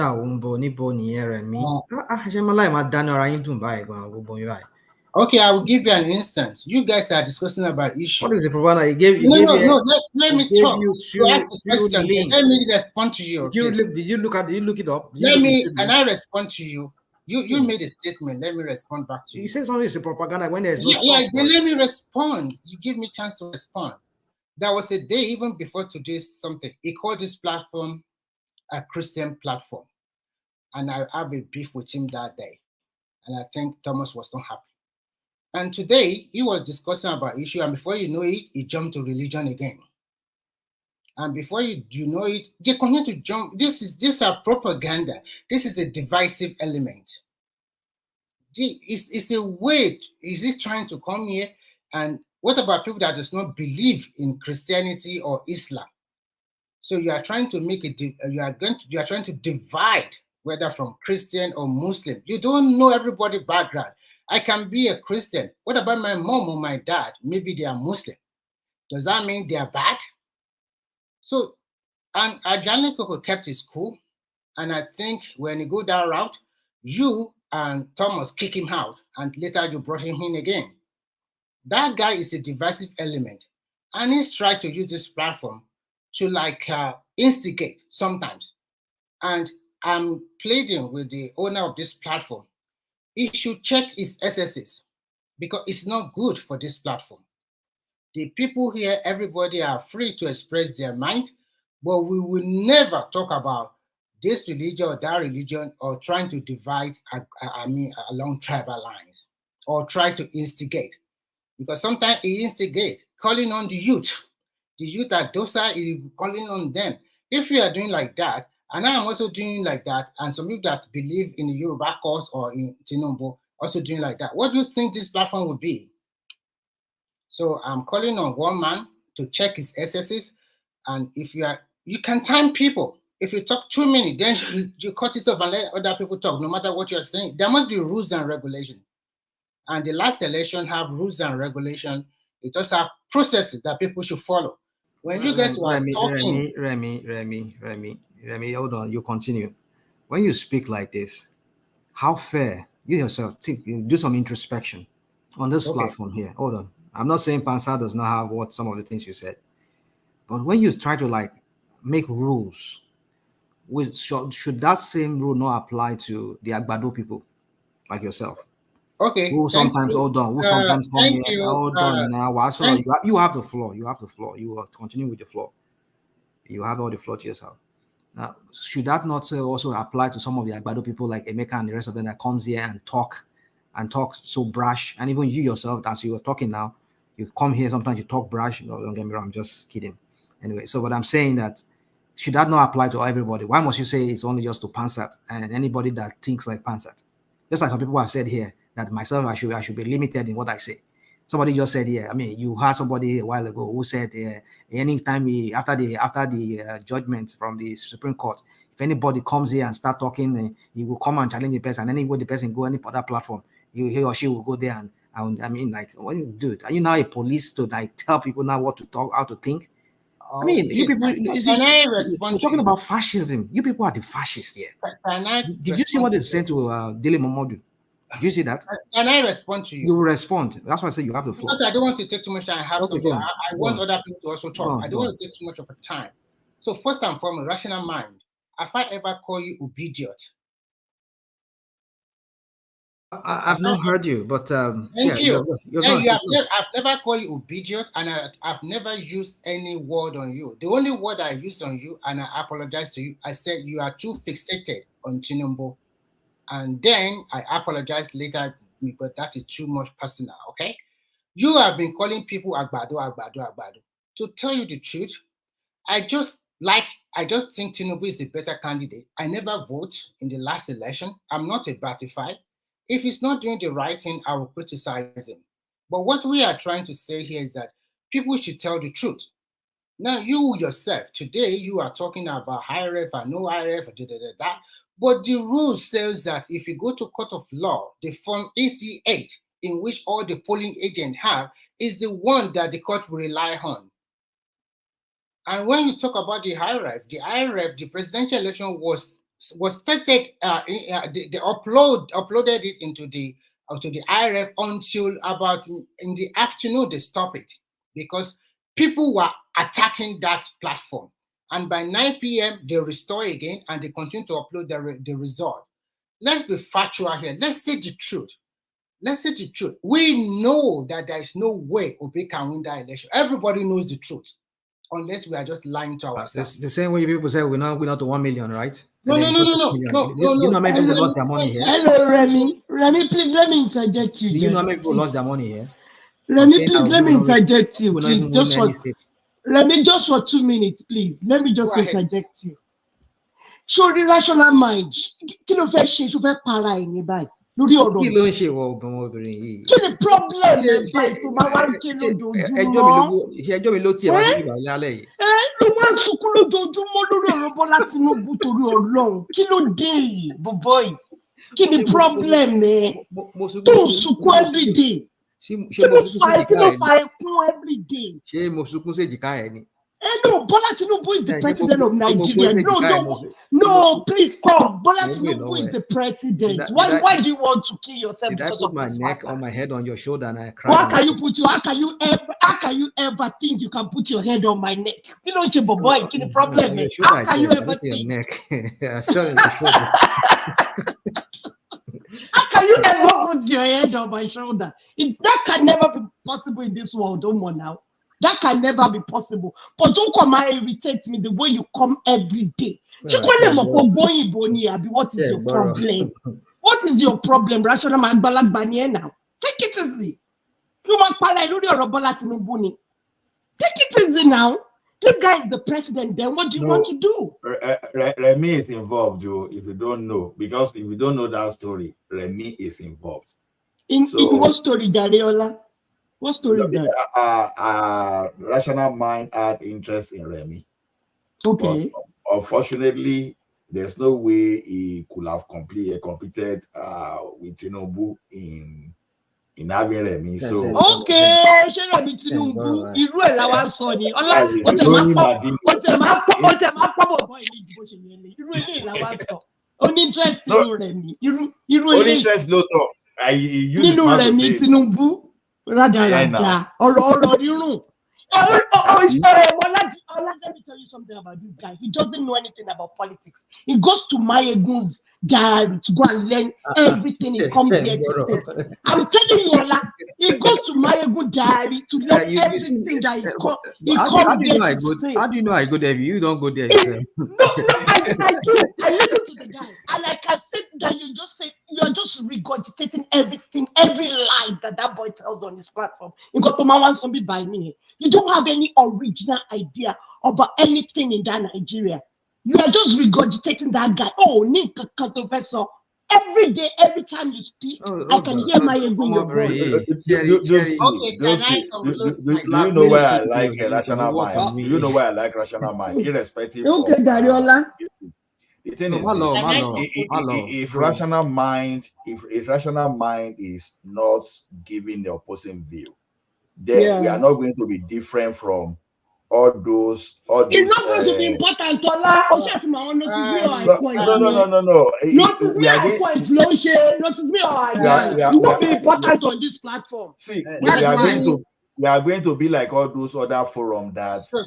I went to those forums immediately. I spoke like this. They just shut me down because they know that okay, they won't allow you to speak. So sometimes we need the likes of Rational Mind, the like of Uptown, the like of Ekene Sagifada, because at the end of the day, what we learn is what matters. Because if we keep telling everything, if all of us just sleep and just place our head, we face the same we face the same side, then we are not telling ourselves the truth.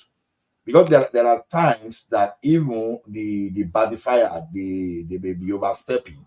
But when you have a opposing view, then the audience will be able to balance. Can I just conclude my thought, please? Sorry. Okay. I think Rational Mind have the freedom to express his opinion, but he must express his opinion on factual and the truth. Like you people do your own factual and the truth here, right? Well, so are you trying to agree? Who dictates you to speak on facts here? Are you agreeing that most of what you are spilling out? No. Don't give me that crap. I don't agree. Don't give me that crap. Let me finish. So you people come here and you give facts, because of Tinubu, right? No. This is not because of Tinubu. Don't blackmail people with all this your facts. No. Emotion and everything. I think sometimes you should understand. The way people are coming up. For me, I want my country to be better. But I see some people here, they are happy when the news coming from their country is bad. And some people here, they see that the country will never change. But I have seen pocket of development in Nigeria.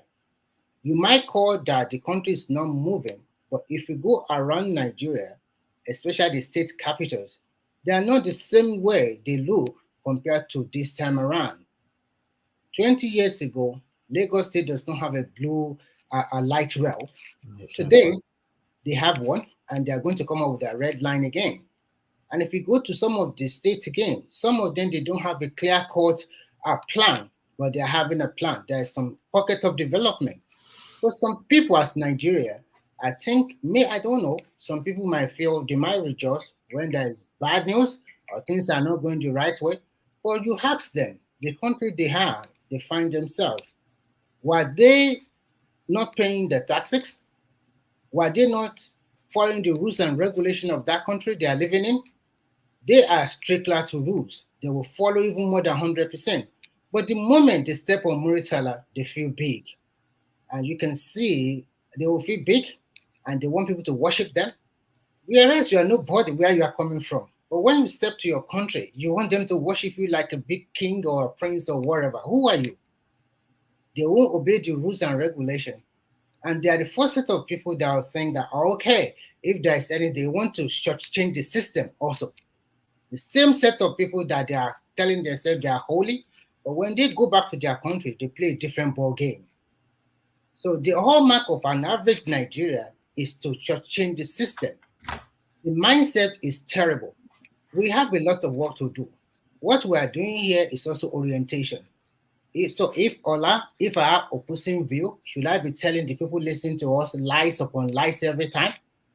So what kind of legacy are we living? Or what are we giving those ones that are listening that they don't want to talk on this platform? No, Remy, if you don't mind, let's just face it. Rational mind is not necessarily telling lies. Let's just face the fact. Rational mind. This is the way I see it. Remy, waiting now. This is the way I see it. It sees the loopholes in the argument you are presenting, and it uses it against you. See, there are so many things because when you are talking of facts, forget sometimes that fact is not necessarily the truth. So it depends, because you can even have the best fact. If you are not unable to present it very well, people can still think you are telling lies. So rational mind is not necessarily telling lies. What you call lies sometimes is not lies, because it's just looking at the loopholes in what you are saying. And you know the way it is in life. If you have someone that is agreeing with you 100%, be very careful. So when what you I'm see trying to someone, say, just give me a minute. Let me land. When you see someone that is able to challenge your view, see, this thing that I'm saying, it has been proven over scientifically that even in a team, when every members of the team start agreeing with the manager, that manager should be afraid. But when you see someone that is quiet, that is not talking, it is time for you to ask the person questions. Say, what do you think? Because that person may be the one to tell you the truth, while others will just be telling you what you want to hear and to make you happy. So be very careful. So sometimes it's not every opposing view that someone is opposing you does not mean that the person is telling like that. Is the way he sees things and the way he's placing his own fact. So not necessarily lie. I disagree with that. A point of correction first. I am not accusing Rational Mind of lies. I am just talking generally. It is fact that we know there's an election in Nigeria in 2023, and the body that conducted the election, the results were released, and we know out of the 3 candidates, we have a winner with a number to the vote that people voted for him. That one is indisputable. If you are opposing side and you think you win, that you are the one that won the election, why not at the court of law present your case? You polling booth by polling booth, or those places you think you have been shortchanged. I did not see that in the petition. I did not see it in their argument when they are having at the court of appeal. So at the tribunal court of appeal. So nobody can come here today and tell me that, oh, in Sokoto, it is Obi that won there. In what do you call it? In Yobe, in Katsina, in Kano, it is Obi that won there. According to the Constitution, you must have 25% in 24 states, including Abuja. If you have Abuja, it's also included. So nobody disputed the 5 Southeast states that will bring almost 95 or 96% of the vote. But when they call other states, the Article 1 about this kind of, the people dispute it. Why are you disputing that? Or maybe for Ekiti State, that Tinubu won about 60-something% of the vote. Why are you disputing that? He also came from these are his own tribesmen. So these are facts. So if you are the one that lose the election, why don't you base your argument on this? And when we come to this platform, we continue just fabricate lies unnecessarily. He will be on himself. If they ask him, do you think you will win in Sokoto? Or do you think you win in Kano? He will tell you cannot win there. And if they ask Tinubu, do you think you win in Anambra? He will tell you categorically, I cannot. And if they ask Obi, do you think you win in Lagos State? He might say, okay, I can win because of what? Look at what happened. And he won in Lagos State. And that is where Tinubu came from. How would you have feel if Tinubu have won in Anambra in that last election? Don't you think hell will let loose? They will say it was rigged. So when people come here and start to spew all this light, do all kind of this, I don't buy it. If you are a politician and you are smart enough, you know you have another chance in the next 4 years. But if you are not smart enough, then you put all your eggs in one basket at now, and somebody will smash all your eggs at a go, and that is the end of you. And that's what I think it happens to Obi and Atiku. I rest my case. So, thank you. Prince Daddy want to talk or what? I can see. Prince Daddy. Yeah, thanks a lot. I was gonna say, Allah, you've been extremely kind and generous to Rational Mind. Really, it's not so much that. What's that supposed to mean? But why? Why? Because we Well, it is are true. see.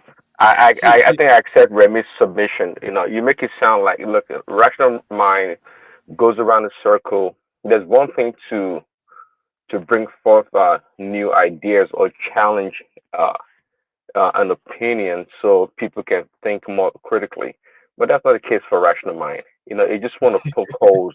And when people try to tell him that, hey, what is the meaning of corruption? Then he asks the same question back to that person. And the person defers to a source, be it the dictionary or Google, and then he accuses the person from another definition. Apparently, you do a selective listening. That's what it is. No, Somebody asked me, I use the word corruption. Do you believe that I could have been in Rational Mind shoes too? But do you know why I'm different? No, you're not in my shoe. We're not. No. I'm just saying. I'm just telling Prince Daddy. Do you know why it looks like I'm supporting Tinubu now? Is that because I switch my perspective every now and then, so I flip easily when I see the direction of it, because like yours is I'm different. dynamic. Rational mind is right. You are not in the same shoes. You're absolutely not. You are not. You are not. So you're talking like you are talking like a rational person that you're not taking it personal because you accept a superior argument. Rational mind doesn't do that. So you're a sensible person. Rational mind doesn't do that. Yeah, no, I'm not sensible now. It's rational mind's way or highway. You don't play rational mind. Don't play that. Me or rational. I'm senseless. For those who don't know, that's what they say. I didn't say. Don't accuse me. You're accusing me. I didn't say that. I didn't say that. Finish it up for you. So anyway, Prince Daddy, you see one thing. Before this election, myself and Rational Mind used to be in the same camp. You know, we were more pro Yoruba. Even Ajali go pro Yoruba.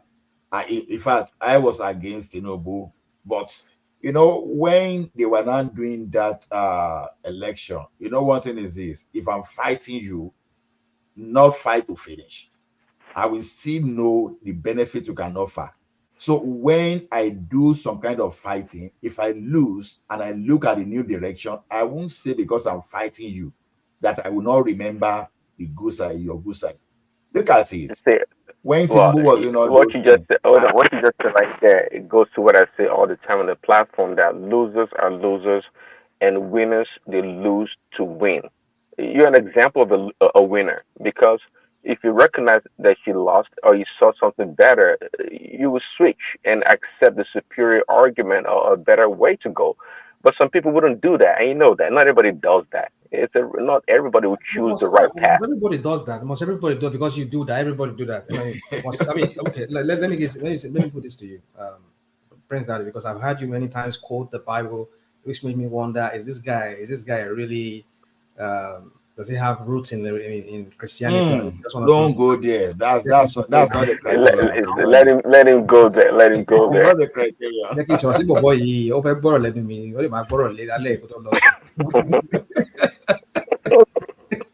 Go ahead, go there. No, ọ̀rọ̀ wo ló tẹ̀ wọ́n lẹ́nu ẹ̀ tó fẹ́ bá Prince Daddy? Sọ́yìn wo ló gbọ́ tó ni? Sọ́yìn wo ló gbọ́ tó ni? Ọ̀rọ̀ wo ló wà lẹ́nu ẹ̀ tó fẹ́ bá Prince Daddy? Let me talk now. Let me talk. Ẹnu ẹ̀ kó tẹ̀ bá ṣe bí àgbàlagbà lẹ́nu. Jẹ́ kí n sọ̀rọ̀ náà, ìyàwó. Ṣé wàá jẹ́ kí n sọ̀rọ̀? Ládàládà. Ẹ ṣe máa sọ̀rọ̀ ẹ lọ. So anyway, ìgbà kan fẹ́ sọ ń sìn, ó ti kó sí mi lágbárí, kò jẹ́ kí n tẹ̀ wọ́n fẹ́ sọ wọ́n báyìí. Anyway, Prince Daddy, I'm a quote the Bible, you know, this is just the normal Trumpers. That's what they do. Hypocrisy, and you know, like their leader whom they are following. And so Prince Daddy, do you know the painful parts about Rational Mind? Yeah. Do you know the painful? What pains me? What really pains me inside my house whenever I'm listening to this guy called Rational Mind is that if you're arguing from a point of view that you are the original owner of that thought, I didn't have any problem with you. But when you go and plagiarize somebody, then you come here, you start arguing with people that have brain. That this is you've been plagiarizing my ego every day. Teaching your talk as if you pretending to be brilliant on this platform. Hold on, farabalẹ̀, obìnrin, farabalẹ̀. That's not what's painful. What is painful that he's not the owner of all these things that he is saying. That is what is painful to me. You don't understand. That is my pain. How do you know? Hold on. I don't even hold on. Because I listen to this boy called my ego all the time. So I know whenever you're talking, it's as if you're just talking everything. You just repeat virtually everything this boy says every day. That's what you do. You see, you're gradually sounding like Ajali Koko, that sound like the APC guy. That's what it is. You can do. You can design your own certificate. It's done in America. That's it. Rational Mind. We know this is. Man lọ bọ̀bọ́ yẹn máa ń wò lójoojúmọ́ ni. Wọ́n gbọ́ farabalẹ̀. Yes, I think it does. It does. See, rational mind. No, You can't blame those people. No, just give me 30 seconds. Let me give you 30 seconds. Let me talk now. Let me land. No, 30 seconds. I'm begging. I'm not overriding you. I'm begging. All right. You are the moderator. The thing is this. As Yoruba will say, Ojo gate kò jọ gàté, eégún àtiró wọlé, èèyàn àtiró jáde. The thing is this. Now they are saying you are plagiarizing. Now your narratives are similar to what Mayegun presents day by day. So it makes it easier for people to believe that okay, before you come here, you first of all go and listen to Mayegun. Probably the day you will not listen to Mayegun, you will not come here. So any day you listen to Mayegun, you will come and present exactly what Mayegun. You know what's so painful to me? That guy, Mayegun, I don't dislike him. Wait, I don't dislike Mayegun. I listen to him because he's a very brilliant boy. He attacks Bola Tinubu every day with his research. No, wait, with his research and everything, with his knowledge. That's what he uses to attack Bola Tinubu, and he uses that platform to make a lot of money. But he will want rational mind. Tamawa pretend to be brilliant on one man's platform, plagiarizing somebody else. You're not doing it now. You see, check our story. Check our story. Rational mind. Check our story for plagiarism. Understand it, don't do me loco. Hey, if you understand, don't do me loco. You don't do me loco, so for me. Papa, you have to say, make a warning. Rational mind, one to the phone, man. Okay. How about? Okay, so Dupe said to think we rational mind will need to gain from what is doing. Mayegun is using his own to make money. Exactly. If you notice, rational mind is the star man of today. Because to me, for hours now, everybody has been discussing rational mind. No. I don't know. That's what he was discussing more. Come to the comment section. It is for more than about him every day. They comment about I want you to comment I'm at 100 per day. So he enjoys it. So but this is not his original idea. That is what's painful. I'm a troll, right? I'm a troll. One troll, right? You are. That's what you Farabale, You see, someone like no, you know, you say make I give you time now, make I talk. And no many badges from left, right, and center. Hey, more into my face. You're a strong man, no. Yeah, let me be on your side. Let me be on your side today. You're a strong man. No, I will reject me, Nikilo Day.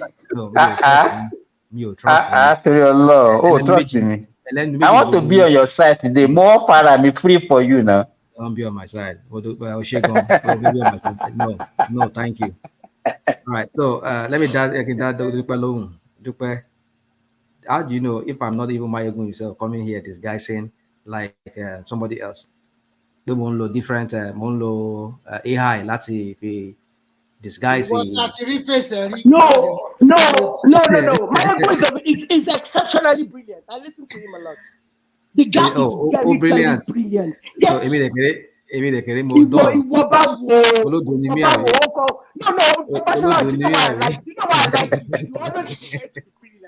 You pretend to be intelligent. You always pretend to be intelligent. That's what you do all the time. You pretend. You think every day I go to Mayegun, I come here, I come and talk, Yes, that's what you do now. I've listened to you several times. That's what you do. You just like to be the. Okay, let me say something to you. Okay. Let me say something to you. There was a time, anybody more man started this platform. Maybe you were not here. Allah could bear me witness, and Ajale Koko is still here with us. There was a time, most of the things we say here, Nigerian platforms like channels. Channels arise. Even one man gone, chief of staff who Ojuyobo, president in to the ego has landed. How we are. Or one man. This is one man introduction every time when he when he wants to start his platform. The ego has landed. So we start wondering, it's like these people, they listen to us.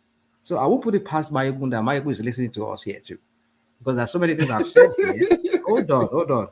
There's so many things I've said here even before I even knew Mayegun's platform. How I come to know Mayegun's platform was towards the tail end of when Sunday Igboho was rational mind, you know you're a pathological liar. You have actually to suffer one lobby. No, mo to suffer one lobby. I agree.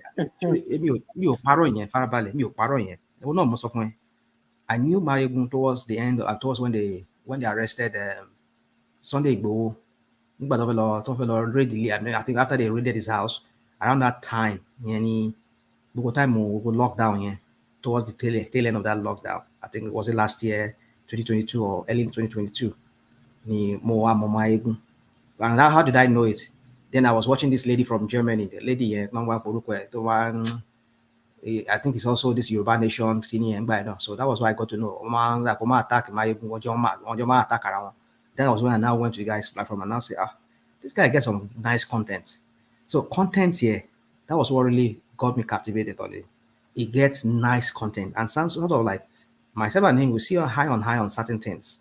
So I started seeing that some of the things he said on his platform is something that we have already deliberated here maybe many months or even a year ago. So possibly, could it be that he's listening to us too?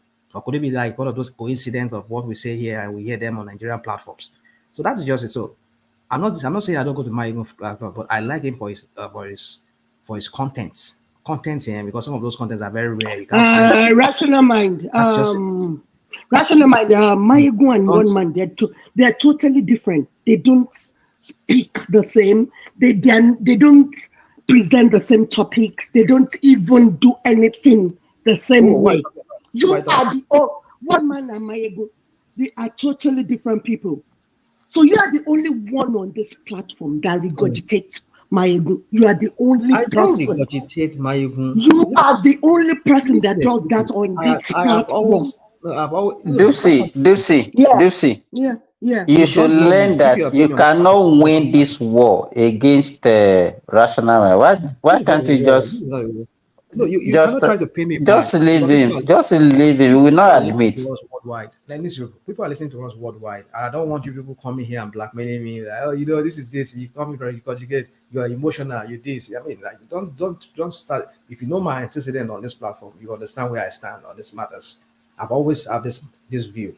I can't stand lawless people. I can't stand corrupt people. I'm not saying I'm a saint. But he will go January now. You are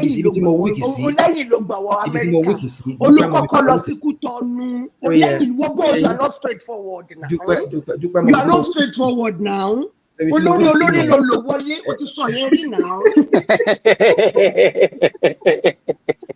lọ fíìlì kókò rational mind. Ajálẹ̀ gbogbo ẹ̀ṣù wà bẹ́ẹ̀. Ọgbà everybody fọkàn àwọn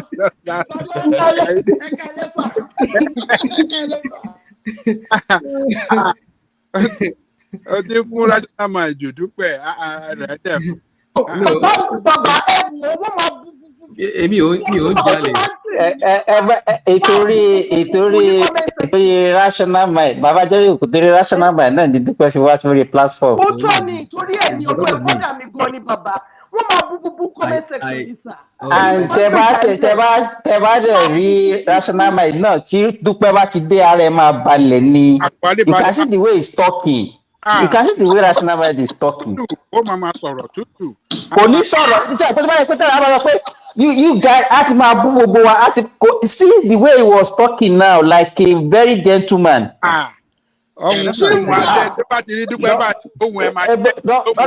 Dúpẹ́ ní password ẹ̀ Daniel ó ní password ẹ̀ ó ní password rational mind. Sorry, he's a married woman. Ẹ má yẹ ká máa sọ̀rọ̀ báyìí ká má máa disrespect ẹ̀. Mo ṣe ní sígbà tí bàbá jáde kòkó lọ́wọ́ jẹ̀ pàbí. Ẹ jẹ́ ká wádìí rational mind. Ìtorí ó ti gba kútọ̀nù, ó ti gba kínní. Ẹ jẹ́ ká. Bàbá òun fúnra rẹ̀ ló sọ pé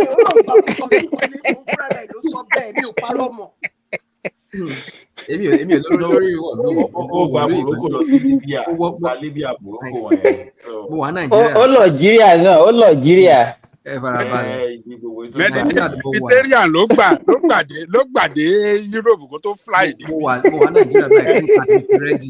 ọgbọ́n oríṣiríṣi làwọn èèyàn ń lò náà láti délùú yìí. èmi ò lórí fi wọlé, èmi ò lọ́gbọ́n lórí, mo sọ fún yín mo ṣe wọlé, mo wà Nàìjíríà, green card mi ti ready. Ó ti ready báyìí, green card mi ti ready. But who gave you green card? Your madam, right? Madam gave you green card, right? You said what? And ṣé ìgbé ọ̀la ṣó máa dá rational mind lónìí ó pe irú ọ̀rẹ́ kó mọ̀ pé rọ́ ló ń pa náà. No, I believe him. Honestly, I believe him. Pé kí ni? Kí ló wá lọ ṣe lọ́jìríà? Ṣé bó sọ fún ọ pé kí ni tó gbọ́ jìríà ń gbà yẹn gà kí ló lọ ṣe lọ́jìríà?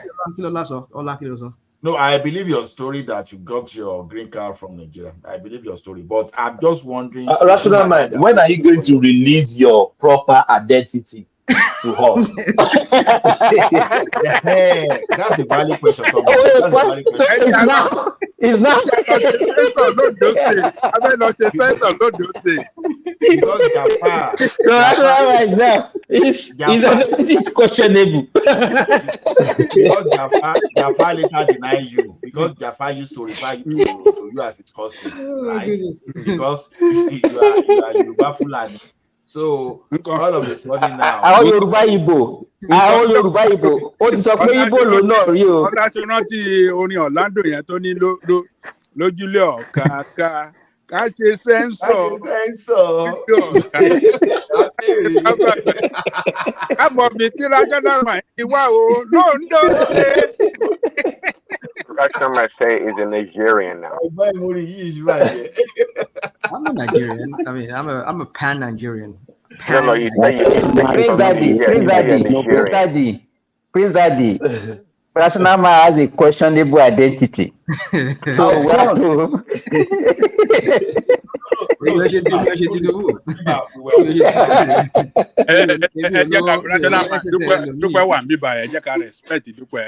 Rational Mind is a Frenchman. He was speaking French yesterday, so it's a Frenchman.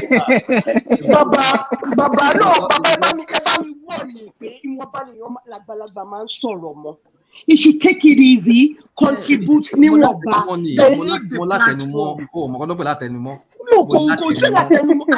you're reasonable, Baba. No, Baba, you understand me, sir.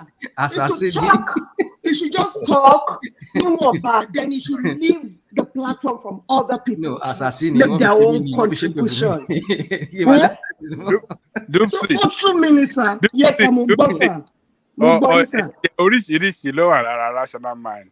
Ètò ẹ̀ ló ti ń rí bẹ́ẹ̀ tí ó bọ̀ wípé àwa Yorùbá máa sọ̀rọ̀ díẹ̀. Ṣùgbọ́n Rational Mind ní kúrò ń bẹ̀. Ẹ̀jẹ̀ oríṣiríṣi ló wà lára. Bàbá Jẹ́lé Kòkó. I want to ask you a question. Ó sọ pé ẹ̀jẹ̀ àwọn kò wà lára wọn. Yíbò gan wà ń I want you to ask you a question. I want to ask you a question about Rational Mind. Because I just got to know him maybe in the past few months. And since I came here, he has changed his name twice. I want to know how many times has he changed his name on this platform, please? Because Rational Mind was Rational Mind. He became a spinner. He became, you understand? So I want to know now, how many times has it changed? I appear based on the conversation that how it has been progressing over the time. Like towards the what's it called? Election, when people were just coming here spewing things about Tinubu, this and that, this is it built Lagos. I mean, that was when I had to change that to beware of spinners. People like BT and all of the Babati and all of the people that come here. And they try to like spin things like, oh yeah, but Tinubu is the best thing after fried rice, this kind of thing. I was like, dude, you guys are just spinning things here. Tinubu they need more. Lagos they need money. What are you people just spinning and just progressing? I mean, you attributing everything to Tinubu in Lagos.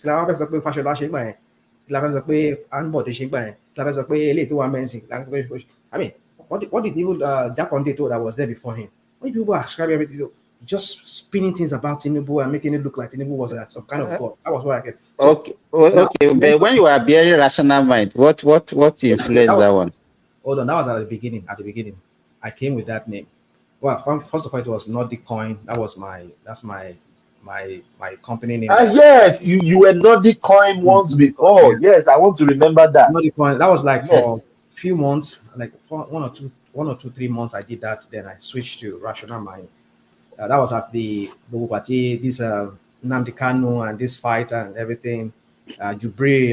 But Rational Mind, before you, what is happening with Nnamdi Kanu? Are they just forgetting? Well, is he having his day in court? I think the court will leave him. That's what I think. But somebody was saying, let me go back to somebody that this lady was accusing me, because I sometimes when I listen to his content, I kind of see reason there. But if you listen to Ezekome, he's saying that he's optimistic that the Supreme Court will free him. But I think if you listen to what this guy that you people were praising here some few days ago, this oil magnate that now they said the reason why they come to APC was because Ifeanyi Uba. Thank you. Ifeanyi Uba, he has his own AMCON or AFCON. It's some huge amount of money that is owing, and he was supposed to pay back. If not, they will take him to court and he will go to jail or something like that. So now he had to go to do. Remember what Oshewole once said: when you come to APC, your sins are forgiven. So he quickly just decamped. And if you listen to what his party people, YPP, released some few hours ago, or was it yesterday? He released a press statement. It says he said he knows why he left YPP, and they are but Rational Mind. Yeah. A person, a governor in that country with a rational mind person that is normal. Why would you go back to APC? APC lower now. Was never in APC now. Was he ever in APC? I said I would love anybody we want to go to APC. APC lower now. Yeah, of course, everybody wants to be where the ruling party. Everybody wants to associate with them. Also, if you look at the way Tinubu is playing his politics, how many people have you seen that has been prosecuted? Look at what happened recently. Ganduje went to Imo State. He was flying presidential jet. The Tinubu, Sheyi was going to Kano to go and go play polo or polo near polo then. And then look at the radio on presidential. So the kind of impunity that we're seeing in Tinubu's government right now is just alarming. And look at the guy that he put there as EFCC. I mean, you just kind of wonder, So my point is that, you see, APC is just a bunch of criminals. They're all criminals in that party. Wow. So what you just cited now? Let me talk. How is he going to fight corruption? Simba, what you just said now? What you just said now about Sheyi Tinubu and Ganduje? What is the big deal that any other politician wouldn't have done? Even Kanipe Obini. What is the big deal? Tinubu get presidential jet. What is the big deal? Yeah, so Rational Mind. What was wrong with that Rational Mind? You guys have Canada. Biden's son, his son took a flight with him to China. Took a flight with him. Look at what you just said. With the president. On Air Force 2, and when he came back with $1 billion in contract with the Chinese. What would you say to that? Let's you see, this is why I say beware of spinners. You guys are spinners. Look at how you're spinning this narrative. It's not say Tinubu. Yeah, one second. One thing about Rational Mind, you call things spinner. Was not flying in that presidential jet. If Tinubu were there and Sheyi was there, that is understandable. Tinubu went to watch. The son can represent the father. It's not a crime. The son can represent the. Okay, now Trump's son-in-law Gerald. Okay, he flies to the Middle East, to Israel and other places, and go negotiate deals, like real deals for America. What do you say to that? Okay, thank you. That's a good question. And hold on. And in fact, people, the opposition have accused him for going there and doing contracts for his own business, which is Somewhat true. Somewhat true. You see. But rational mind, you know what? I've been in the background for the past 5 hours or so. I always hear your voice. You're always talking all the time. It's like you can't let go. You have to allow other people to talk. You cannot. You can't be at the center of every conversation. You can't be. You can't because be you're talking in to it. me, right? Are you not talking to me? No, I'm trying to accuse you. I'm not talking to you. I'm trying to accuse how can you you. accuse me and you Other people can respond. Other people can respond. No, you cannot. You cannot accuse me. I expect other people to respond in my behalf. has brought I have Orlando to respond in my own behalf, and I right? will sing Orlando. Daddy, I just love your voice. I don't. You were talking to me. You didn't respond. I just love your voice. Thank you, Ducey. Thank you, Ducey. You see one thing, rational mind, as Orlando will say, only Orlando will say, Agbeyin, ṣé wọ́n ni wá gbẹ̀yìn gbogbo wọn? Jagaban ló máa gbẹ̀yìn o, ṣó ló máa gbẹ̀yìn gbogbo wọn? Òbí ò gbójú títí kórí Jagaban mi. When did Orlando sing that one? No, my rational mind. Ola is that Orlando reincarnate. No. Because you didn't listen. Are you a fan of Orlando? Before you know, if you are not a fan of Orlando, if you know, I have a playlist of him here on my YouTube here. You want to compare yourself that you have playlist. Me, when we say my papa, he LPS. You know all those LPS that they use that day. You know, he go rate it up. I will climb, go they play that in there. You know, when they release you go remember this song now, Erimose Leke. When you say that was around 76 or 77. You say Lọ́dún tó kọjá nasu ẹgbẹ́ pákó làgbọ́ synchro system unity sọ ní aládé, you know, all those things. So what are you talking? You know, ìyàwó gbowó ọbẹ̀ ó fi plastic Erimose Leke. I mean, let me go. So my point is that I don't even know whether I'm going to start from Prince Daddy. You know, when you use this, you try to bring some hypothetical situation or some situation whereby that looks like you want to support. I mean, he went to Middle East on a message from the president, which is Trump, then to go cut some deals, especially with this the new embassy they were trying to open in is it in Jerusalem, and also some other deals that he had with the Arabs. I mean, with the Saudi Arabians. He went to do all of these deals and all of that. Maybe in the process he did his own, but it was at the behest of the president. That is like an envoy, just like when you're sending. Yeah, but who said she was not? That's understandable. But we're talking about somebody. Who said she was not? Hold on. We're talking about somebody who just wants to go and watch football, and he flew the presidential jet. I mean, what's the height of? No, rational mind. That's your storyline. That's your storyline. It's more than that. It's more than that. If we talk about it's more than that. No, you don't want to talk about it. We talk about his and Prince Daddy and what he just said now is exactly from Mayegun. What he's just telling you now, that storyline is from Mayegun. I'm not joking. This guy is so indoctrinated, but Mayegun, that was the way Mayegun analyzed. I'm not joking. I listen to the guy. I don't hate the guy. That storyline is from Mayegun. That is why I'm not happy with rational mind. If you are arguing like an intelligent rational mind, hold on, rational mind. You forget that. Hold on, you forget that. 1 second. That the president's son is almost is in direct contact with the president. He is as important as any other official. Going out. It's true. You can't say no.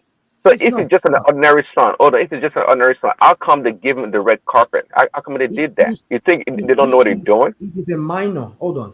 Like when Trump was there, Melania's son, it was a minor at that when he was there. That is understandable as a minor.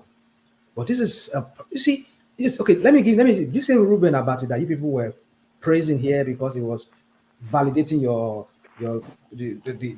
the criminal president that we have there. Who has criminal? Okay, no insult, please. No insult. Don't insult the president. All right, I hear you. Don't insult the president. president my foot. When what's it called? I didn't forget that one I want to talk like that. You see, when you target me like that, I just forget. I mean, I'm talking about Tinubu is yeah. not a criminal. I'm to talking be honest, about because Ruben Madabati. He said something. He said, "What is wrong with all these presidents' kids? When they are adults, they should be like go and carve their own niche for themselves. Go and start their own And language." I heard him say that.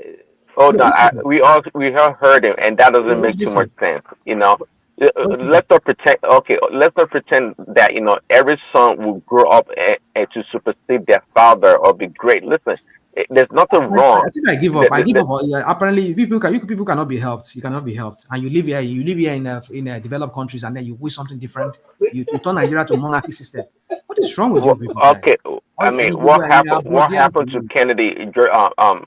John Kennedy's you go children? and Did they ever come up greater than him?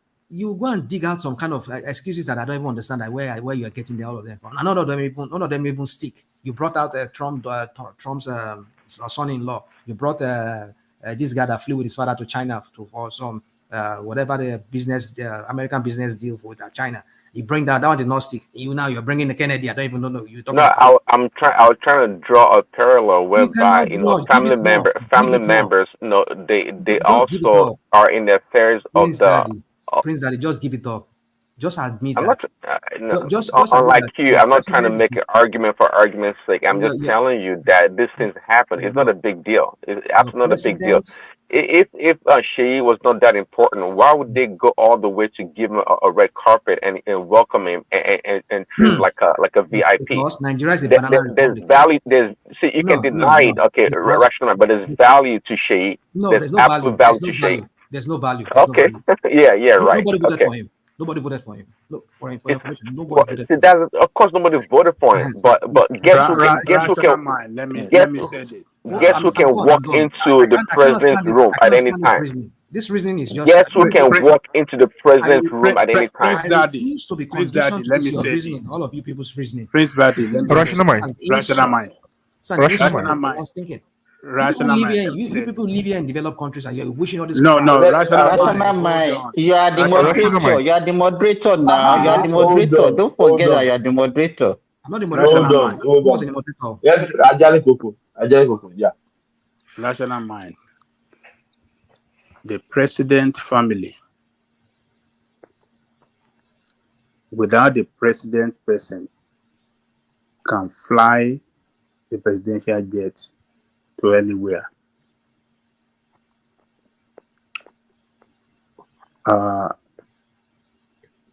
For many reasons, and the most important reason is for their security. As long as the president is still alive and are still the commander-in-chief of armed forces, they can use presidential jet and use it to anywhere. How many times did Eric Trump fly? Hold on. You answer that question. How many times did he fly? How many times did you hear of America is different from Nigeria. We're not the same. America is, and you people listen now. When it's convenient for you, you use America. It's not convenient for me. I'm gone. I would have been speaking like you. Mm-hmm. But no, I'm not surprised now. You're not speaking like me anymore because I would have been speaking like you now on this subject matter. But I'm not going to speak like you because during the time of Buhari, Thomas, if you can remember, Buhari's daughter traveled with presidential jet to somewhere.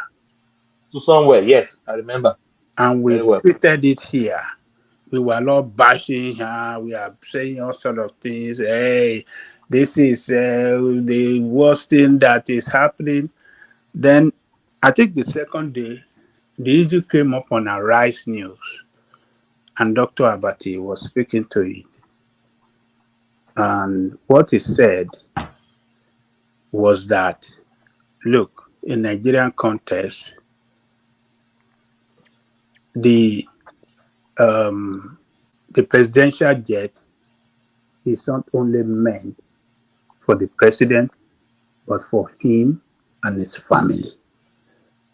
And he said that with his knowledge of how it was, he said that with his knowledge of what in the Aso Rock, you know, what his experience of what he in the experienced, media what he aids knows. to Jonathan. Don't we see American presidents and their daughter coming out from that F1? No, the that one that America is normally different. That America is different. Nobody can fly presidential jet in America without president inside. That one is inside different. Yes. is different. Yes. But they got So, but the family is allowed to enter it. no, they can travel with him, but they cannot fly They with can him. travel with him. Yeah, Wait, that's what Papa I'm saying. Jarioko, we have different type of presidential jet, so we have to know, because there is also the popular one that Tinubu use is actually Nigeria Air Force. Yes, the Air Force One. So and I don't think the one that this one that they are claiming that they saw them with is not Air Force One. No, it's Nigerian Air Force. It's not Air Force. No, it's not Air Force One. It's not Air Force One. No, there's no Air Force One. Nigeria does not have Air 5. So it's everything it says Nigerian Air Force. Even the one. No, they have Air Force One. They have one. They have one. Rational mind. Yeah. It's not Pagiri. So, Dr. Abati, let me land. What are you Dr. talking Abati about? said, It only let me says land Nigerian Air Force now. on it. Nigerian Let Air me Force. That's what land. it says. I didn't know which one is one or two. Let me land the Okay, rational mind. land. It's So not everything that you will argue or fight I will for. argue everything with you people because people are Listen saying to you me. spill crap here. Let me tell you what I heard from the people that knows better than all of us. Okay, let us hear. Okay. But it knows better than us. He worked in the Aso Rock. But what did he say? He knows what this thing. thing. That is not what you're saying. Hold on. Thomas, go and play it for us. Come and play it for us. Why do these things? So Abati said that they have fleet of that presidential jet, about 6, not only 1. So when you see his family member flying in one, it might not necessarily be the number 1. And he said that is the way it's operated in Nigeria. Family can fly, president family can fly the jet, might not necessarily be the number 1, but one of these fleet of presidential jet can fly to any part of the world just because of their security. That is number 1. And at the authority of the president. President can authorize Bajabi Amila to fly presidential jet outside Nigeria or to anywhere. Yes. President sending him Anybody. Yes. Without the president inside. Yes. Without the president. Right. That is what Abati said all these things. That was when I calmed down. I said, okay, this man knows better. He says all these things. But you want to argue that it's not like that. Let me even have something. But what you don't know? You're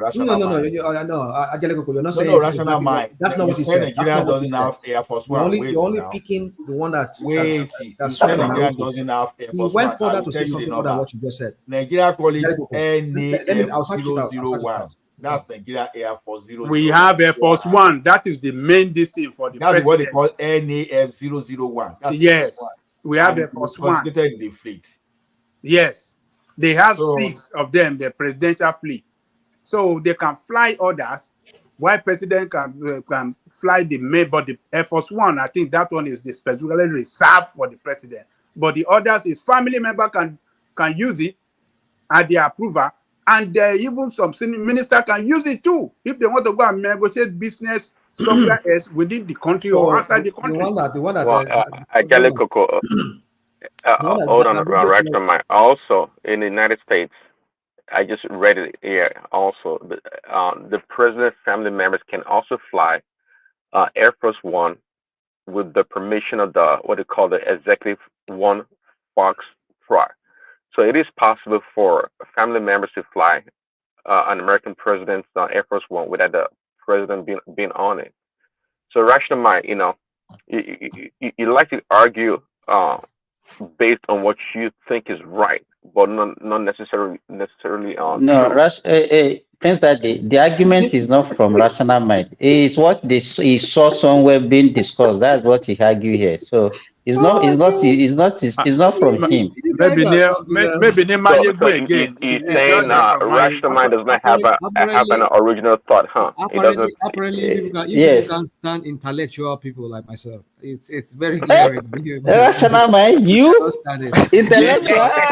You cannot stand my intellectual capacity. You cannot stand it. Do you know this thing that you just It's very talked? glaring to me Do you tonight. know? All Do you of know you. you just You are all your intimidated. rational mind doesn't realize that Nigeria has Air Force Air One Force One. because Mayegu has never clarified that on his platform. That is why he doesn't know. The guy doesn't know anything. That's the problem of You the know, rational mind. say He doesn't know anything. one Rational mind. second. It's so unfortunate that you don't even know that we have Air Force One. No, we Hold don't have on. Air Force One. All we have We is kind of NAF. laugh into We what thank God that we have Duke this is saying. platform We to don't have Air Force educate, One. But rational mind does not do any research. people like It doesn't do any Rational Mind. research. We know that. Hold on. You don't. American presidential. This platform have educated you that we have you Air didn't Force educate One. anything. So You see, that's thank God for this. Thank God for this platform. Thank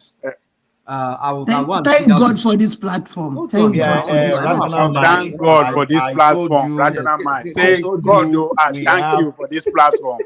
Say, we God, have- I thank you for this platform. Then we can move on. No, rational mind. I've just told you that we have Air Force One. They call it. There is no Air Force One. It's NAF, 001. Nigerian Air Force. That's what they have. There's no Air Force One. Thank God. Say thank God that thank you. I'm having my PhD education on this platform. Why can't you be humble one day? Rational mind, be humble now. Let's move on. Say that. Rational mind. Rational mind. Yeah. Can I ask you some Yeah. questions? Oh, Okay. go on, Bazi. Alonso. Okay. You said that you have a company. Hold on. You Not said what? something like that. Say that again? That's what I had. Okay. No, repeat. You said that you have a company. A company. Yeah, I do. What about Okay. It's just a question. It's just Nigeria. Understand? You see the way that you have children. Do you have family? You have children? Just to know. I do. I do. Okay, that's great. Okay, and your company, do you have vehicle defunction? He have wife and concubines too. No, I don't think so. You have a vehicle defunction. Say what? Say that again. Vehicle what? Defunction. Defunction. Um, Vehicle. You don't have. Okay. I don't have vehicle. That's Vehicle. How do you mean vehicle function? Come on. That means cars. That's company cars. Yes, company cars. Like, oh, you mean for my company, for my yes, I don't. I used to. I sold everything while in Nigeria. I don't know that I have anymore. I put out my money for my business. Yeah, in Nigeria. Okay, I understand. So you know that when you are not around, you can give orders to your children or family members, going with the company's car to represent you. If you want to deposit, is that where you're going with this whole thing? Yeah. I just want to. Come on. You see, this is a different. You understand? No. Nigeria is just as a company. You know that. Tinubu does not own Nigerian Air Force. It is the property of the Nigerian government. No, it's a function. It's a function. It's a function for what? No, that's his duty as for now. He has a contract for 4 years. First 4 years. Just a second, please. Rational mind. I'm not disputing the fact that the family cannot ride on it, but not in the manner and way this guy, what's his name? Wale Tinubu, what's his name? Tinubu did. So I was saying. No, yes, it can. It can. Even his party. It depends on the capacity in which the president wants him to be represented by him. You can't say cannot. You don't know that, rational mind. And by the way, it's called NAF 001, Nigerian Air Force 001, Eagle 1. That's what it's called. But it's not Air Force One like in America. It was Air Force One. No, it's Nigerian Air Force 001. They call it Air Force 1 too. They can call it Air Force 1. You see, people like to spin things. You know, this is. I'm just reading it right here to you. It's also called Eagle 1. It's also I've called sent Eagle it to One. the private chat. Air Force, Check I it. mean, Eagle One, NAF One, that is understandable. Not Nigerian Air Force One. There's no Nigerian Air Force One. That's what I'm trying to tell you. Okay, what is the It's meaning called of NAF? What is the meaning of NAF. NAF? Nigerian What is the meaning of NAF? Nigerian Air Force. Nigerian Air Force. That's what One. 001. What does it 001. mean? It's It's not 001. one. Is it 001 not one? They do not. They did not write it on. Why are we even arguing about this one? Because Rashomon likes to be right, but he's always wrong. That's the problem. No. It's always You have to that's why it's accept always when you're wrong. now. Because you want me to be wrong, so that you can make it as a. No. Oh yeah, we can't. No, but no. Here you are arguing about something that we're reading to you, and we're trying to let you understand what we're talking about, but you refuse to accept it. That's the problem. I'm saying we do not have Nigerian Air Force One. We do not have that. We don't have it written Air Force One. Prince Daddy, have you noticed the kind of disorder this guy has? Have you noticed? No, it's a big deal. I'm not even joking. It's something that saddens my mind every day when I listen to him. It's not even funny anymore. National mind, you should stop all this. You can go see a funny more. It's getting so. Why are you like this? You don't know the meaning of laugh in the first place. You don't know it. It's not funny anymore. You don't know anything. And I tell you that it means Nigerian Air Force. I'm just explaining to you that it's Nigerian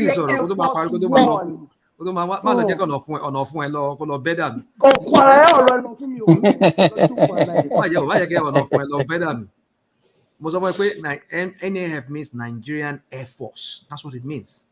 Nigerian Air Force. Even on jet fighter as well, it has it on it. NAF. Even on one big plane, or like big warplane, some maybe armament deploy calculate. It has big.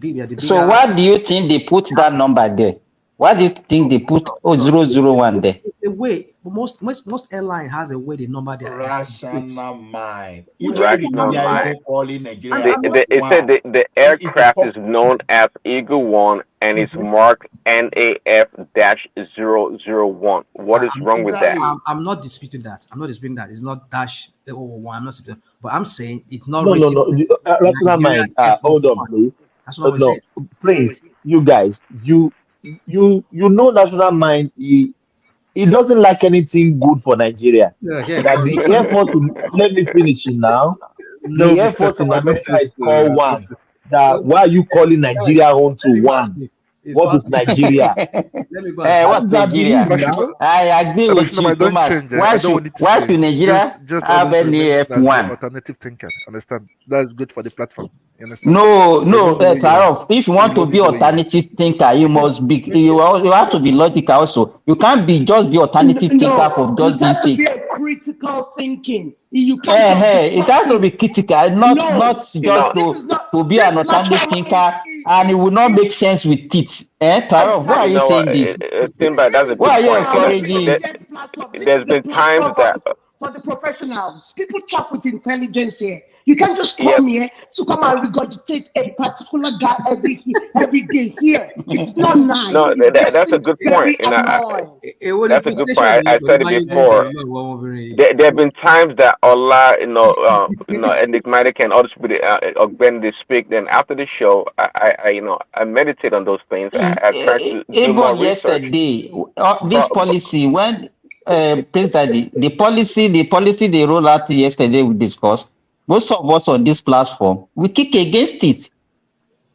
So it's not every time that you think that we always the policy that policy of yesterday. We spoke against it yesterday. How many of you? We did. I said it. I spoke against it. Because you're rational that very day. Yesterday you're very rational on that. Right. Okay. Come on, rational mind. All of you here, all these people, some of them are rational. Actually, I have a question. You guys were speaking earlier, and I didn't really grasp what you were talking about in regards to Peter B's certificate, right? Or its results. Why would Peter present a lesser result if he has a much better result to INEC? I didn't get that argument. No, you see, my own is this. I said I won't descend so low. I won't descend very low, like those people that are trying to dig anything they can dig about Tinubu. Already, CSU said this guy graduated. Sefini, people should stop digging. No. I'm talking about Peter Obi. Peter Obi we're talking about. No, it's why going there. It's going there. It's going there. Okay. So I'm talking about the attitude. Now, attitude is what I'm talking about. So the attitude of those people digging into Tinubu's the past, very terrible attitude. Right. Now, I don't want to behave like those people. So I will now say, okay, I will give Obi that chance to defend himself. And I'm not saying, meanwhile, if he defends himself, it's not going to end there. Once you say, oh, I wrote this, they say, okay, come. Then when were you born? Okay, how are you sure that your mother gave birth to you? So it's going to get to that level. So how are you sure your mother gave back to you? I like that. so the thing is this. Let him come out because he promised us that he will have explained. So easier said than done when you are not at the driver's seat, right? Now I'm expecting Obi now to come out. The same advice that he gave to Tinubu to resolve the issue. So Obi should come out and say it. Now, you will see that no matter what Obi says, I can guarantee you the matter is not going to end there. I bet it with you. So they too now should now see the situation they created is firing back at them. It was Yeah, I get that point, but what I'm trying to get to is that result. I think a lot of people, if not 99% of the people, say, look, that result cannot get you into Nsukka. It's almost impossible, and for him to be able to get into Nsukka with that result, that means maybe he bribed somebody, or I don't know. It's a poor result to get in such an institution. Not necessarily. Really? You okay. You see when my dad was writing his university exam after I left him. Don't give idea, Mr. Ola. Don't give idea, Mr. Ola, because later. No. I'm talking from the experience. No, I'm damn too serious. I'm not even joking. I know. University Don't of give that idea. not just Obafemi University and UI, right? My dad wrote the entrance examinations. Meanwhile, you will not just go and do all those things too, because there are two ways. You can have the advanced, this is a Cambridge advanced GC, or you see have some entry level. So it was not like all this current day jam they were doing. So they used to have the kind of their own entrance exam that we write based on school then. So that's why I'm saying I want to give Obi that benefit of the doubt to prove himself. How? Because I don't know when he attended university. I know that definitely my papa graduated from the university far before him. So not even that one is not even a bone of contention here. But the question is this: let him come and explain how he managed to get to Nsukka with 2 credits. Did you do some kind of other exam that we are not aware, or did you use Oriolori, or did you use one other? We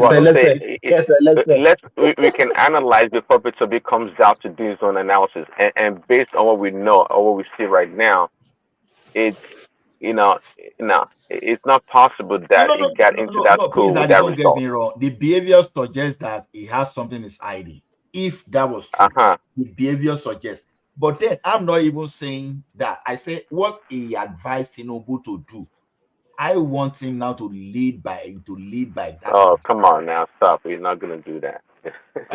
So then that means it's easier said than done. So they will now feed the monster they are creating. I even want but look at it. Hold on, look at that press conference. Didn't it look like Peter B was under duress, or he was being cajoled to do that? So it was the press conference was not Peter B's idea or mine. He did it because he was told by his master to do so. He knows better. Peter B knows better. He has things in his skeleton in his closet. He knows better. But he was forced to do that. He started distancing himself from him. If you see what Udeyin said in the airspace, everybody started some of the followers now have started doubting him. You understand? Why are they doubting him? For what? See, like we said before, even sometimes when when you are lying to the people. The liars know that they are lying because they know what they want to achieve. But now, when you see your co-liars now, they've started backing, they started leaving the stage. You are left unsecured. So that's just the way. So for him to have done that, so some people within the obedience space now immediately, I think they felt betrayed that something is actually happening. So the person you rely on, all of a sudden you are now seeing the person that, oh, possibly this guy has started some kind of romance with those people you will never expect. So the obedience. I think that's your own analysis, man. I don't think it's that deep. No, come on. The obedience, obese followership, or the people that believe in him. I mean, we all know Joel of Nashville is a smart guy, but he believes Obi 100% on everything. So, yeah, I don't believe that. I feel for those people that believe Obi, and Obi is taking advantage of them as well. One thing you don't do when you are supporting the politician is this: don't pledge absolute loyalty. Give room, no matter how small, for you to maneuver when things are not going right. So that's just the point. Ola, they are human and they are politicians. Yeah, they are politicians. The word human you use should be what should make people just accept the mistake. But when you don't want to accept your mistake, you are simply telling us that you are all in all. You are perfect. You are perfect. You can't do mistake. So you can't do mistake. That's what you say. So Obi, okay, I supported Obi for like 2 days before I maneuver, right? Because when I discovered that, oh, come on, what is happening here too? Even the like of Wole Soyinka, it took them serious courage for them to even come out to even say, wait, we were even talking of the third force before. Suddenly, this thing is going to where we don't want. They just move away from that. Oh, that these people did us bad way. They are trying to use bad way. You know what it means? But even of but Soyinka came late to the party himself. Obi was using Badger all along. He thought Obi was more legitimate than Tinubu. But you know what it means for the like of Wole Soyinka to even own up that, oh, look, it looks like I've been fooled. You understand? For him to even accept that fact. Because, some people will still do stubbornness. They still want to be correct, political correctness. No, I can't be wrong. But for him to have come out and say that testifies to how humble someone can be. But because one thing in this life is this: you have to be humble. You have to be humble. Oh, sorry, guys. I thought this is what I believe. Unfortunately, the thing has changed. So please, that's not going to happen. But there's something interesting also going on. Allow me, in the sense that, look, it is quite. How can Araban come out, a member, a leadership, part of the leadership of labor, and make a press conference against its own, I guess, principles, we're going to call it that. But we have people like Ekene going to a Labour Party meeting, okay, and, so at the end of the day, just like before, the Labour Party is not one.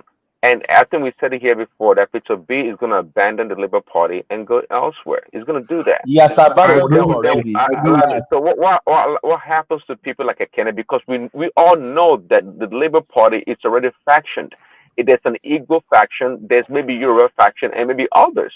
It's not the Labour Party is not one. We all know that, and now it's become more regional politics again in the Labour Party. There's no way that the Labour Party is one party. It doesn't matter if Peter B is there right now or not.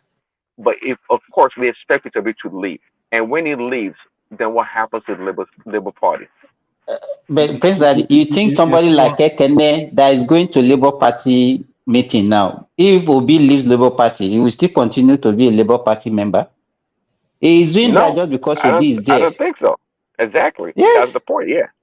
You see, Labour Party, they were just themselves until this matter of obedience just entered, and they saw opportunity to promote their party because the momentum that the obedient movement was gathering that time would just be an opportunity for them to reposition themselves and capture power to themselves too. So you won't blame them, but like I said, once you see that this your strategy or your mission is just a mission that you cannot accomplish, so you don't say, okay, just like you are going to somewhere with your car, you know your gas is about to finish, and you know that even where you are going to, you are late to the place, you can no longer get to that place, and there's no gas station along the line.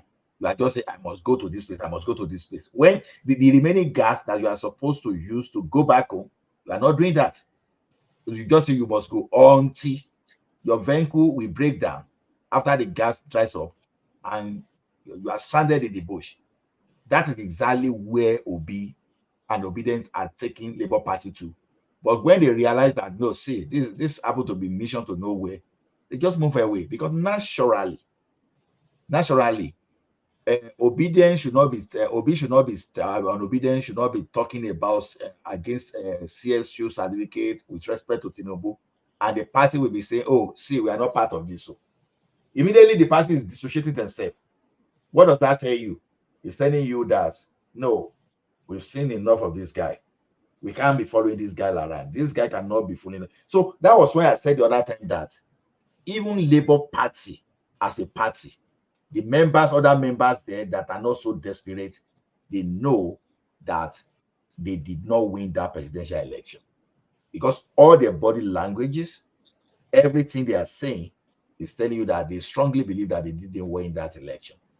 Only people that believe that won that election are the obedient, that they think they are more loyal to Labour Party more than those people that started like Labour Party, and those people that are the direct beneficiary, of that party. So to me, that's just the way I see it. So is just like I said, I enjoy the woto because now it has started. Now it's not going to stop. And Ola, can I interject? Yes, I think sir. the problem that is happening in Nigeria is too many times people are too used to sentiment working. When they do pity party, people they pity them, they make them have their way. When they go to party, people allow them to have free things. But the moment you step abroad, and little by little, sentiment stops working, you start having to use your common sense to start saying that, I have to follow rules, and that's the only way I can go through life outside Nigeria. That's when that pity party will stop. The mentality of Nigerians is sentiment, because it works in that environment, but it only works up to a certain point. And that's what these people don't understand. They are trying to use that same sentiment to win election, and it's not working for them. So they are confused, but they are still trying because that's the only thing that they know how to do. It's just sad. It's just sad. You see, the problem is this, where they got it wrong from day one. Even if I want to say, although this may not be entirely true, so if I want to say, I would have even said that the obedience, they made that election so easier for Tinubu to even win, because the day one, immediately the guy just signified his extension like this, all of a sudden, and they shake. Baba they pull for this thing. Baba they wait for pipe. But Ola, so Peter Obi disgusting. makes Tinubu the president now.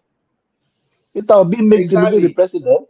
Exactly, because he got to say some people and say, okay, there's this one of my popular woman, used to be my friend on Facebook, Adenike, may his soul continue to rest in peace. He got to say, the woman said, oh my goodness, this hatred is so much. I'm supporting Ola, why are you going too far? We have Gideon on this platform. Why did he support Tinubu? You understand? Some people, just because of that hatred, they just change. Say, okay, for people to be so hateful. It was that time that I started digging. Then I now saw the Princeton University interview, and I now saw that the case study that they were using in the innovation class.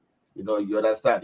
Innovation class. So, and also these guys, Princeton University and Ivy League University, is actually is actually using Tinubu and Fashola as case study for students. So for such prestigious university to have this kind of trust and belief in this guy, so this guy has achieved something. So I came on the forum there that said, okay, I shall learn people. I want to see those people that, even if na Nigeria university, the institution that, okay, I've tried to even refer to this paradise that will be turned Anambra to. You know, when I started digging, when I know that even arguing with people, because the first black way will say, okay, are you in Anambra? You were not living there, all those stuff. Even when you even have your investigation, when you have some kind of Google account, you can even use to look at Anambra, and you even did some bad to even see what was happening in Anambra. You have your facts, but you know that it will be so complex to even relay this into those people that were spreading propaganda. And I asked, okay, it's one little tools that I know that is very common. You can even throw to people that are ready to learn, is to go and use the financial accounting of the states. And let's look at the financial accounting of the states. It's when Tinubu, when Obi was there. And let's even see all this story you are talking about. At least I'm expecting, when you are talking of the balance sheet, all those projects and everything, I like to see that in the financial statement. I would like to see all those money that will be claimed that he saved. Meanwhile, his successor came and said this guy was using thinning and lading just to confuse people.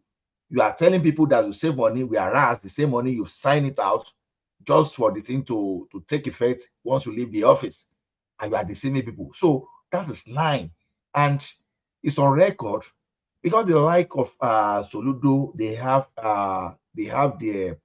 their reputation to protect.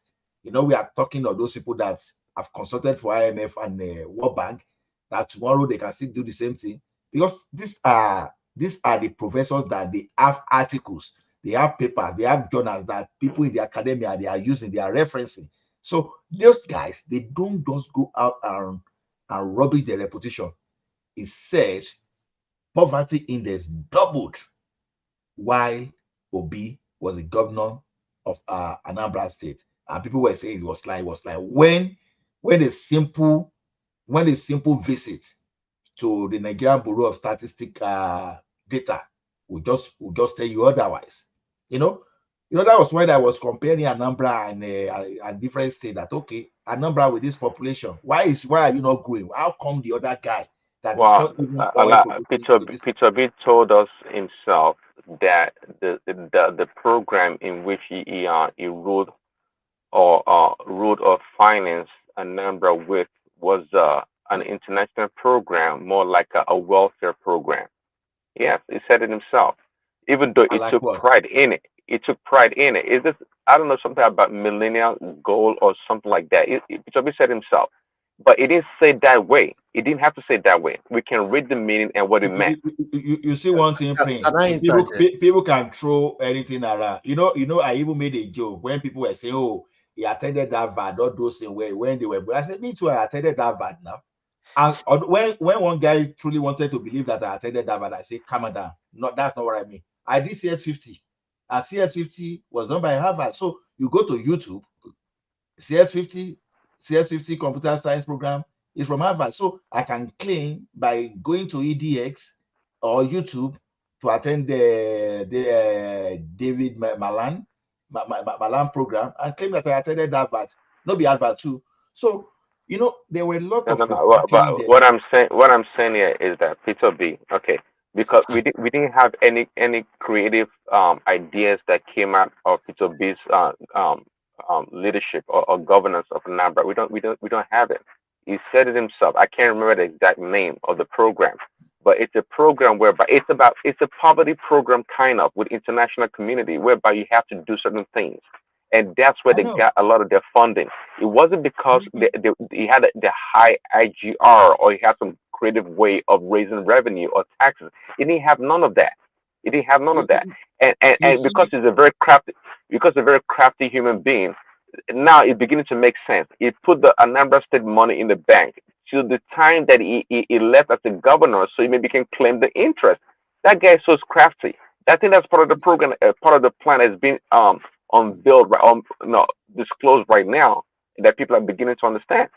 That's Can I it's a bit for you at work. you see, can one I man threw just one question interject at one me. minute? Ola, Just Just Ola, quickly. just hold on. one minute. Okay. Let's have Solly. Solly wants to come in. Yeah, solid. As for me, where I lost to be was when I was seeing NSAS. They wanted to use that NSAS to divert emotion to again. I now researched what happened in NSAS in Anambra under Obi. Over 100 people, and they pack these people's bodies like chicken. That's where he lost it for me. So I said that it was even worse in Anambra, but they will not talk about it. How can you blame somebody that is not even their fault? But you know that this person you are supporting is his own fault, that over 100 people were gone. Then this is just bias. This is just bias. The person you are supporting is one is even worse. That's where he lost it for me. That's where I started even doing more research into who is this guy really. Because if you can lie about that, human lives, your own people, then what else? Thank you, Direct Solly. Solly, I wrote in the comment section that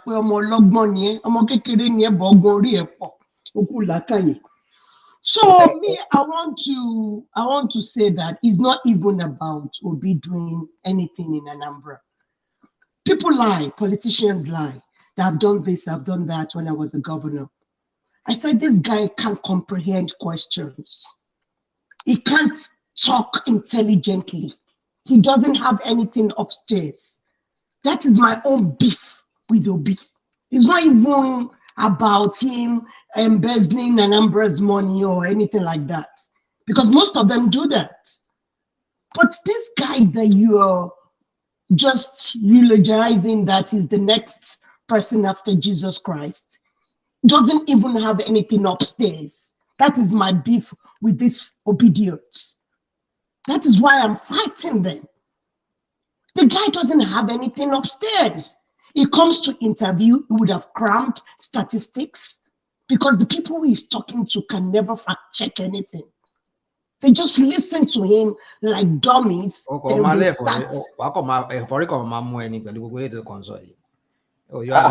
man, let us speak now. Yeah, but you were here now.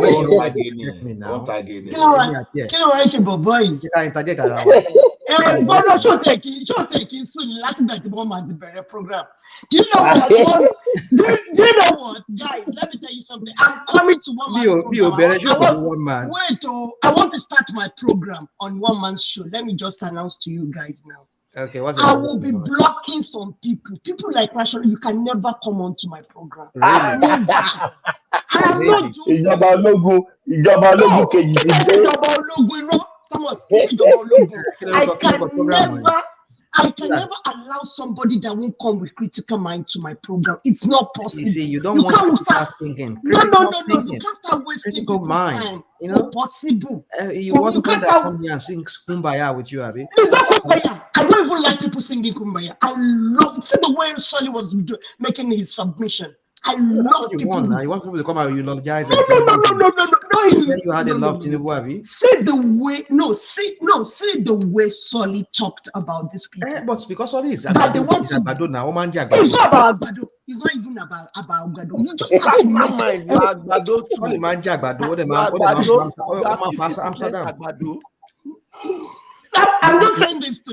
I'm just saying this tonight.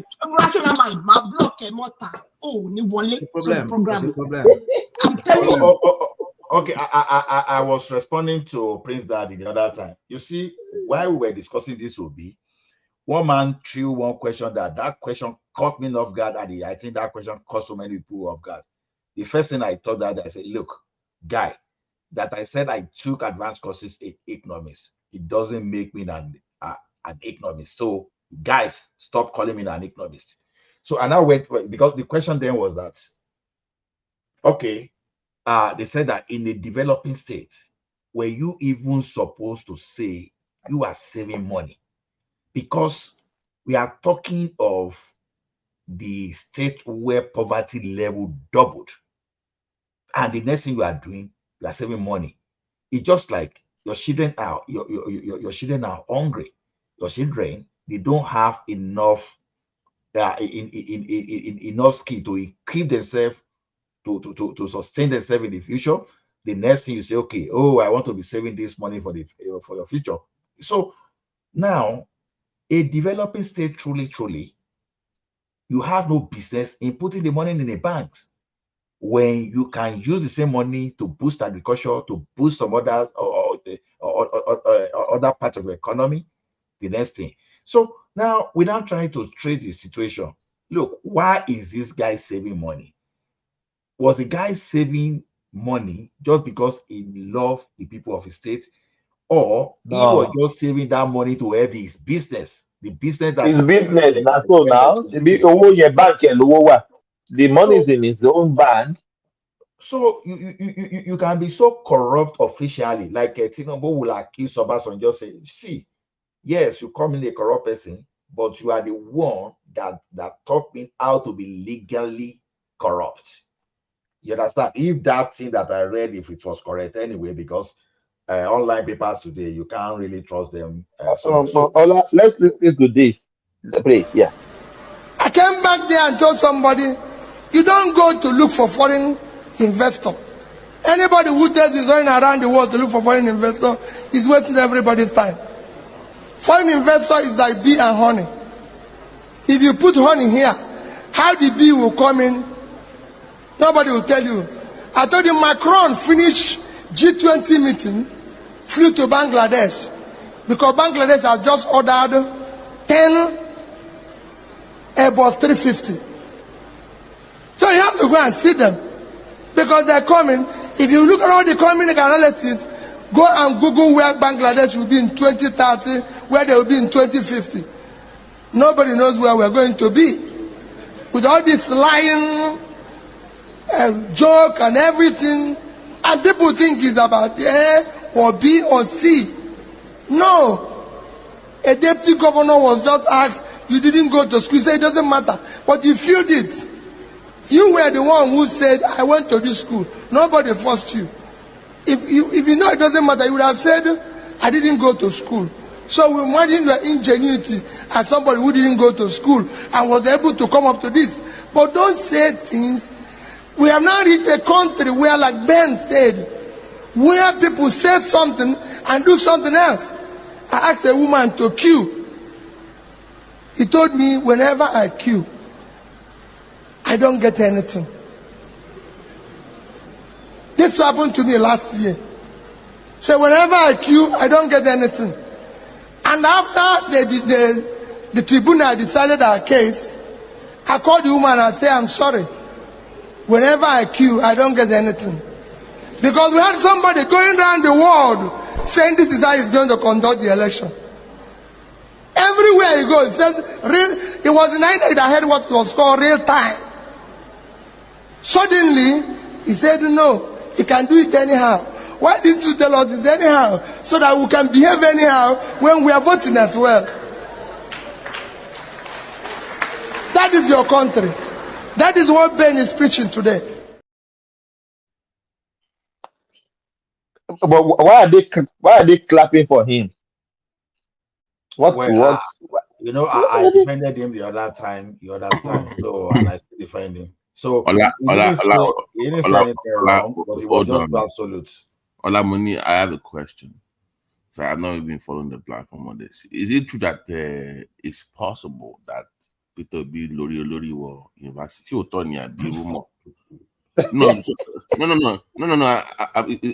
Thomas understand that. Me, I know them. Thomas understand. Is it true or is it a rumor? With its WAEC results, it could not be possible. Even Elizada Gomez, those ones that live in those ages time, said it is not possible. Baba, that's our elderly father too, said it is not possible to use that kind of result to enter that university that time, because that university was ranked one of the best then. Even that you will struggle to enter that university. They said it is not possible to that white result. So that I saw the result. Even in today's what now. Not even I don't think even maybe technical college. Maybe they will take it in technical college. Baba T, ṣó ti gbọ́rin kan, orí gbọ́rin kan rí, kò sórí wọn níbẹ̀, orí olórí ni wọ́n ń lò. Àwọn rational mind, orí olórí ni wọ́n ń lò. But you know, this is a very serious allegation. Hopefully it's not true, because if you don't that would I don't. Wow. Okay. I wasn't sure. Let me just check in with you guys to see how far I don't know. I'm a lot of census, Londo State. I've had more rational mind to work. I've had more rational mind to work. Londo State. Bàbá kò sórí wọn níbẹ̀, orí olórí ni wọ́n ń lò. Lójúlé ọ̀kàkà, ó yẹ ká ṣàyẹ̀wò. Lójúlé ọ̀kàkà, ká ṣe census. Ká mọ ibi tí rational mind ti wá. Londo State. Ojú ọmọ àlè, àwọn ojú ọmọ lọ. Lójúlé ọ̀kàkà.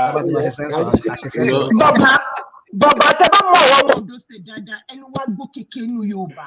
Bọ̀bọ̀ yóò lè sọ Yorùbá kó jágere lẹ́nu. Ẹnu ṣe sẹ́ńsọ̀. Mo máa ta ẹ̀. Ẹnu ṣe sẹ́ńsọ̀. Kò lè pọ̀wé, kò lè kọrin, kò lè ṣe kankan. Ó tọ́ ẹnu wá gbó kékeré nínú Yorùbá. Èmi mo bá Yorùbá literature. Àti Yorùbá literature A1. Èmi Dúpẹ́.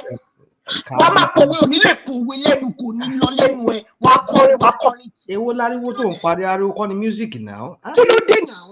Ariwo kọ́ ni music, Kábídí fún wa ká gbọ́. Okay, rational mind. Rational mind. Abidi olówe. One No. I don't want to hear you. Your map, Parí òwe yìí now. I want to know whether you are. Parí òwe kankan fún ẹ. Mi ò parí òwe fún ẹ. Àmọ́ òwe tèmi mọ̀ tí wọ́n mọ̀. No, òwe tó popular ni now. Òwe Fúlàní ló mọ̀. Ó pa. Okay, rational mind. Wọ́n ní ohun tó ń tọ́ ní ọdún eégún. Dúpẹ́ Kábídí fún wa ká gbọ́. Aláàdì ohun tó ń tọ́ ní ọdún eégún. Èmi ò gbọ́ gbogbo òwe Èkìtì yẹn, mi ò gbọ́. Eléyìí ò kì í ṣe òwe Èkìtì. Ohun tí ń tán lọ́dún eégún. Kò ń ṣòwe Èkìtì. Mo ti gbọ́ mi ò mọ òwe tó ń kọ tó ń pa. And you are supposed to be my ẹ̀gbọ́n. You can. Question. Sorry, spinner question. Èmi ò dàgbà mi ò. I'm a city man. Hold on. I grew up in the city. Don't put me. I won't allow you people to put me on the pedestal this night. Where did you learn French? I was surprised. I heard you speaking French the other day. I was surprised. I didn't know you. I've traveled extensively, and rational mind is from Mali. Rational mind, he said is a Nigerian. He said himself. I never said I'm a Nigerian. I don't know where you're picking that from.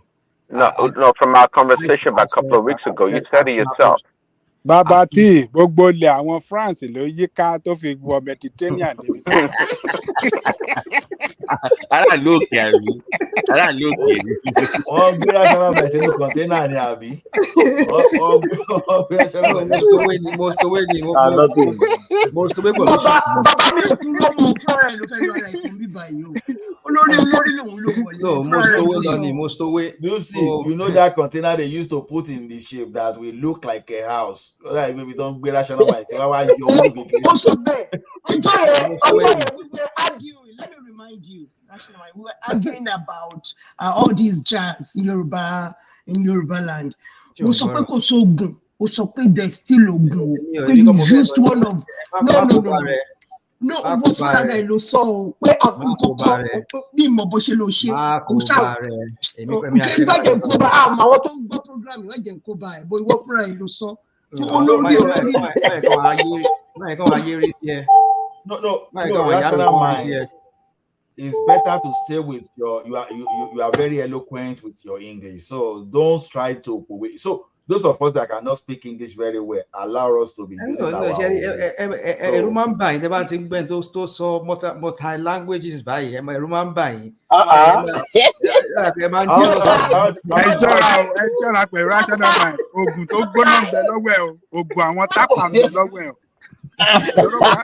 ó gbọ́dọ̀ wọn kọjá ó gbàbẹ̀ kọjá náà gbà tó rí ìrìnàjò.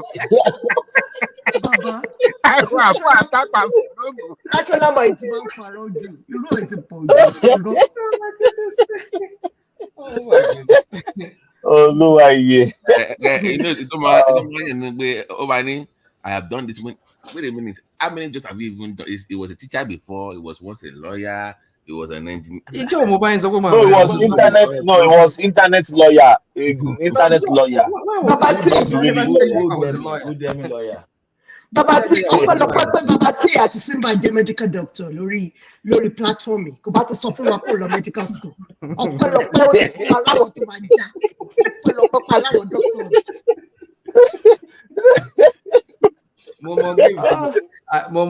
Àmọ̀rún gbogbo yín, àmọ̀ yín o, gbogbo ilẹ̀ ò fara jẹ gba ẹ bá wọlé. Ó ní sórí kan ó tún mí sórí o. Ṣé bí bàbá ṣe kọ́ nìyẹn? Bàbá Gani àmì ìlànà polúkọ bàbá ìlànà polúkọ ẹ̀. Bàbá Ọbásanjọ́ ni. Bàbá Ọbásanjọ́ ni. Ṣé ìlànà polúkọ máa ní èyí tó kọ Apàlàyé? Haruna Ọ̀ṣọ́lá ló fẹ́ sọ. Haruna Ọ̀ṣọ́lá ni ẹ̀. Ṣe rí irú àwọn English. You know the like of rational mind. You know there's this song that say bínú ilé bá ti dá adẹ́ta ẹ̀ á máa gbéra rẹ̀ á yan fanda nínú ilé á ní kò sẹ́ni tó dàbí tòun nínú ẹgbẹ́ wọn ẹ máa ríran wò kò yí tó ẹ máa ríran wò exactly that's the way rational mind is behaving. If you understand what I just said. So mo kàn yan fanda. No, you don't get it. You don't get it. I don't get it. I mean, what did Jesus say now? Go on your fanda. When there's when you are where nobody to debunk you, you look at yourself. You will see yourself as a person that has attained the highest height. So when you now have someone else to debunk you. No, I'm just being. Let me say to you, I've met people. I know this one is just a comedy. Don't take it. No, I get it. I'm saying. So I've met people that are more exposed. When you say you've learned everything, in my own right, this is now technically you. But I understand your point. I understand where you're coming from. I'm happy for the exposure I've had so far over the years. So, yeah, and I'm always grateful for that. So I'm not saying what exposure. Well, you be specific. What exposure? Be specific about what exposure. Rational mind. So you got to my share You want me to reveal myself to you? I've never revealed myself to you. If my profile. Dupsy, ṣé kó tún fẹ́ lo gbájú ẹ̀ fún wa ni?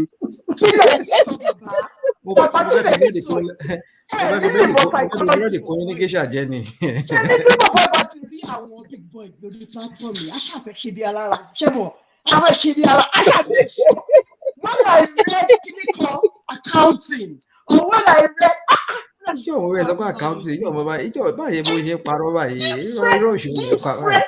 Different professions doing just one person. How come? I'm happy that how come everyone has recordings of everything I said on this platform. So all those people listening, go and listen to whatever I've said in the previous past. You will see it and listen with not biased mind, with the open mind, and listen to me clear. I never said to you that I was a doctor. I will forever be biased. I never mentioned to you. I will forever be biased. But what I will say to you is I've had many exposures to many things. So yeah, that's how I put it. But I will never say that I'm a lawyer, I'm a doctor, like some people that are Simba would make people to believe that I've said here on this platform. Yeah. So somebody wants to speak with you here. I do not understand though. I don't get it. I do not get it. I mean, is it that Nigerian you don't understand English or there's a problem with the English and I don't get it. Because first and foremost, they say go home. I'm seeing the video, I'm like because yesterday when we was hello, sir.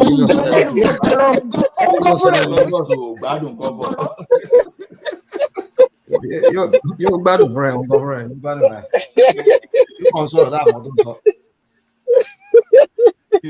You see one thing.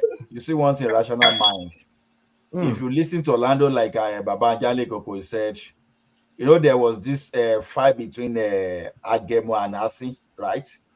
So when Asi said it was the older person, and the Agemo no say it was the older person. So they now come tell the story. You know, when Agemo said the day when it was when it was created, there was no land.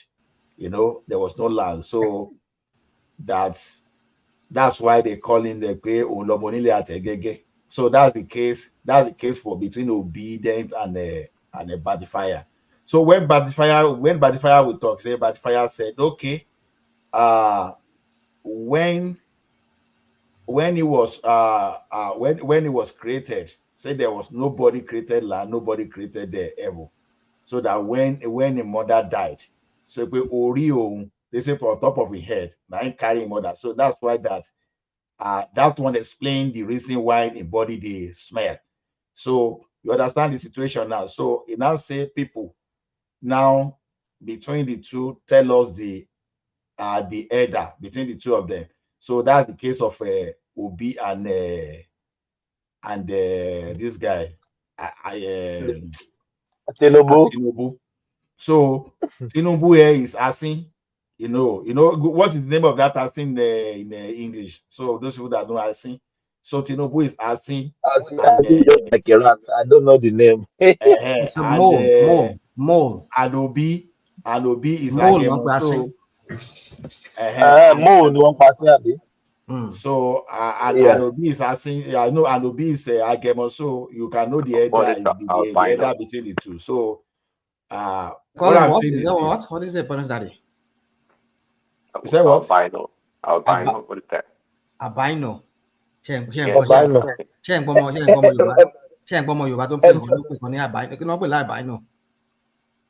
We're talking about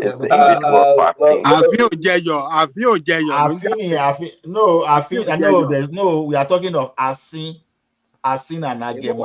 Agemo is chameleon.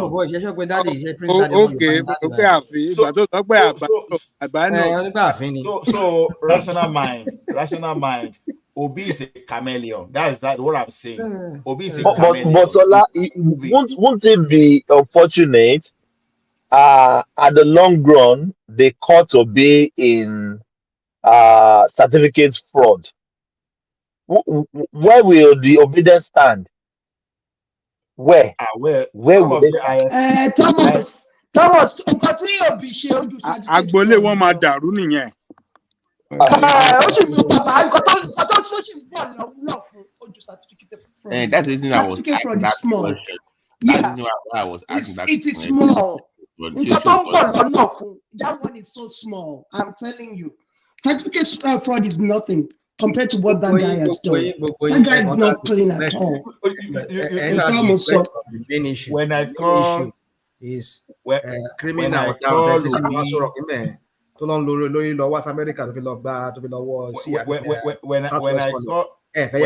Obi Chameleon, when I call Obi Chameleon, another name for chameleon is Oga. You understand? Another chameleon is Oga. You know, Yoruba will say, "Owo olowo ohun legun na, aṣọ aláṣọ ni ọ̀gá ń dàbora." Can someone help me interpret? You see, masquerade, we never spend your own money. We spend the money. Never. So and the chameleon will always put on another people's clothes. Another people's clothes. That's exactly what Obi is using. Obi is using your head. He's using your resources. Don't sermonize. Market himself. See, no. I'm telling you that I'm a Yoruba man. You will see how to know Yoruba man now. If you want to prove your Yoruba now, just try what I just tried for you now. All of them. I'm the only Agundoláàrin ọ̀rọ̀ ìkòkò.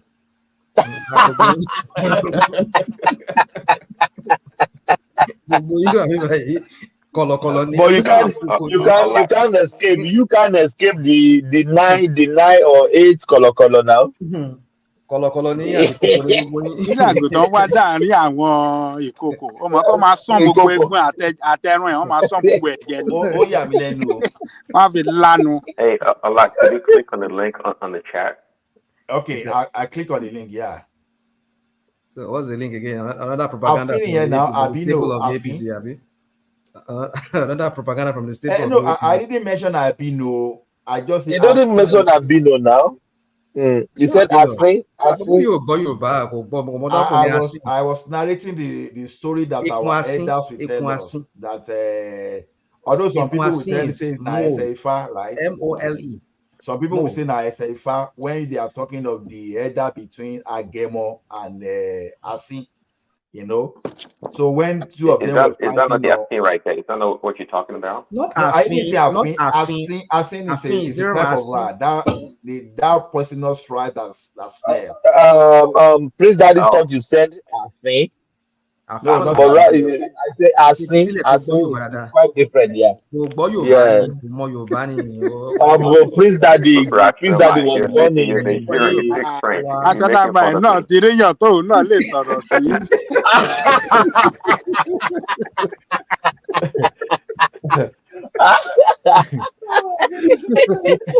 Oh Lord. No. Oh my God. We're supposed to finish 10 hours, so we have like 12 hours to go. I proposed to extend it for 1 hour. Brought to the background. Baba, I don't mind Prince Daddy. You know he has a sexy voice, a very beautiful, voice. For me, Baba, you don't understand. I don't even mind. No, I don't understand. Making mistakes. I don't mind Prince Daddy making mistakes about Yoruba words. Are you sure that photo? But then Olóhùn púpọ̀ ní national mind. Baba, Prince Daddy, àti mọ̀ pọ́nmọ́ bọ̀tá ni. Potential ò tẹ̀ ṣe bọ̀tá tó jẹ́ pákó. Pákó ni olórí inú ni wọ́n lò wọ́n gbọ́ Yorùbá. Kí ni problem yẹn ọkùnrin national mind? Jẹ́ kí n sọ fún ẹ, ọmọ pákó lẹ̀ mi, pákó ni wá, ọmọ ilẹ̀ ni wá. Kí náà wọ́n bí mi sí ìjọra bẹ́ẹ̀ náà bí mi sí ṣó yẹ. Ìjọra Bádíyà. Ṣé national mind gbélé face me and face you rè? Did you leave me face me and face you? Ilé pákó náà ti tọ́ mi dàgbà, ṣó gbọ́. So mo gbọ́dọ̀ story ni, jẹ́ kí n sọ story mi fún ẹ. Mo wá lọ sí Àpápá wọ̀ fún bẹ́ẹ̀, mo wá kó ọnú ṣíìpù tó fi ń kó kọ̀ǹténà wọlé. Mo bá wá sí mo story ni. Oh my God.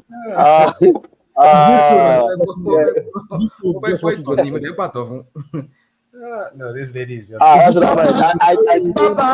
Baba, let's always forgive Prince Daddy. There's no problem. Even the kind of English he brings onto this platform last song is okay. There's no problem with Prince Daddy at all. He can make any mistake. And anything that he does, me and him, we don't see eye to eye on religion. On religion. It's my brother now.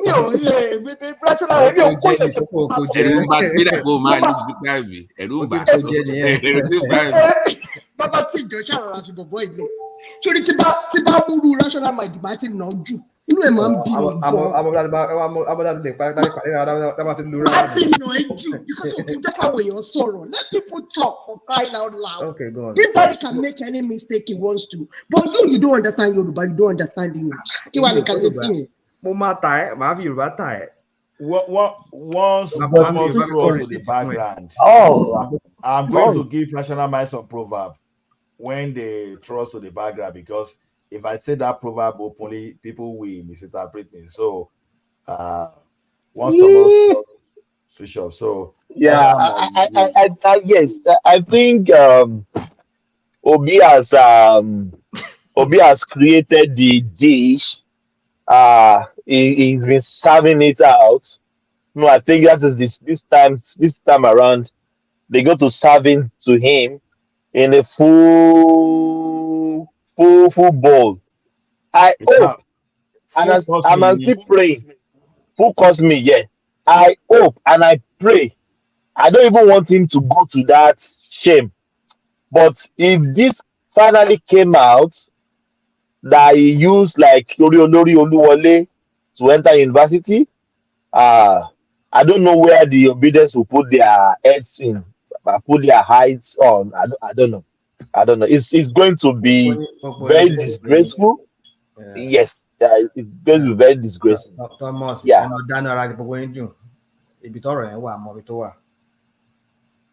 What? Thomas Yeah, good night.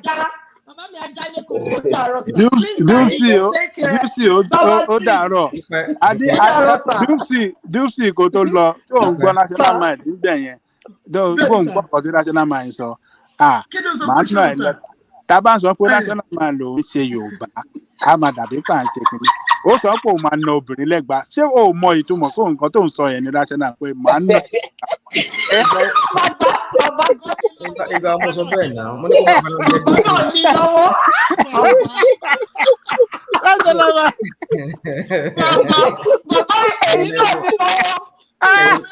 ẹ̀yin lẹ mọ ìtumọ̀ tẹ ilé ìtumọ̀ ẹsẹ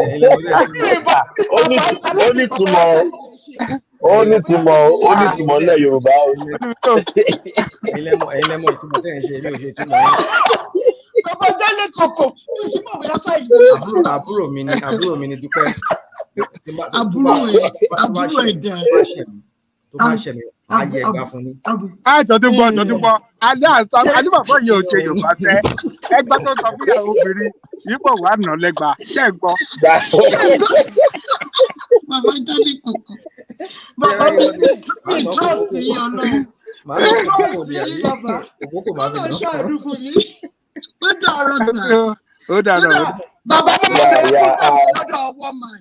Dúpẹ́ òní sọ pé kó dàrọ̀ fún mi. Èmi kọ́. Àlàyé ló sì.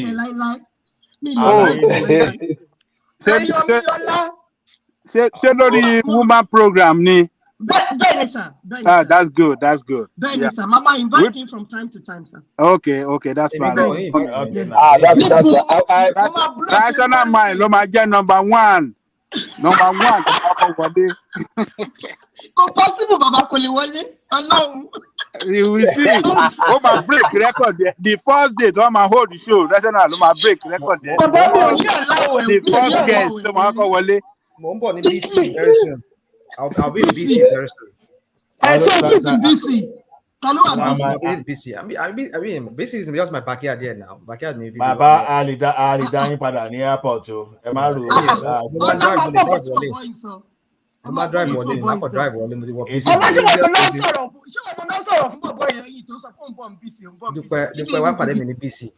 Ó ti gbogbo fún ni. Ṣé ìgbéró? Ìfóònù ẹlẹ́ẹ̀kọ́ wá pàdé mi ní BC. Ṣé ẹ rí pé ohun tó fi ń sọ̀rọ̀ yẹn ó tún yàtọ̀ sórun tá a máa ń gbọ́ lórí platform. Bàbá Jálẹ̀kọ̀. Come on, make me sorry. Would you make me sorry? Please excuse me. We don't call it sorry. We don't call it sorry. When is the show coming up? When is your first show coming up? I think I'll start next week, sir. Okay, sure. Next week, sir. Next week? Okay, that's good. Bàbá ó dàrọ̀ sà ọlá Thomas Prince Ẹ̀rí sàkámàjẹ́ tó wá ń sọ ẹ̀wọ̀n kàlọ́pọ̀ ẹ̀kẹ́ wá pàdé ní káàkiri. Ṣé bàbá tún lò fún wa? Ó tún lò fún wa. Olóje àwọn gbájú ẹ̀. Thank you guys. We have to shut down now. Don't shut down. Throw us to the background. Yes, I will do that. Yeah. Thomas, kí ayé má lè ti wá lọ ní kí ayé má lè ti wá lọ ní torí bọ́ọ̀lù eré ti rí aṣọ́nà máa dé bọ́ọ̀lù eré ti ẹ̀rù lálẹ́ yìí ó lágbára o. Èmi ni kókó. Èmi ní àkóńtà tó wà láàrin àwọn ìkókò gbogbo yín ìkókò ní ẹ̀yin batified gbogbo yín yọ all gbogbo yín. Let me shut it down. Excuse me. Let me shut it down. Yeah. Thank you so much for coming. This is another dollar made today. It has been a good session. I wanted to short it at 10 hours, but I think the conversation was so robust. I think this is one of the day we have 10 people on the screen till 10 hours. It has been a nice and very smooth. Even though we have some hiccups, but we can't rule that away. That is the beauty of the platform. Thank you so much, guys. Carry the conversation in the comment section. I said, peace. Thank you guys. God bless you. Yeah.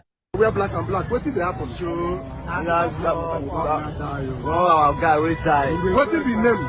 Sure, I'm Mobad. Mobad? Yeah. Who be Mobad? I want Calabar guy when they say he work for your Ghana, Mali. You know, settle and I can sell people go kill him. The Calabar boy work for your Ghana? He work for your Ghana and your Ghana won't be and you know what settle him. So the boy won't come out, now he's going to go kill him.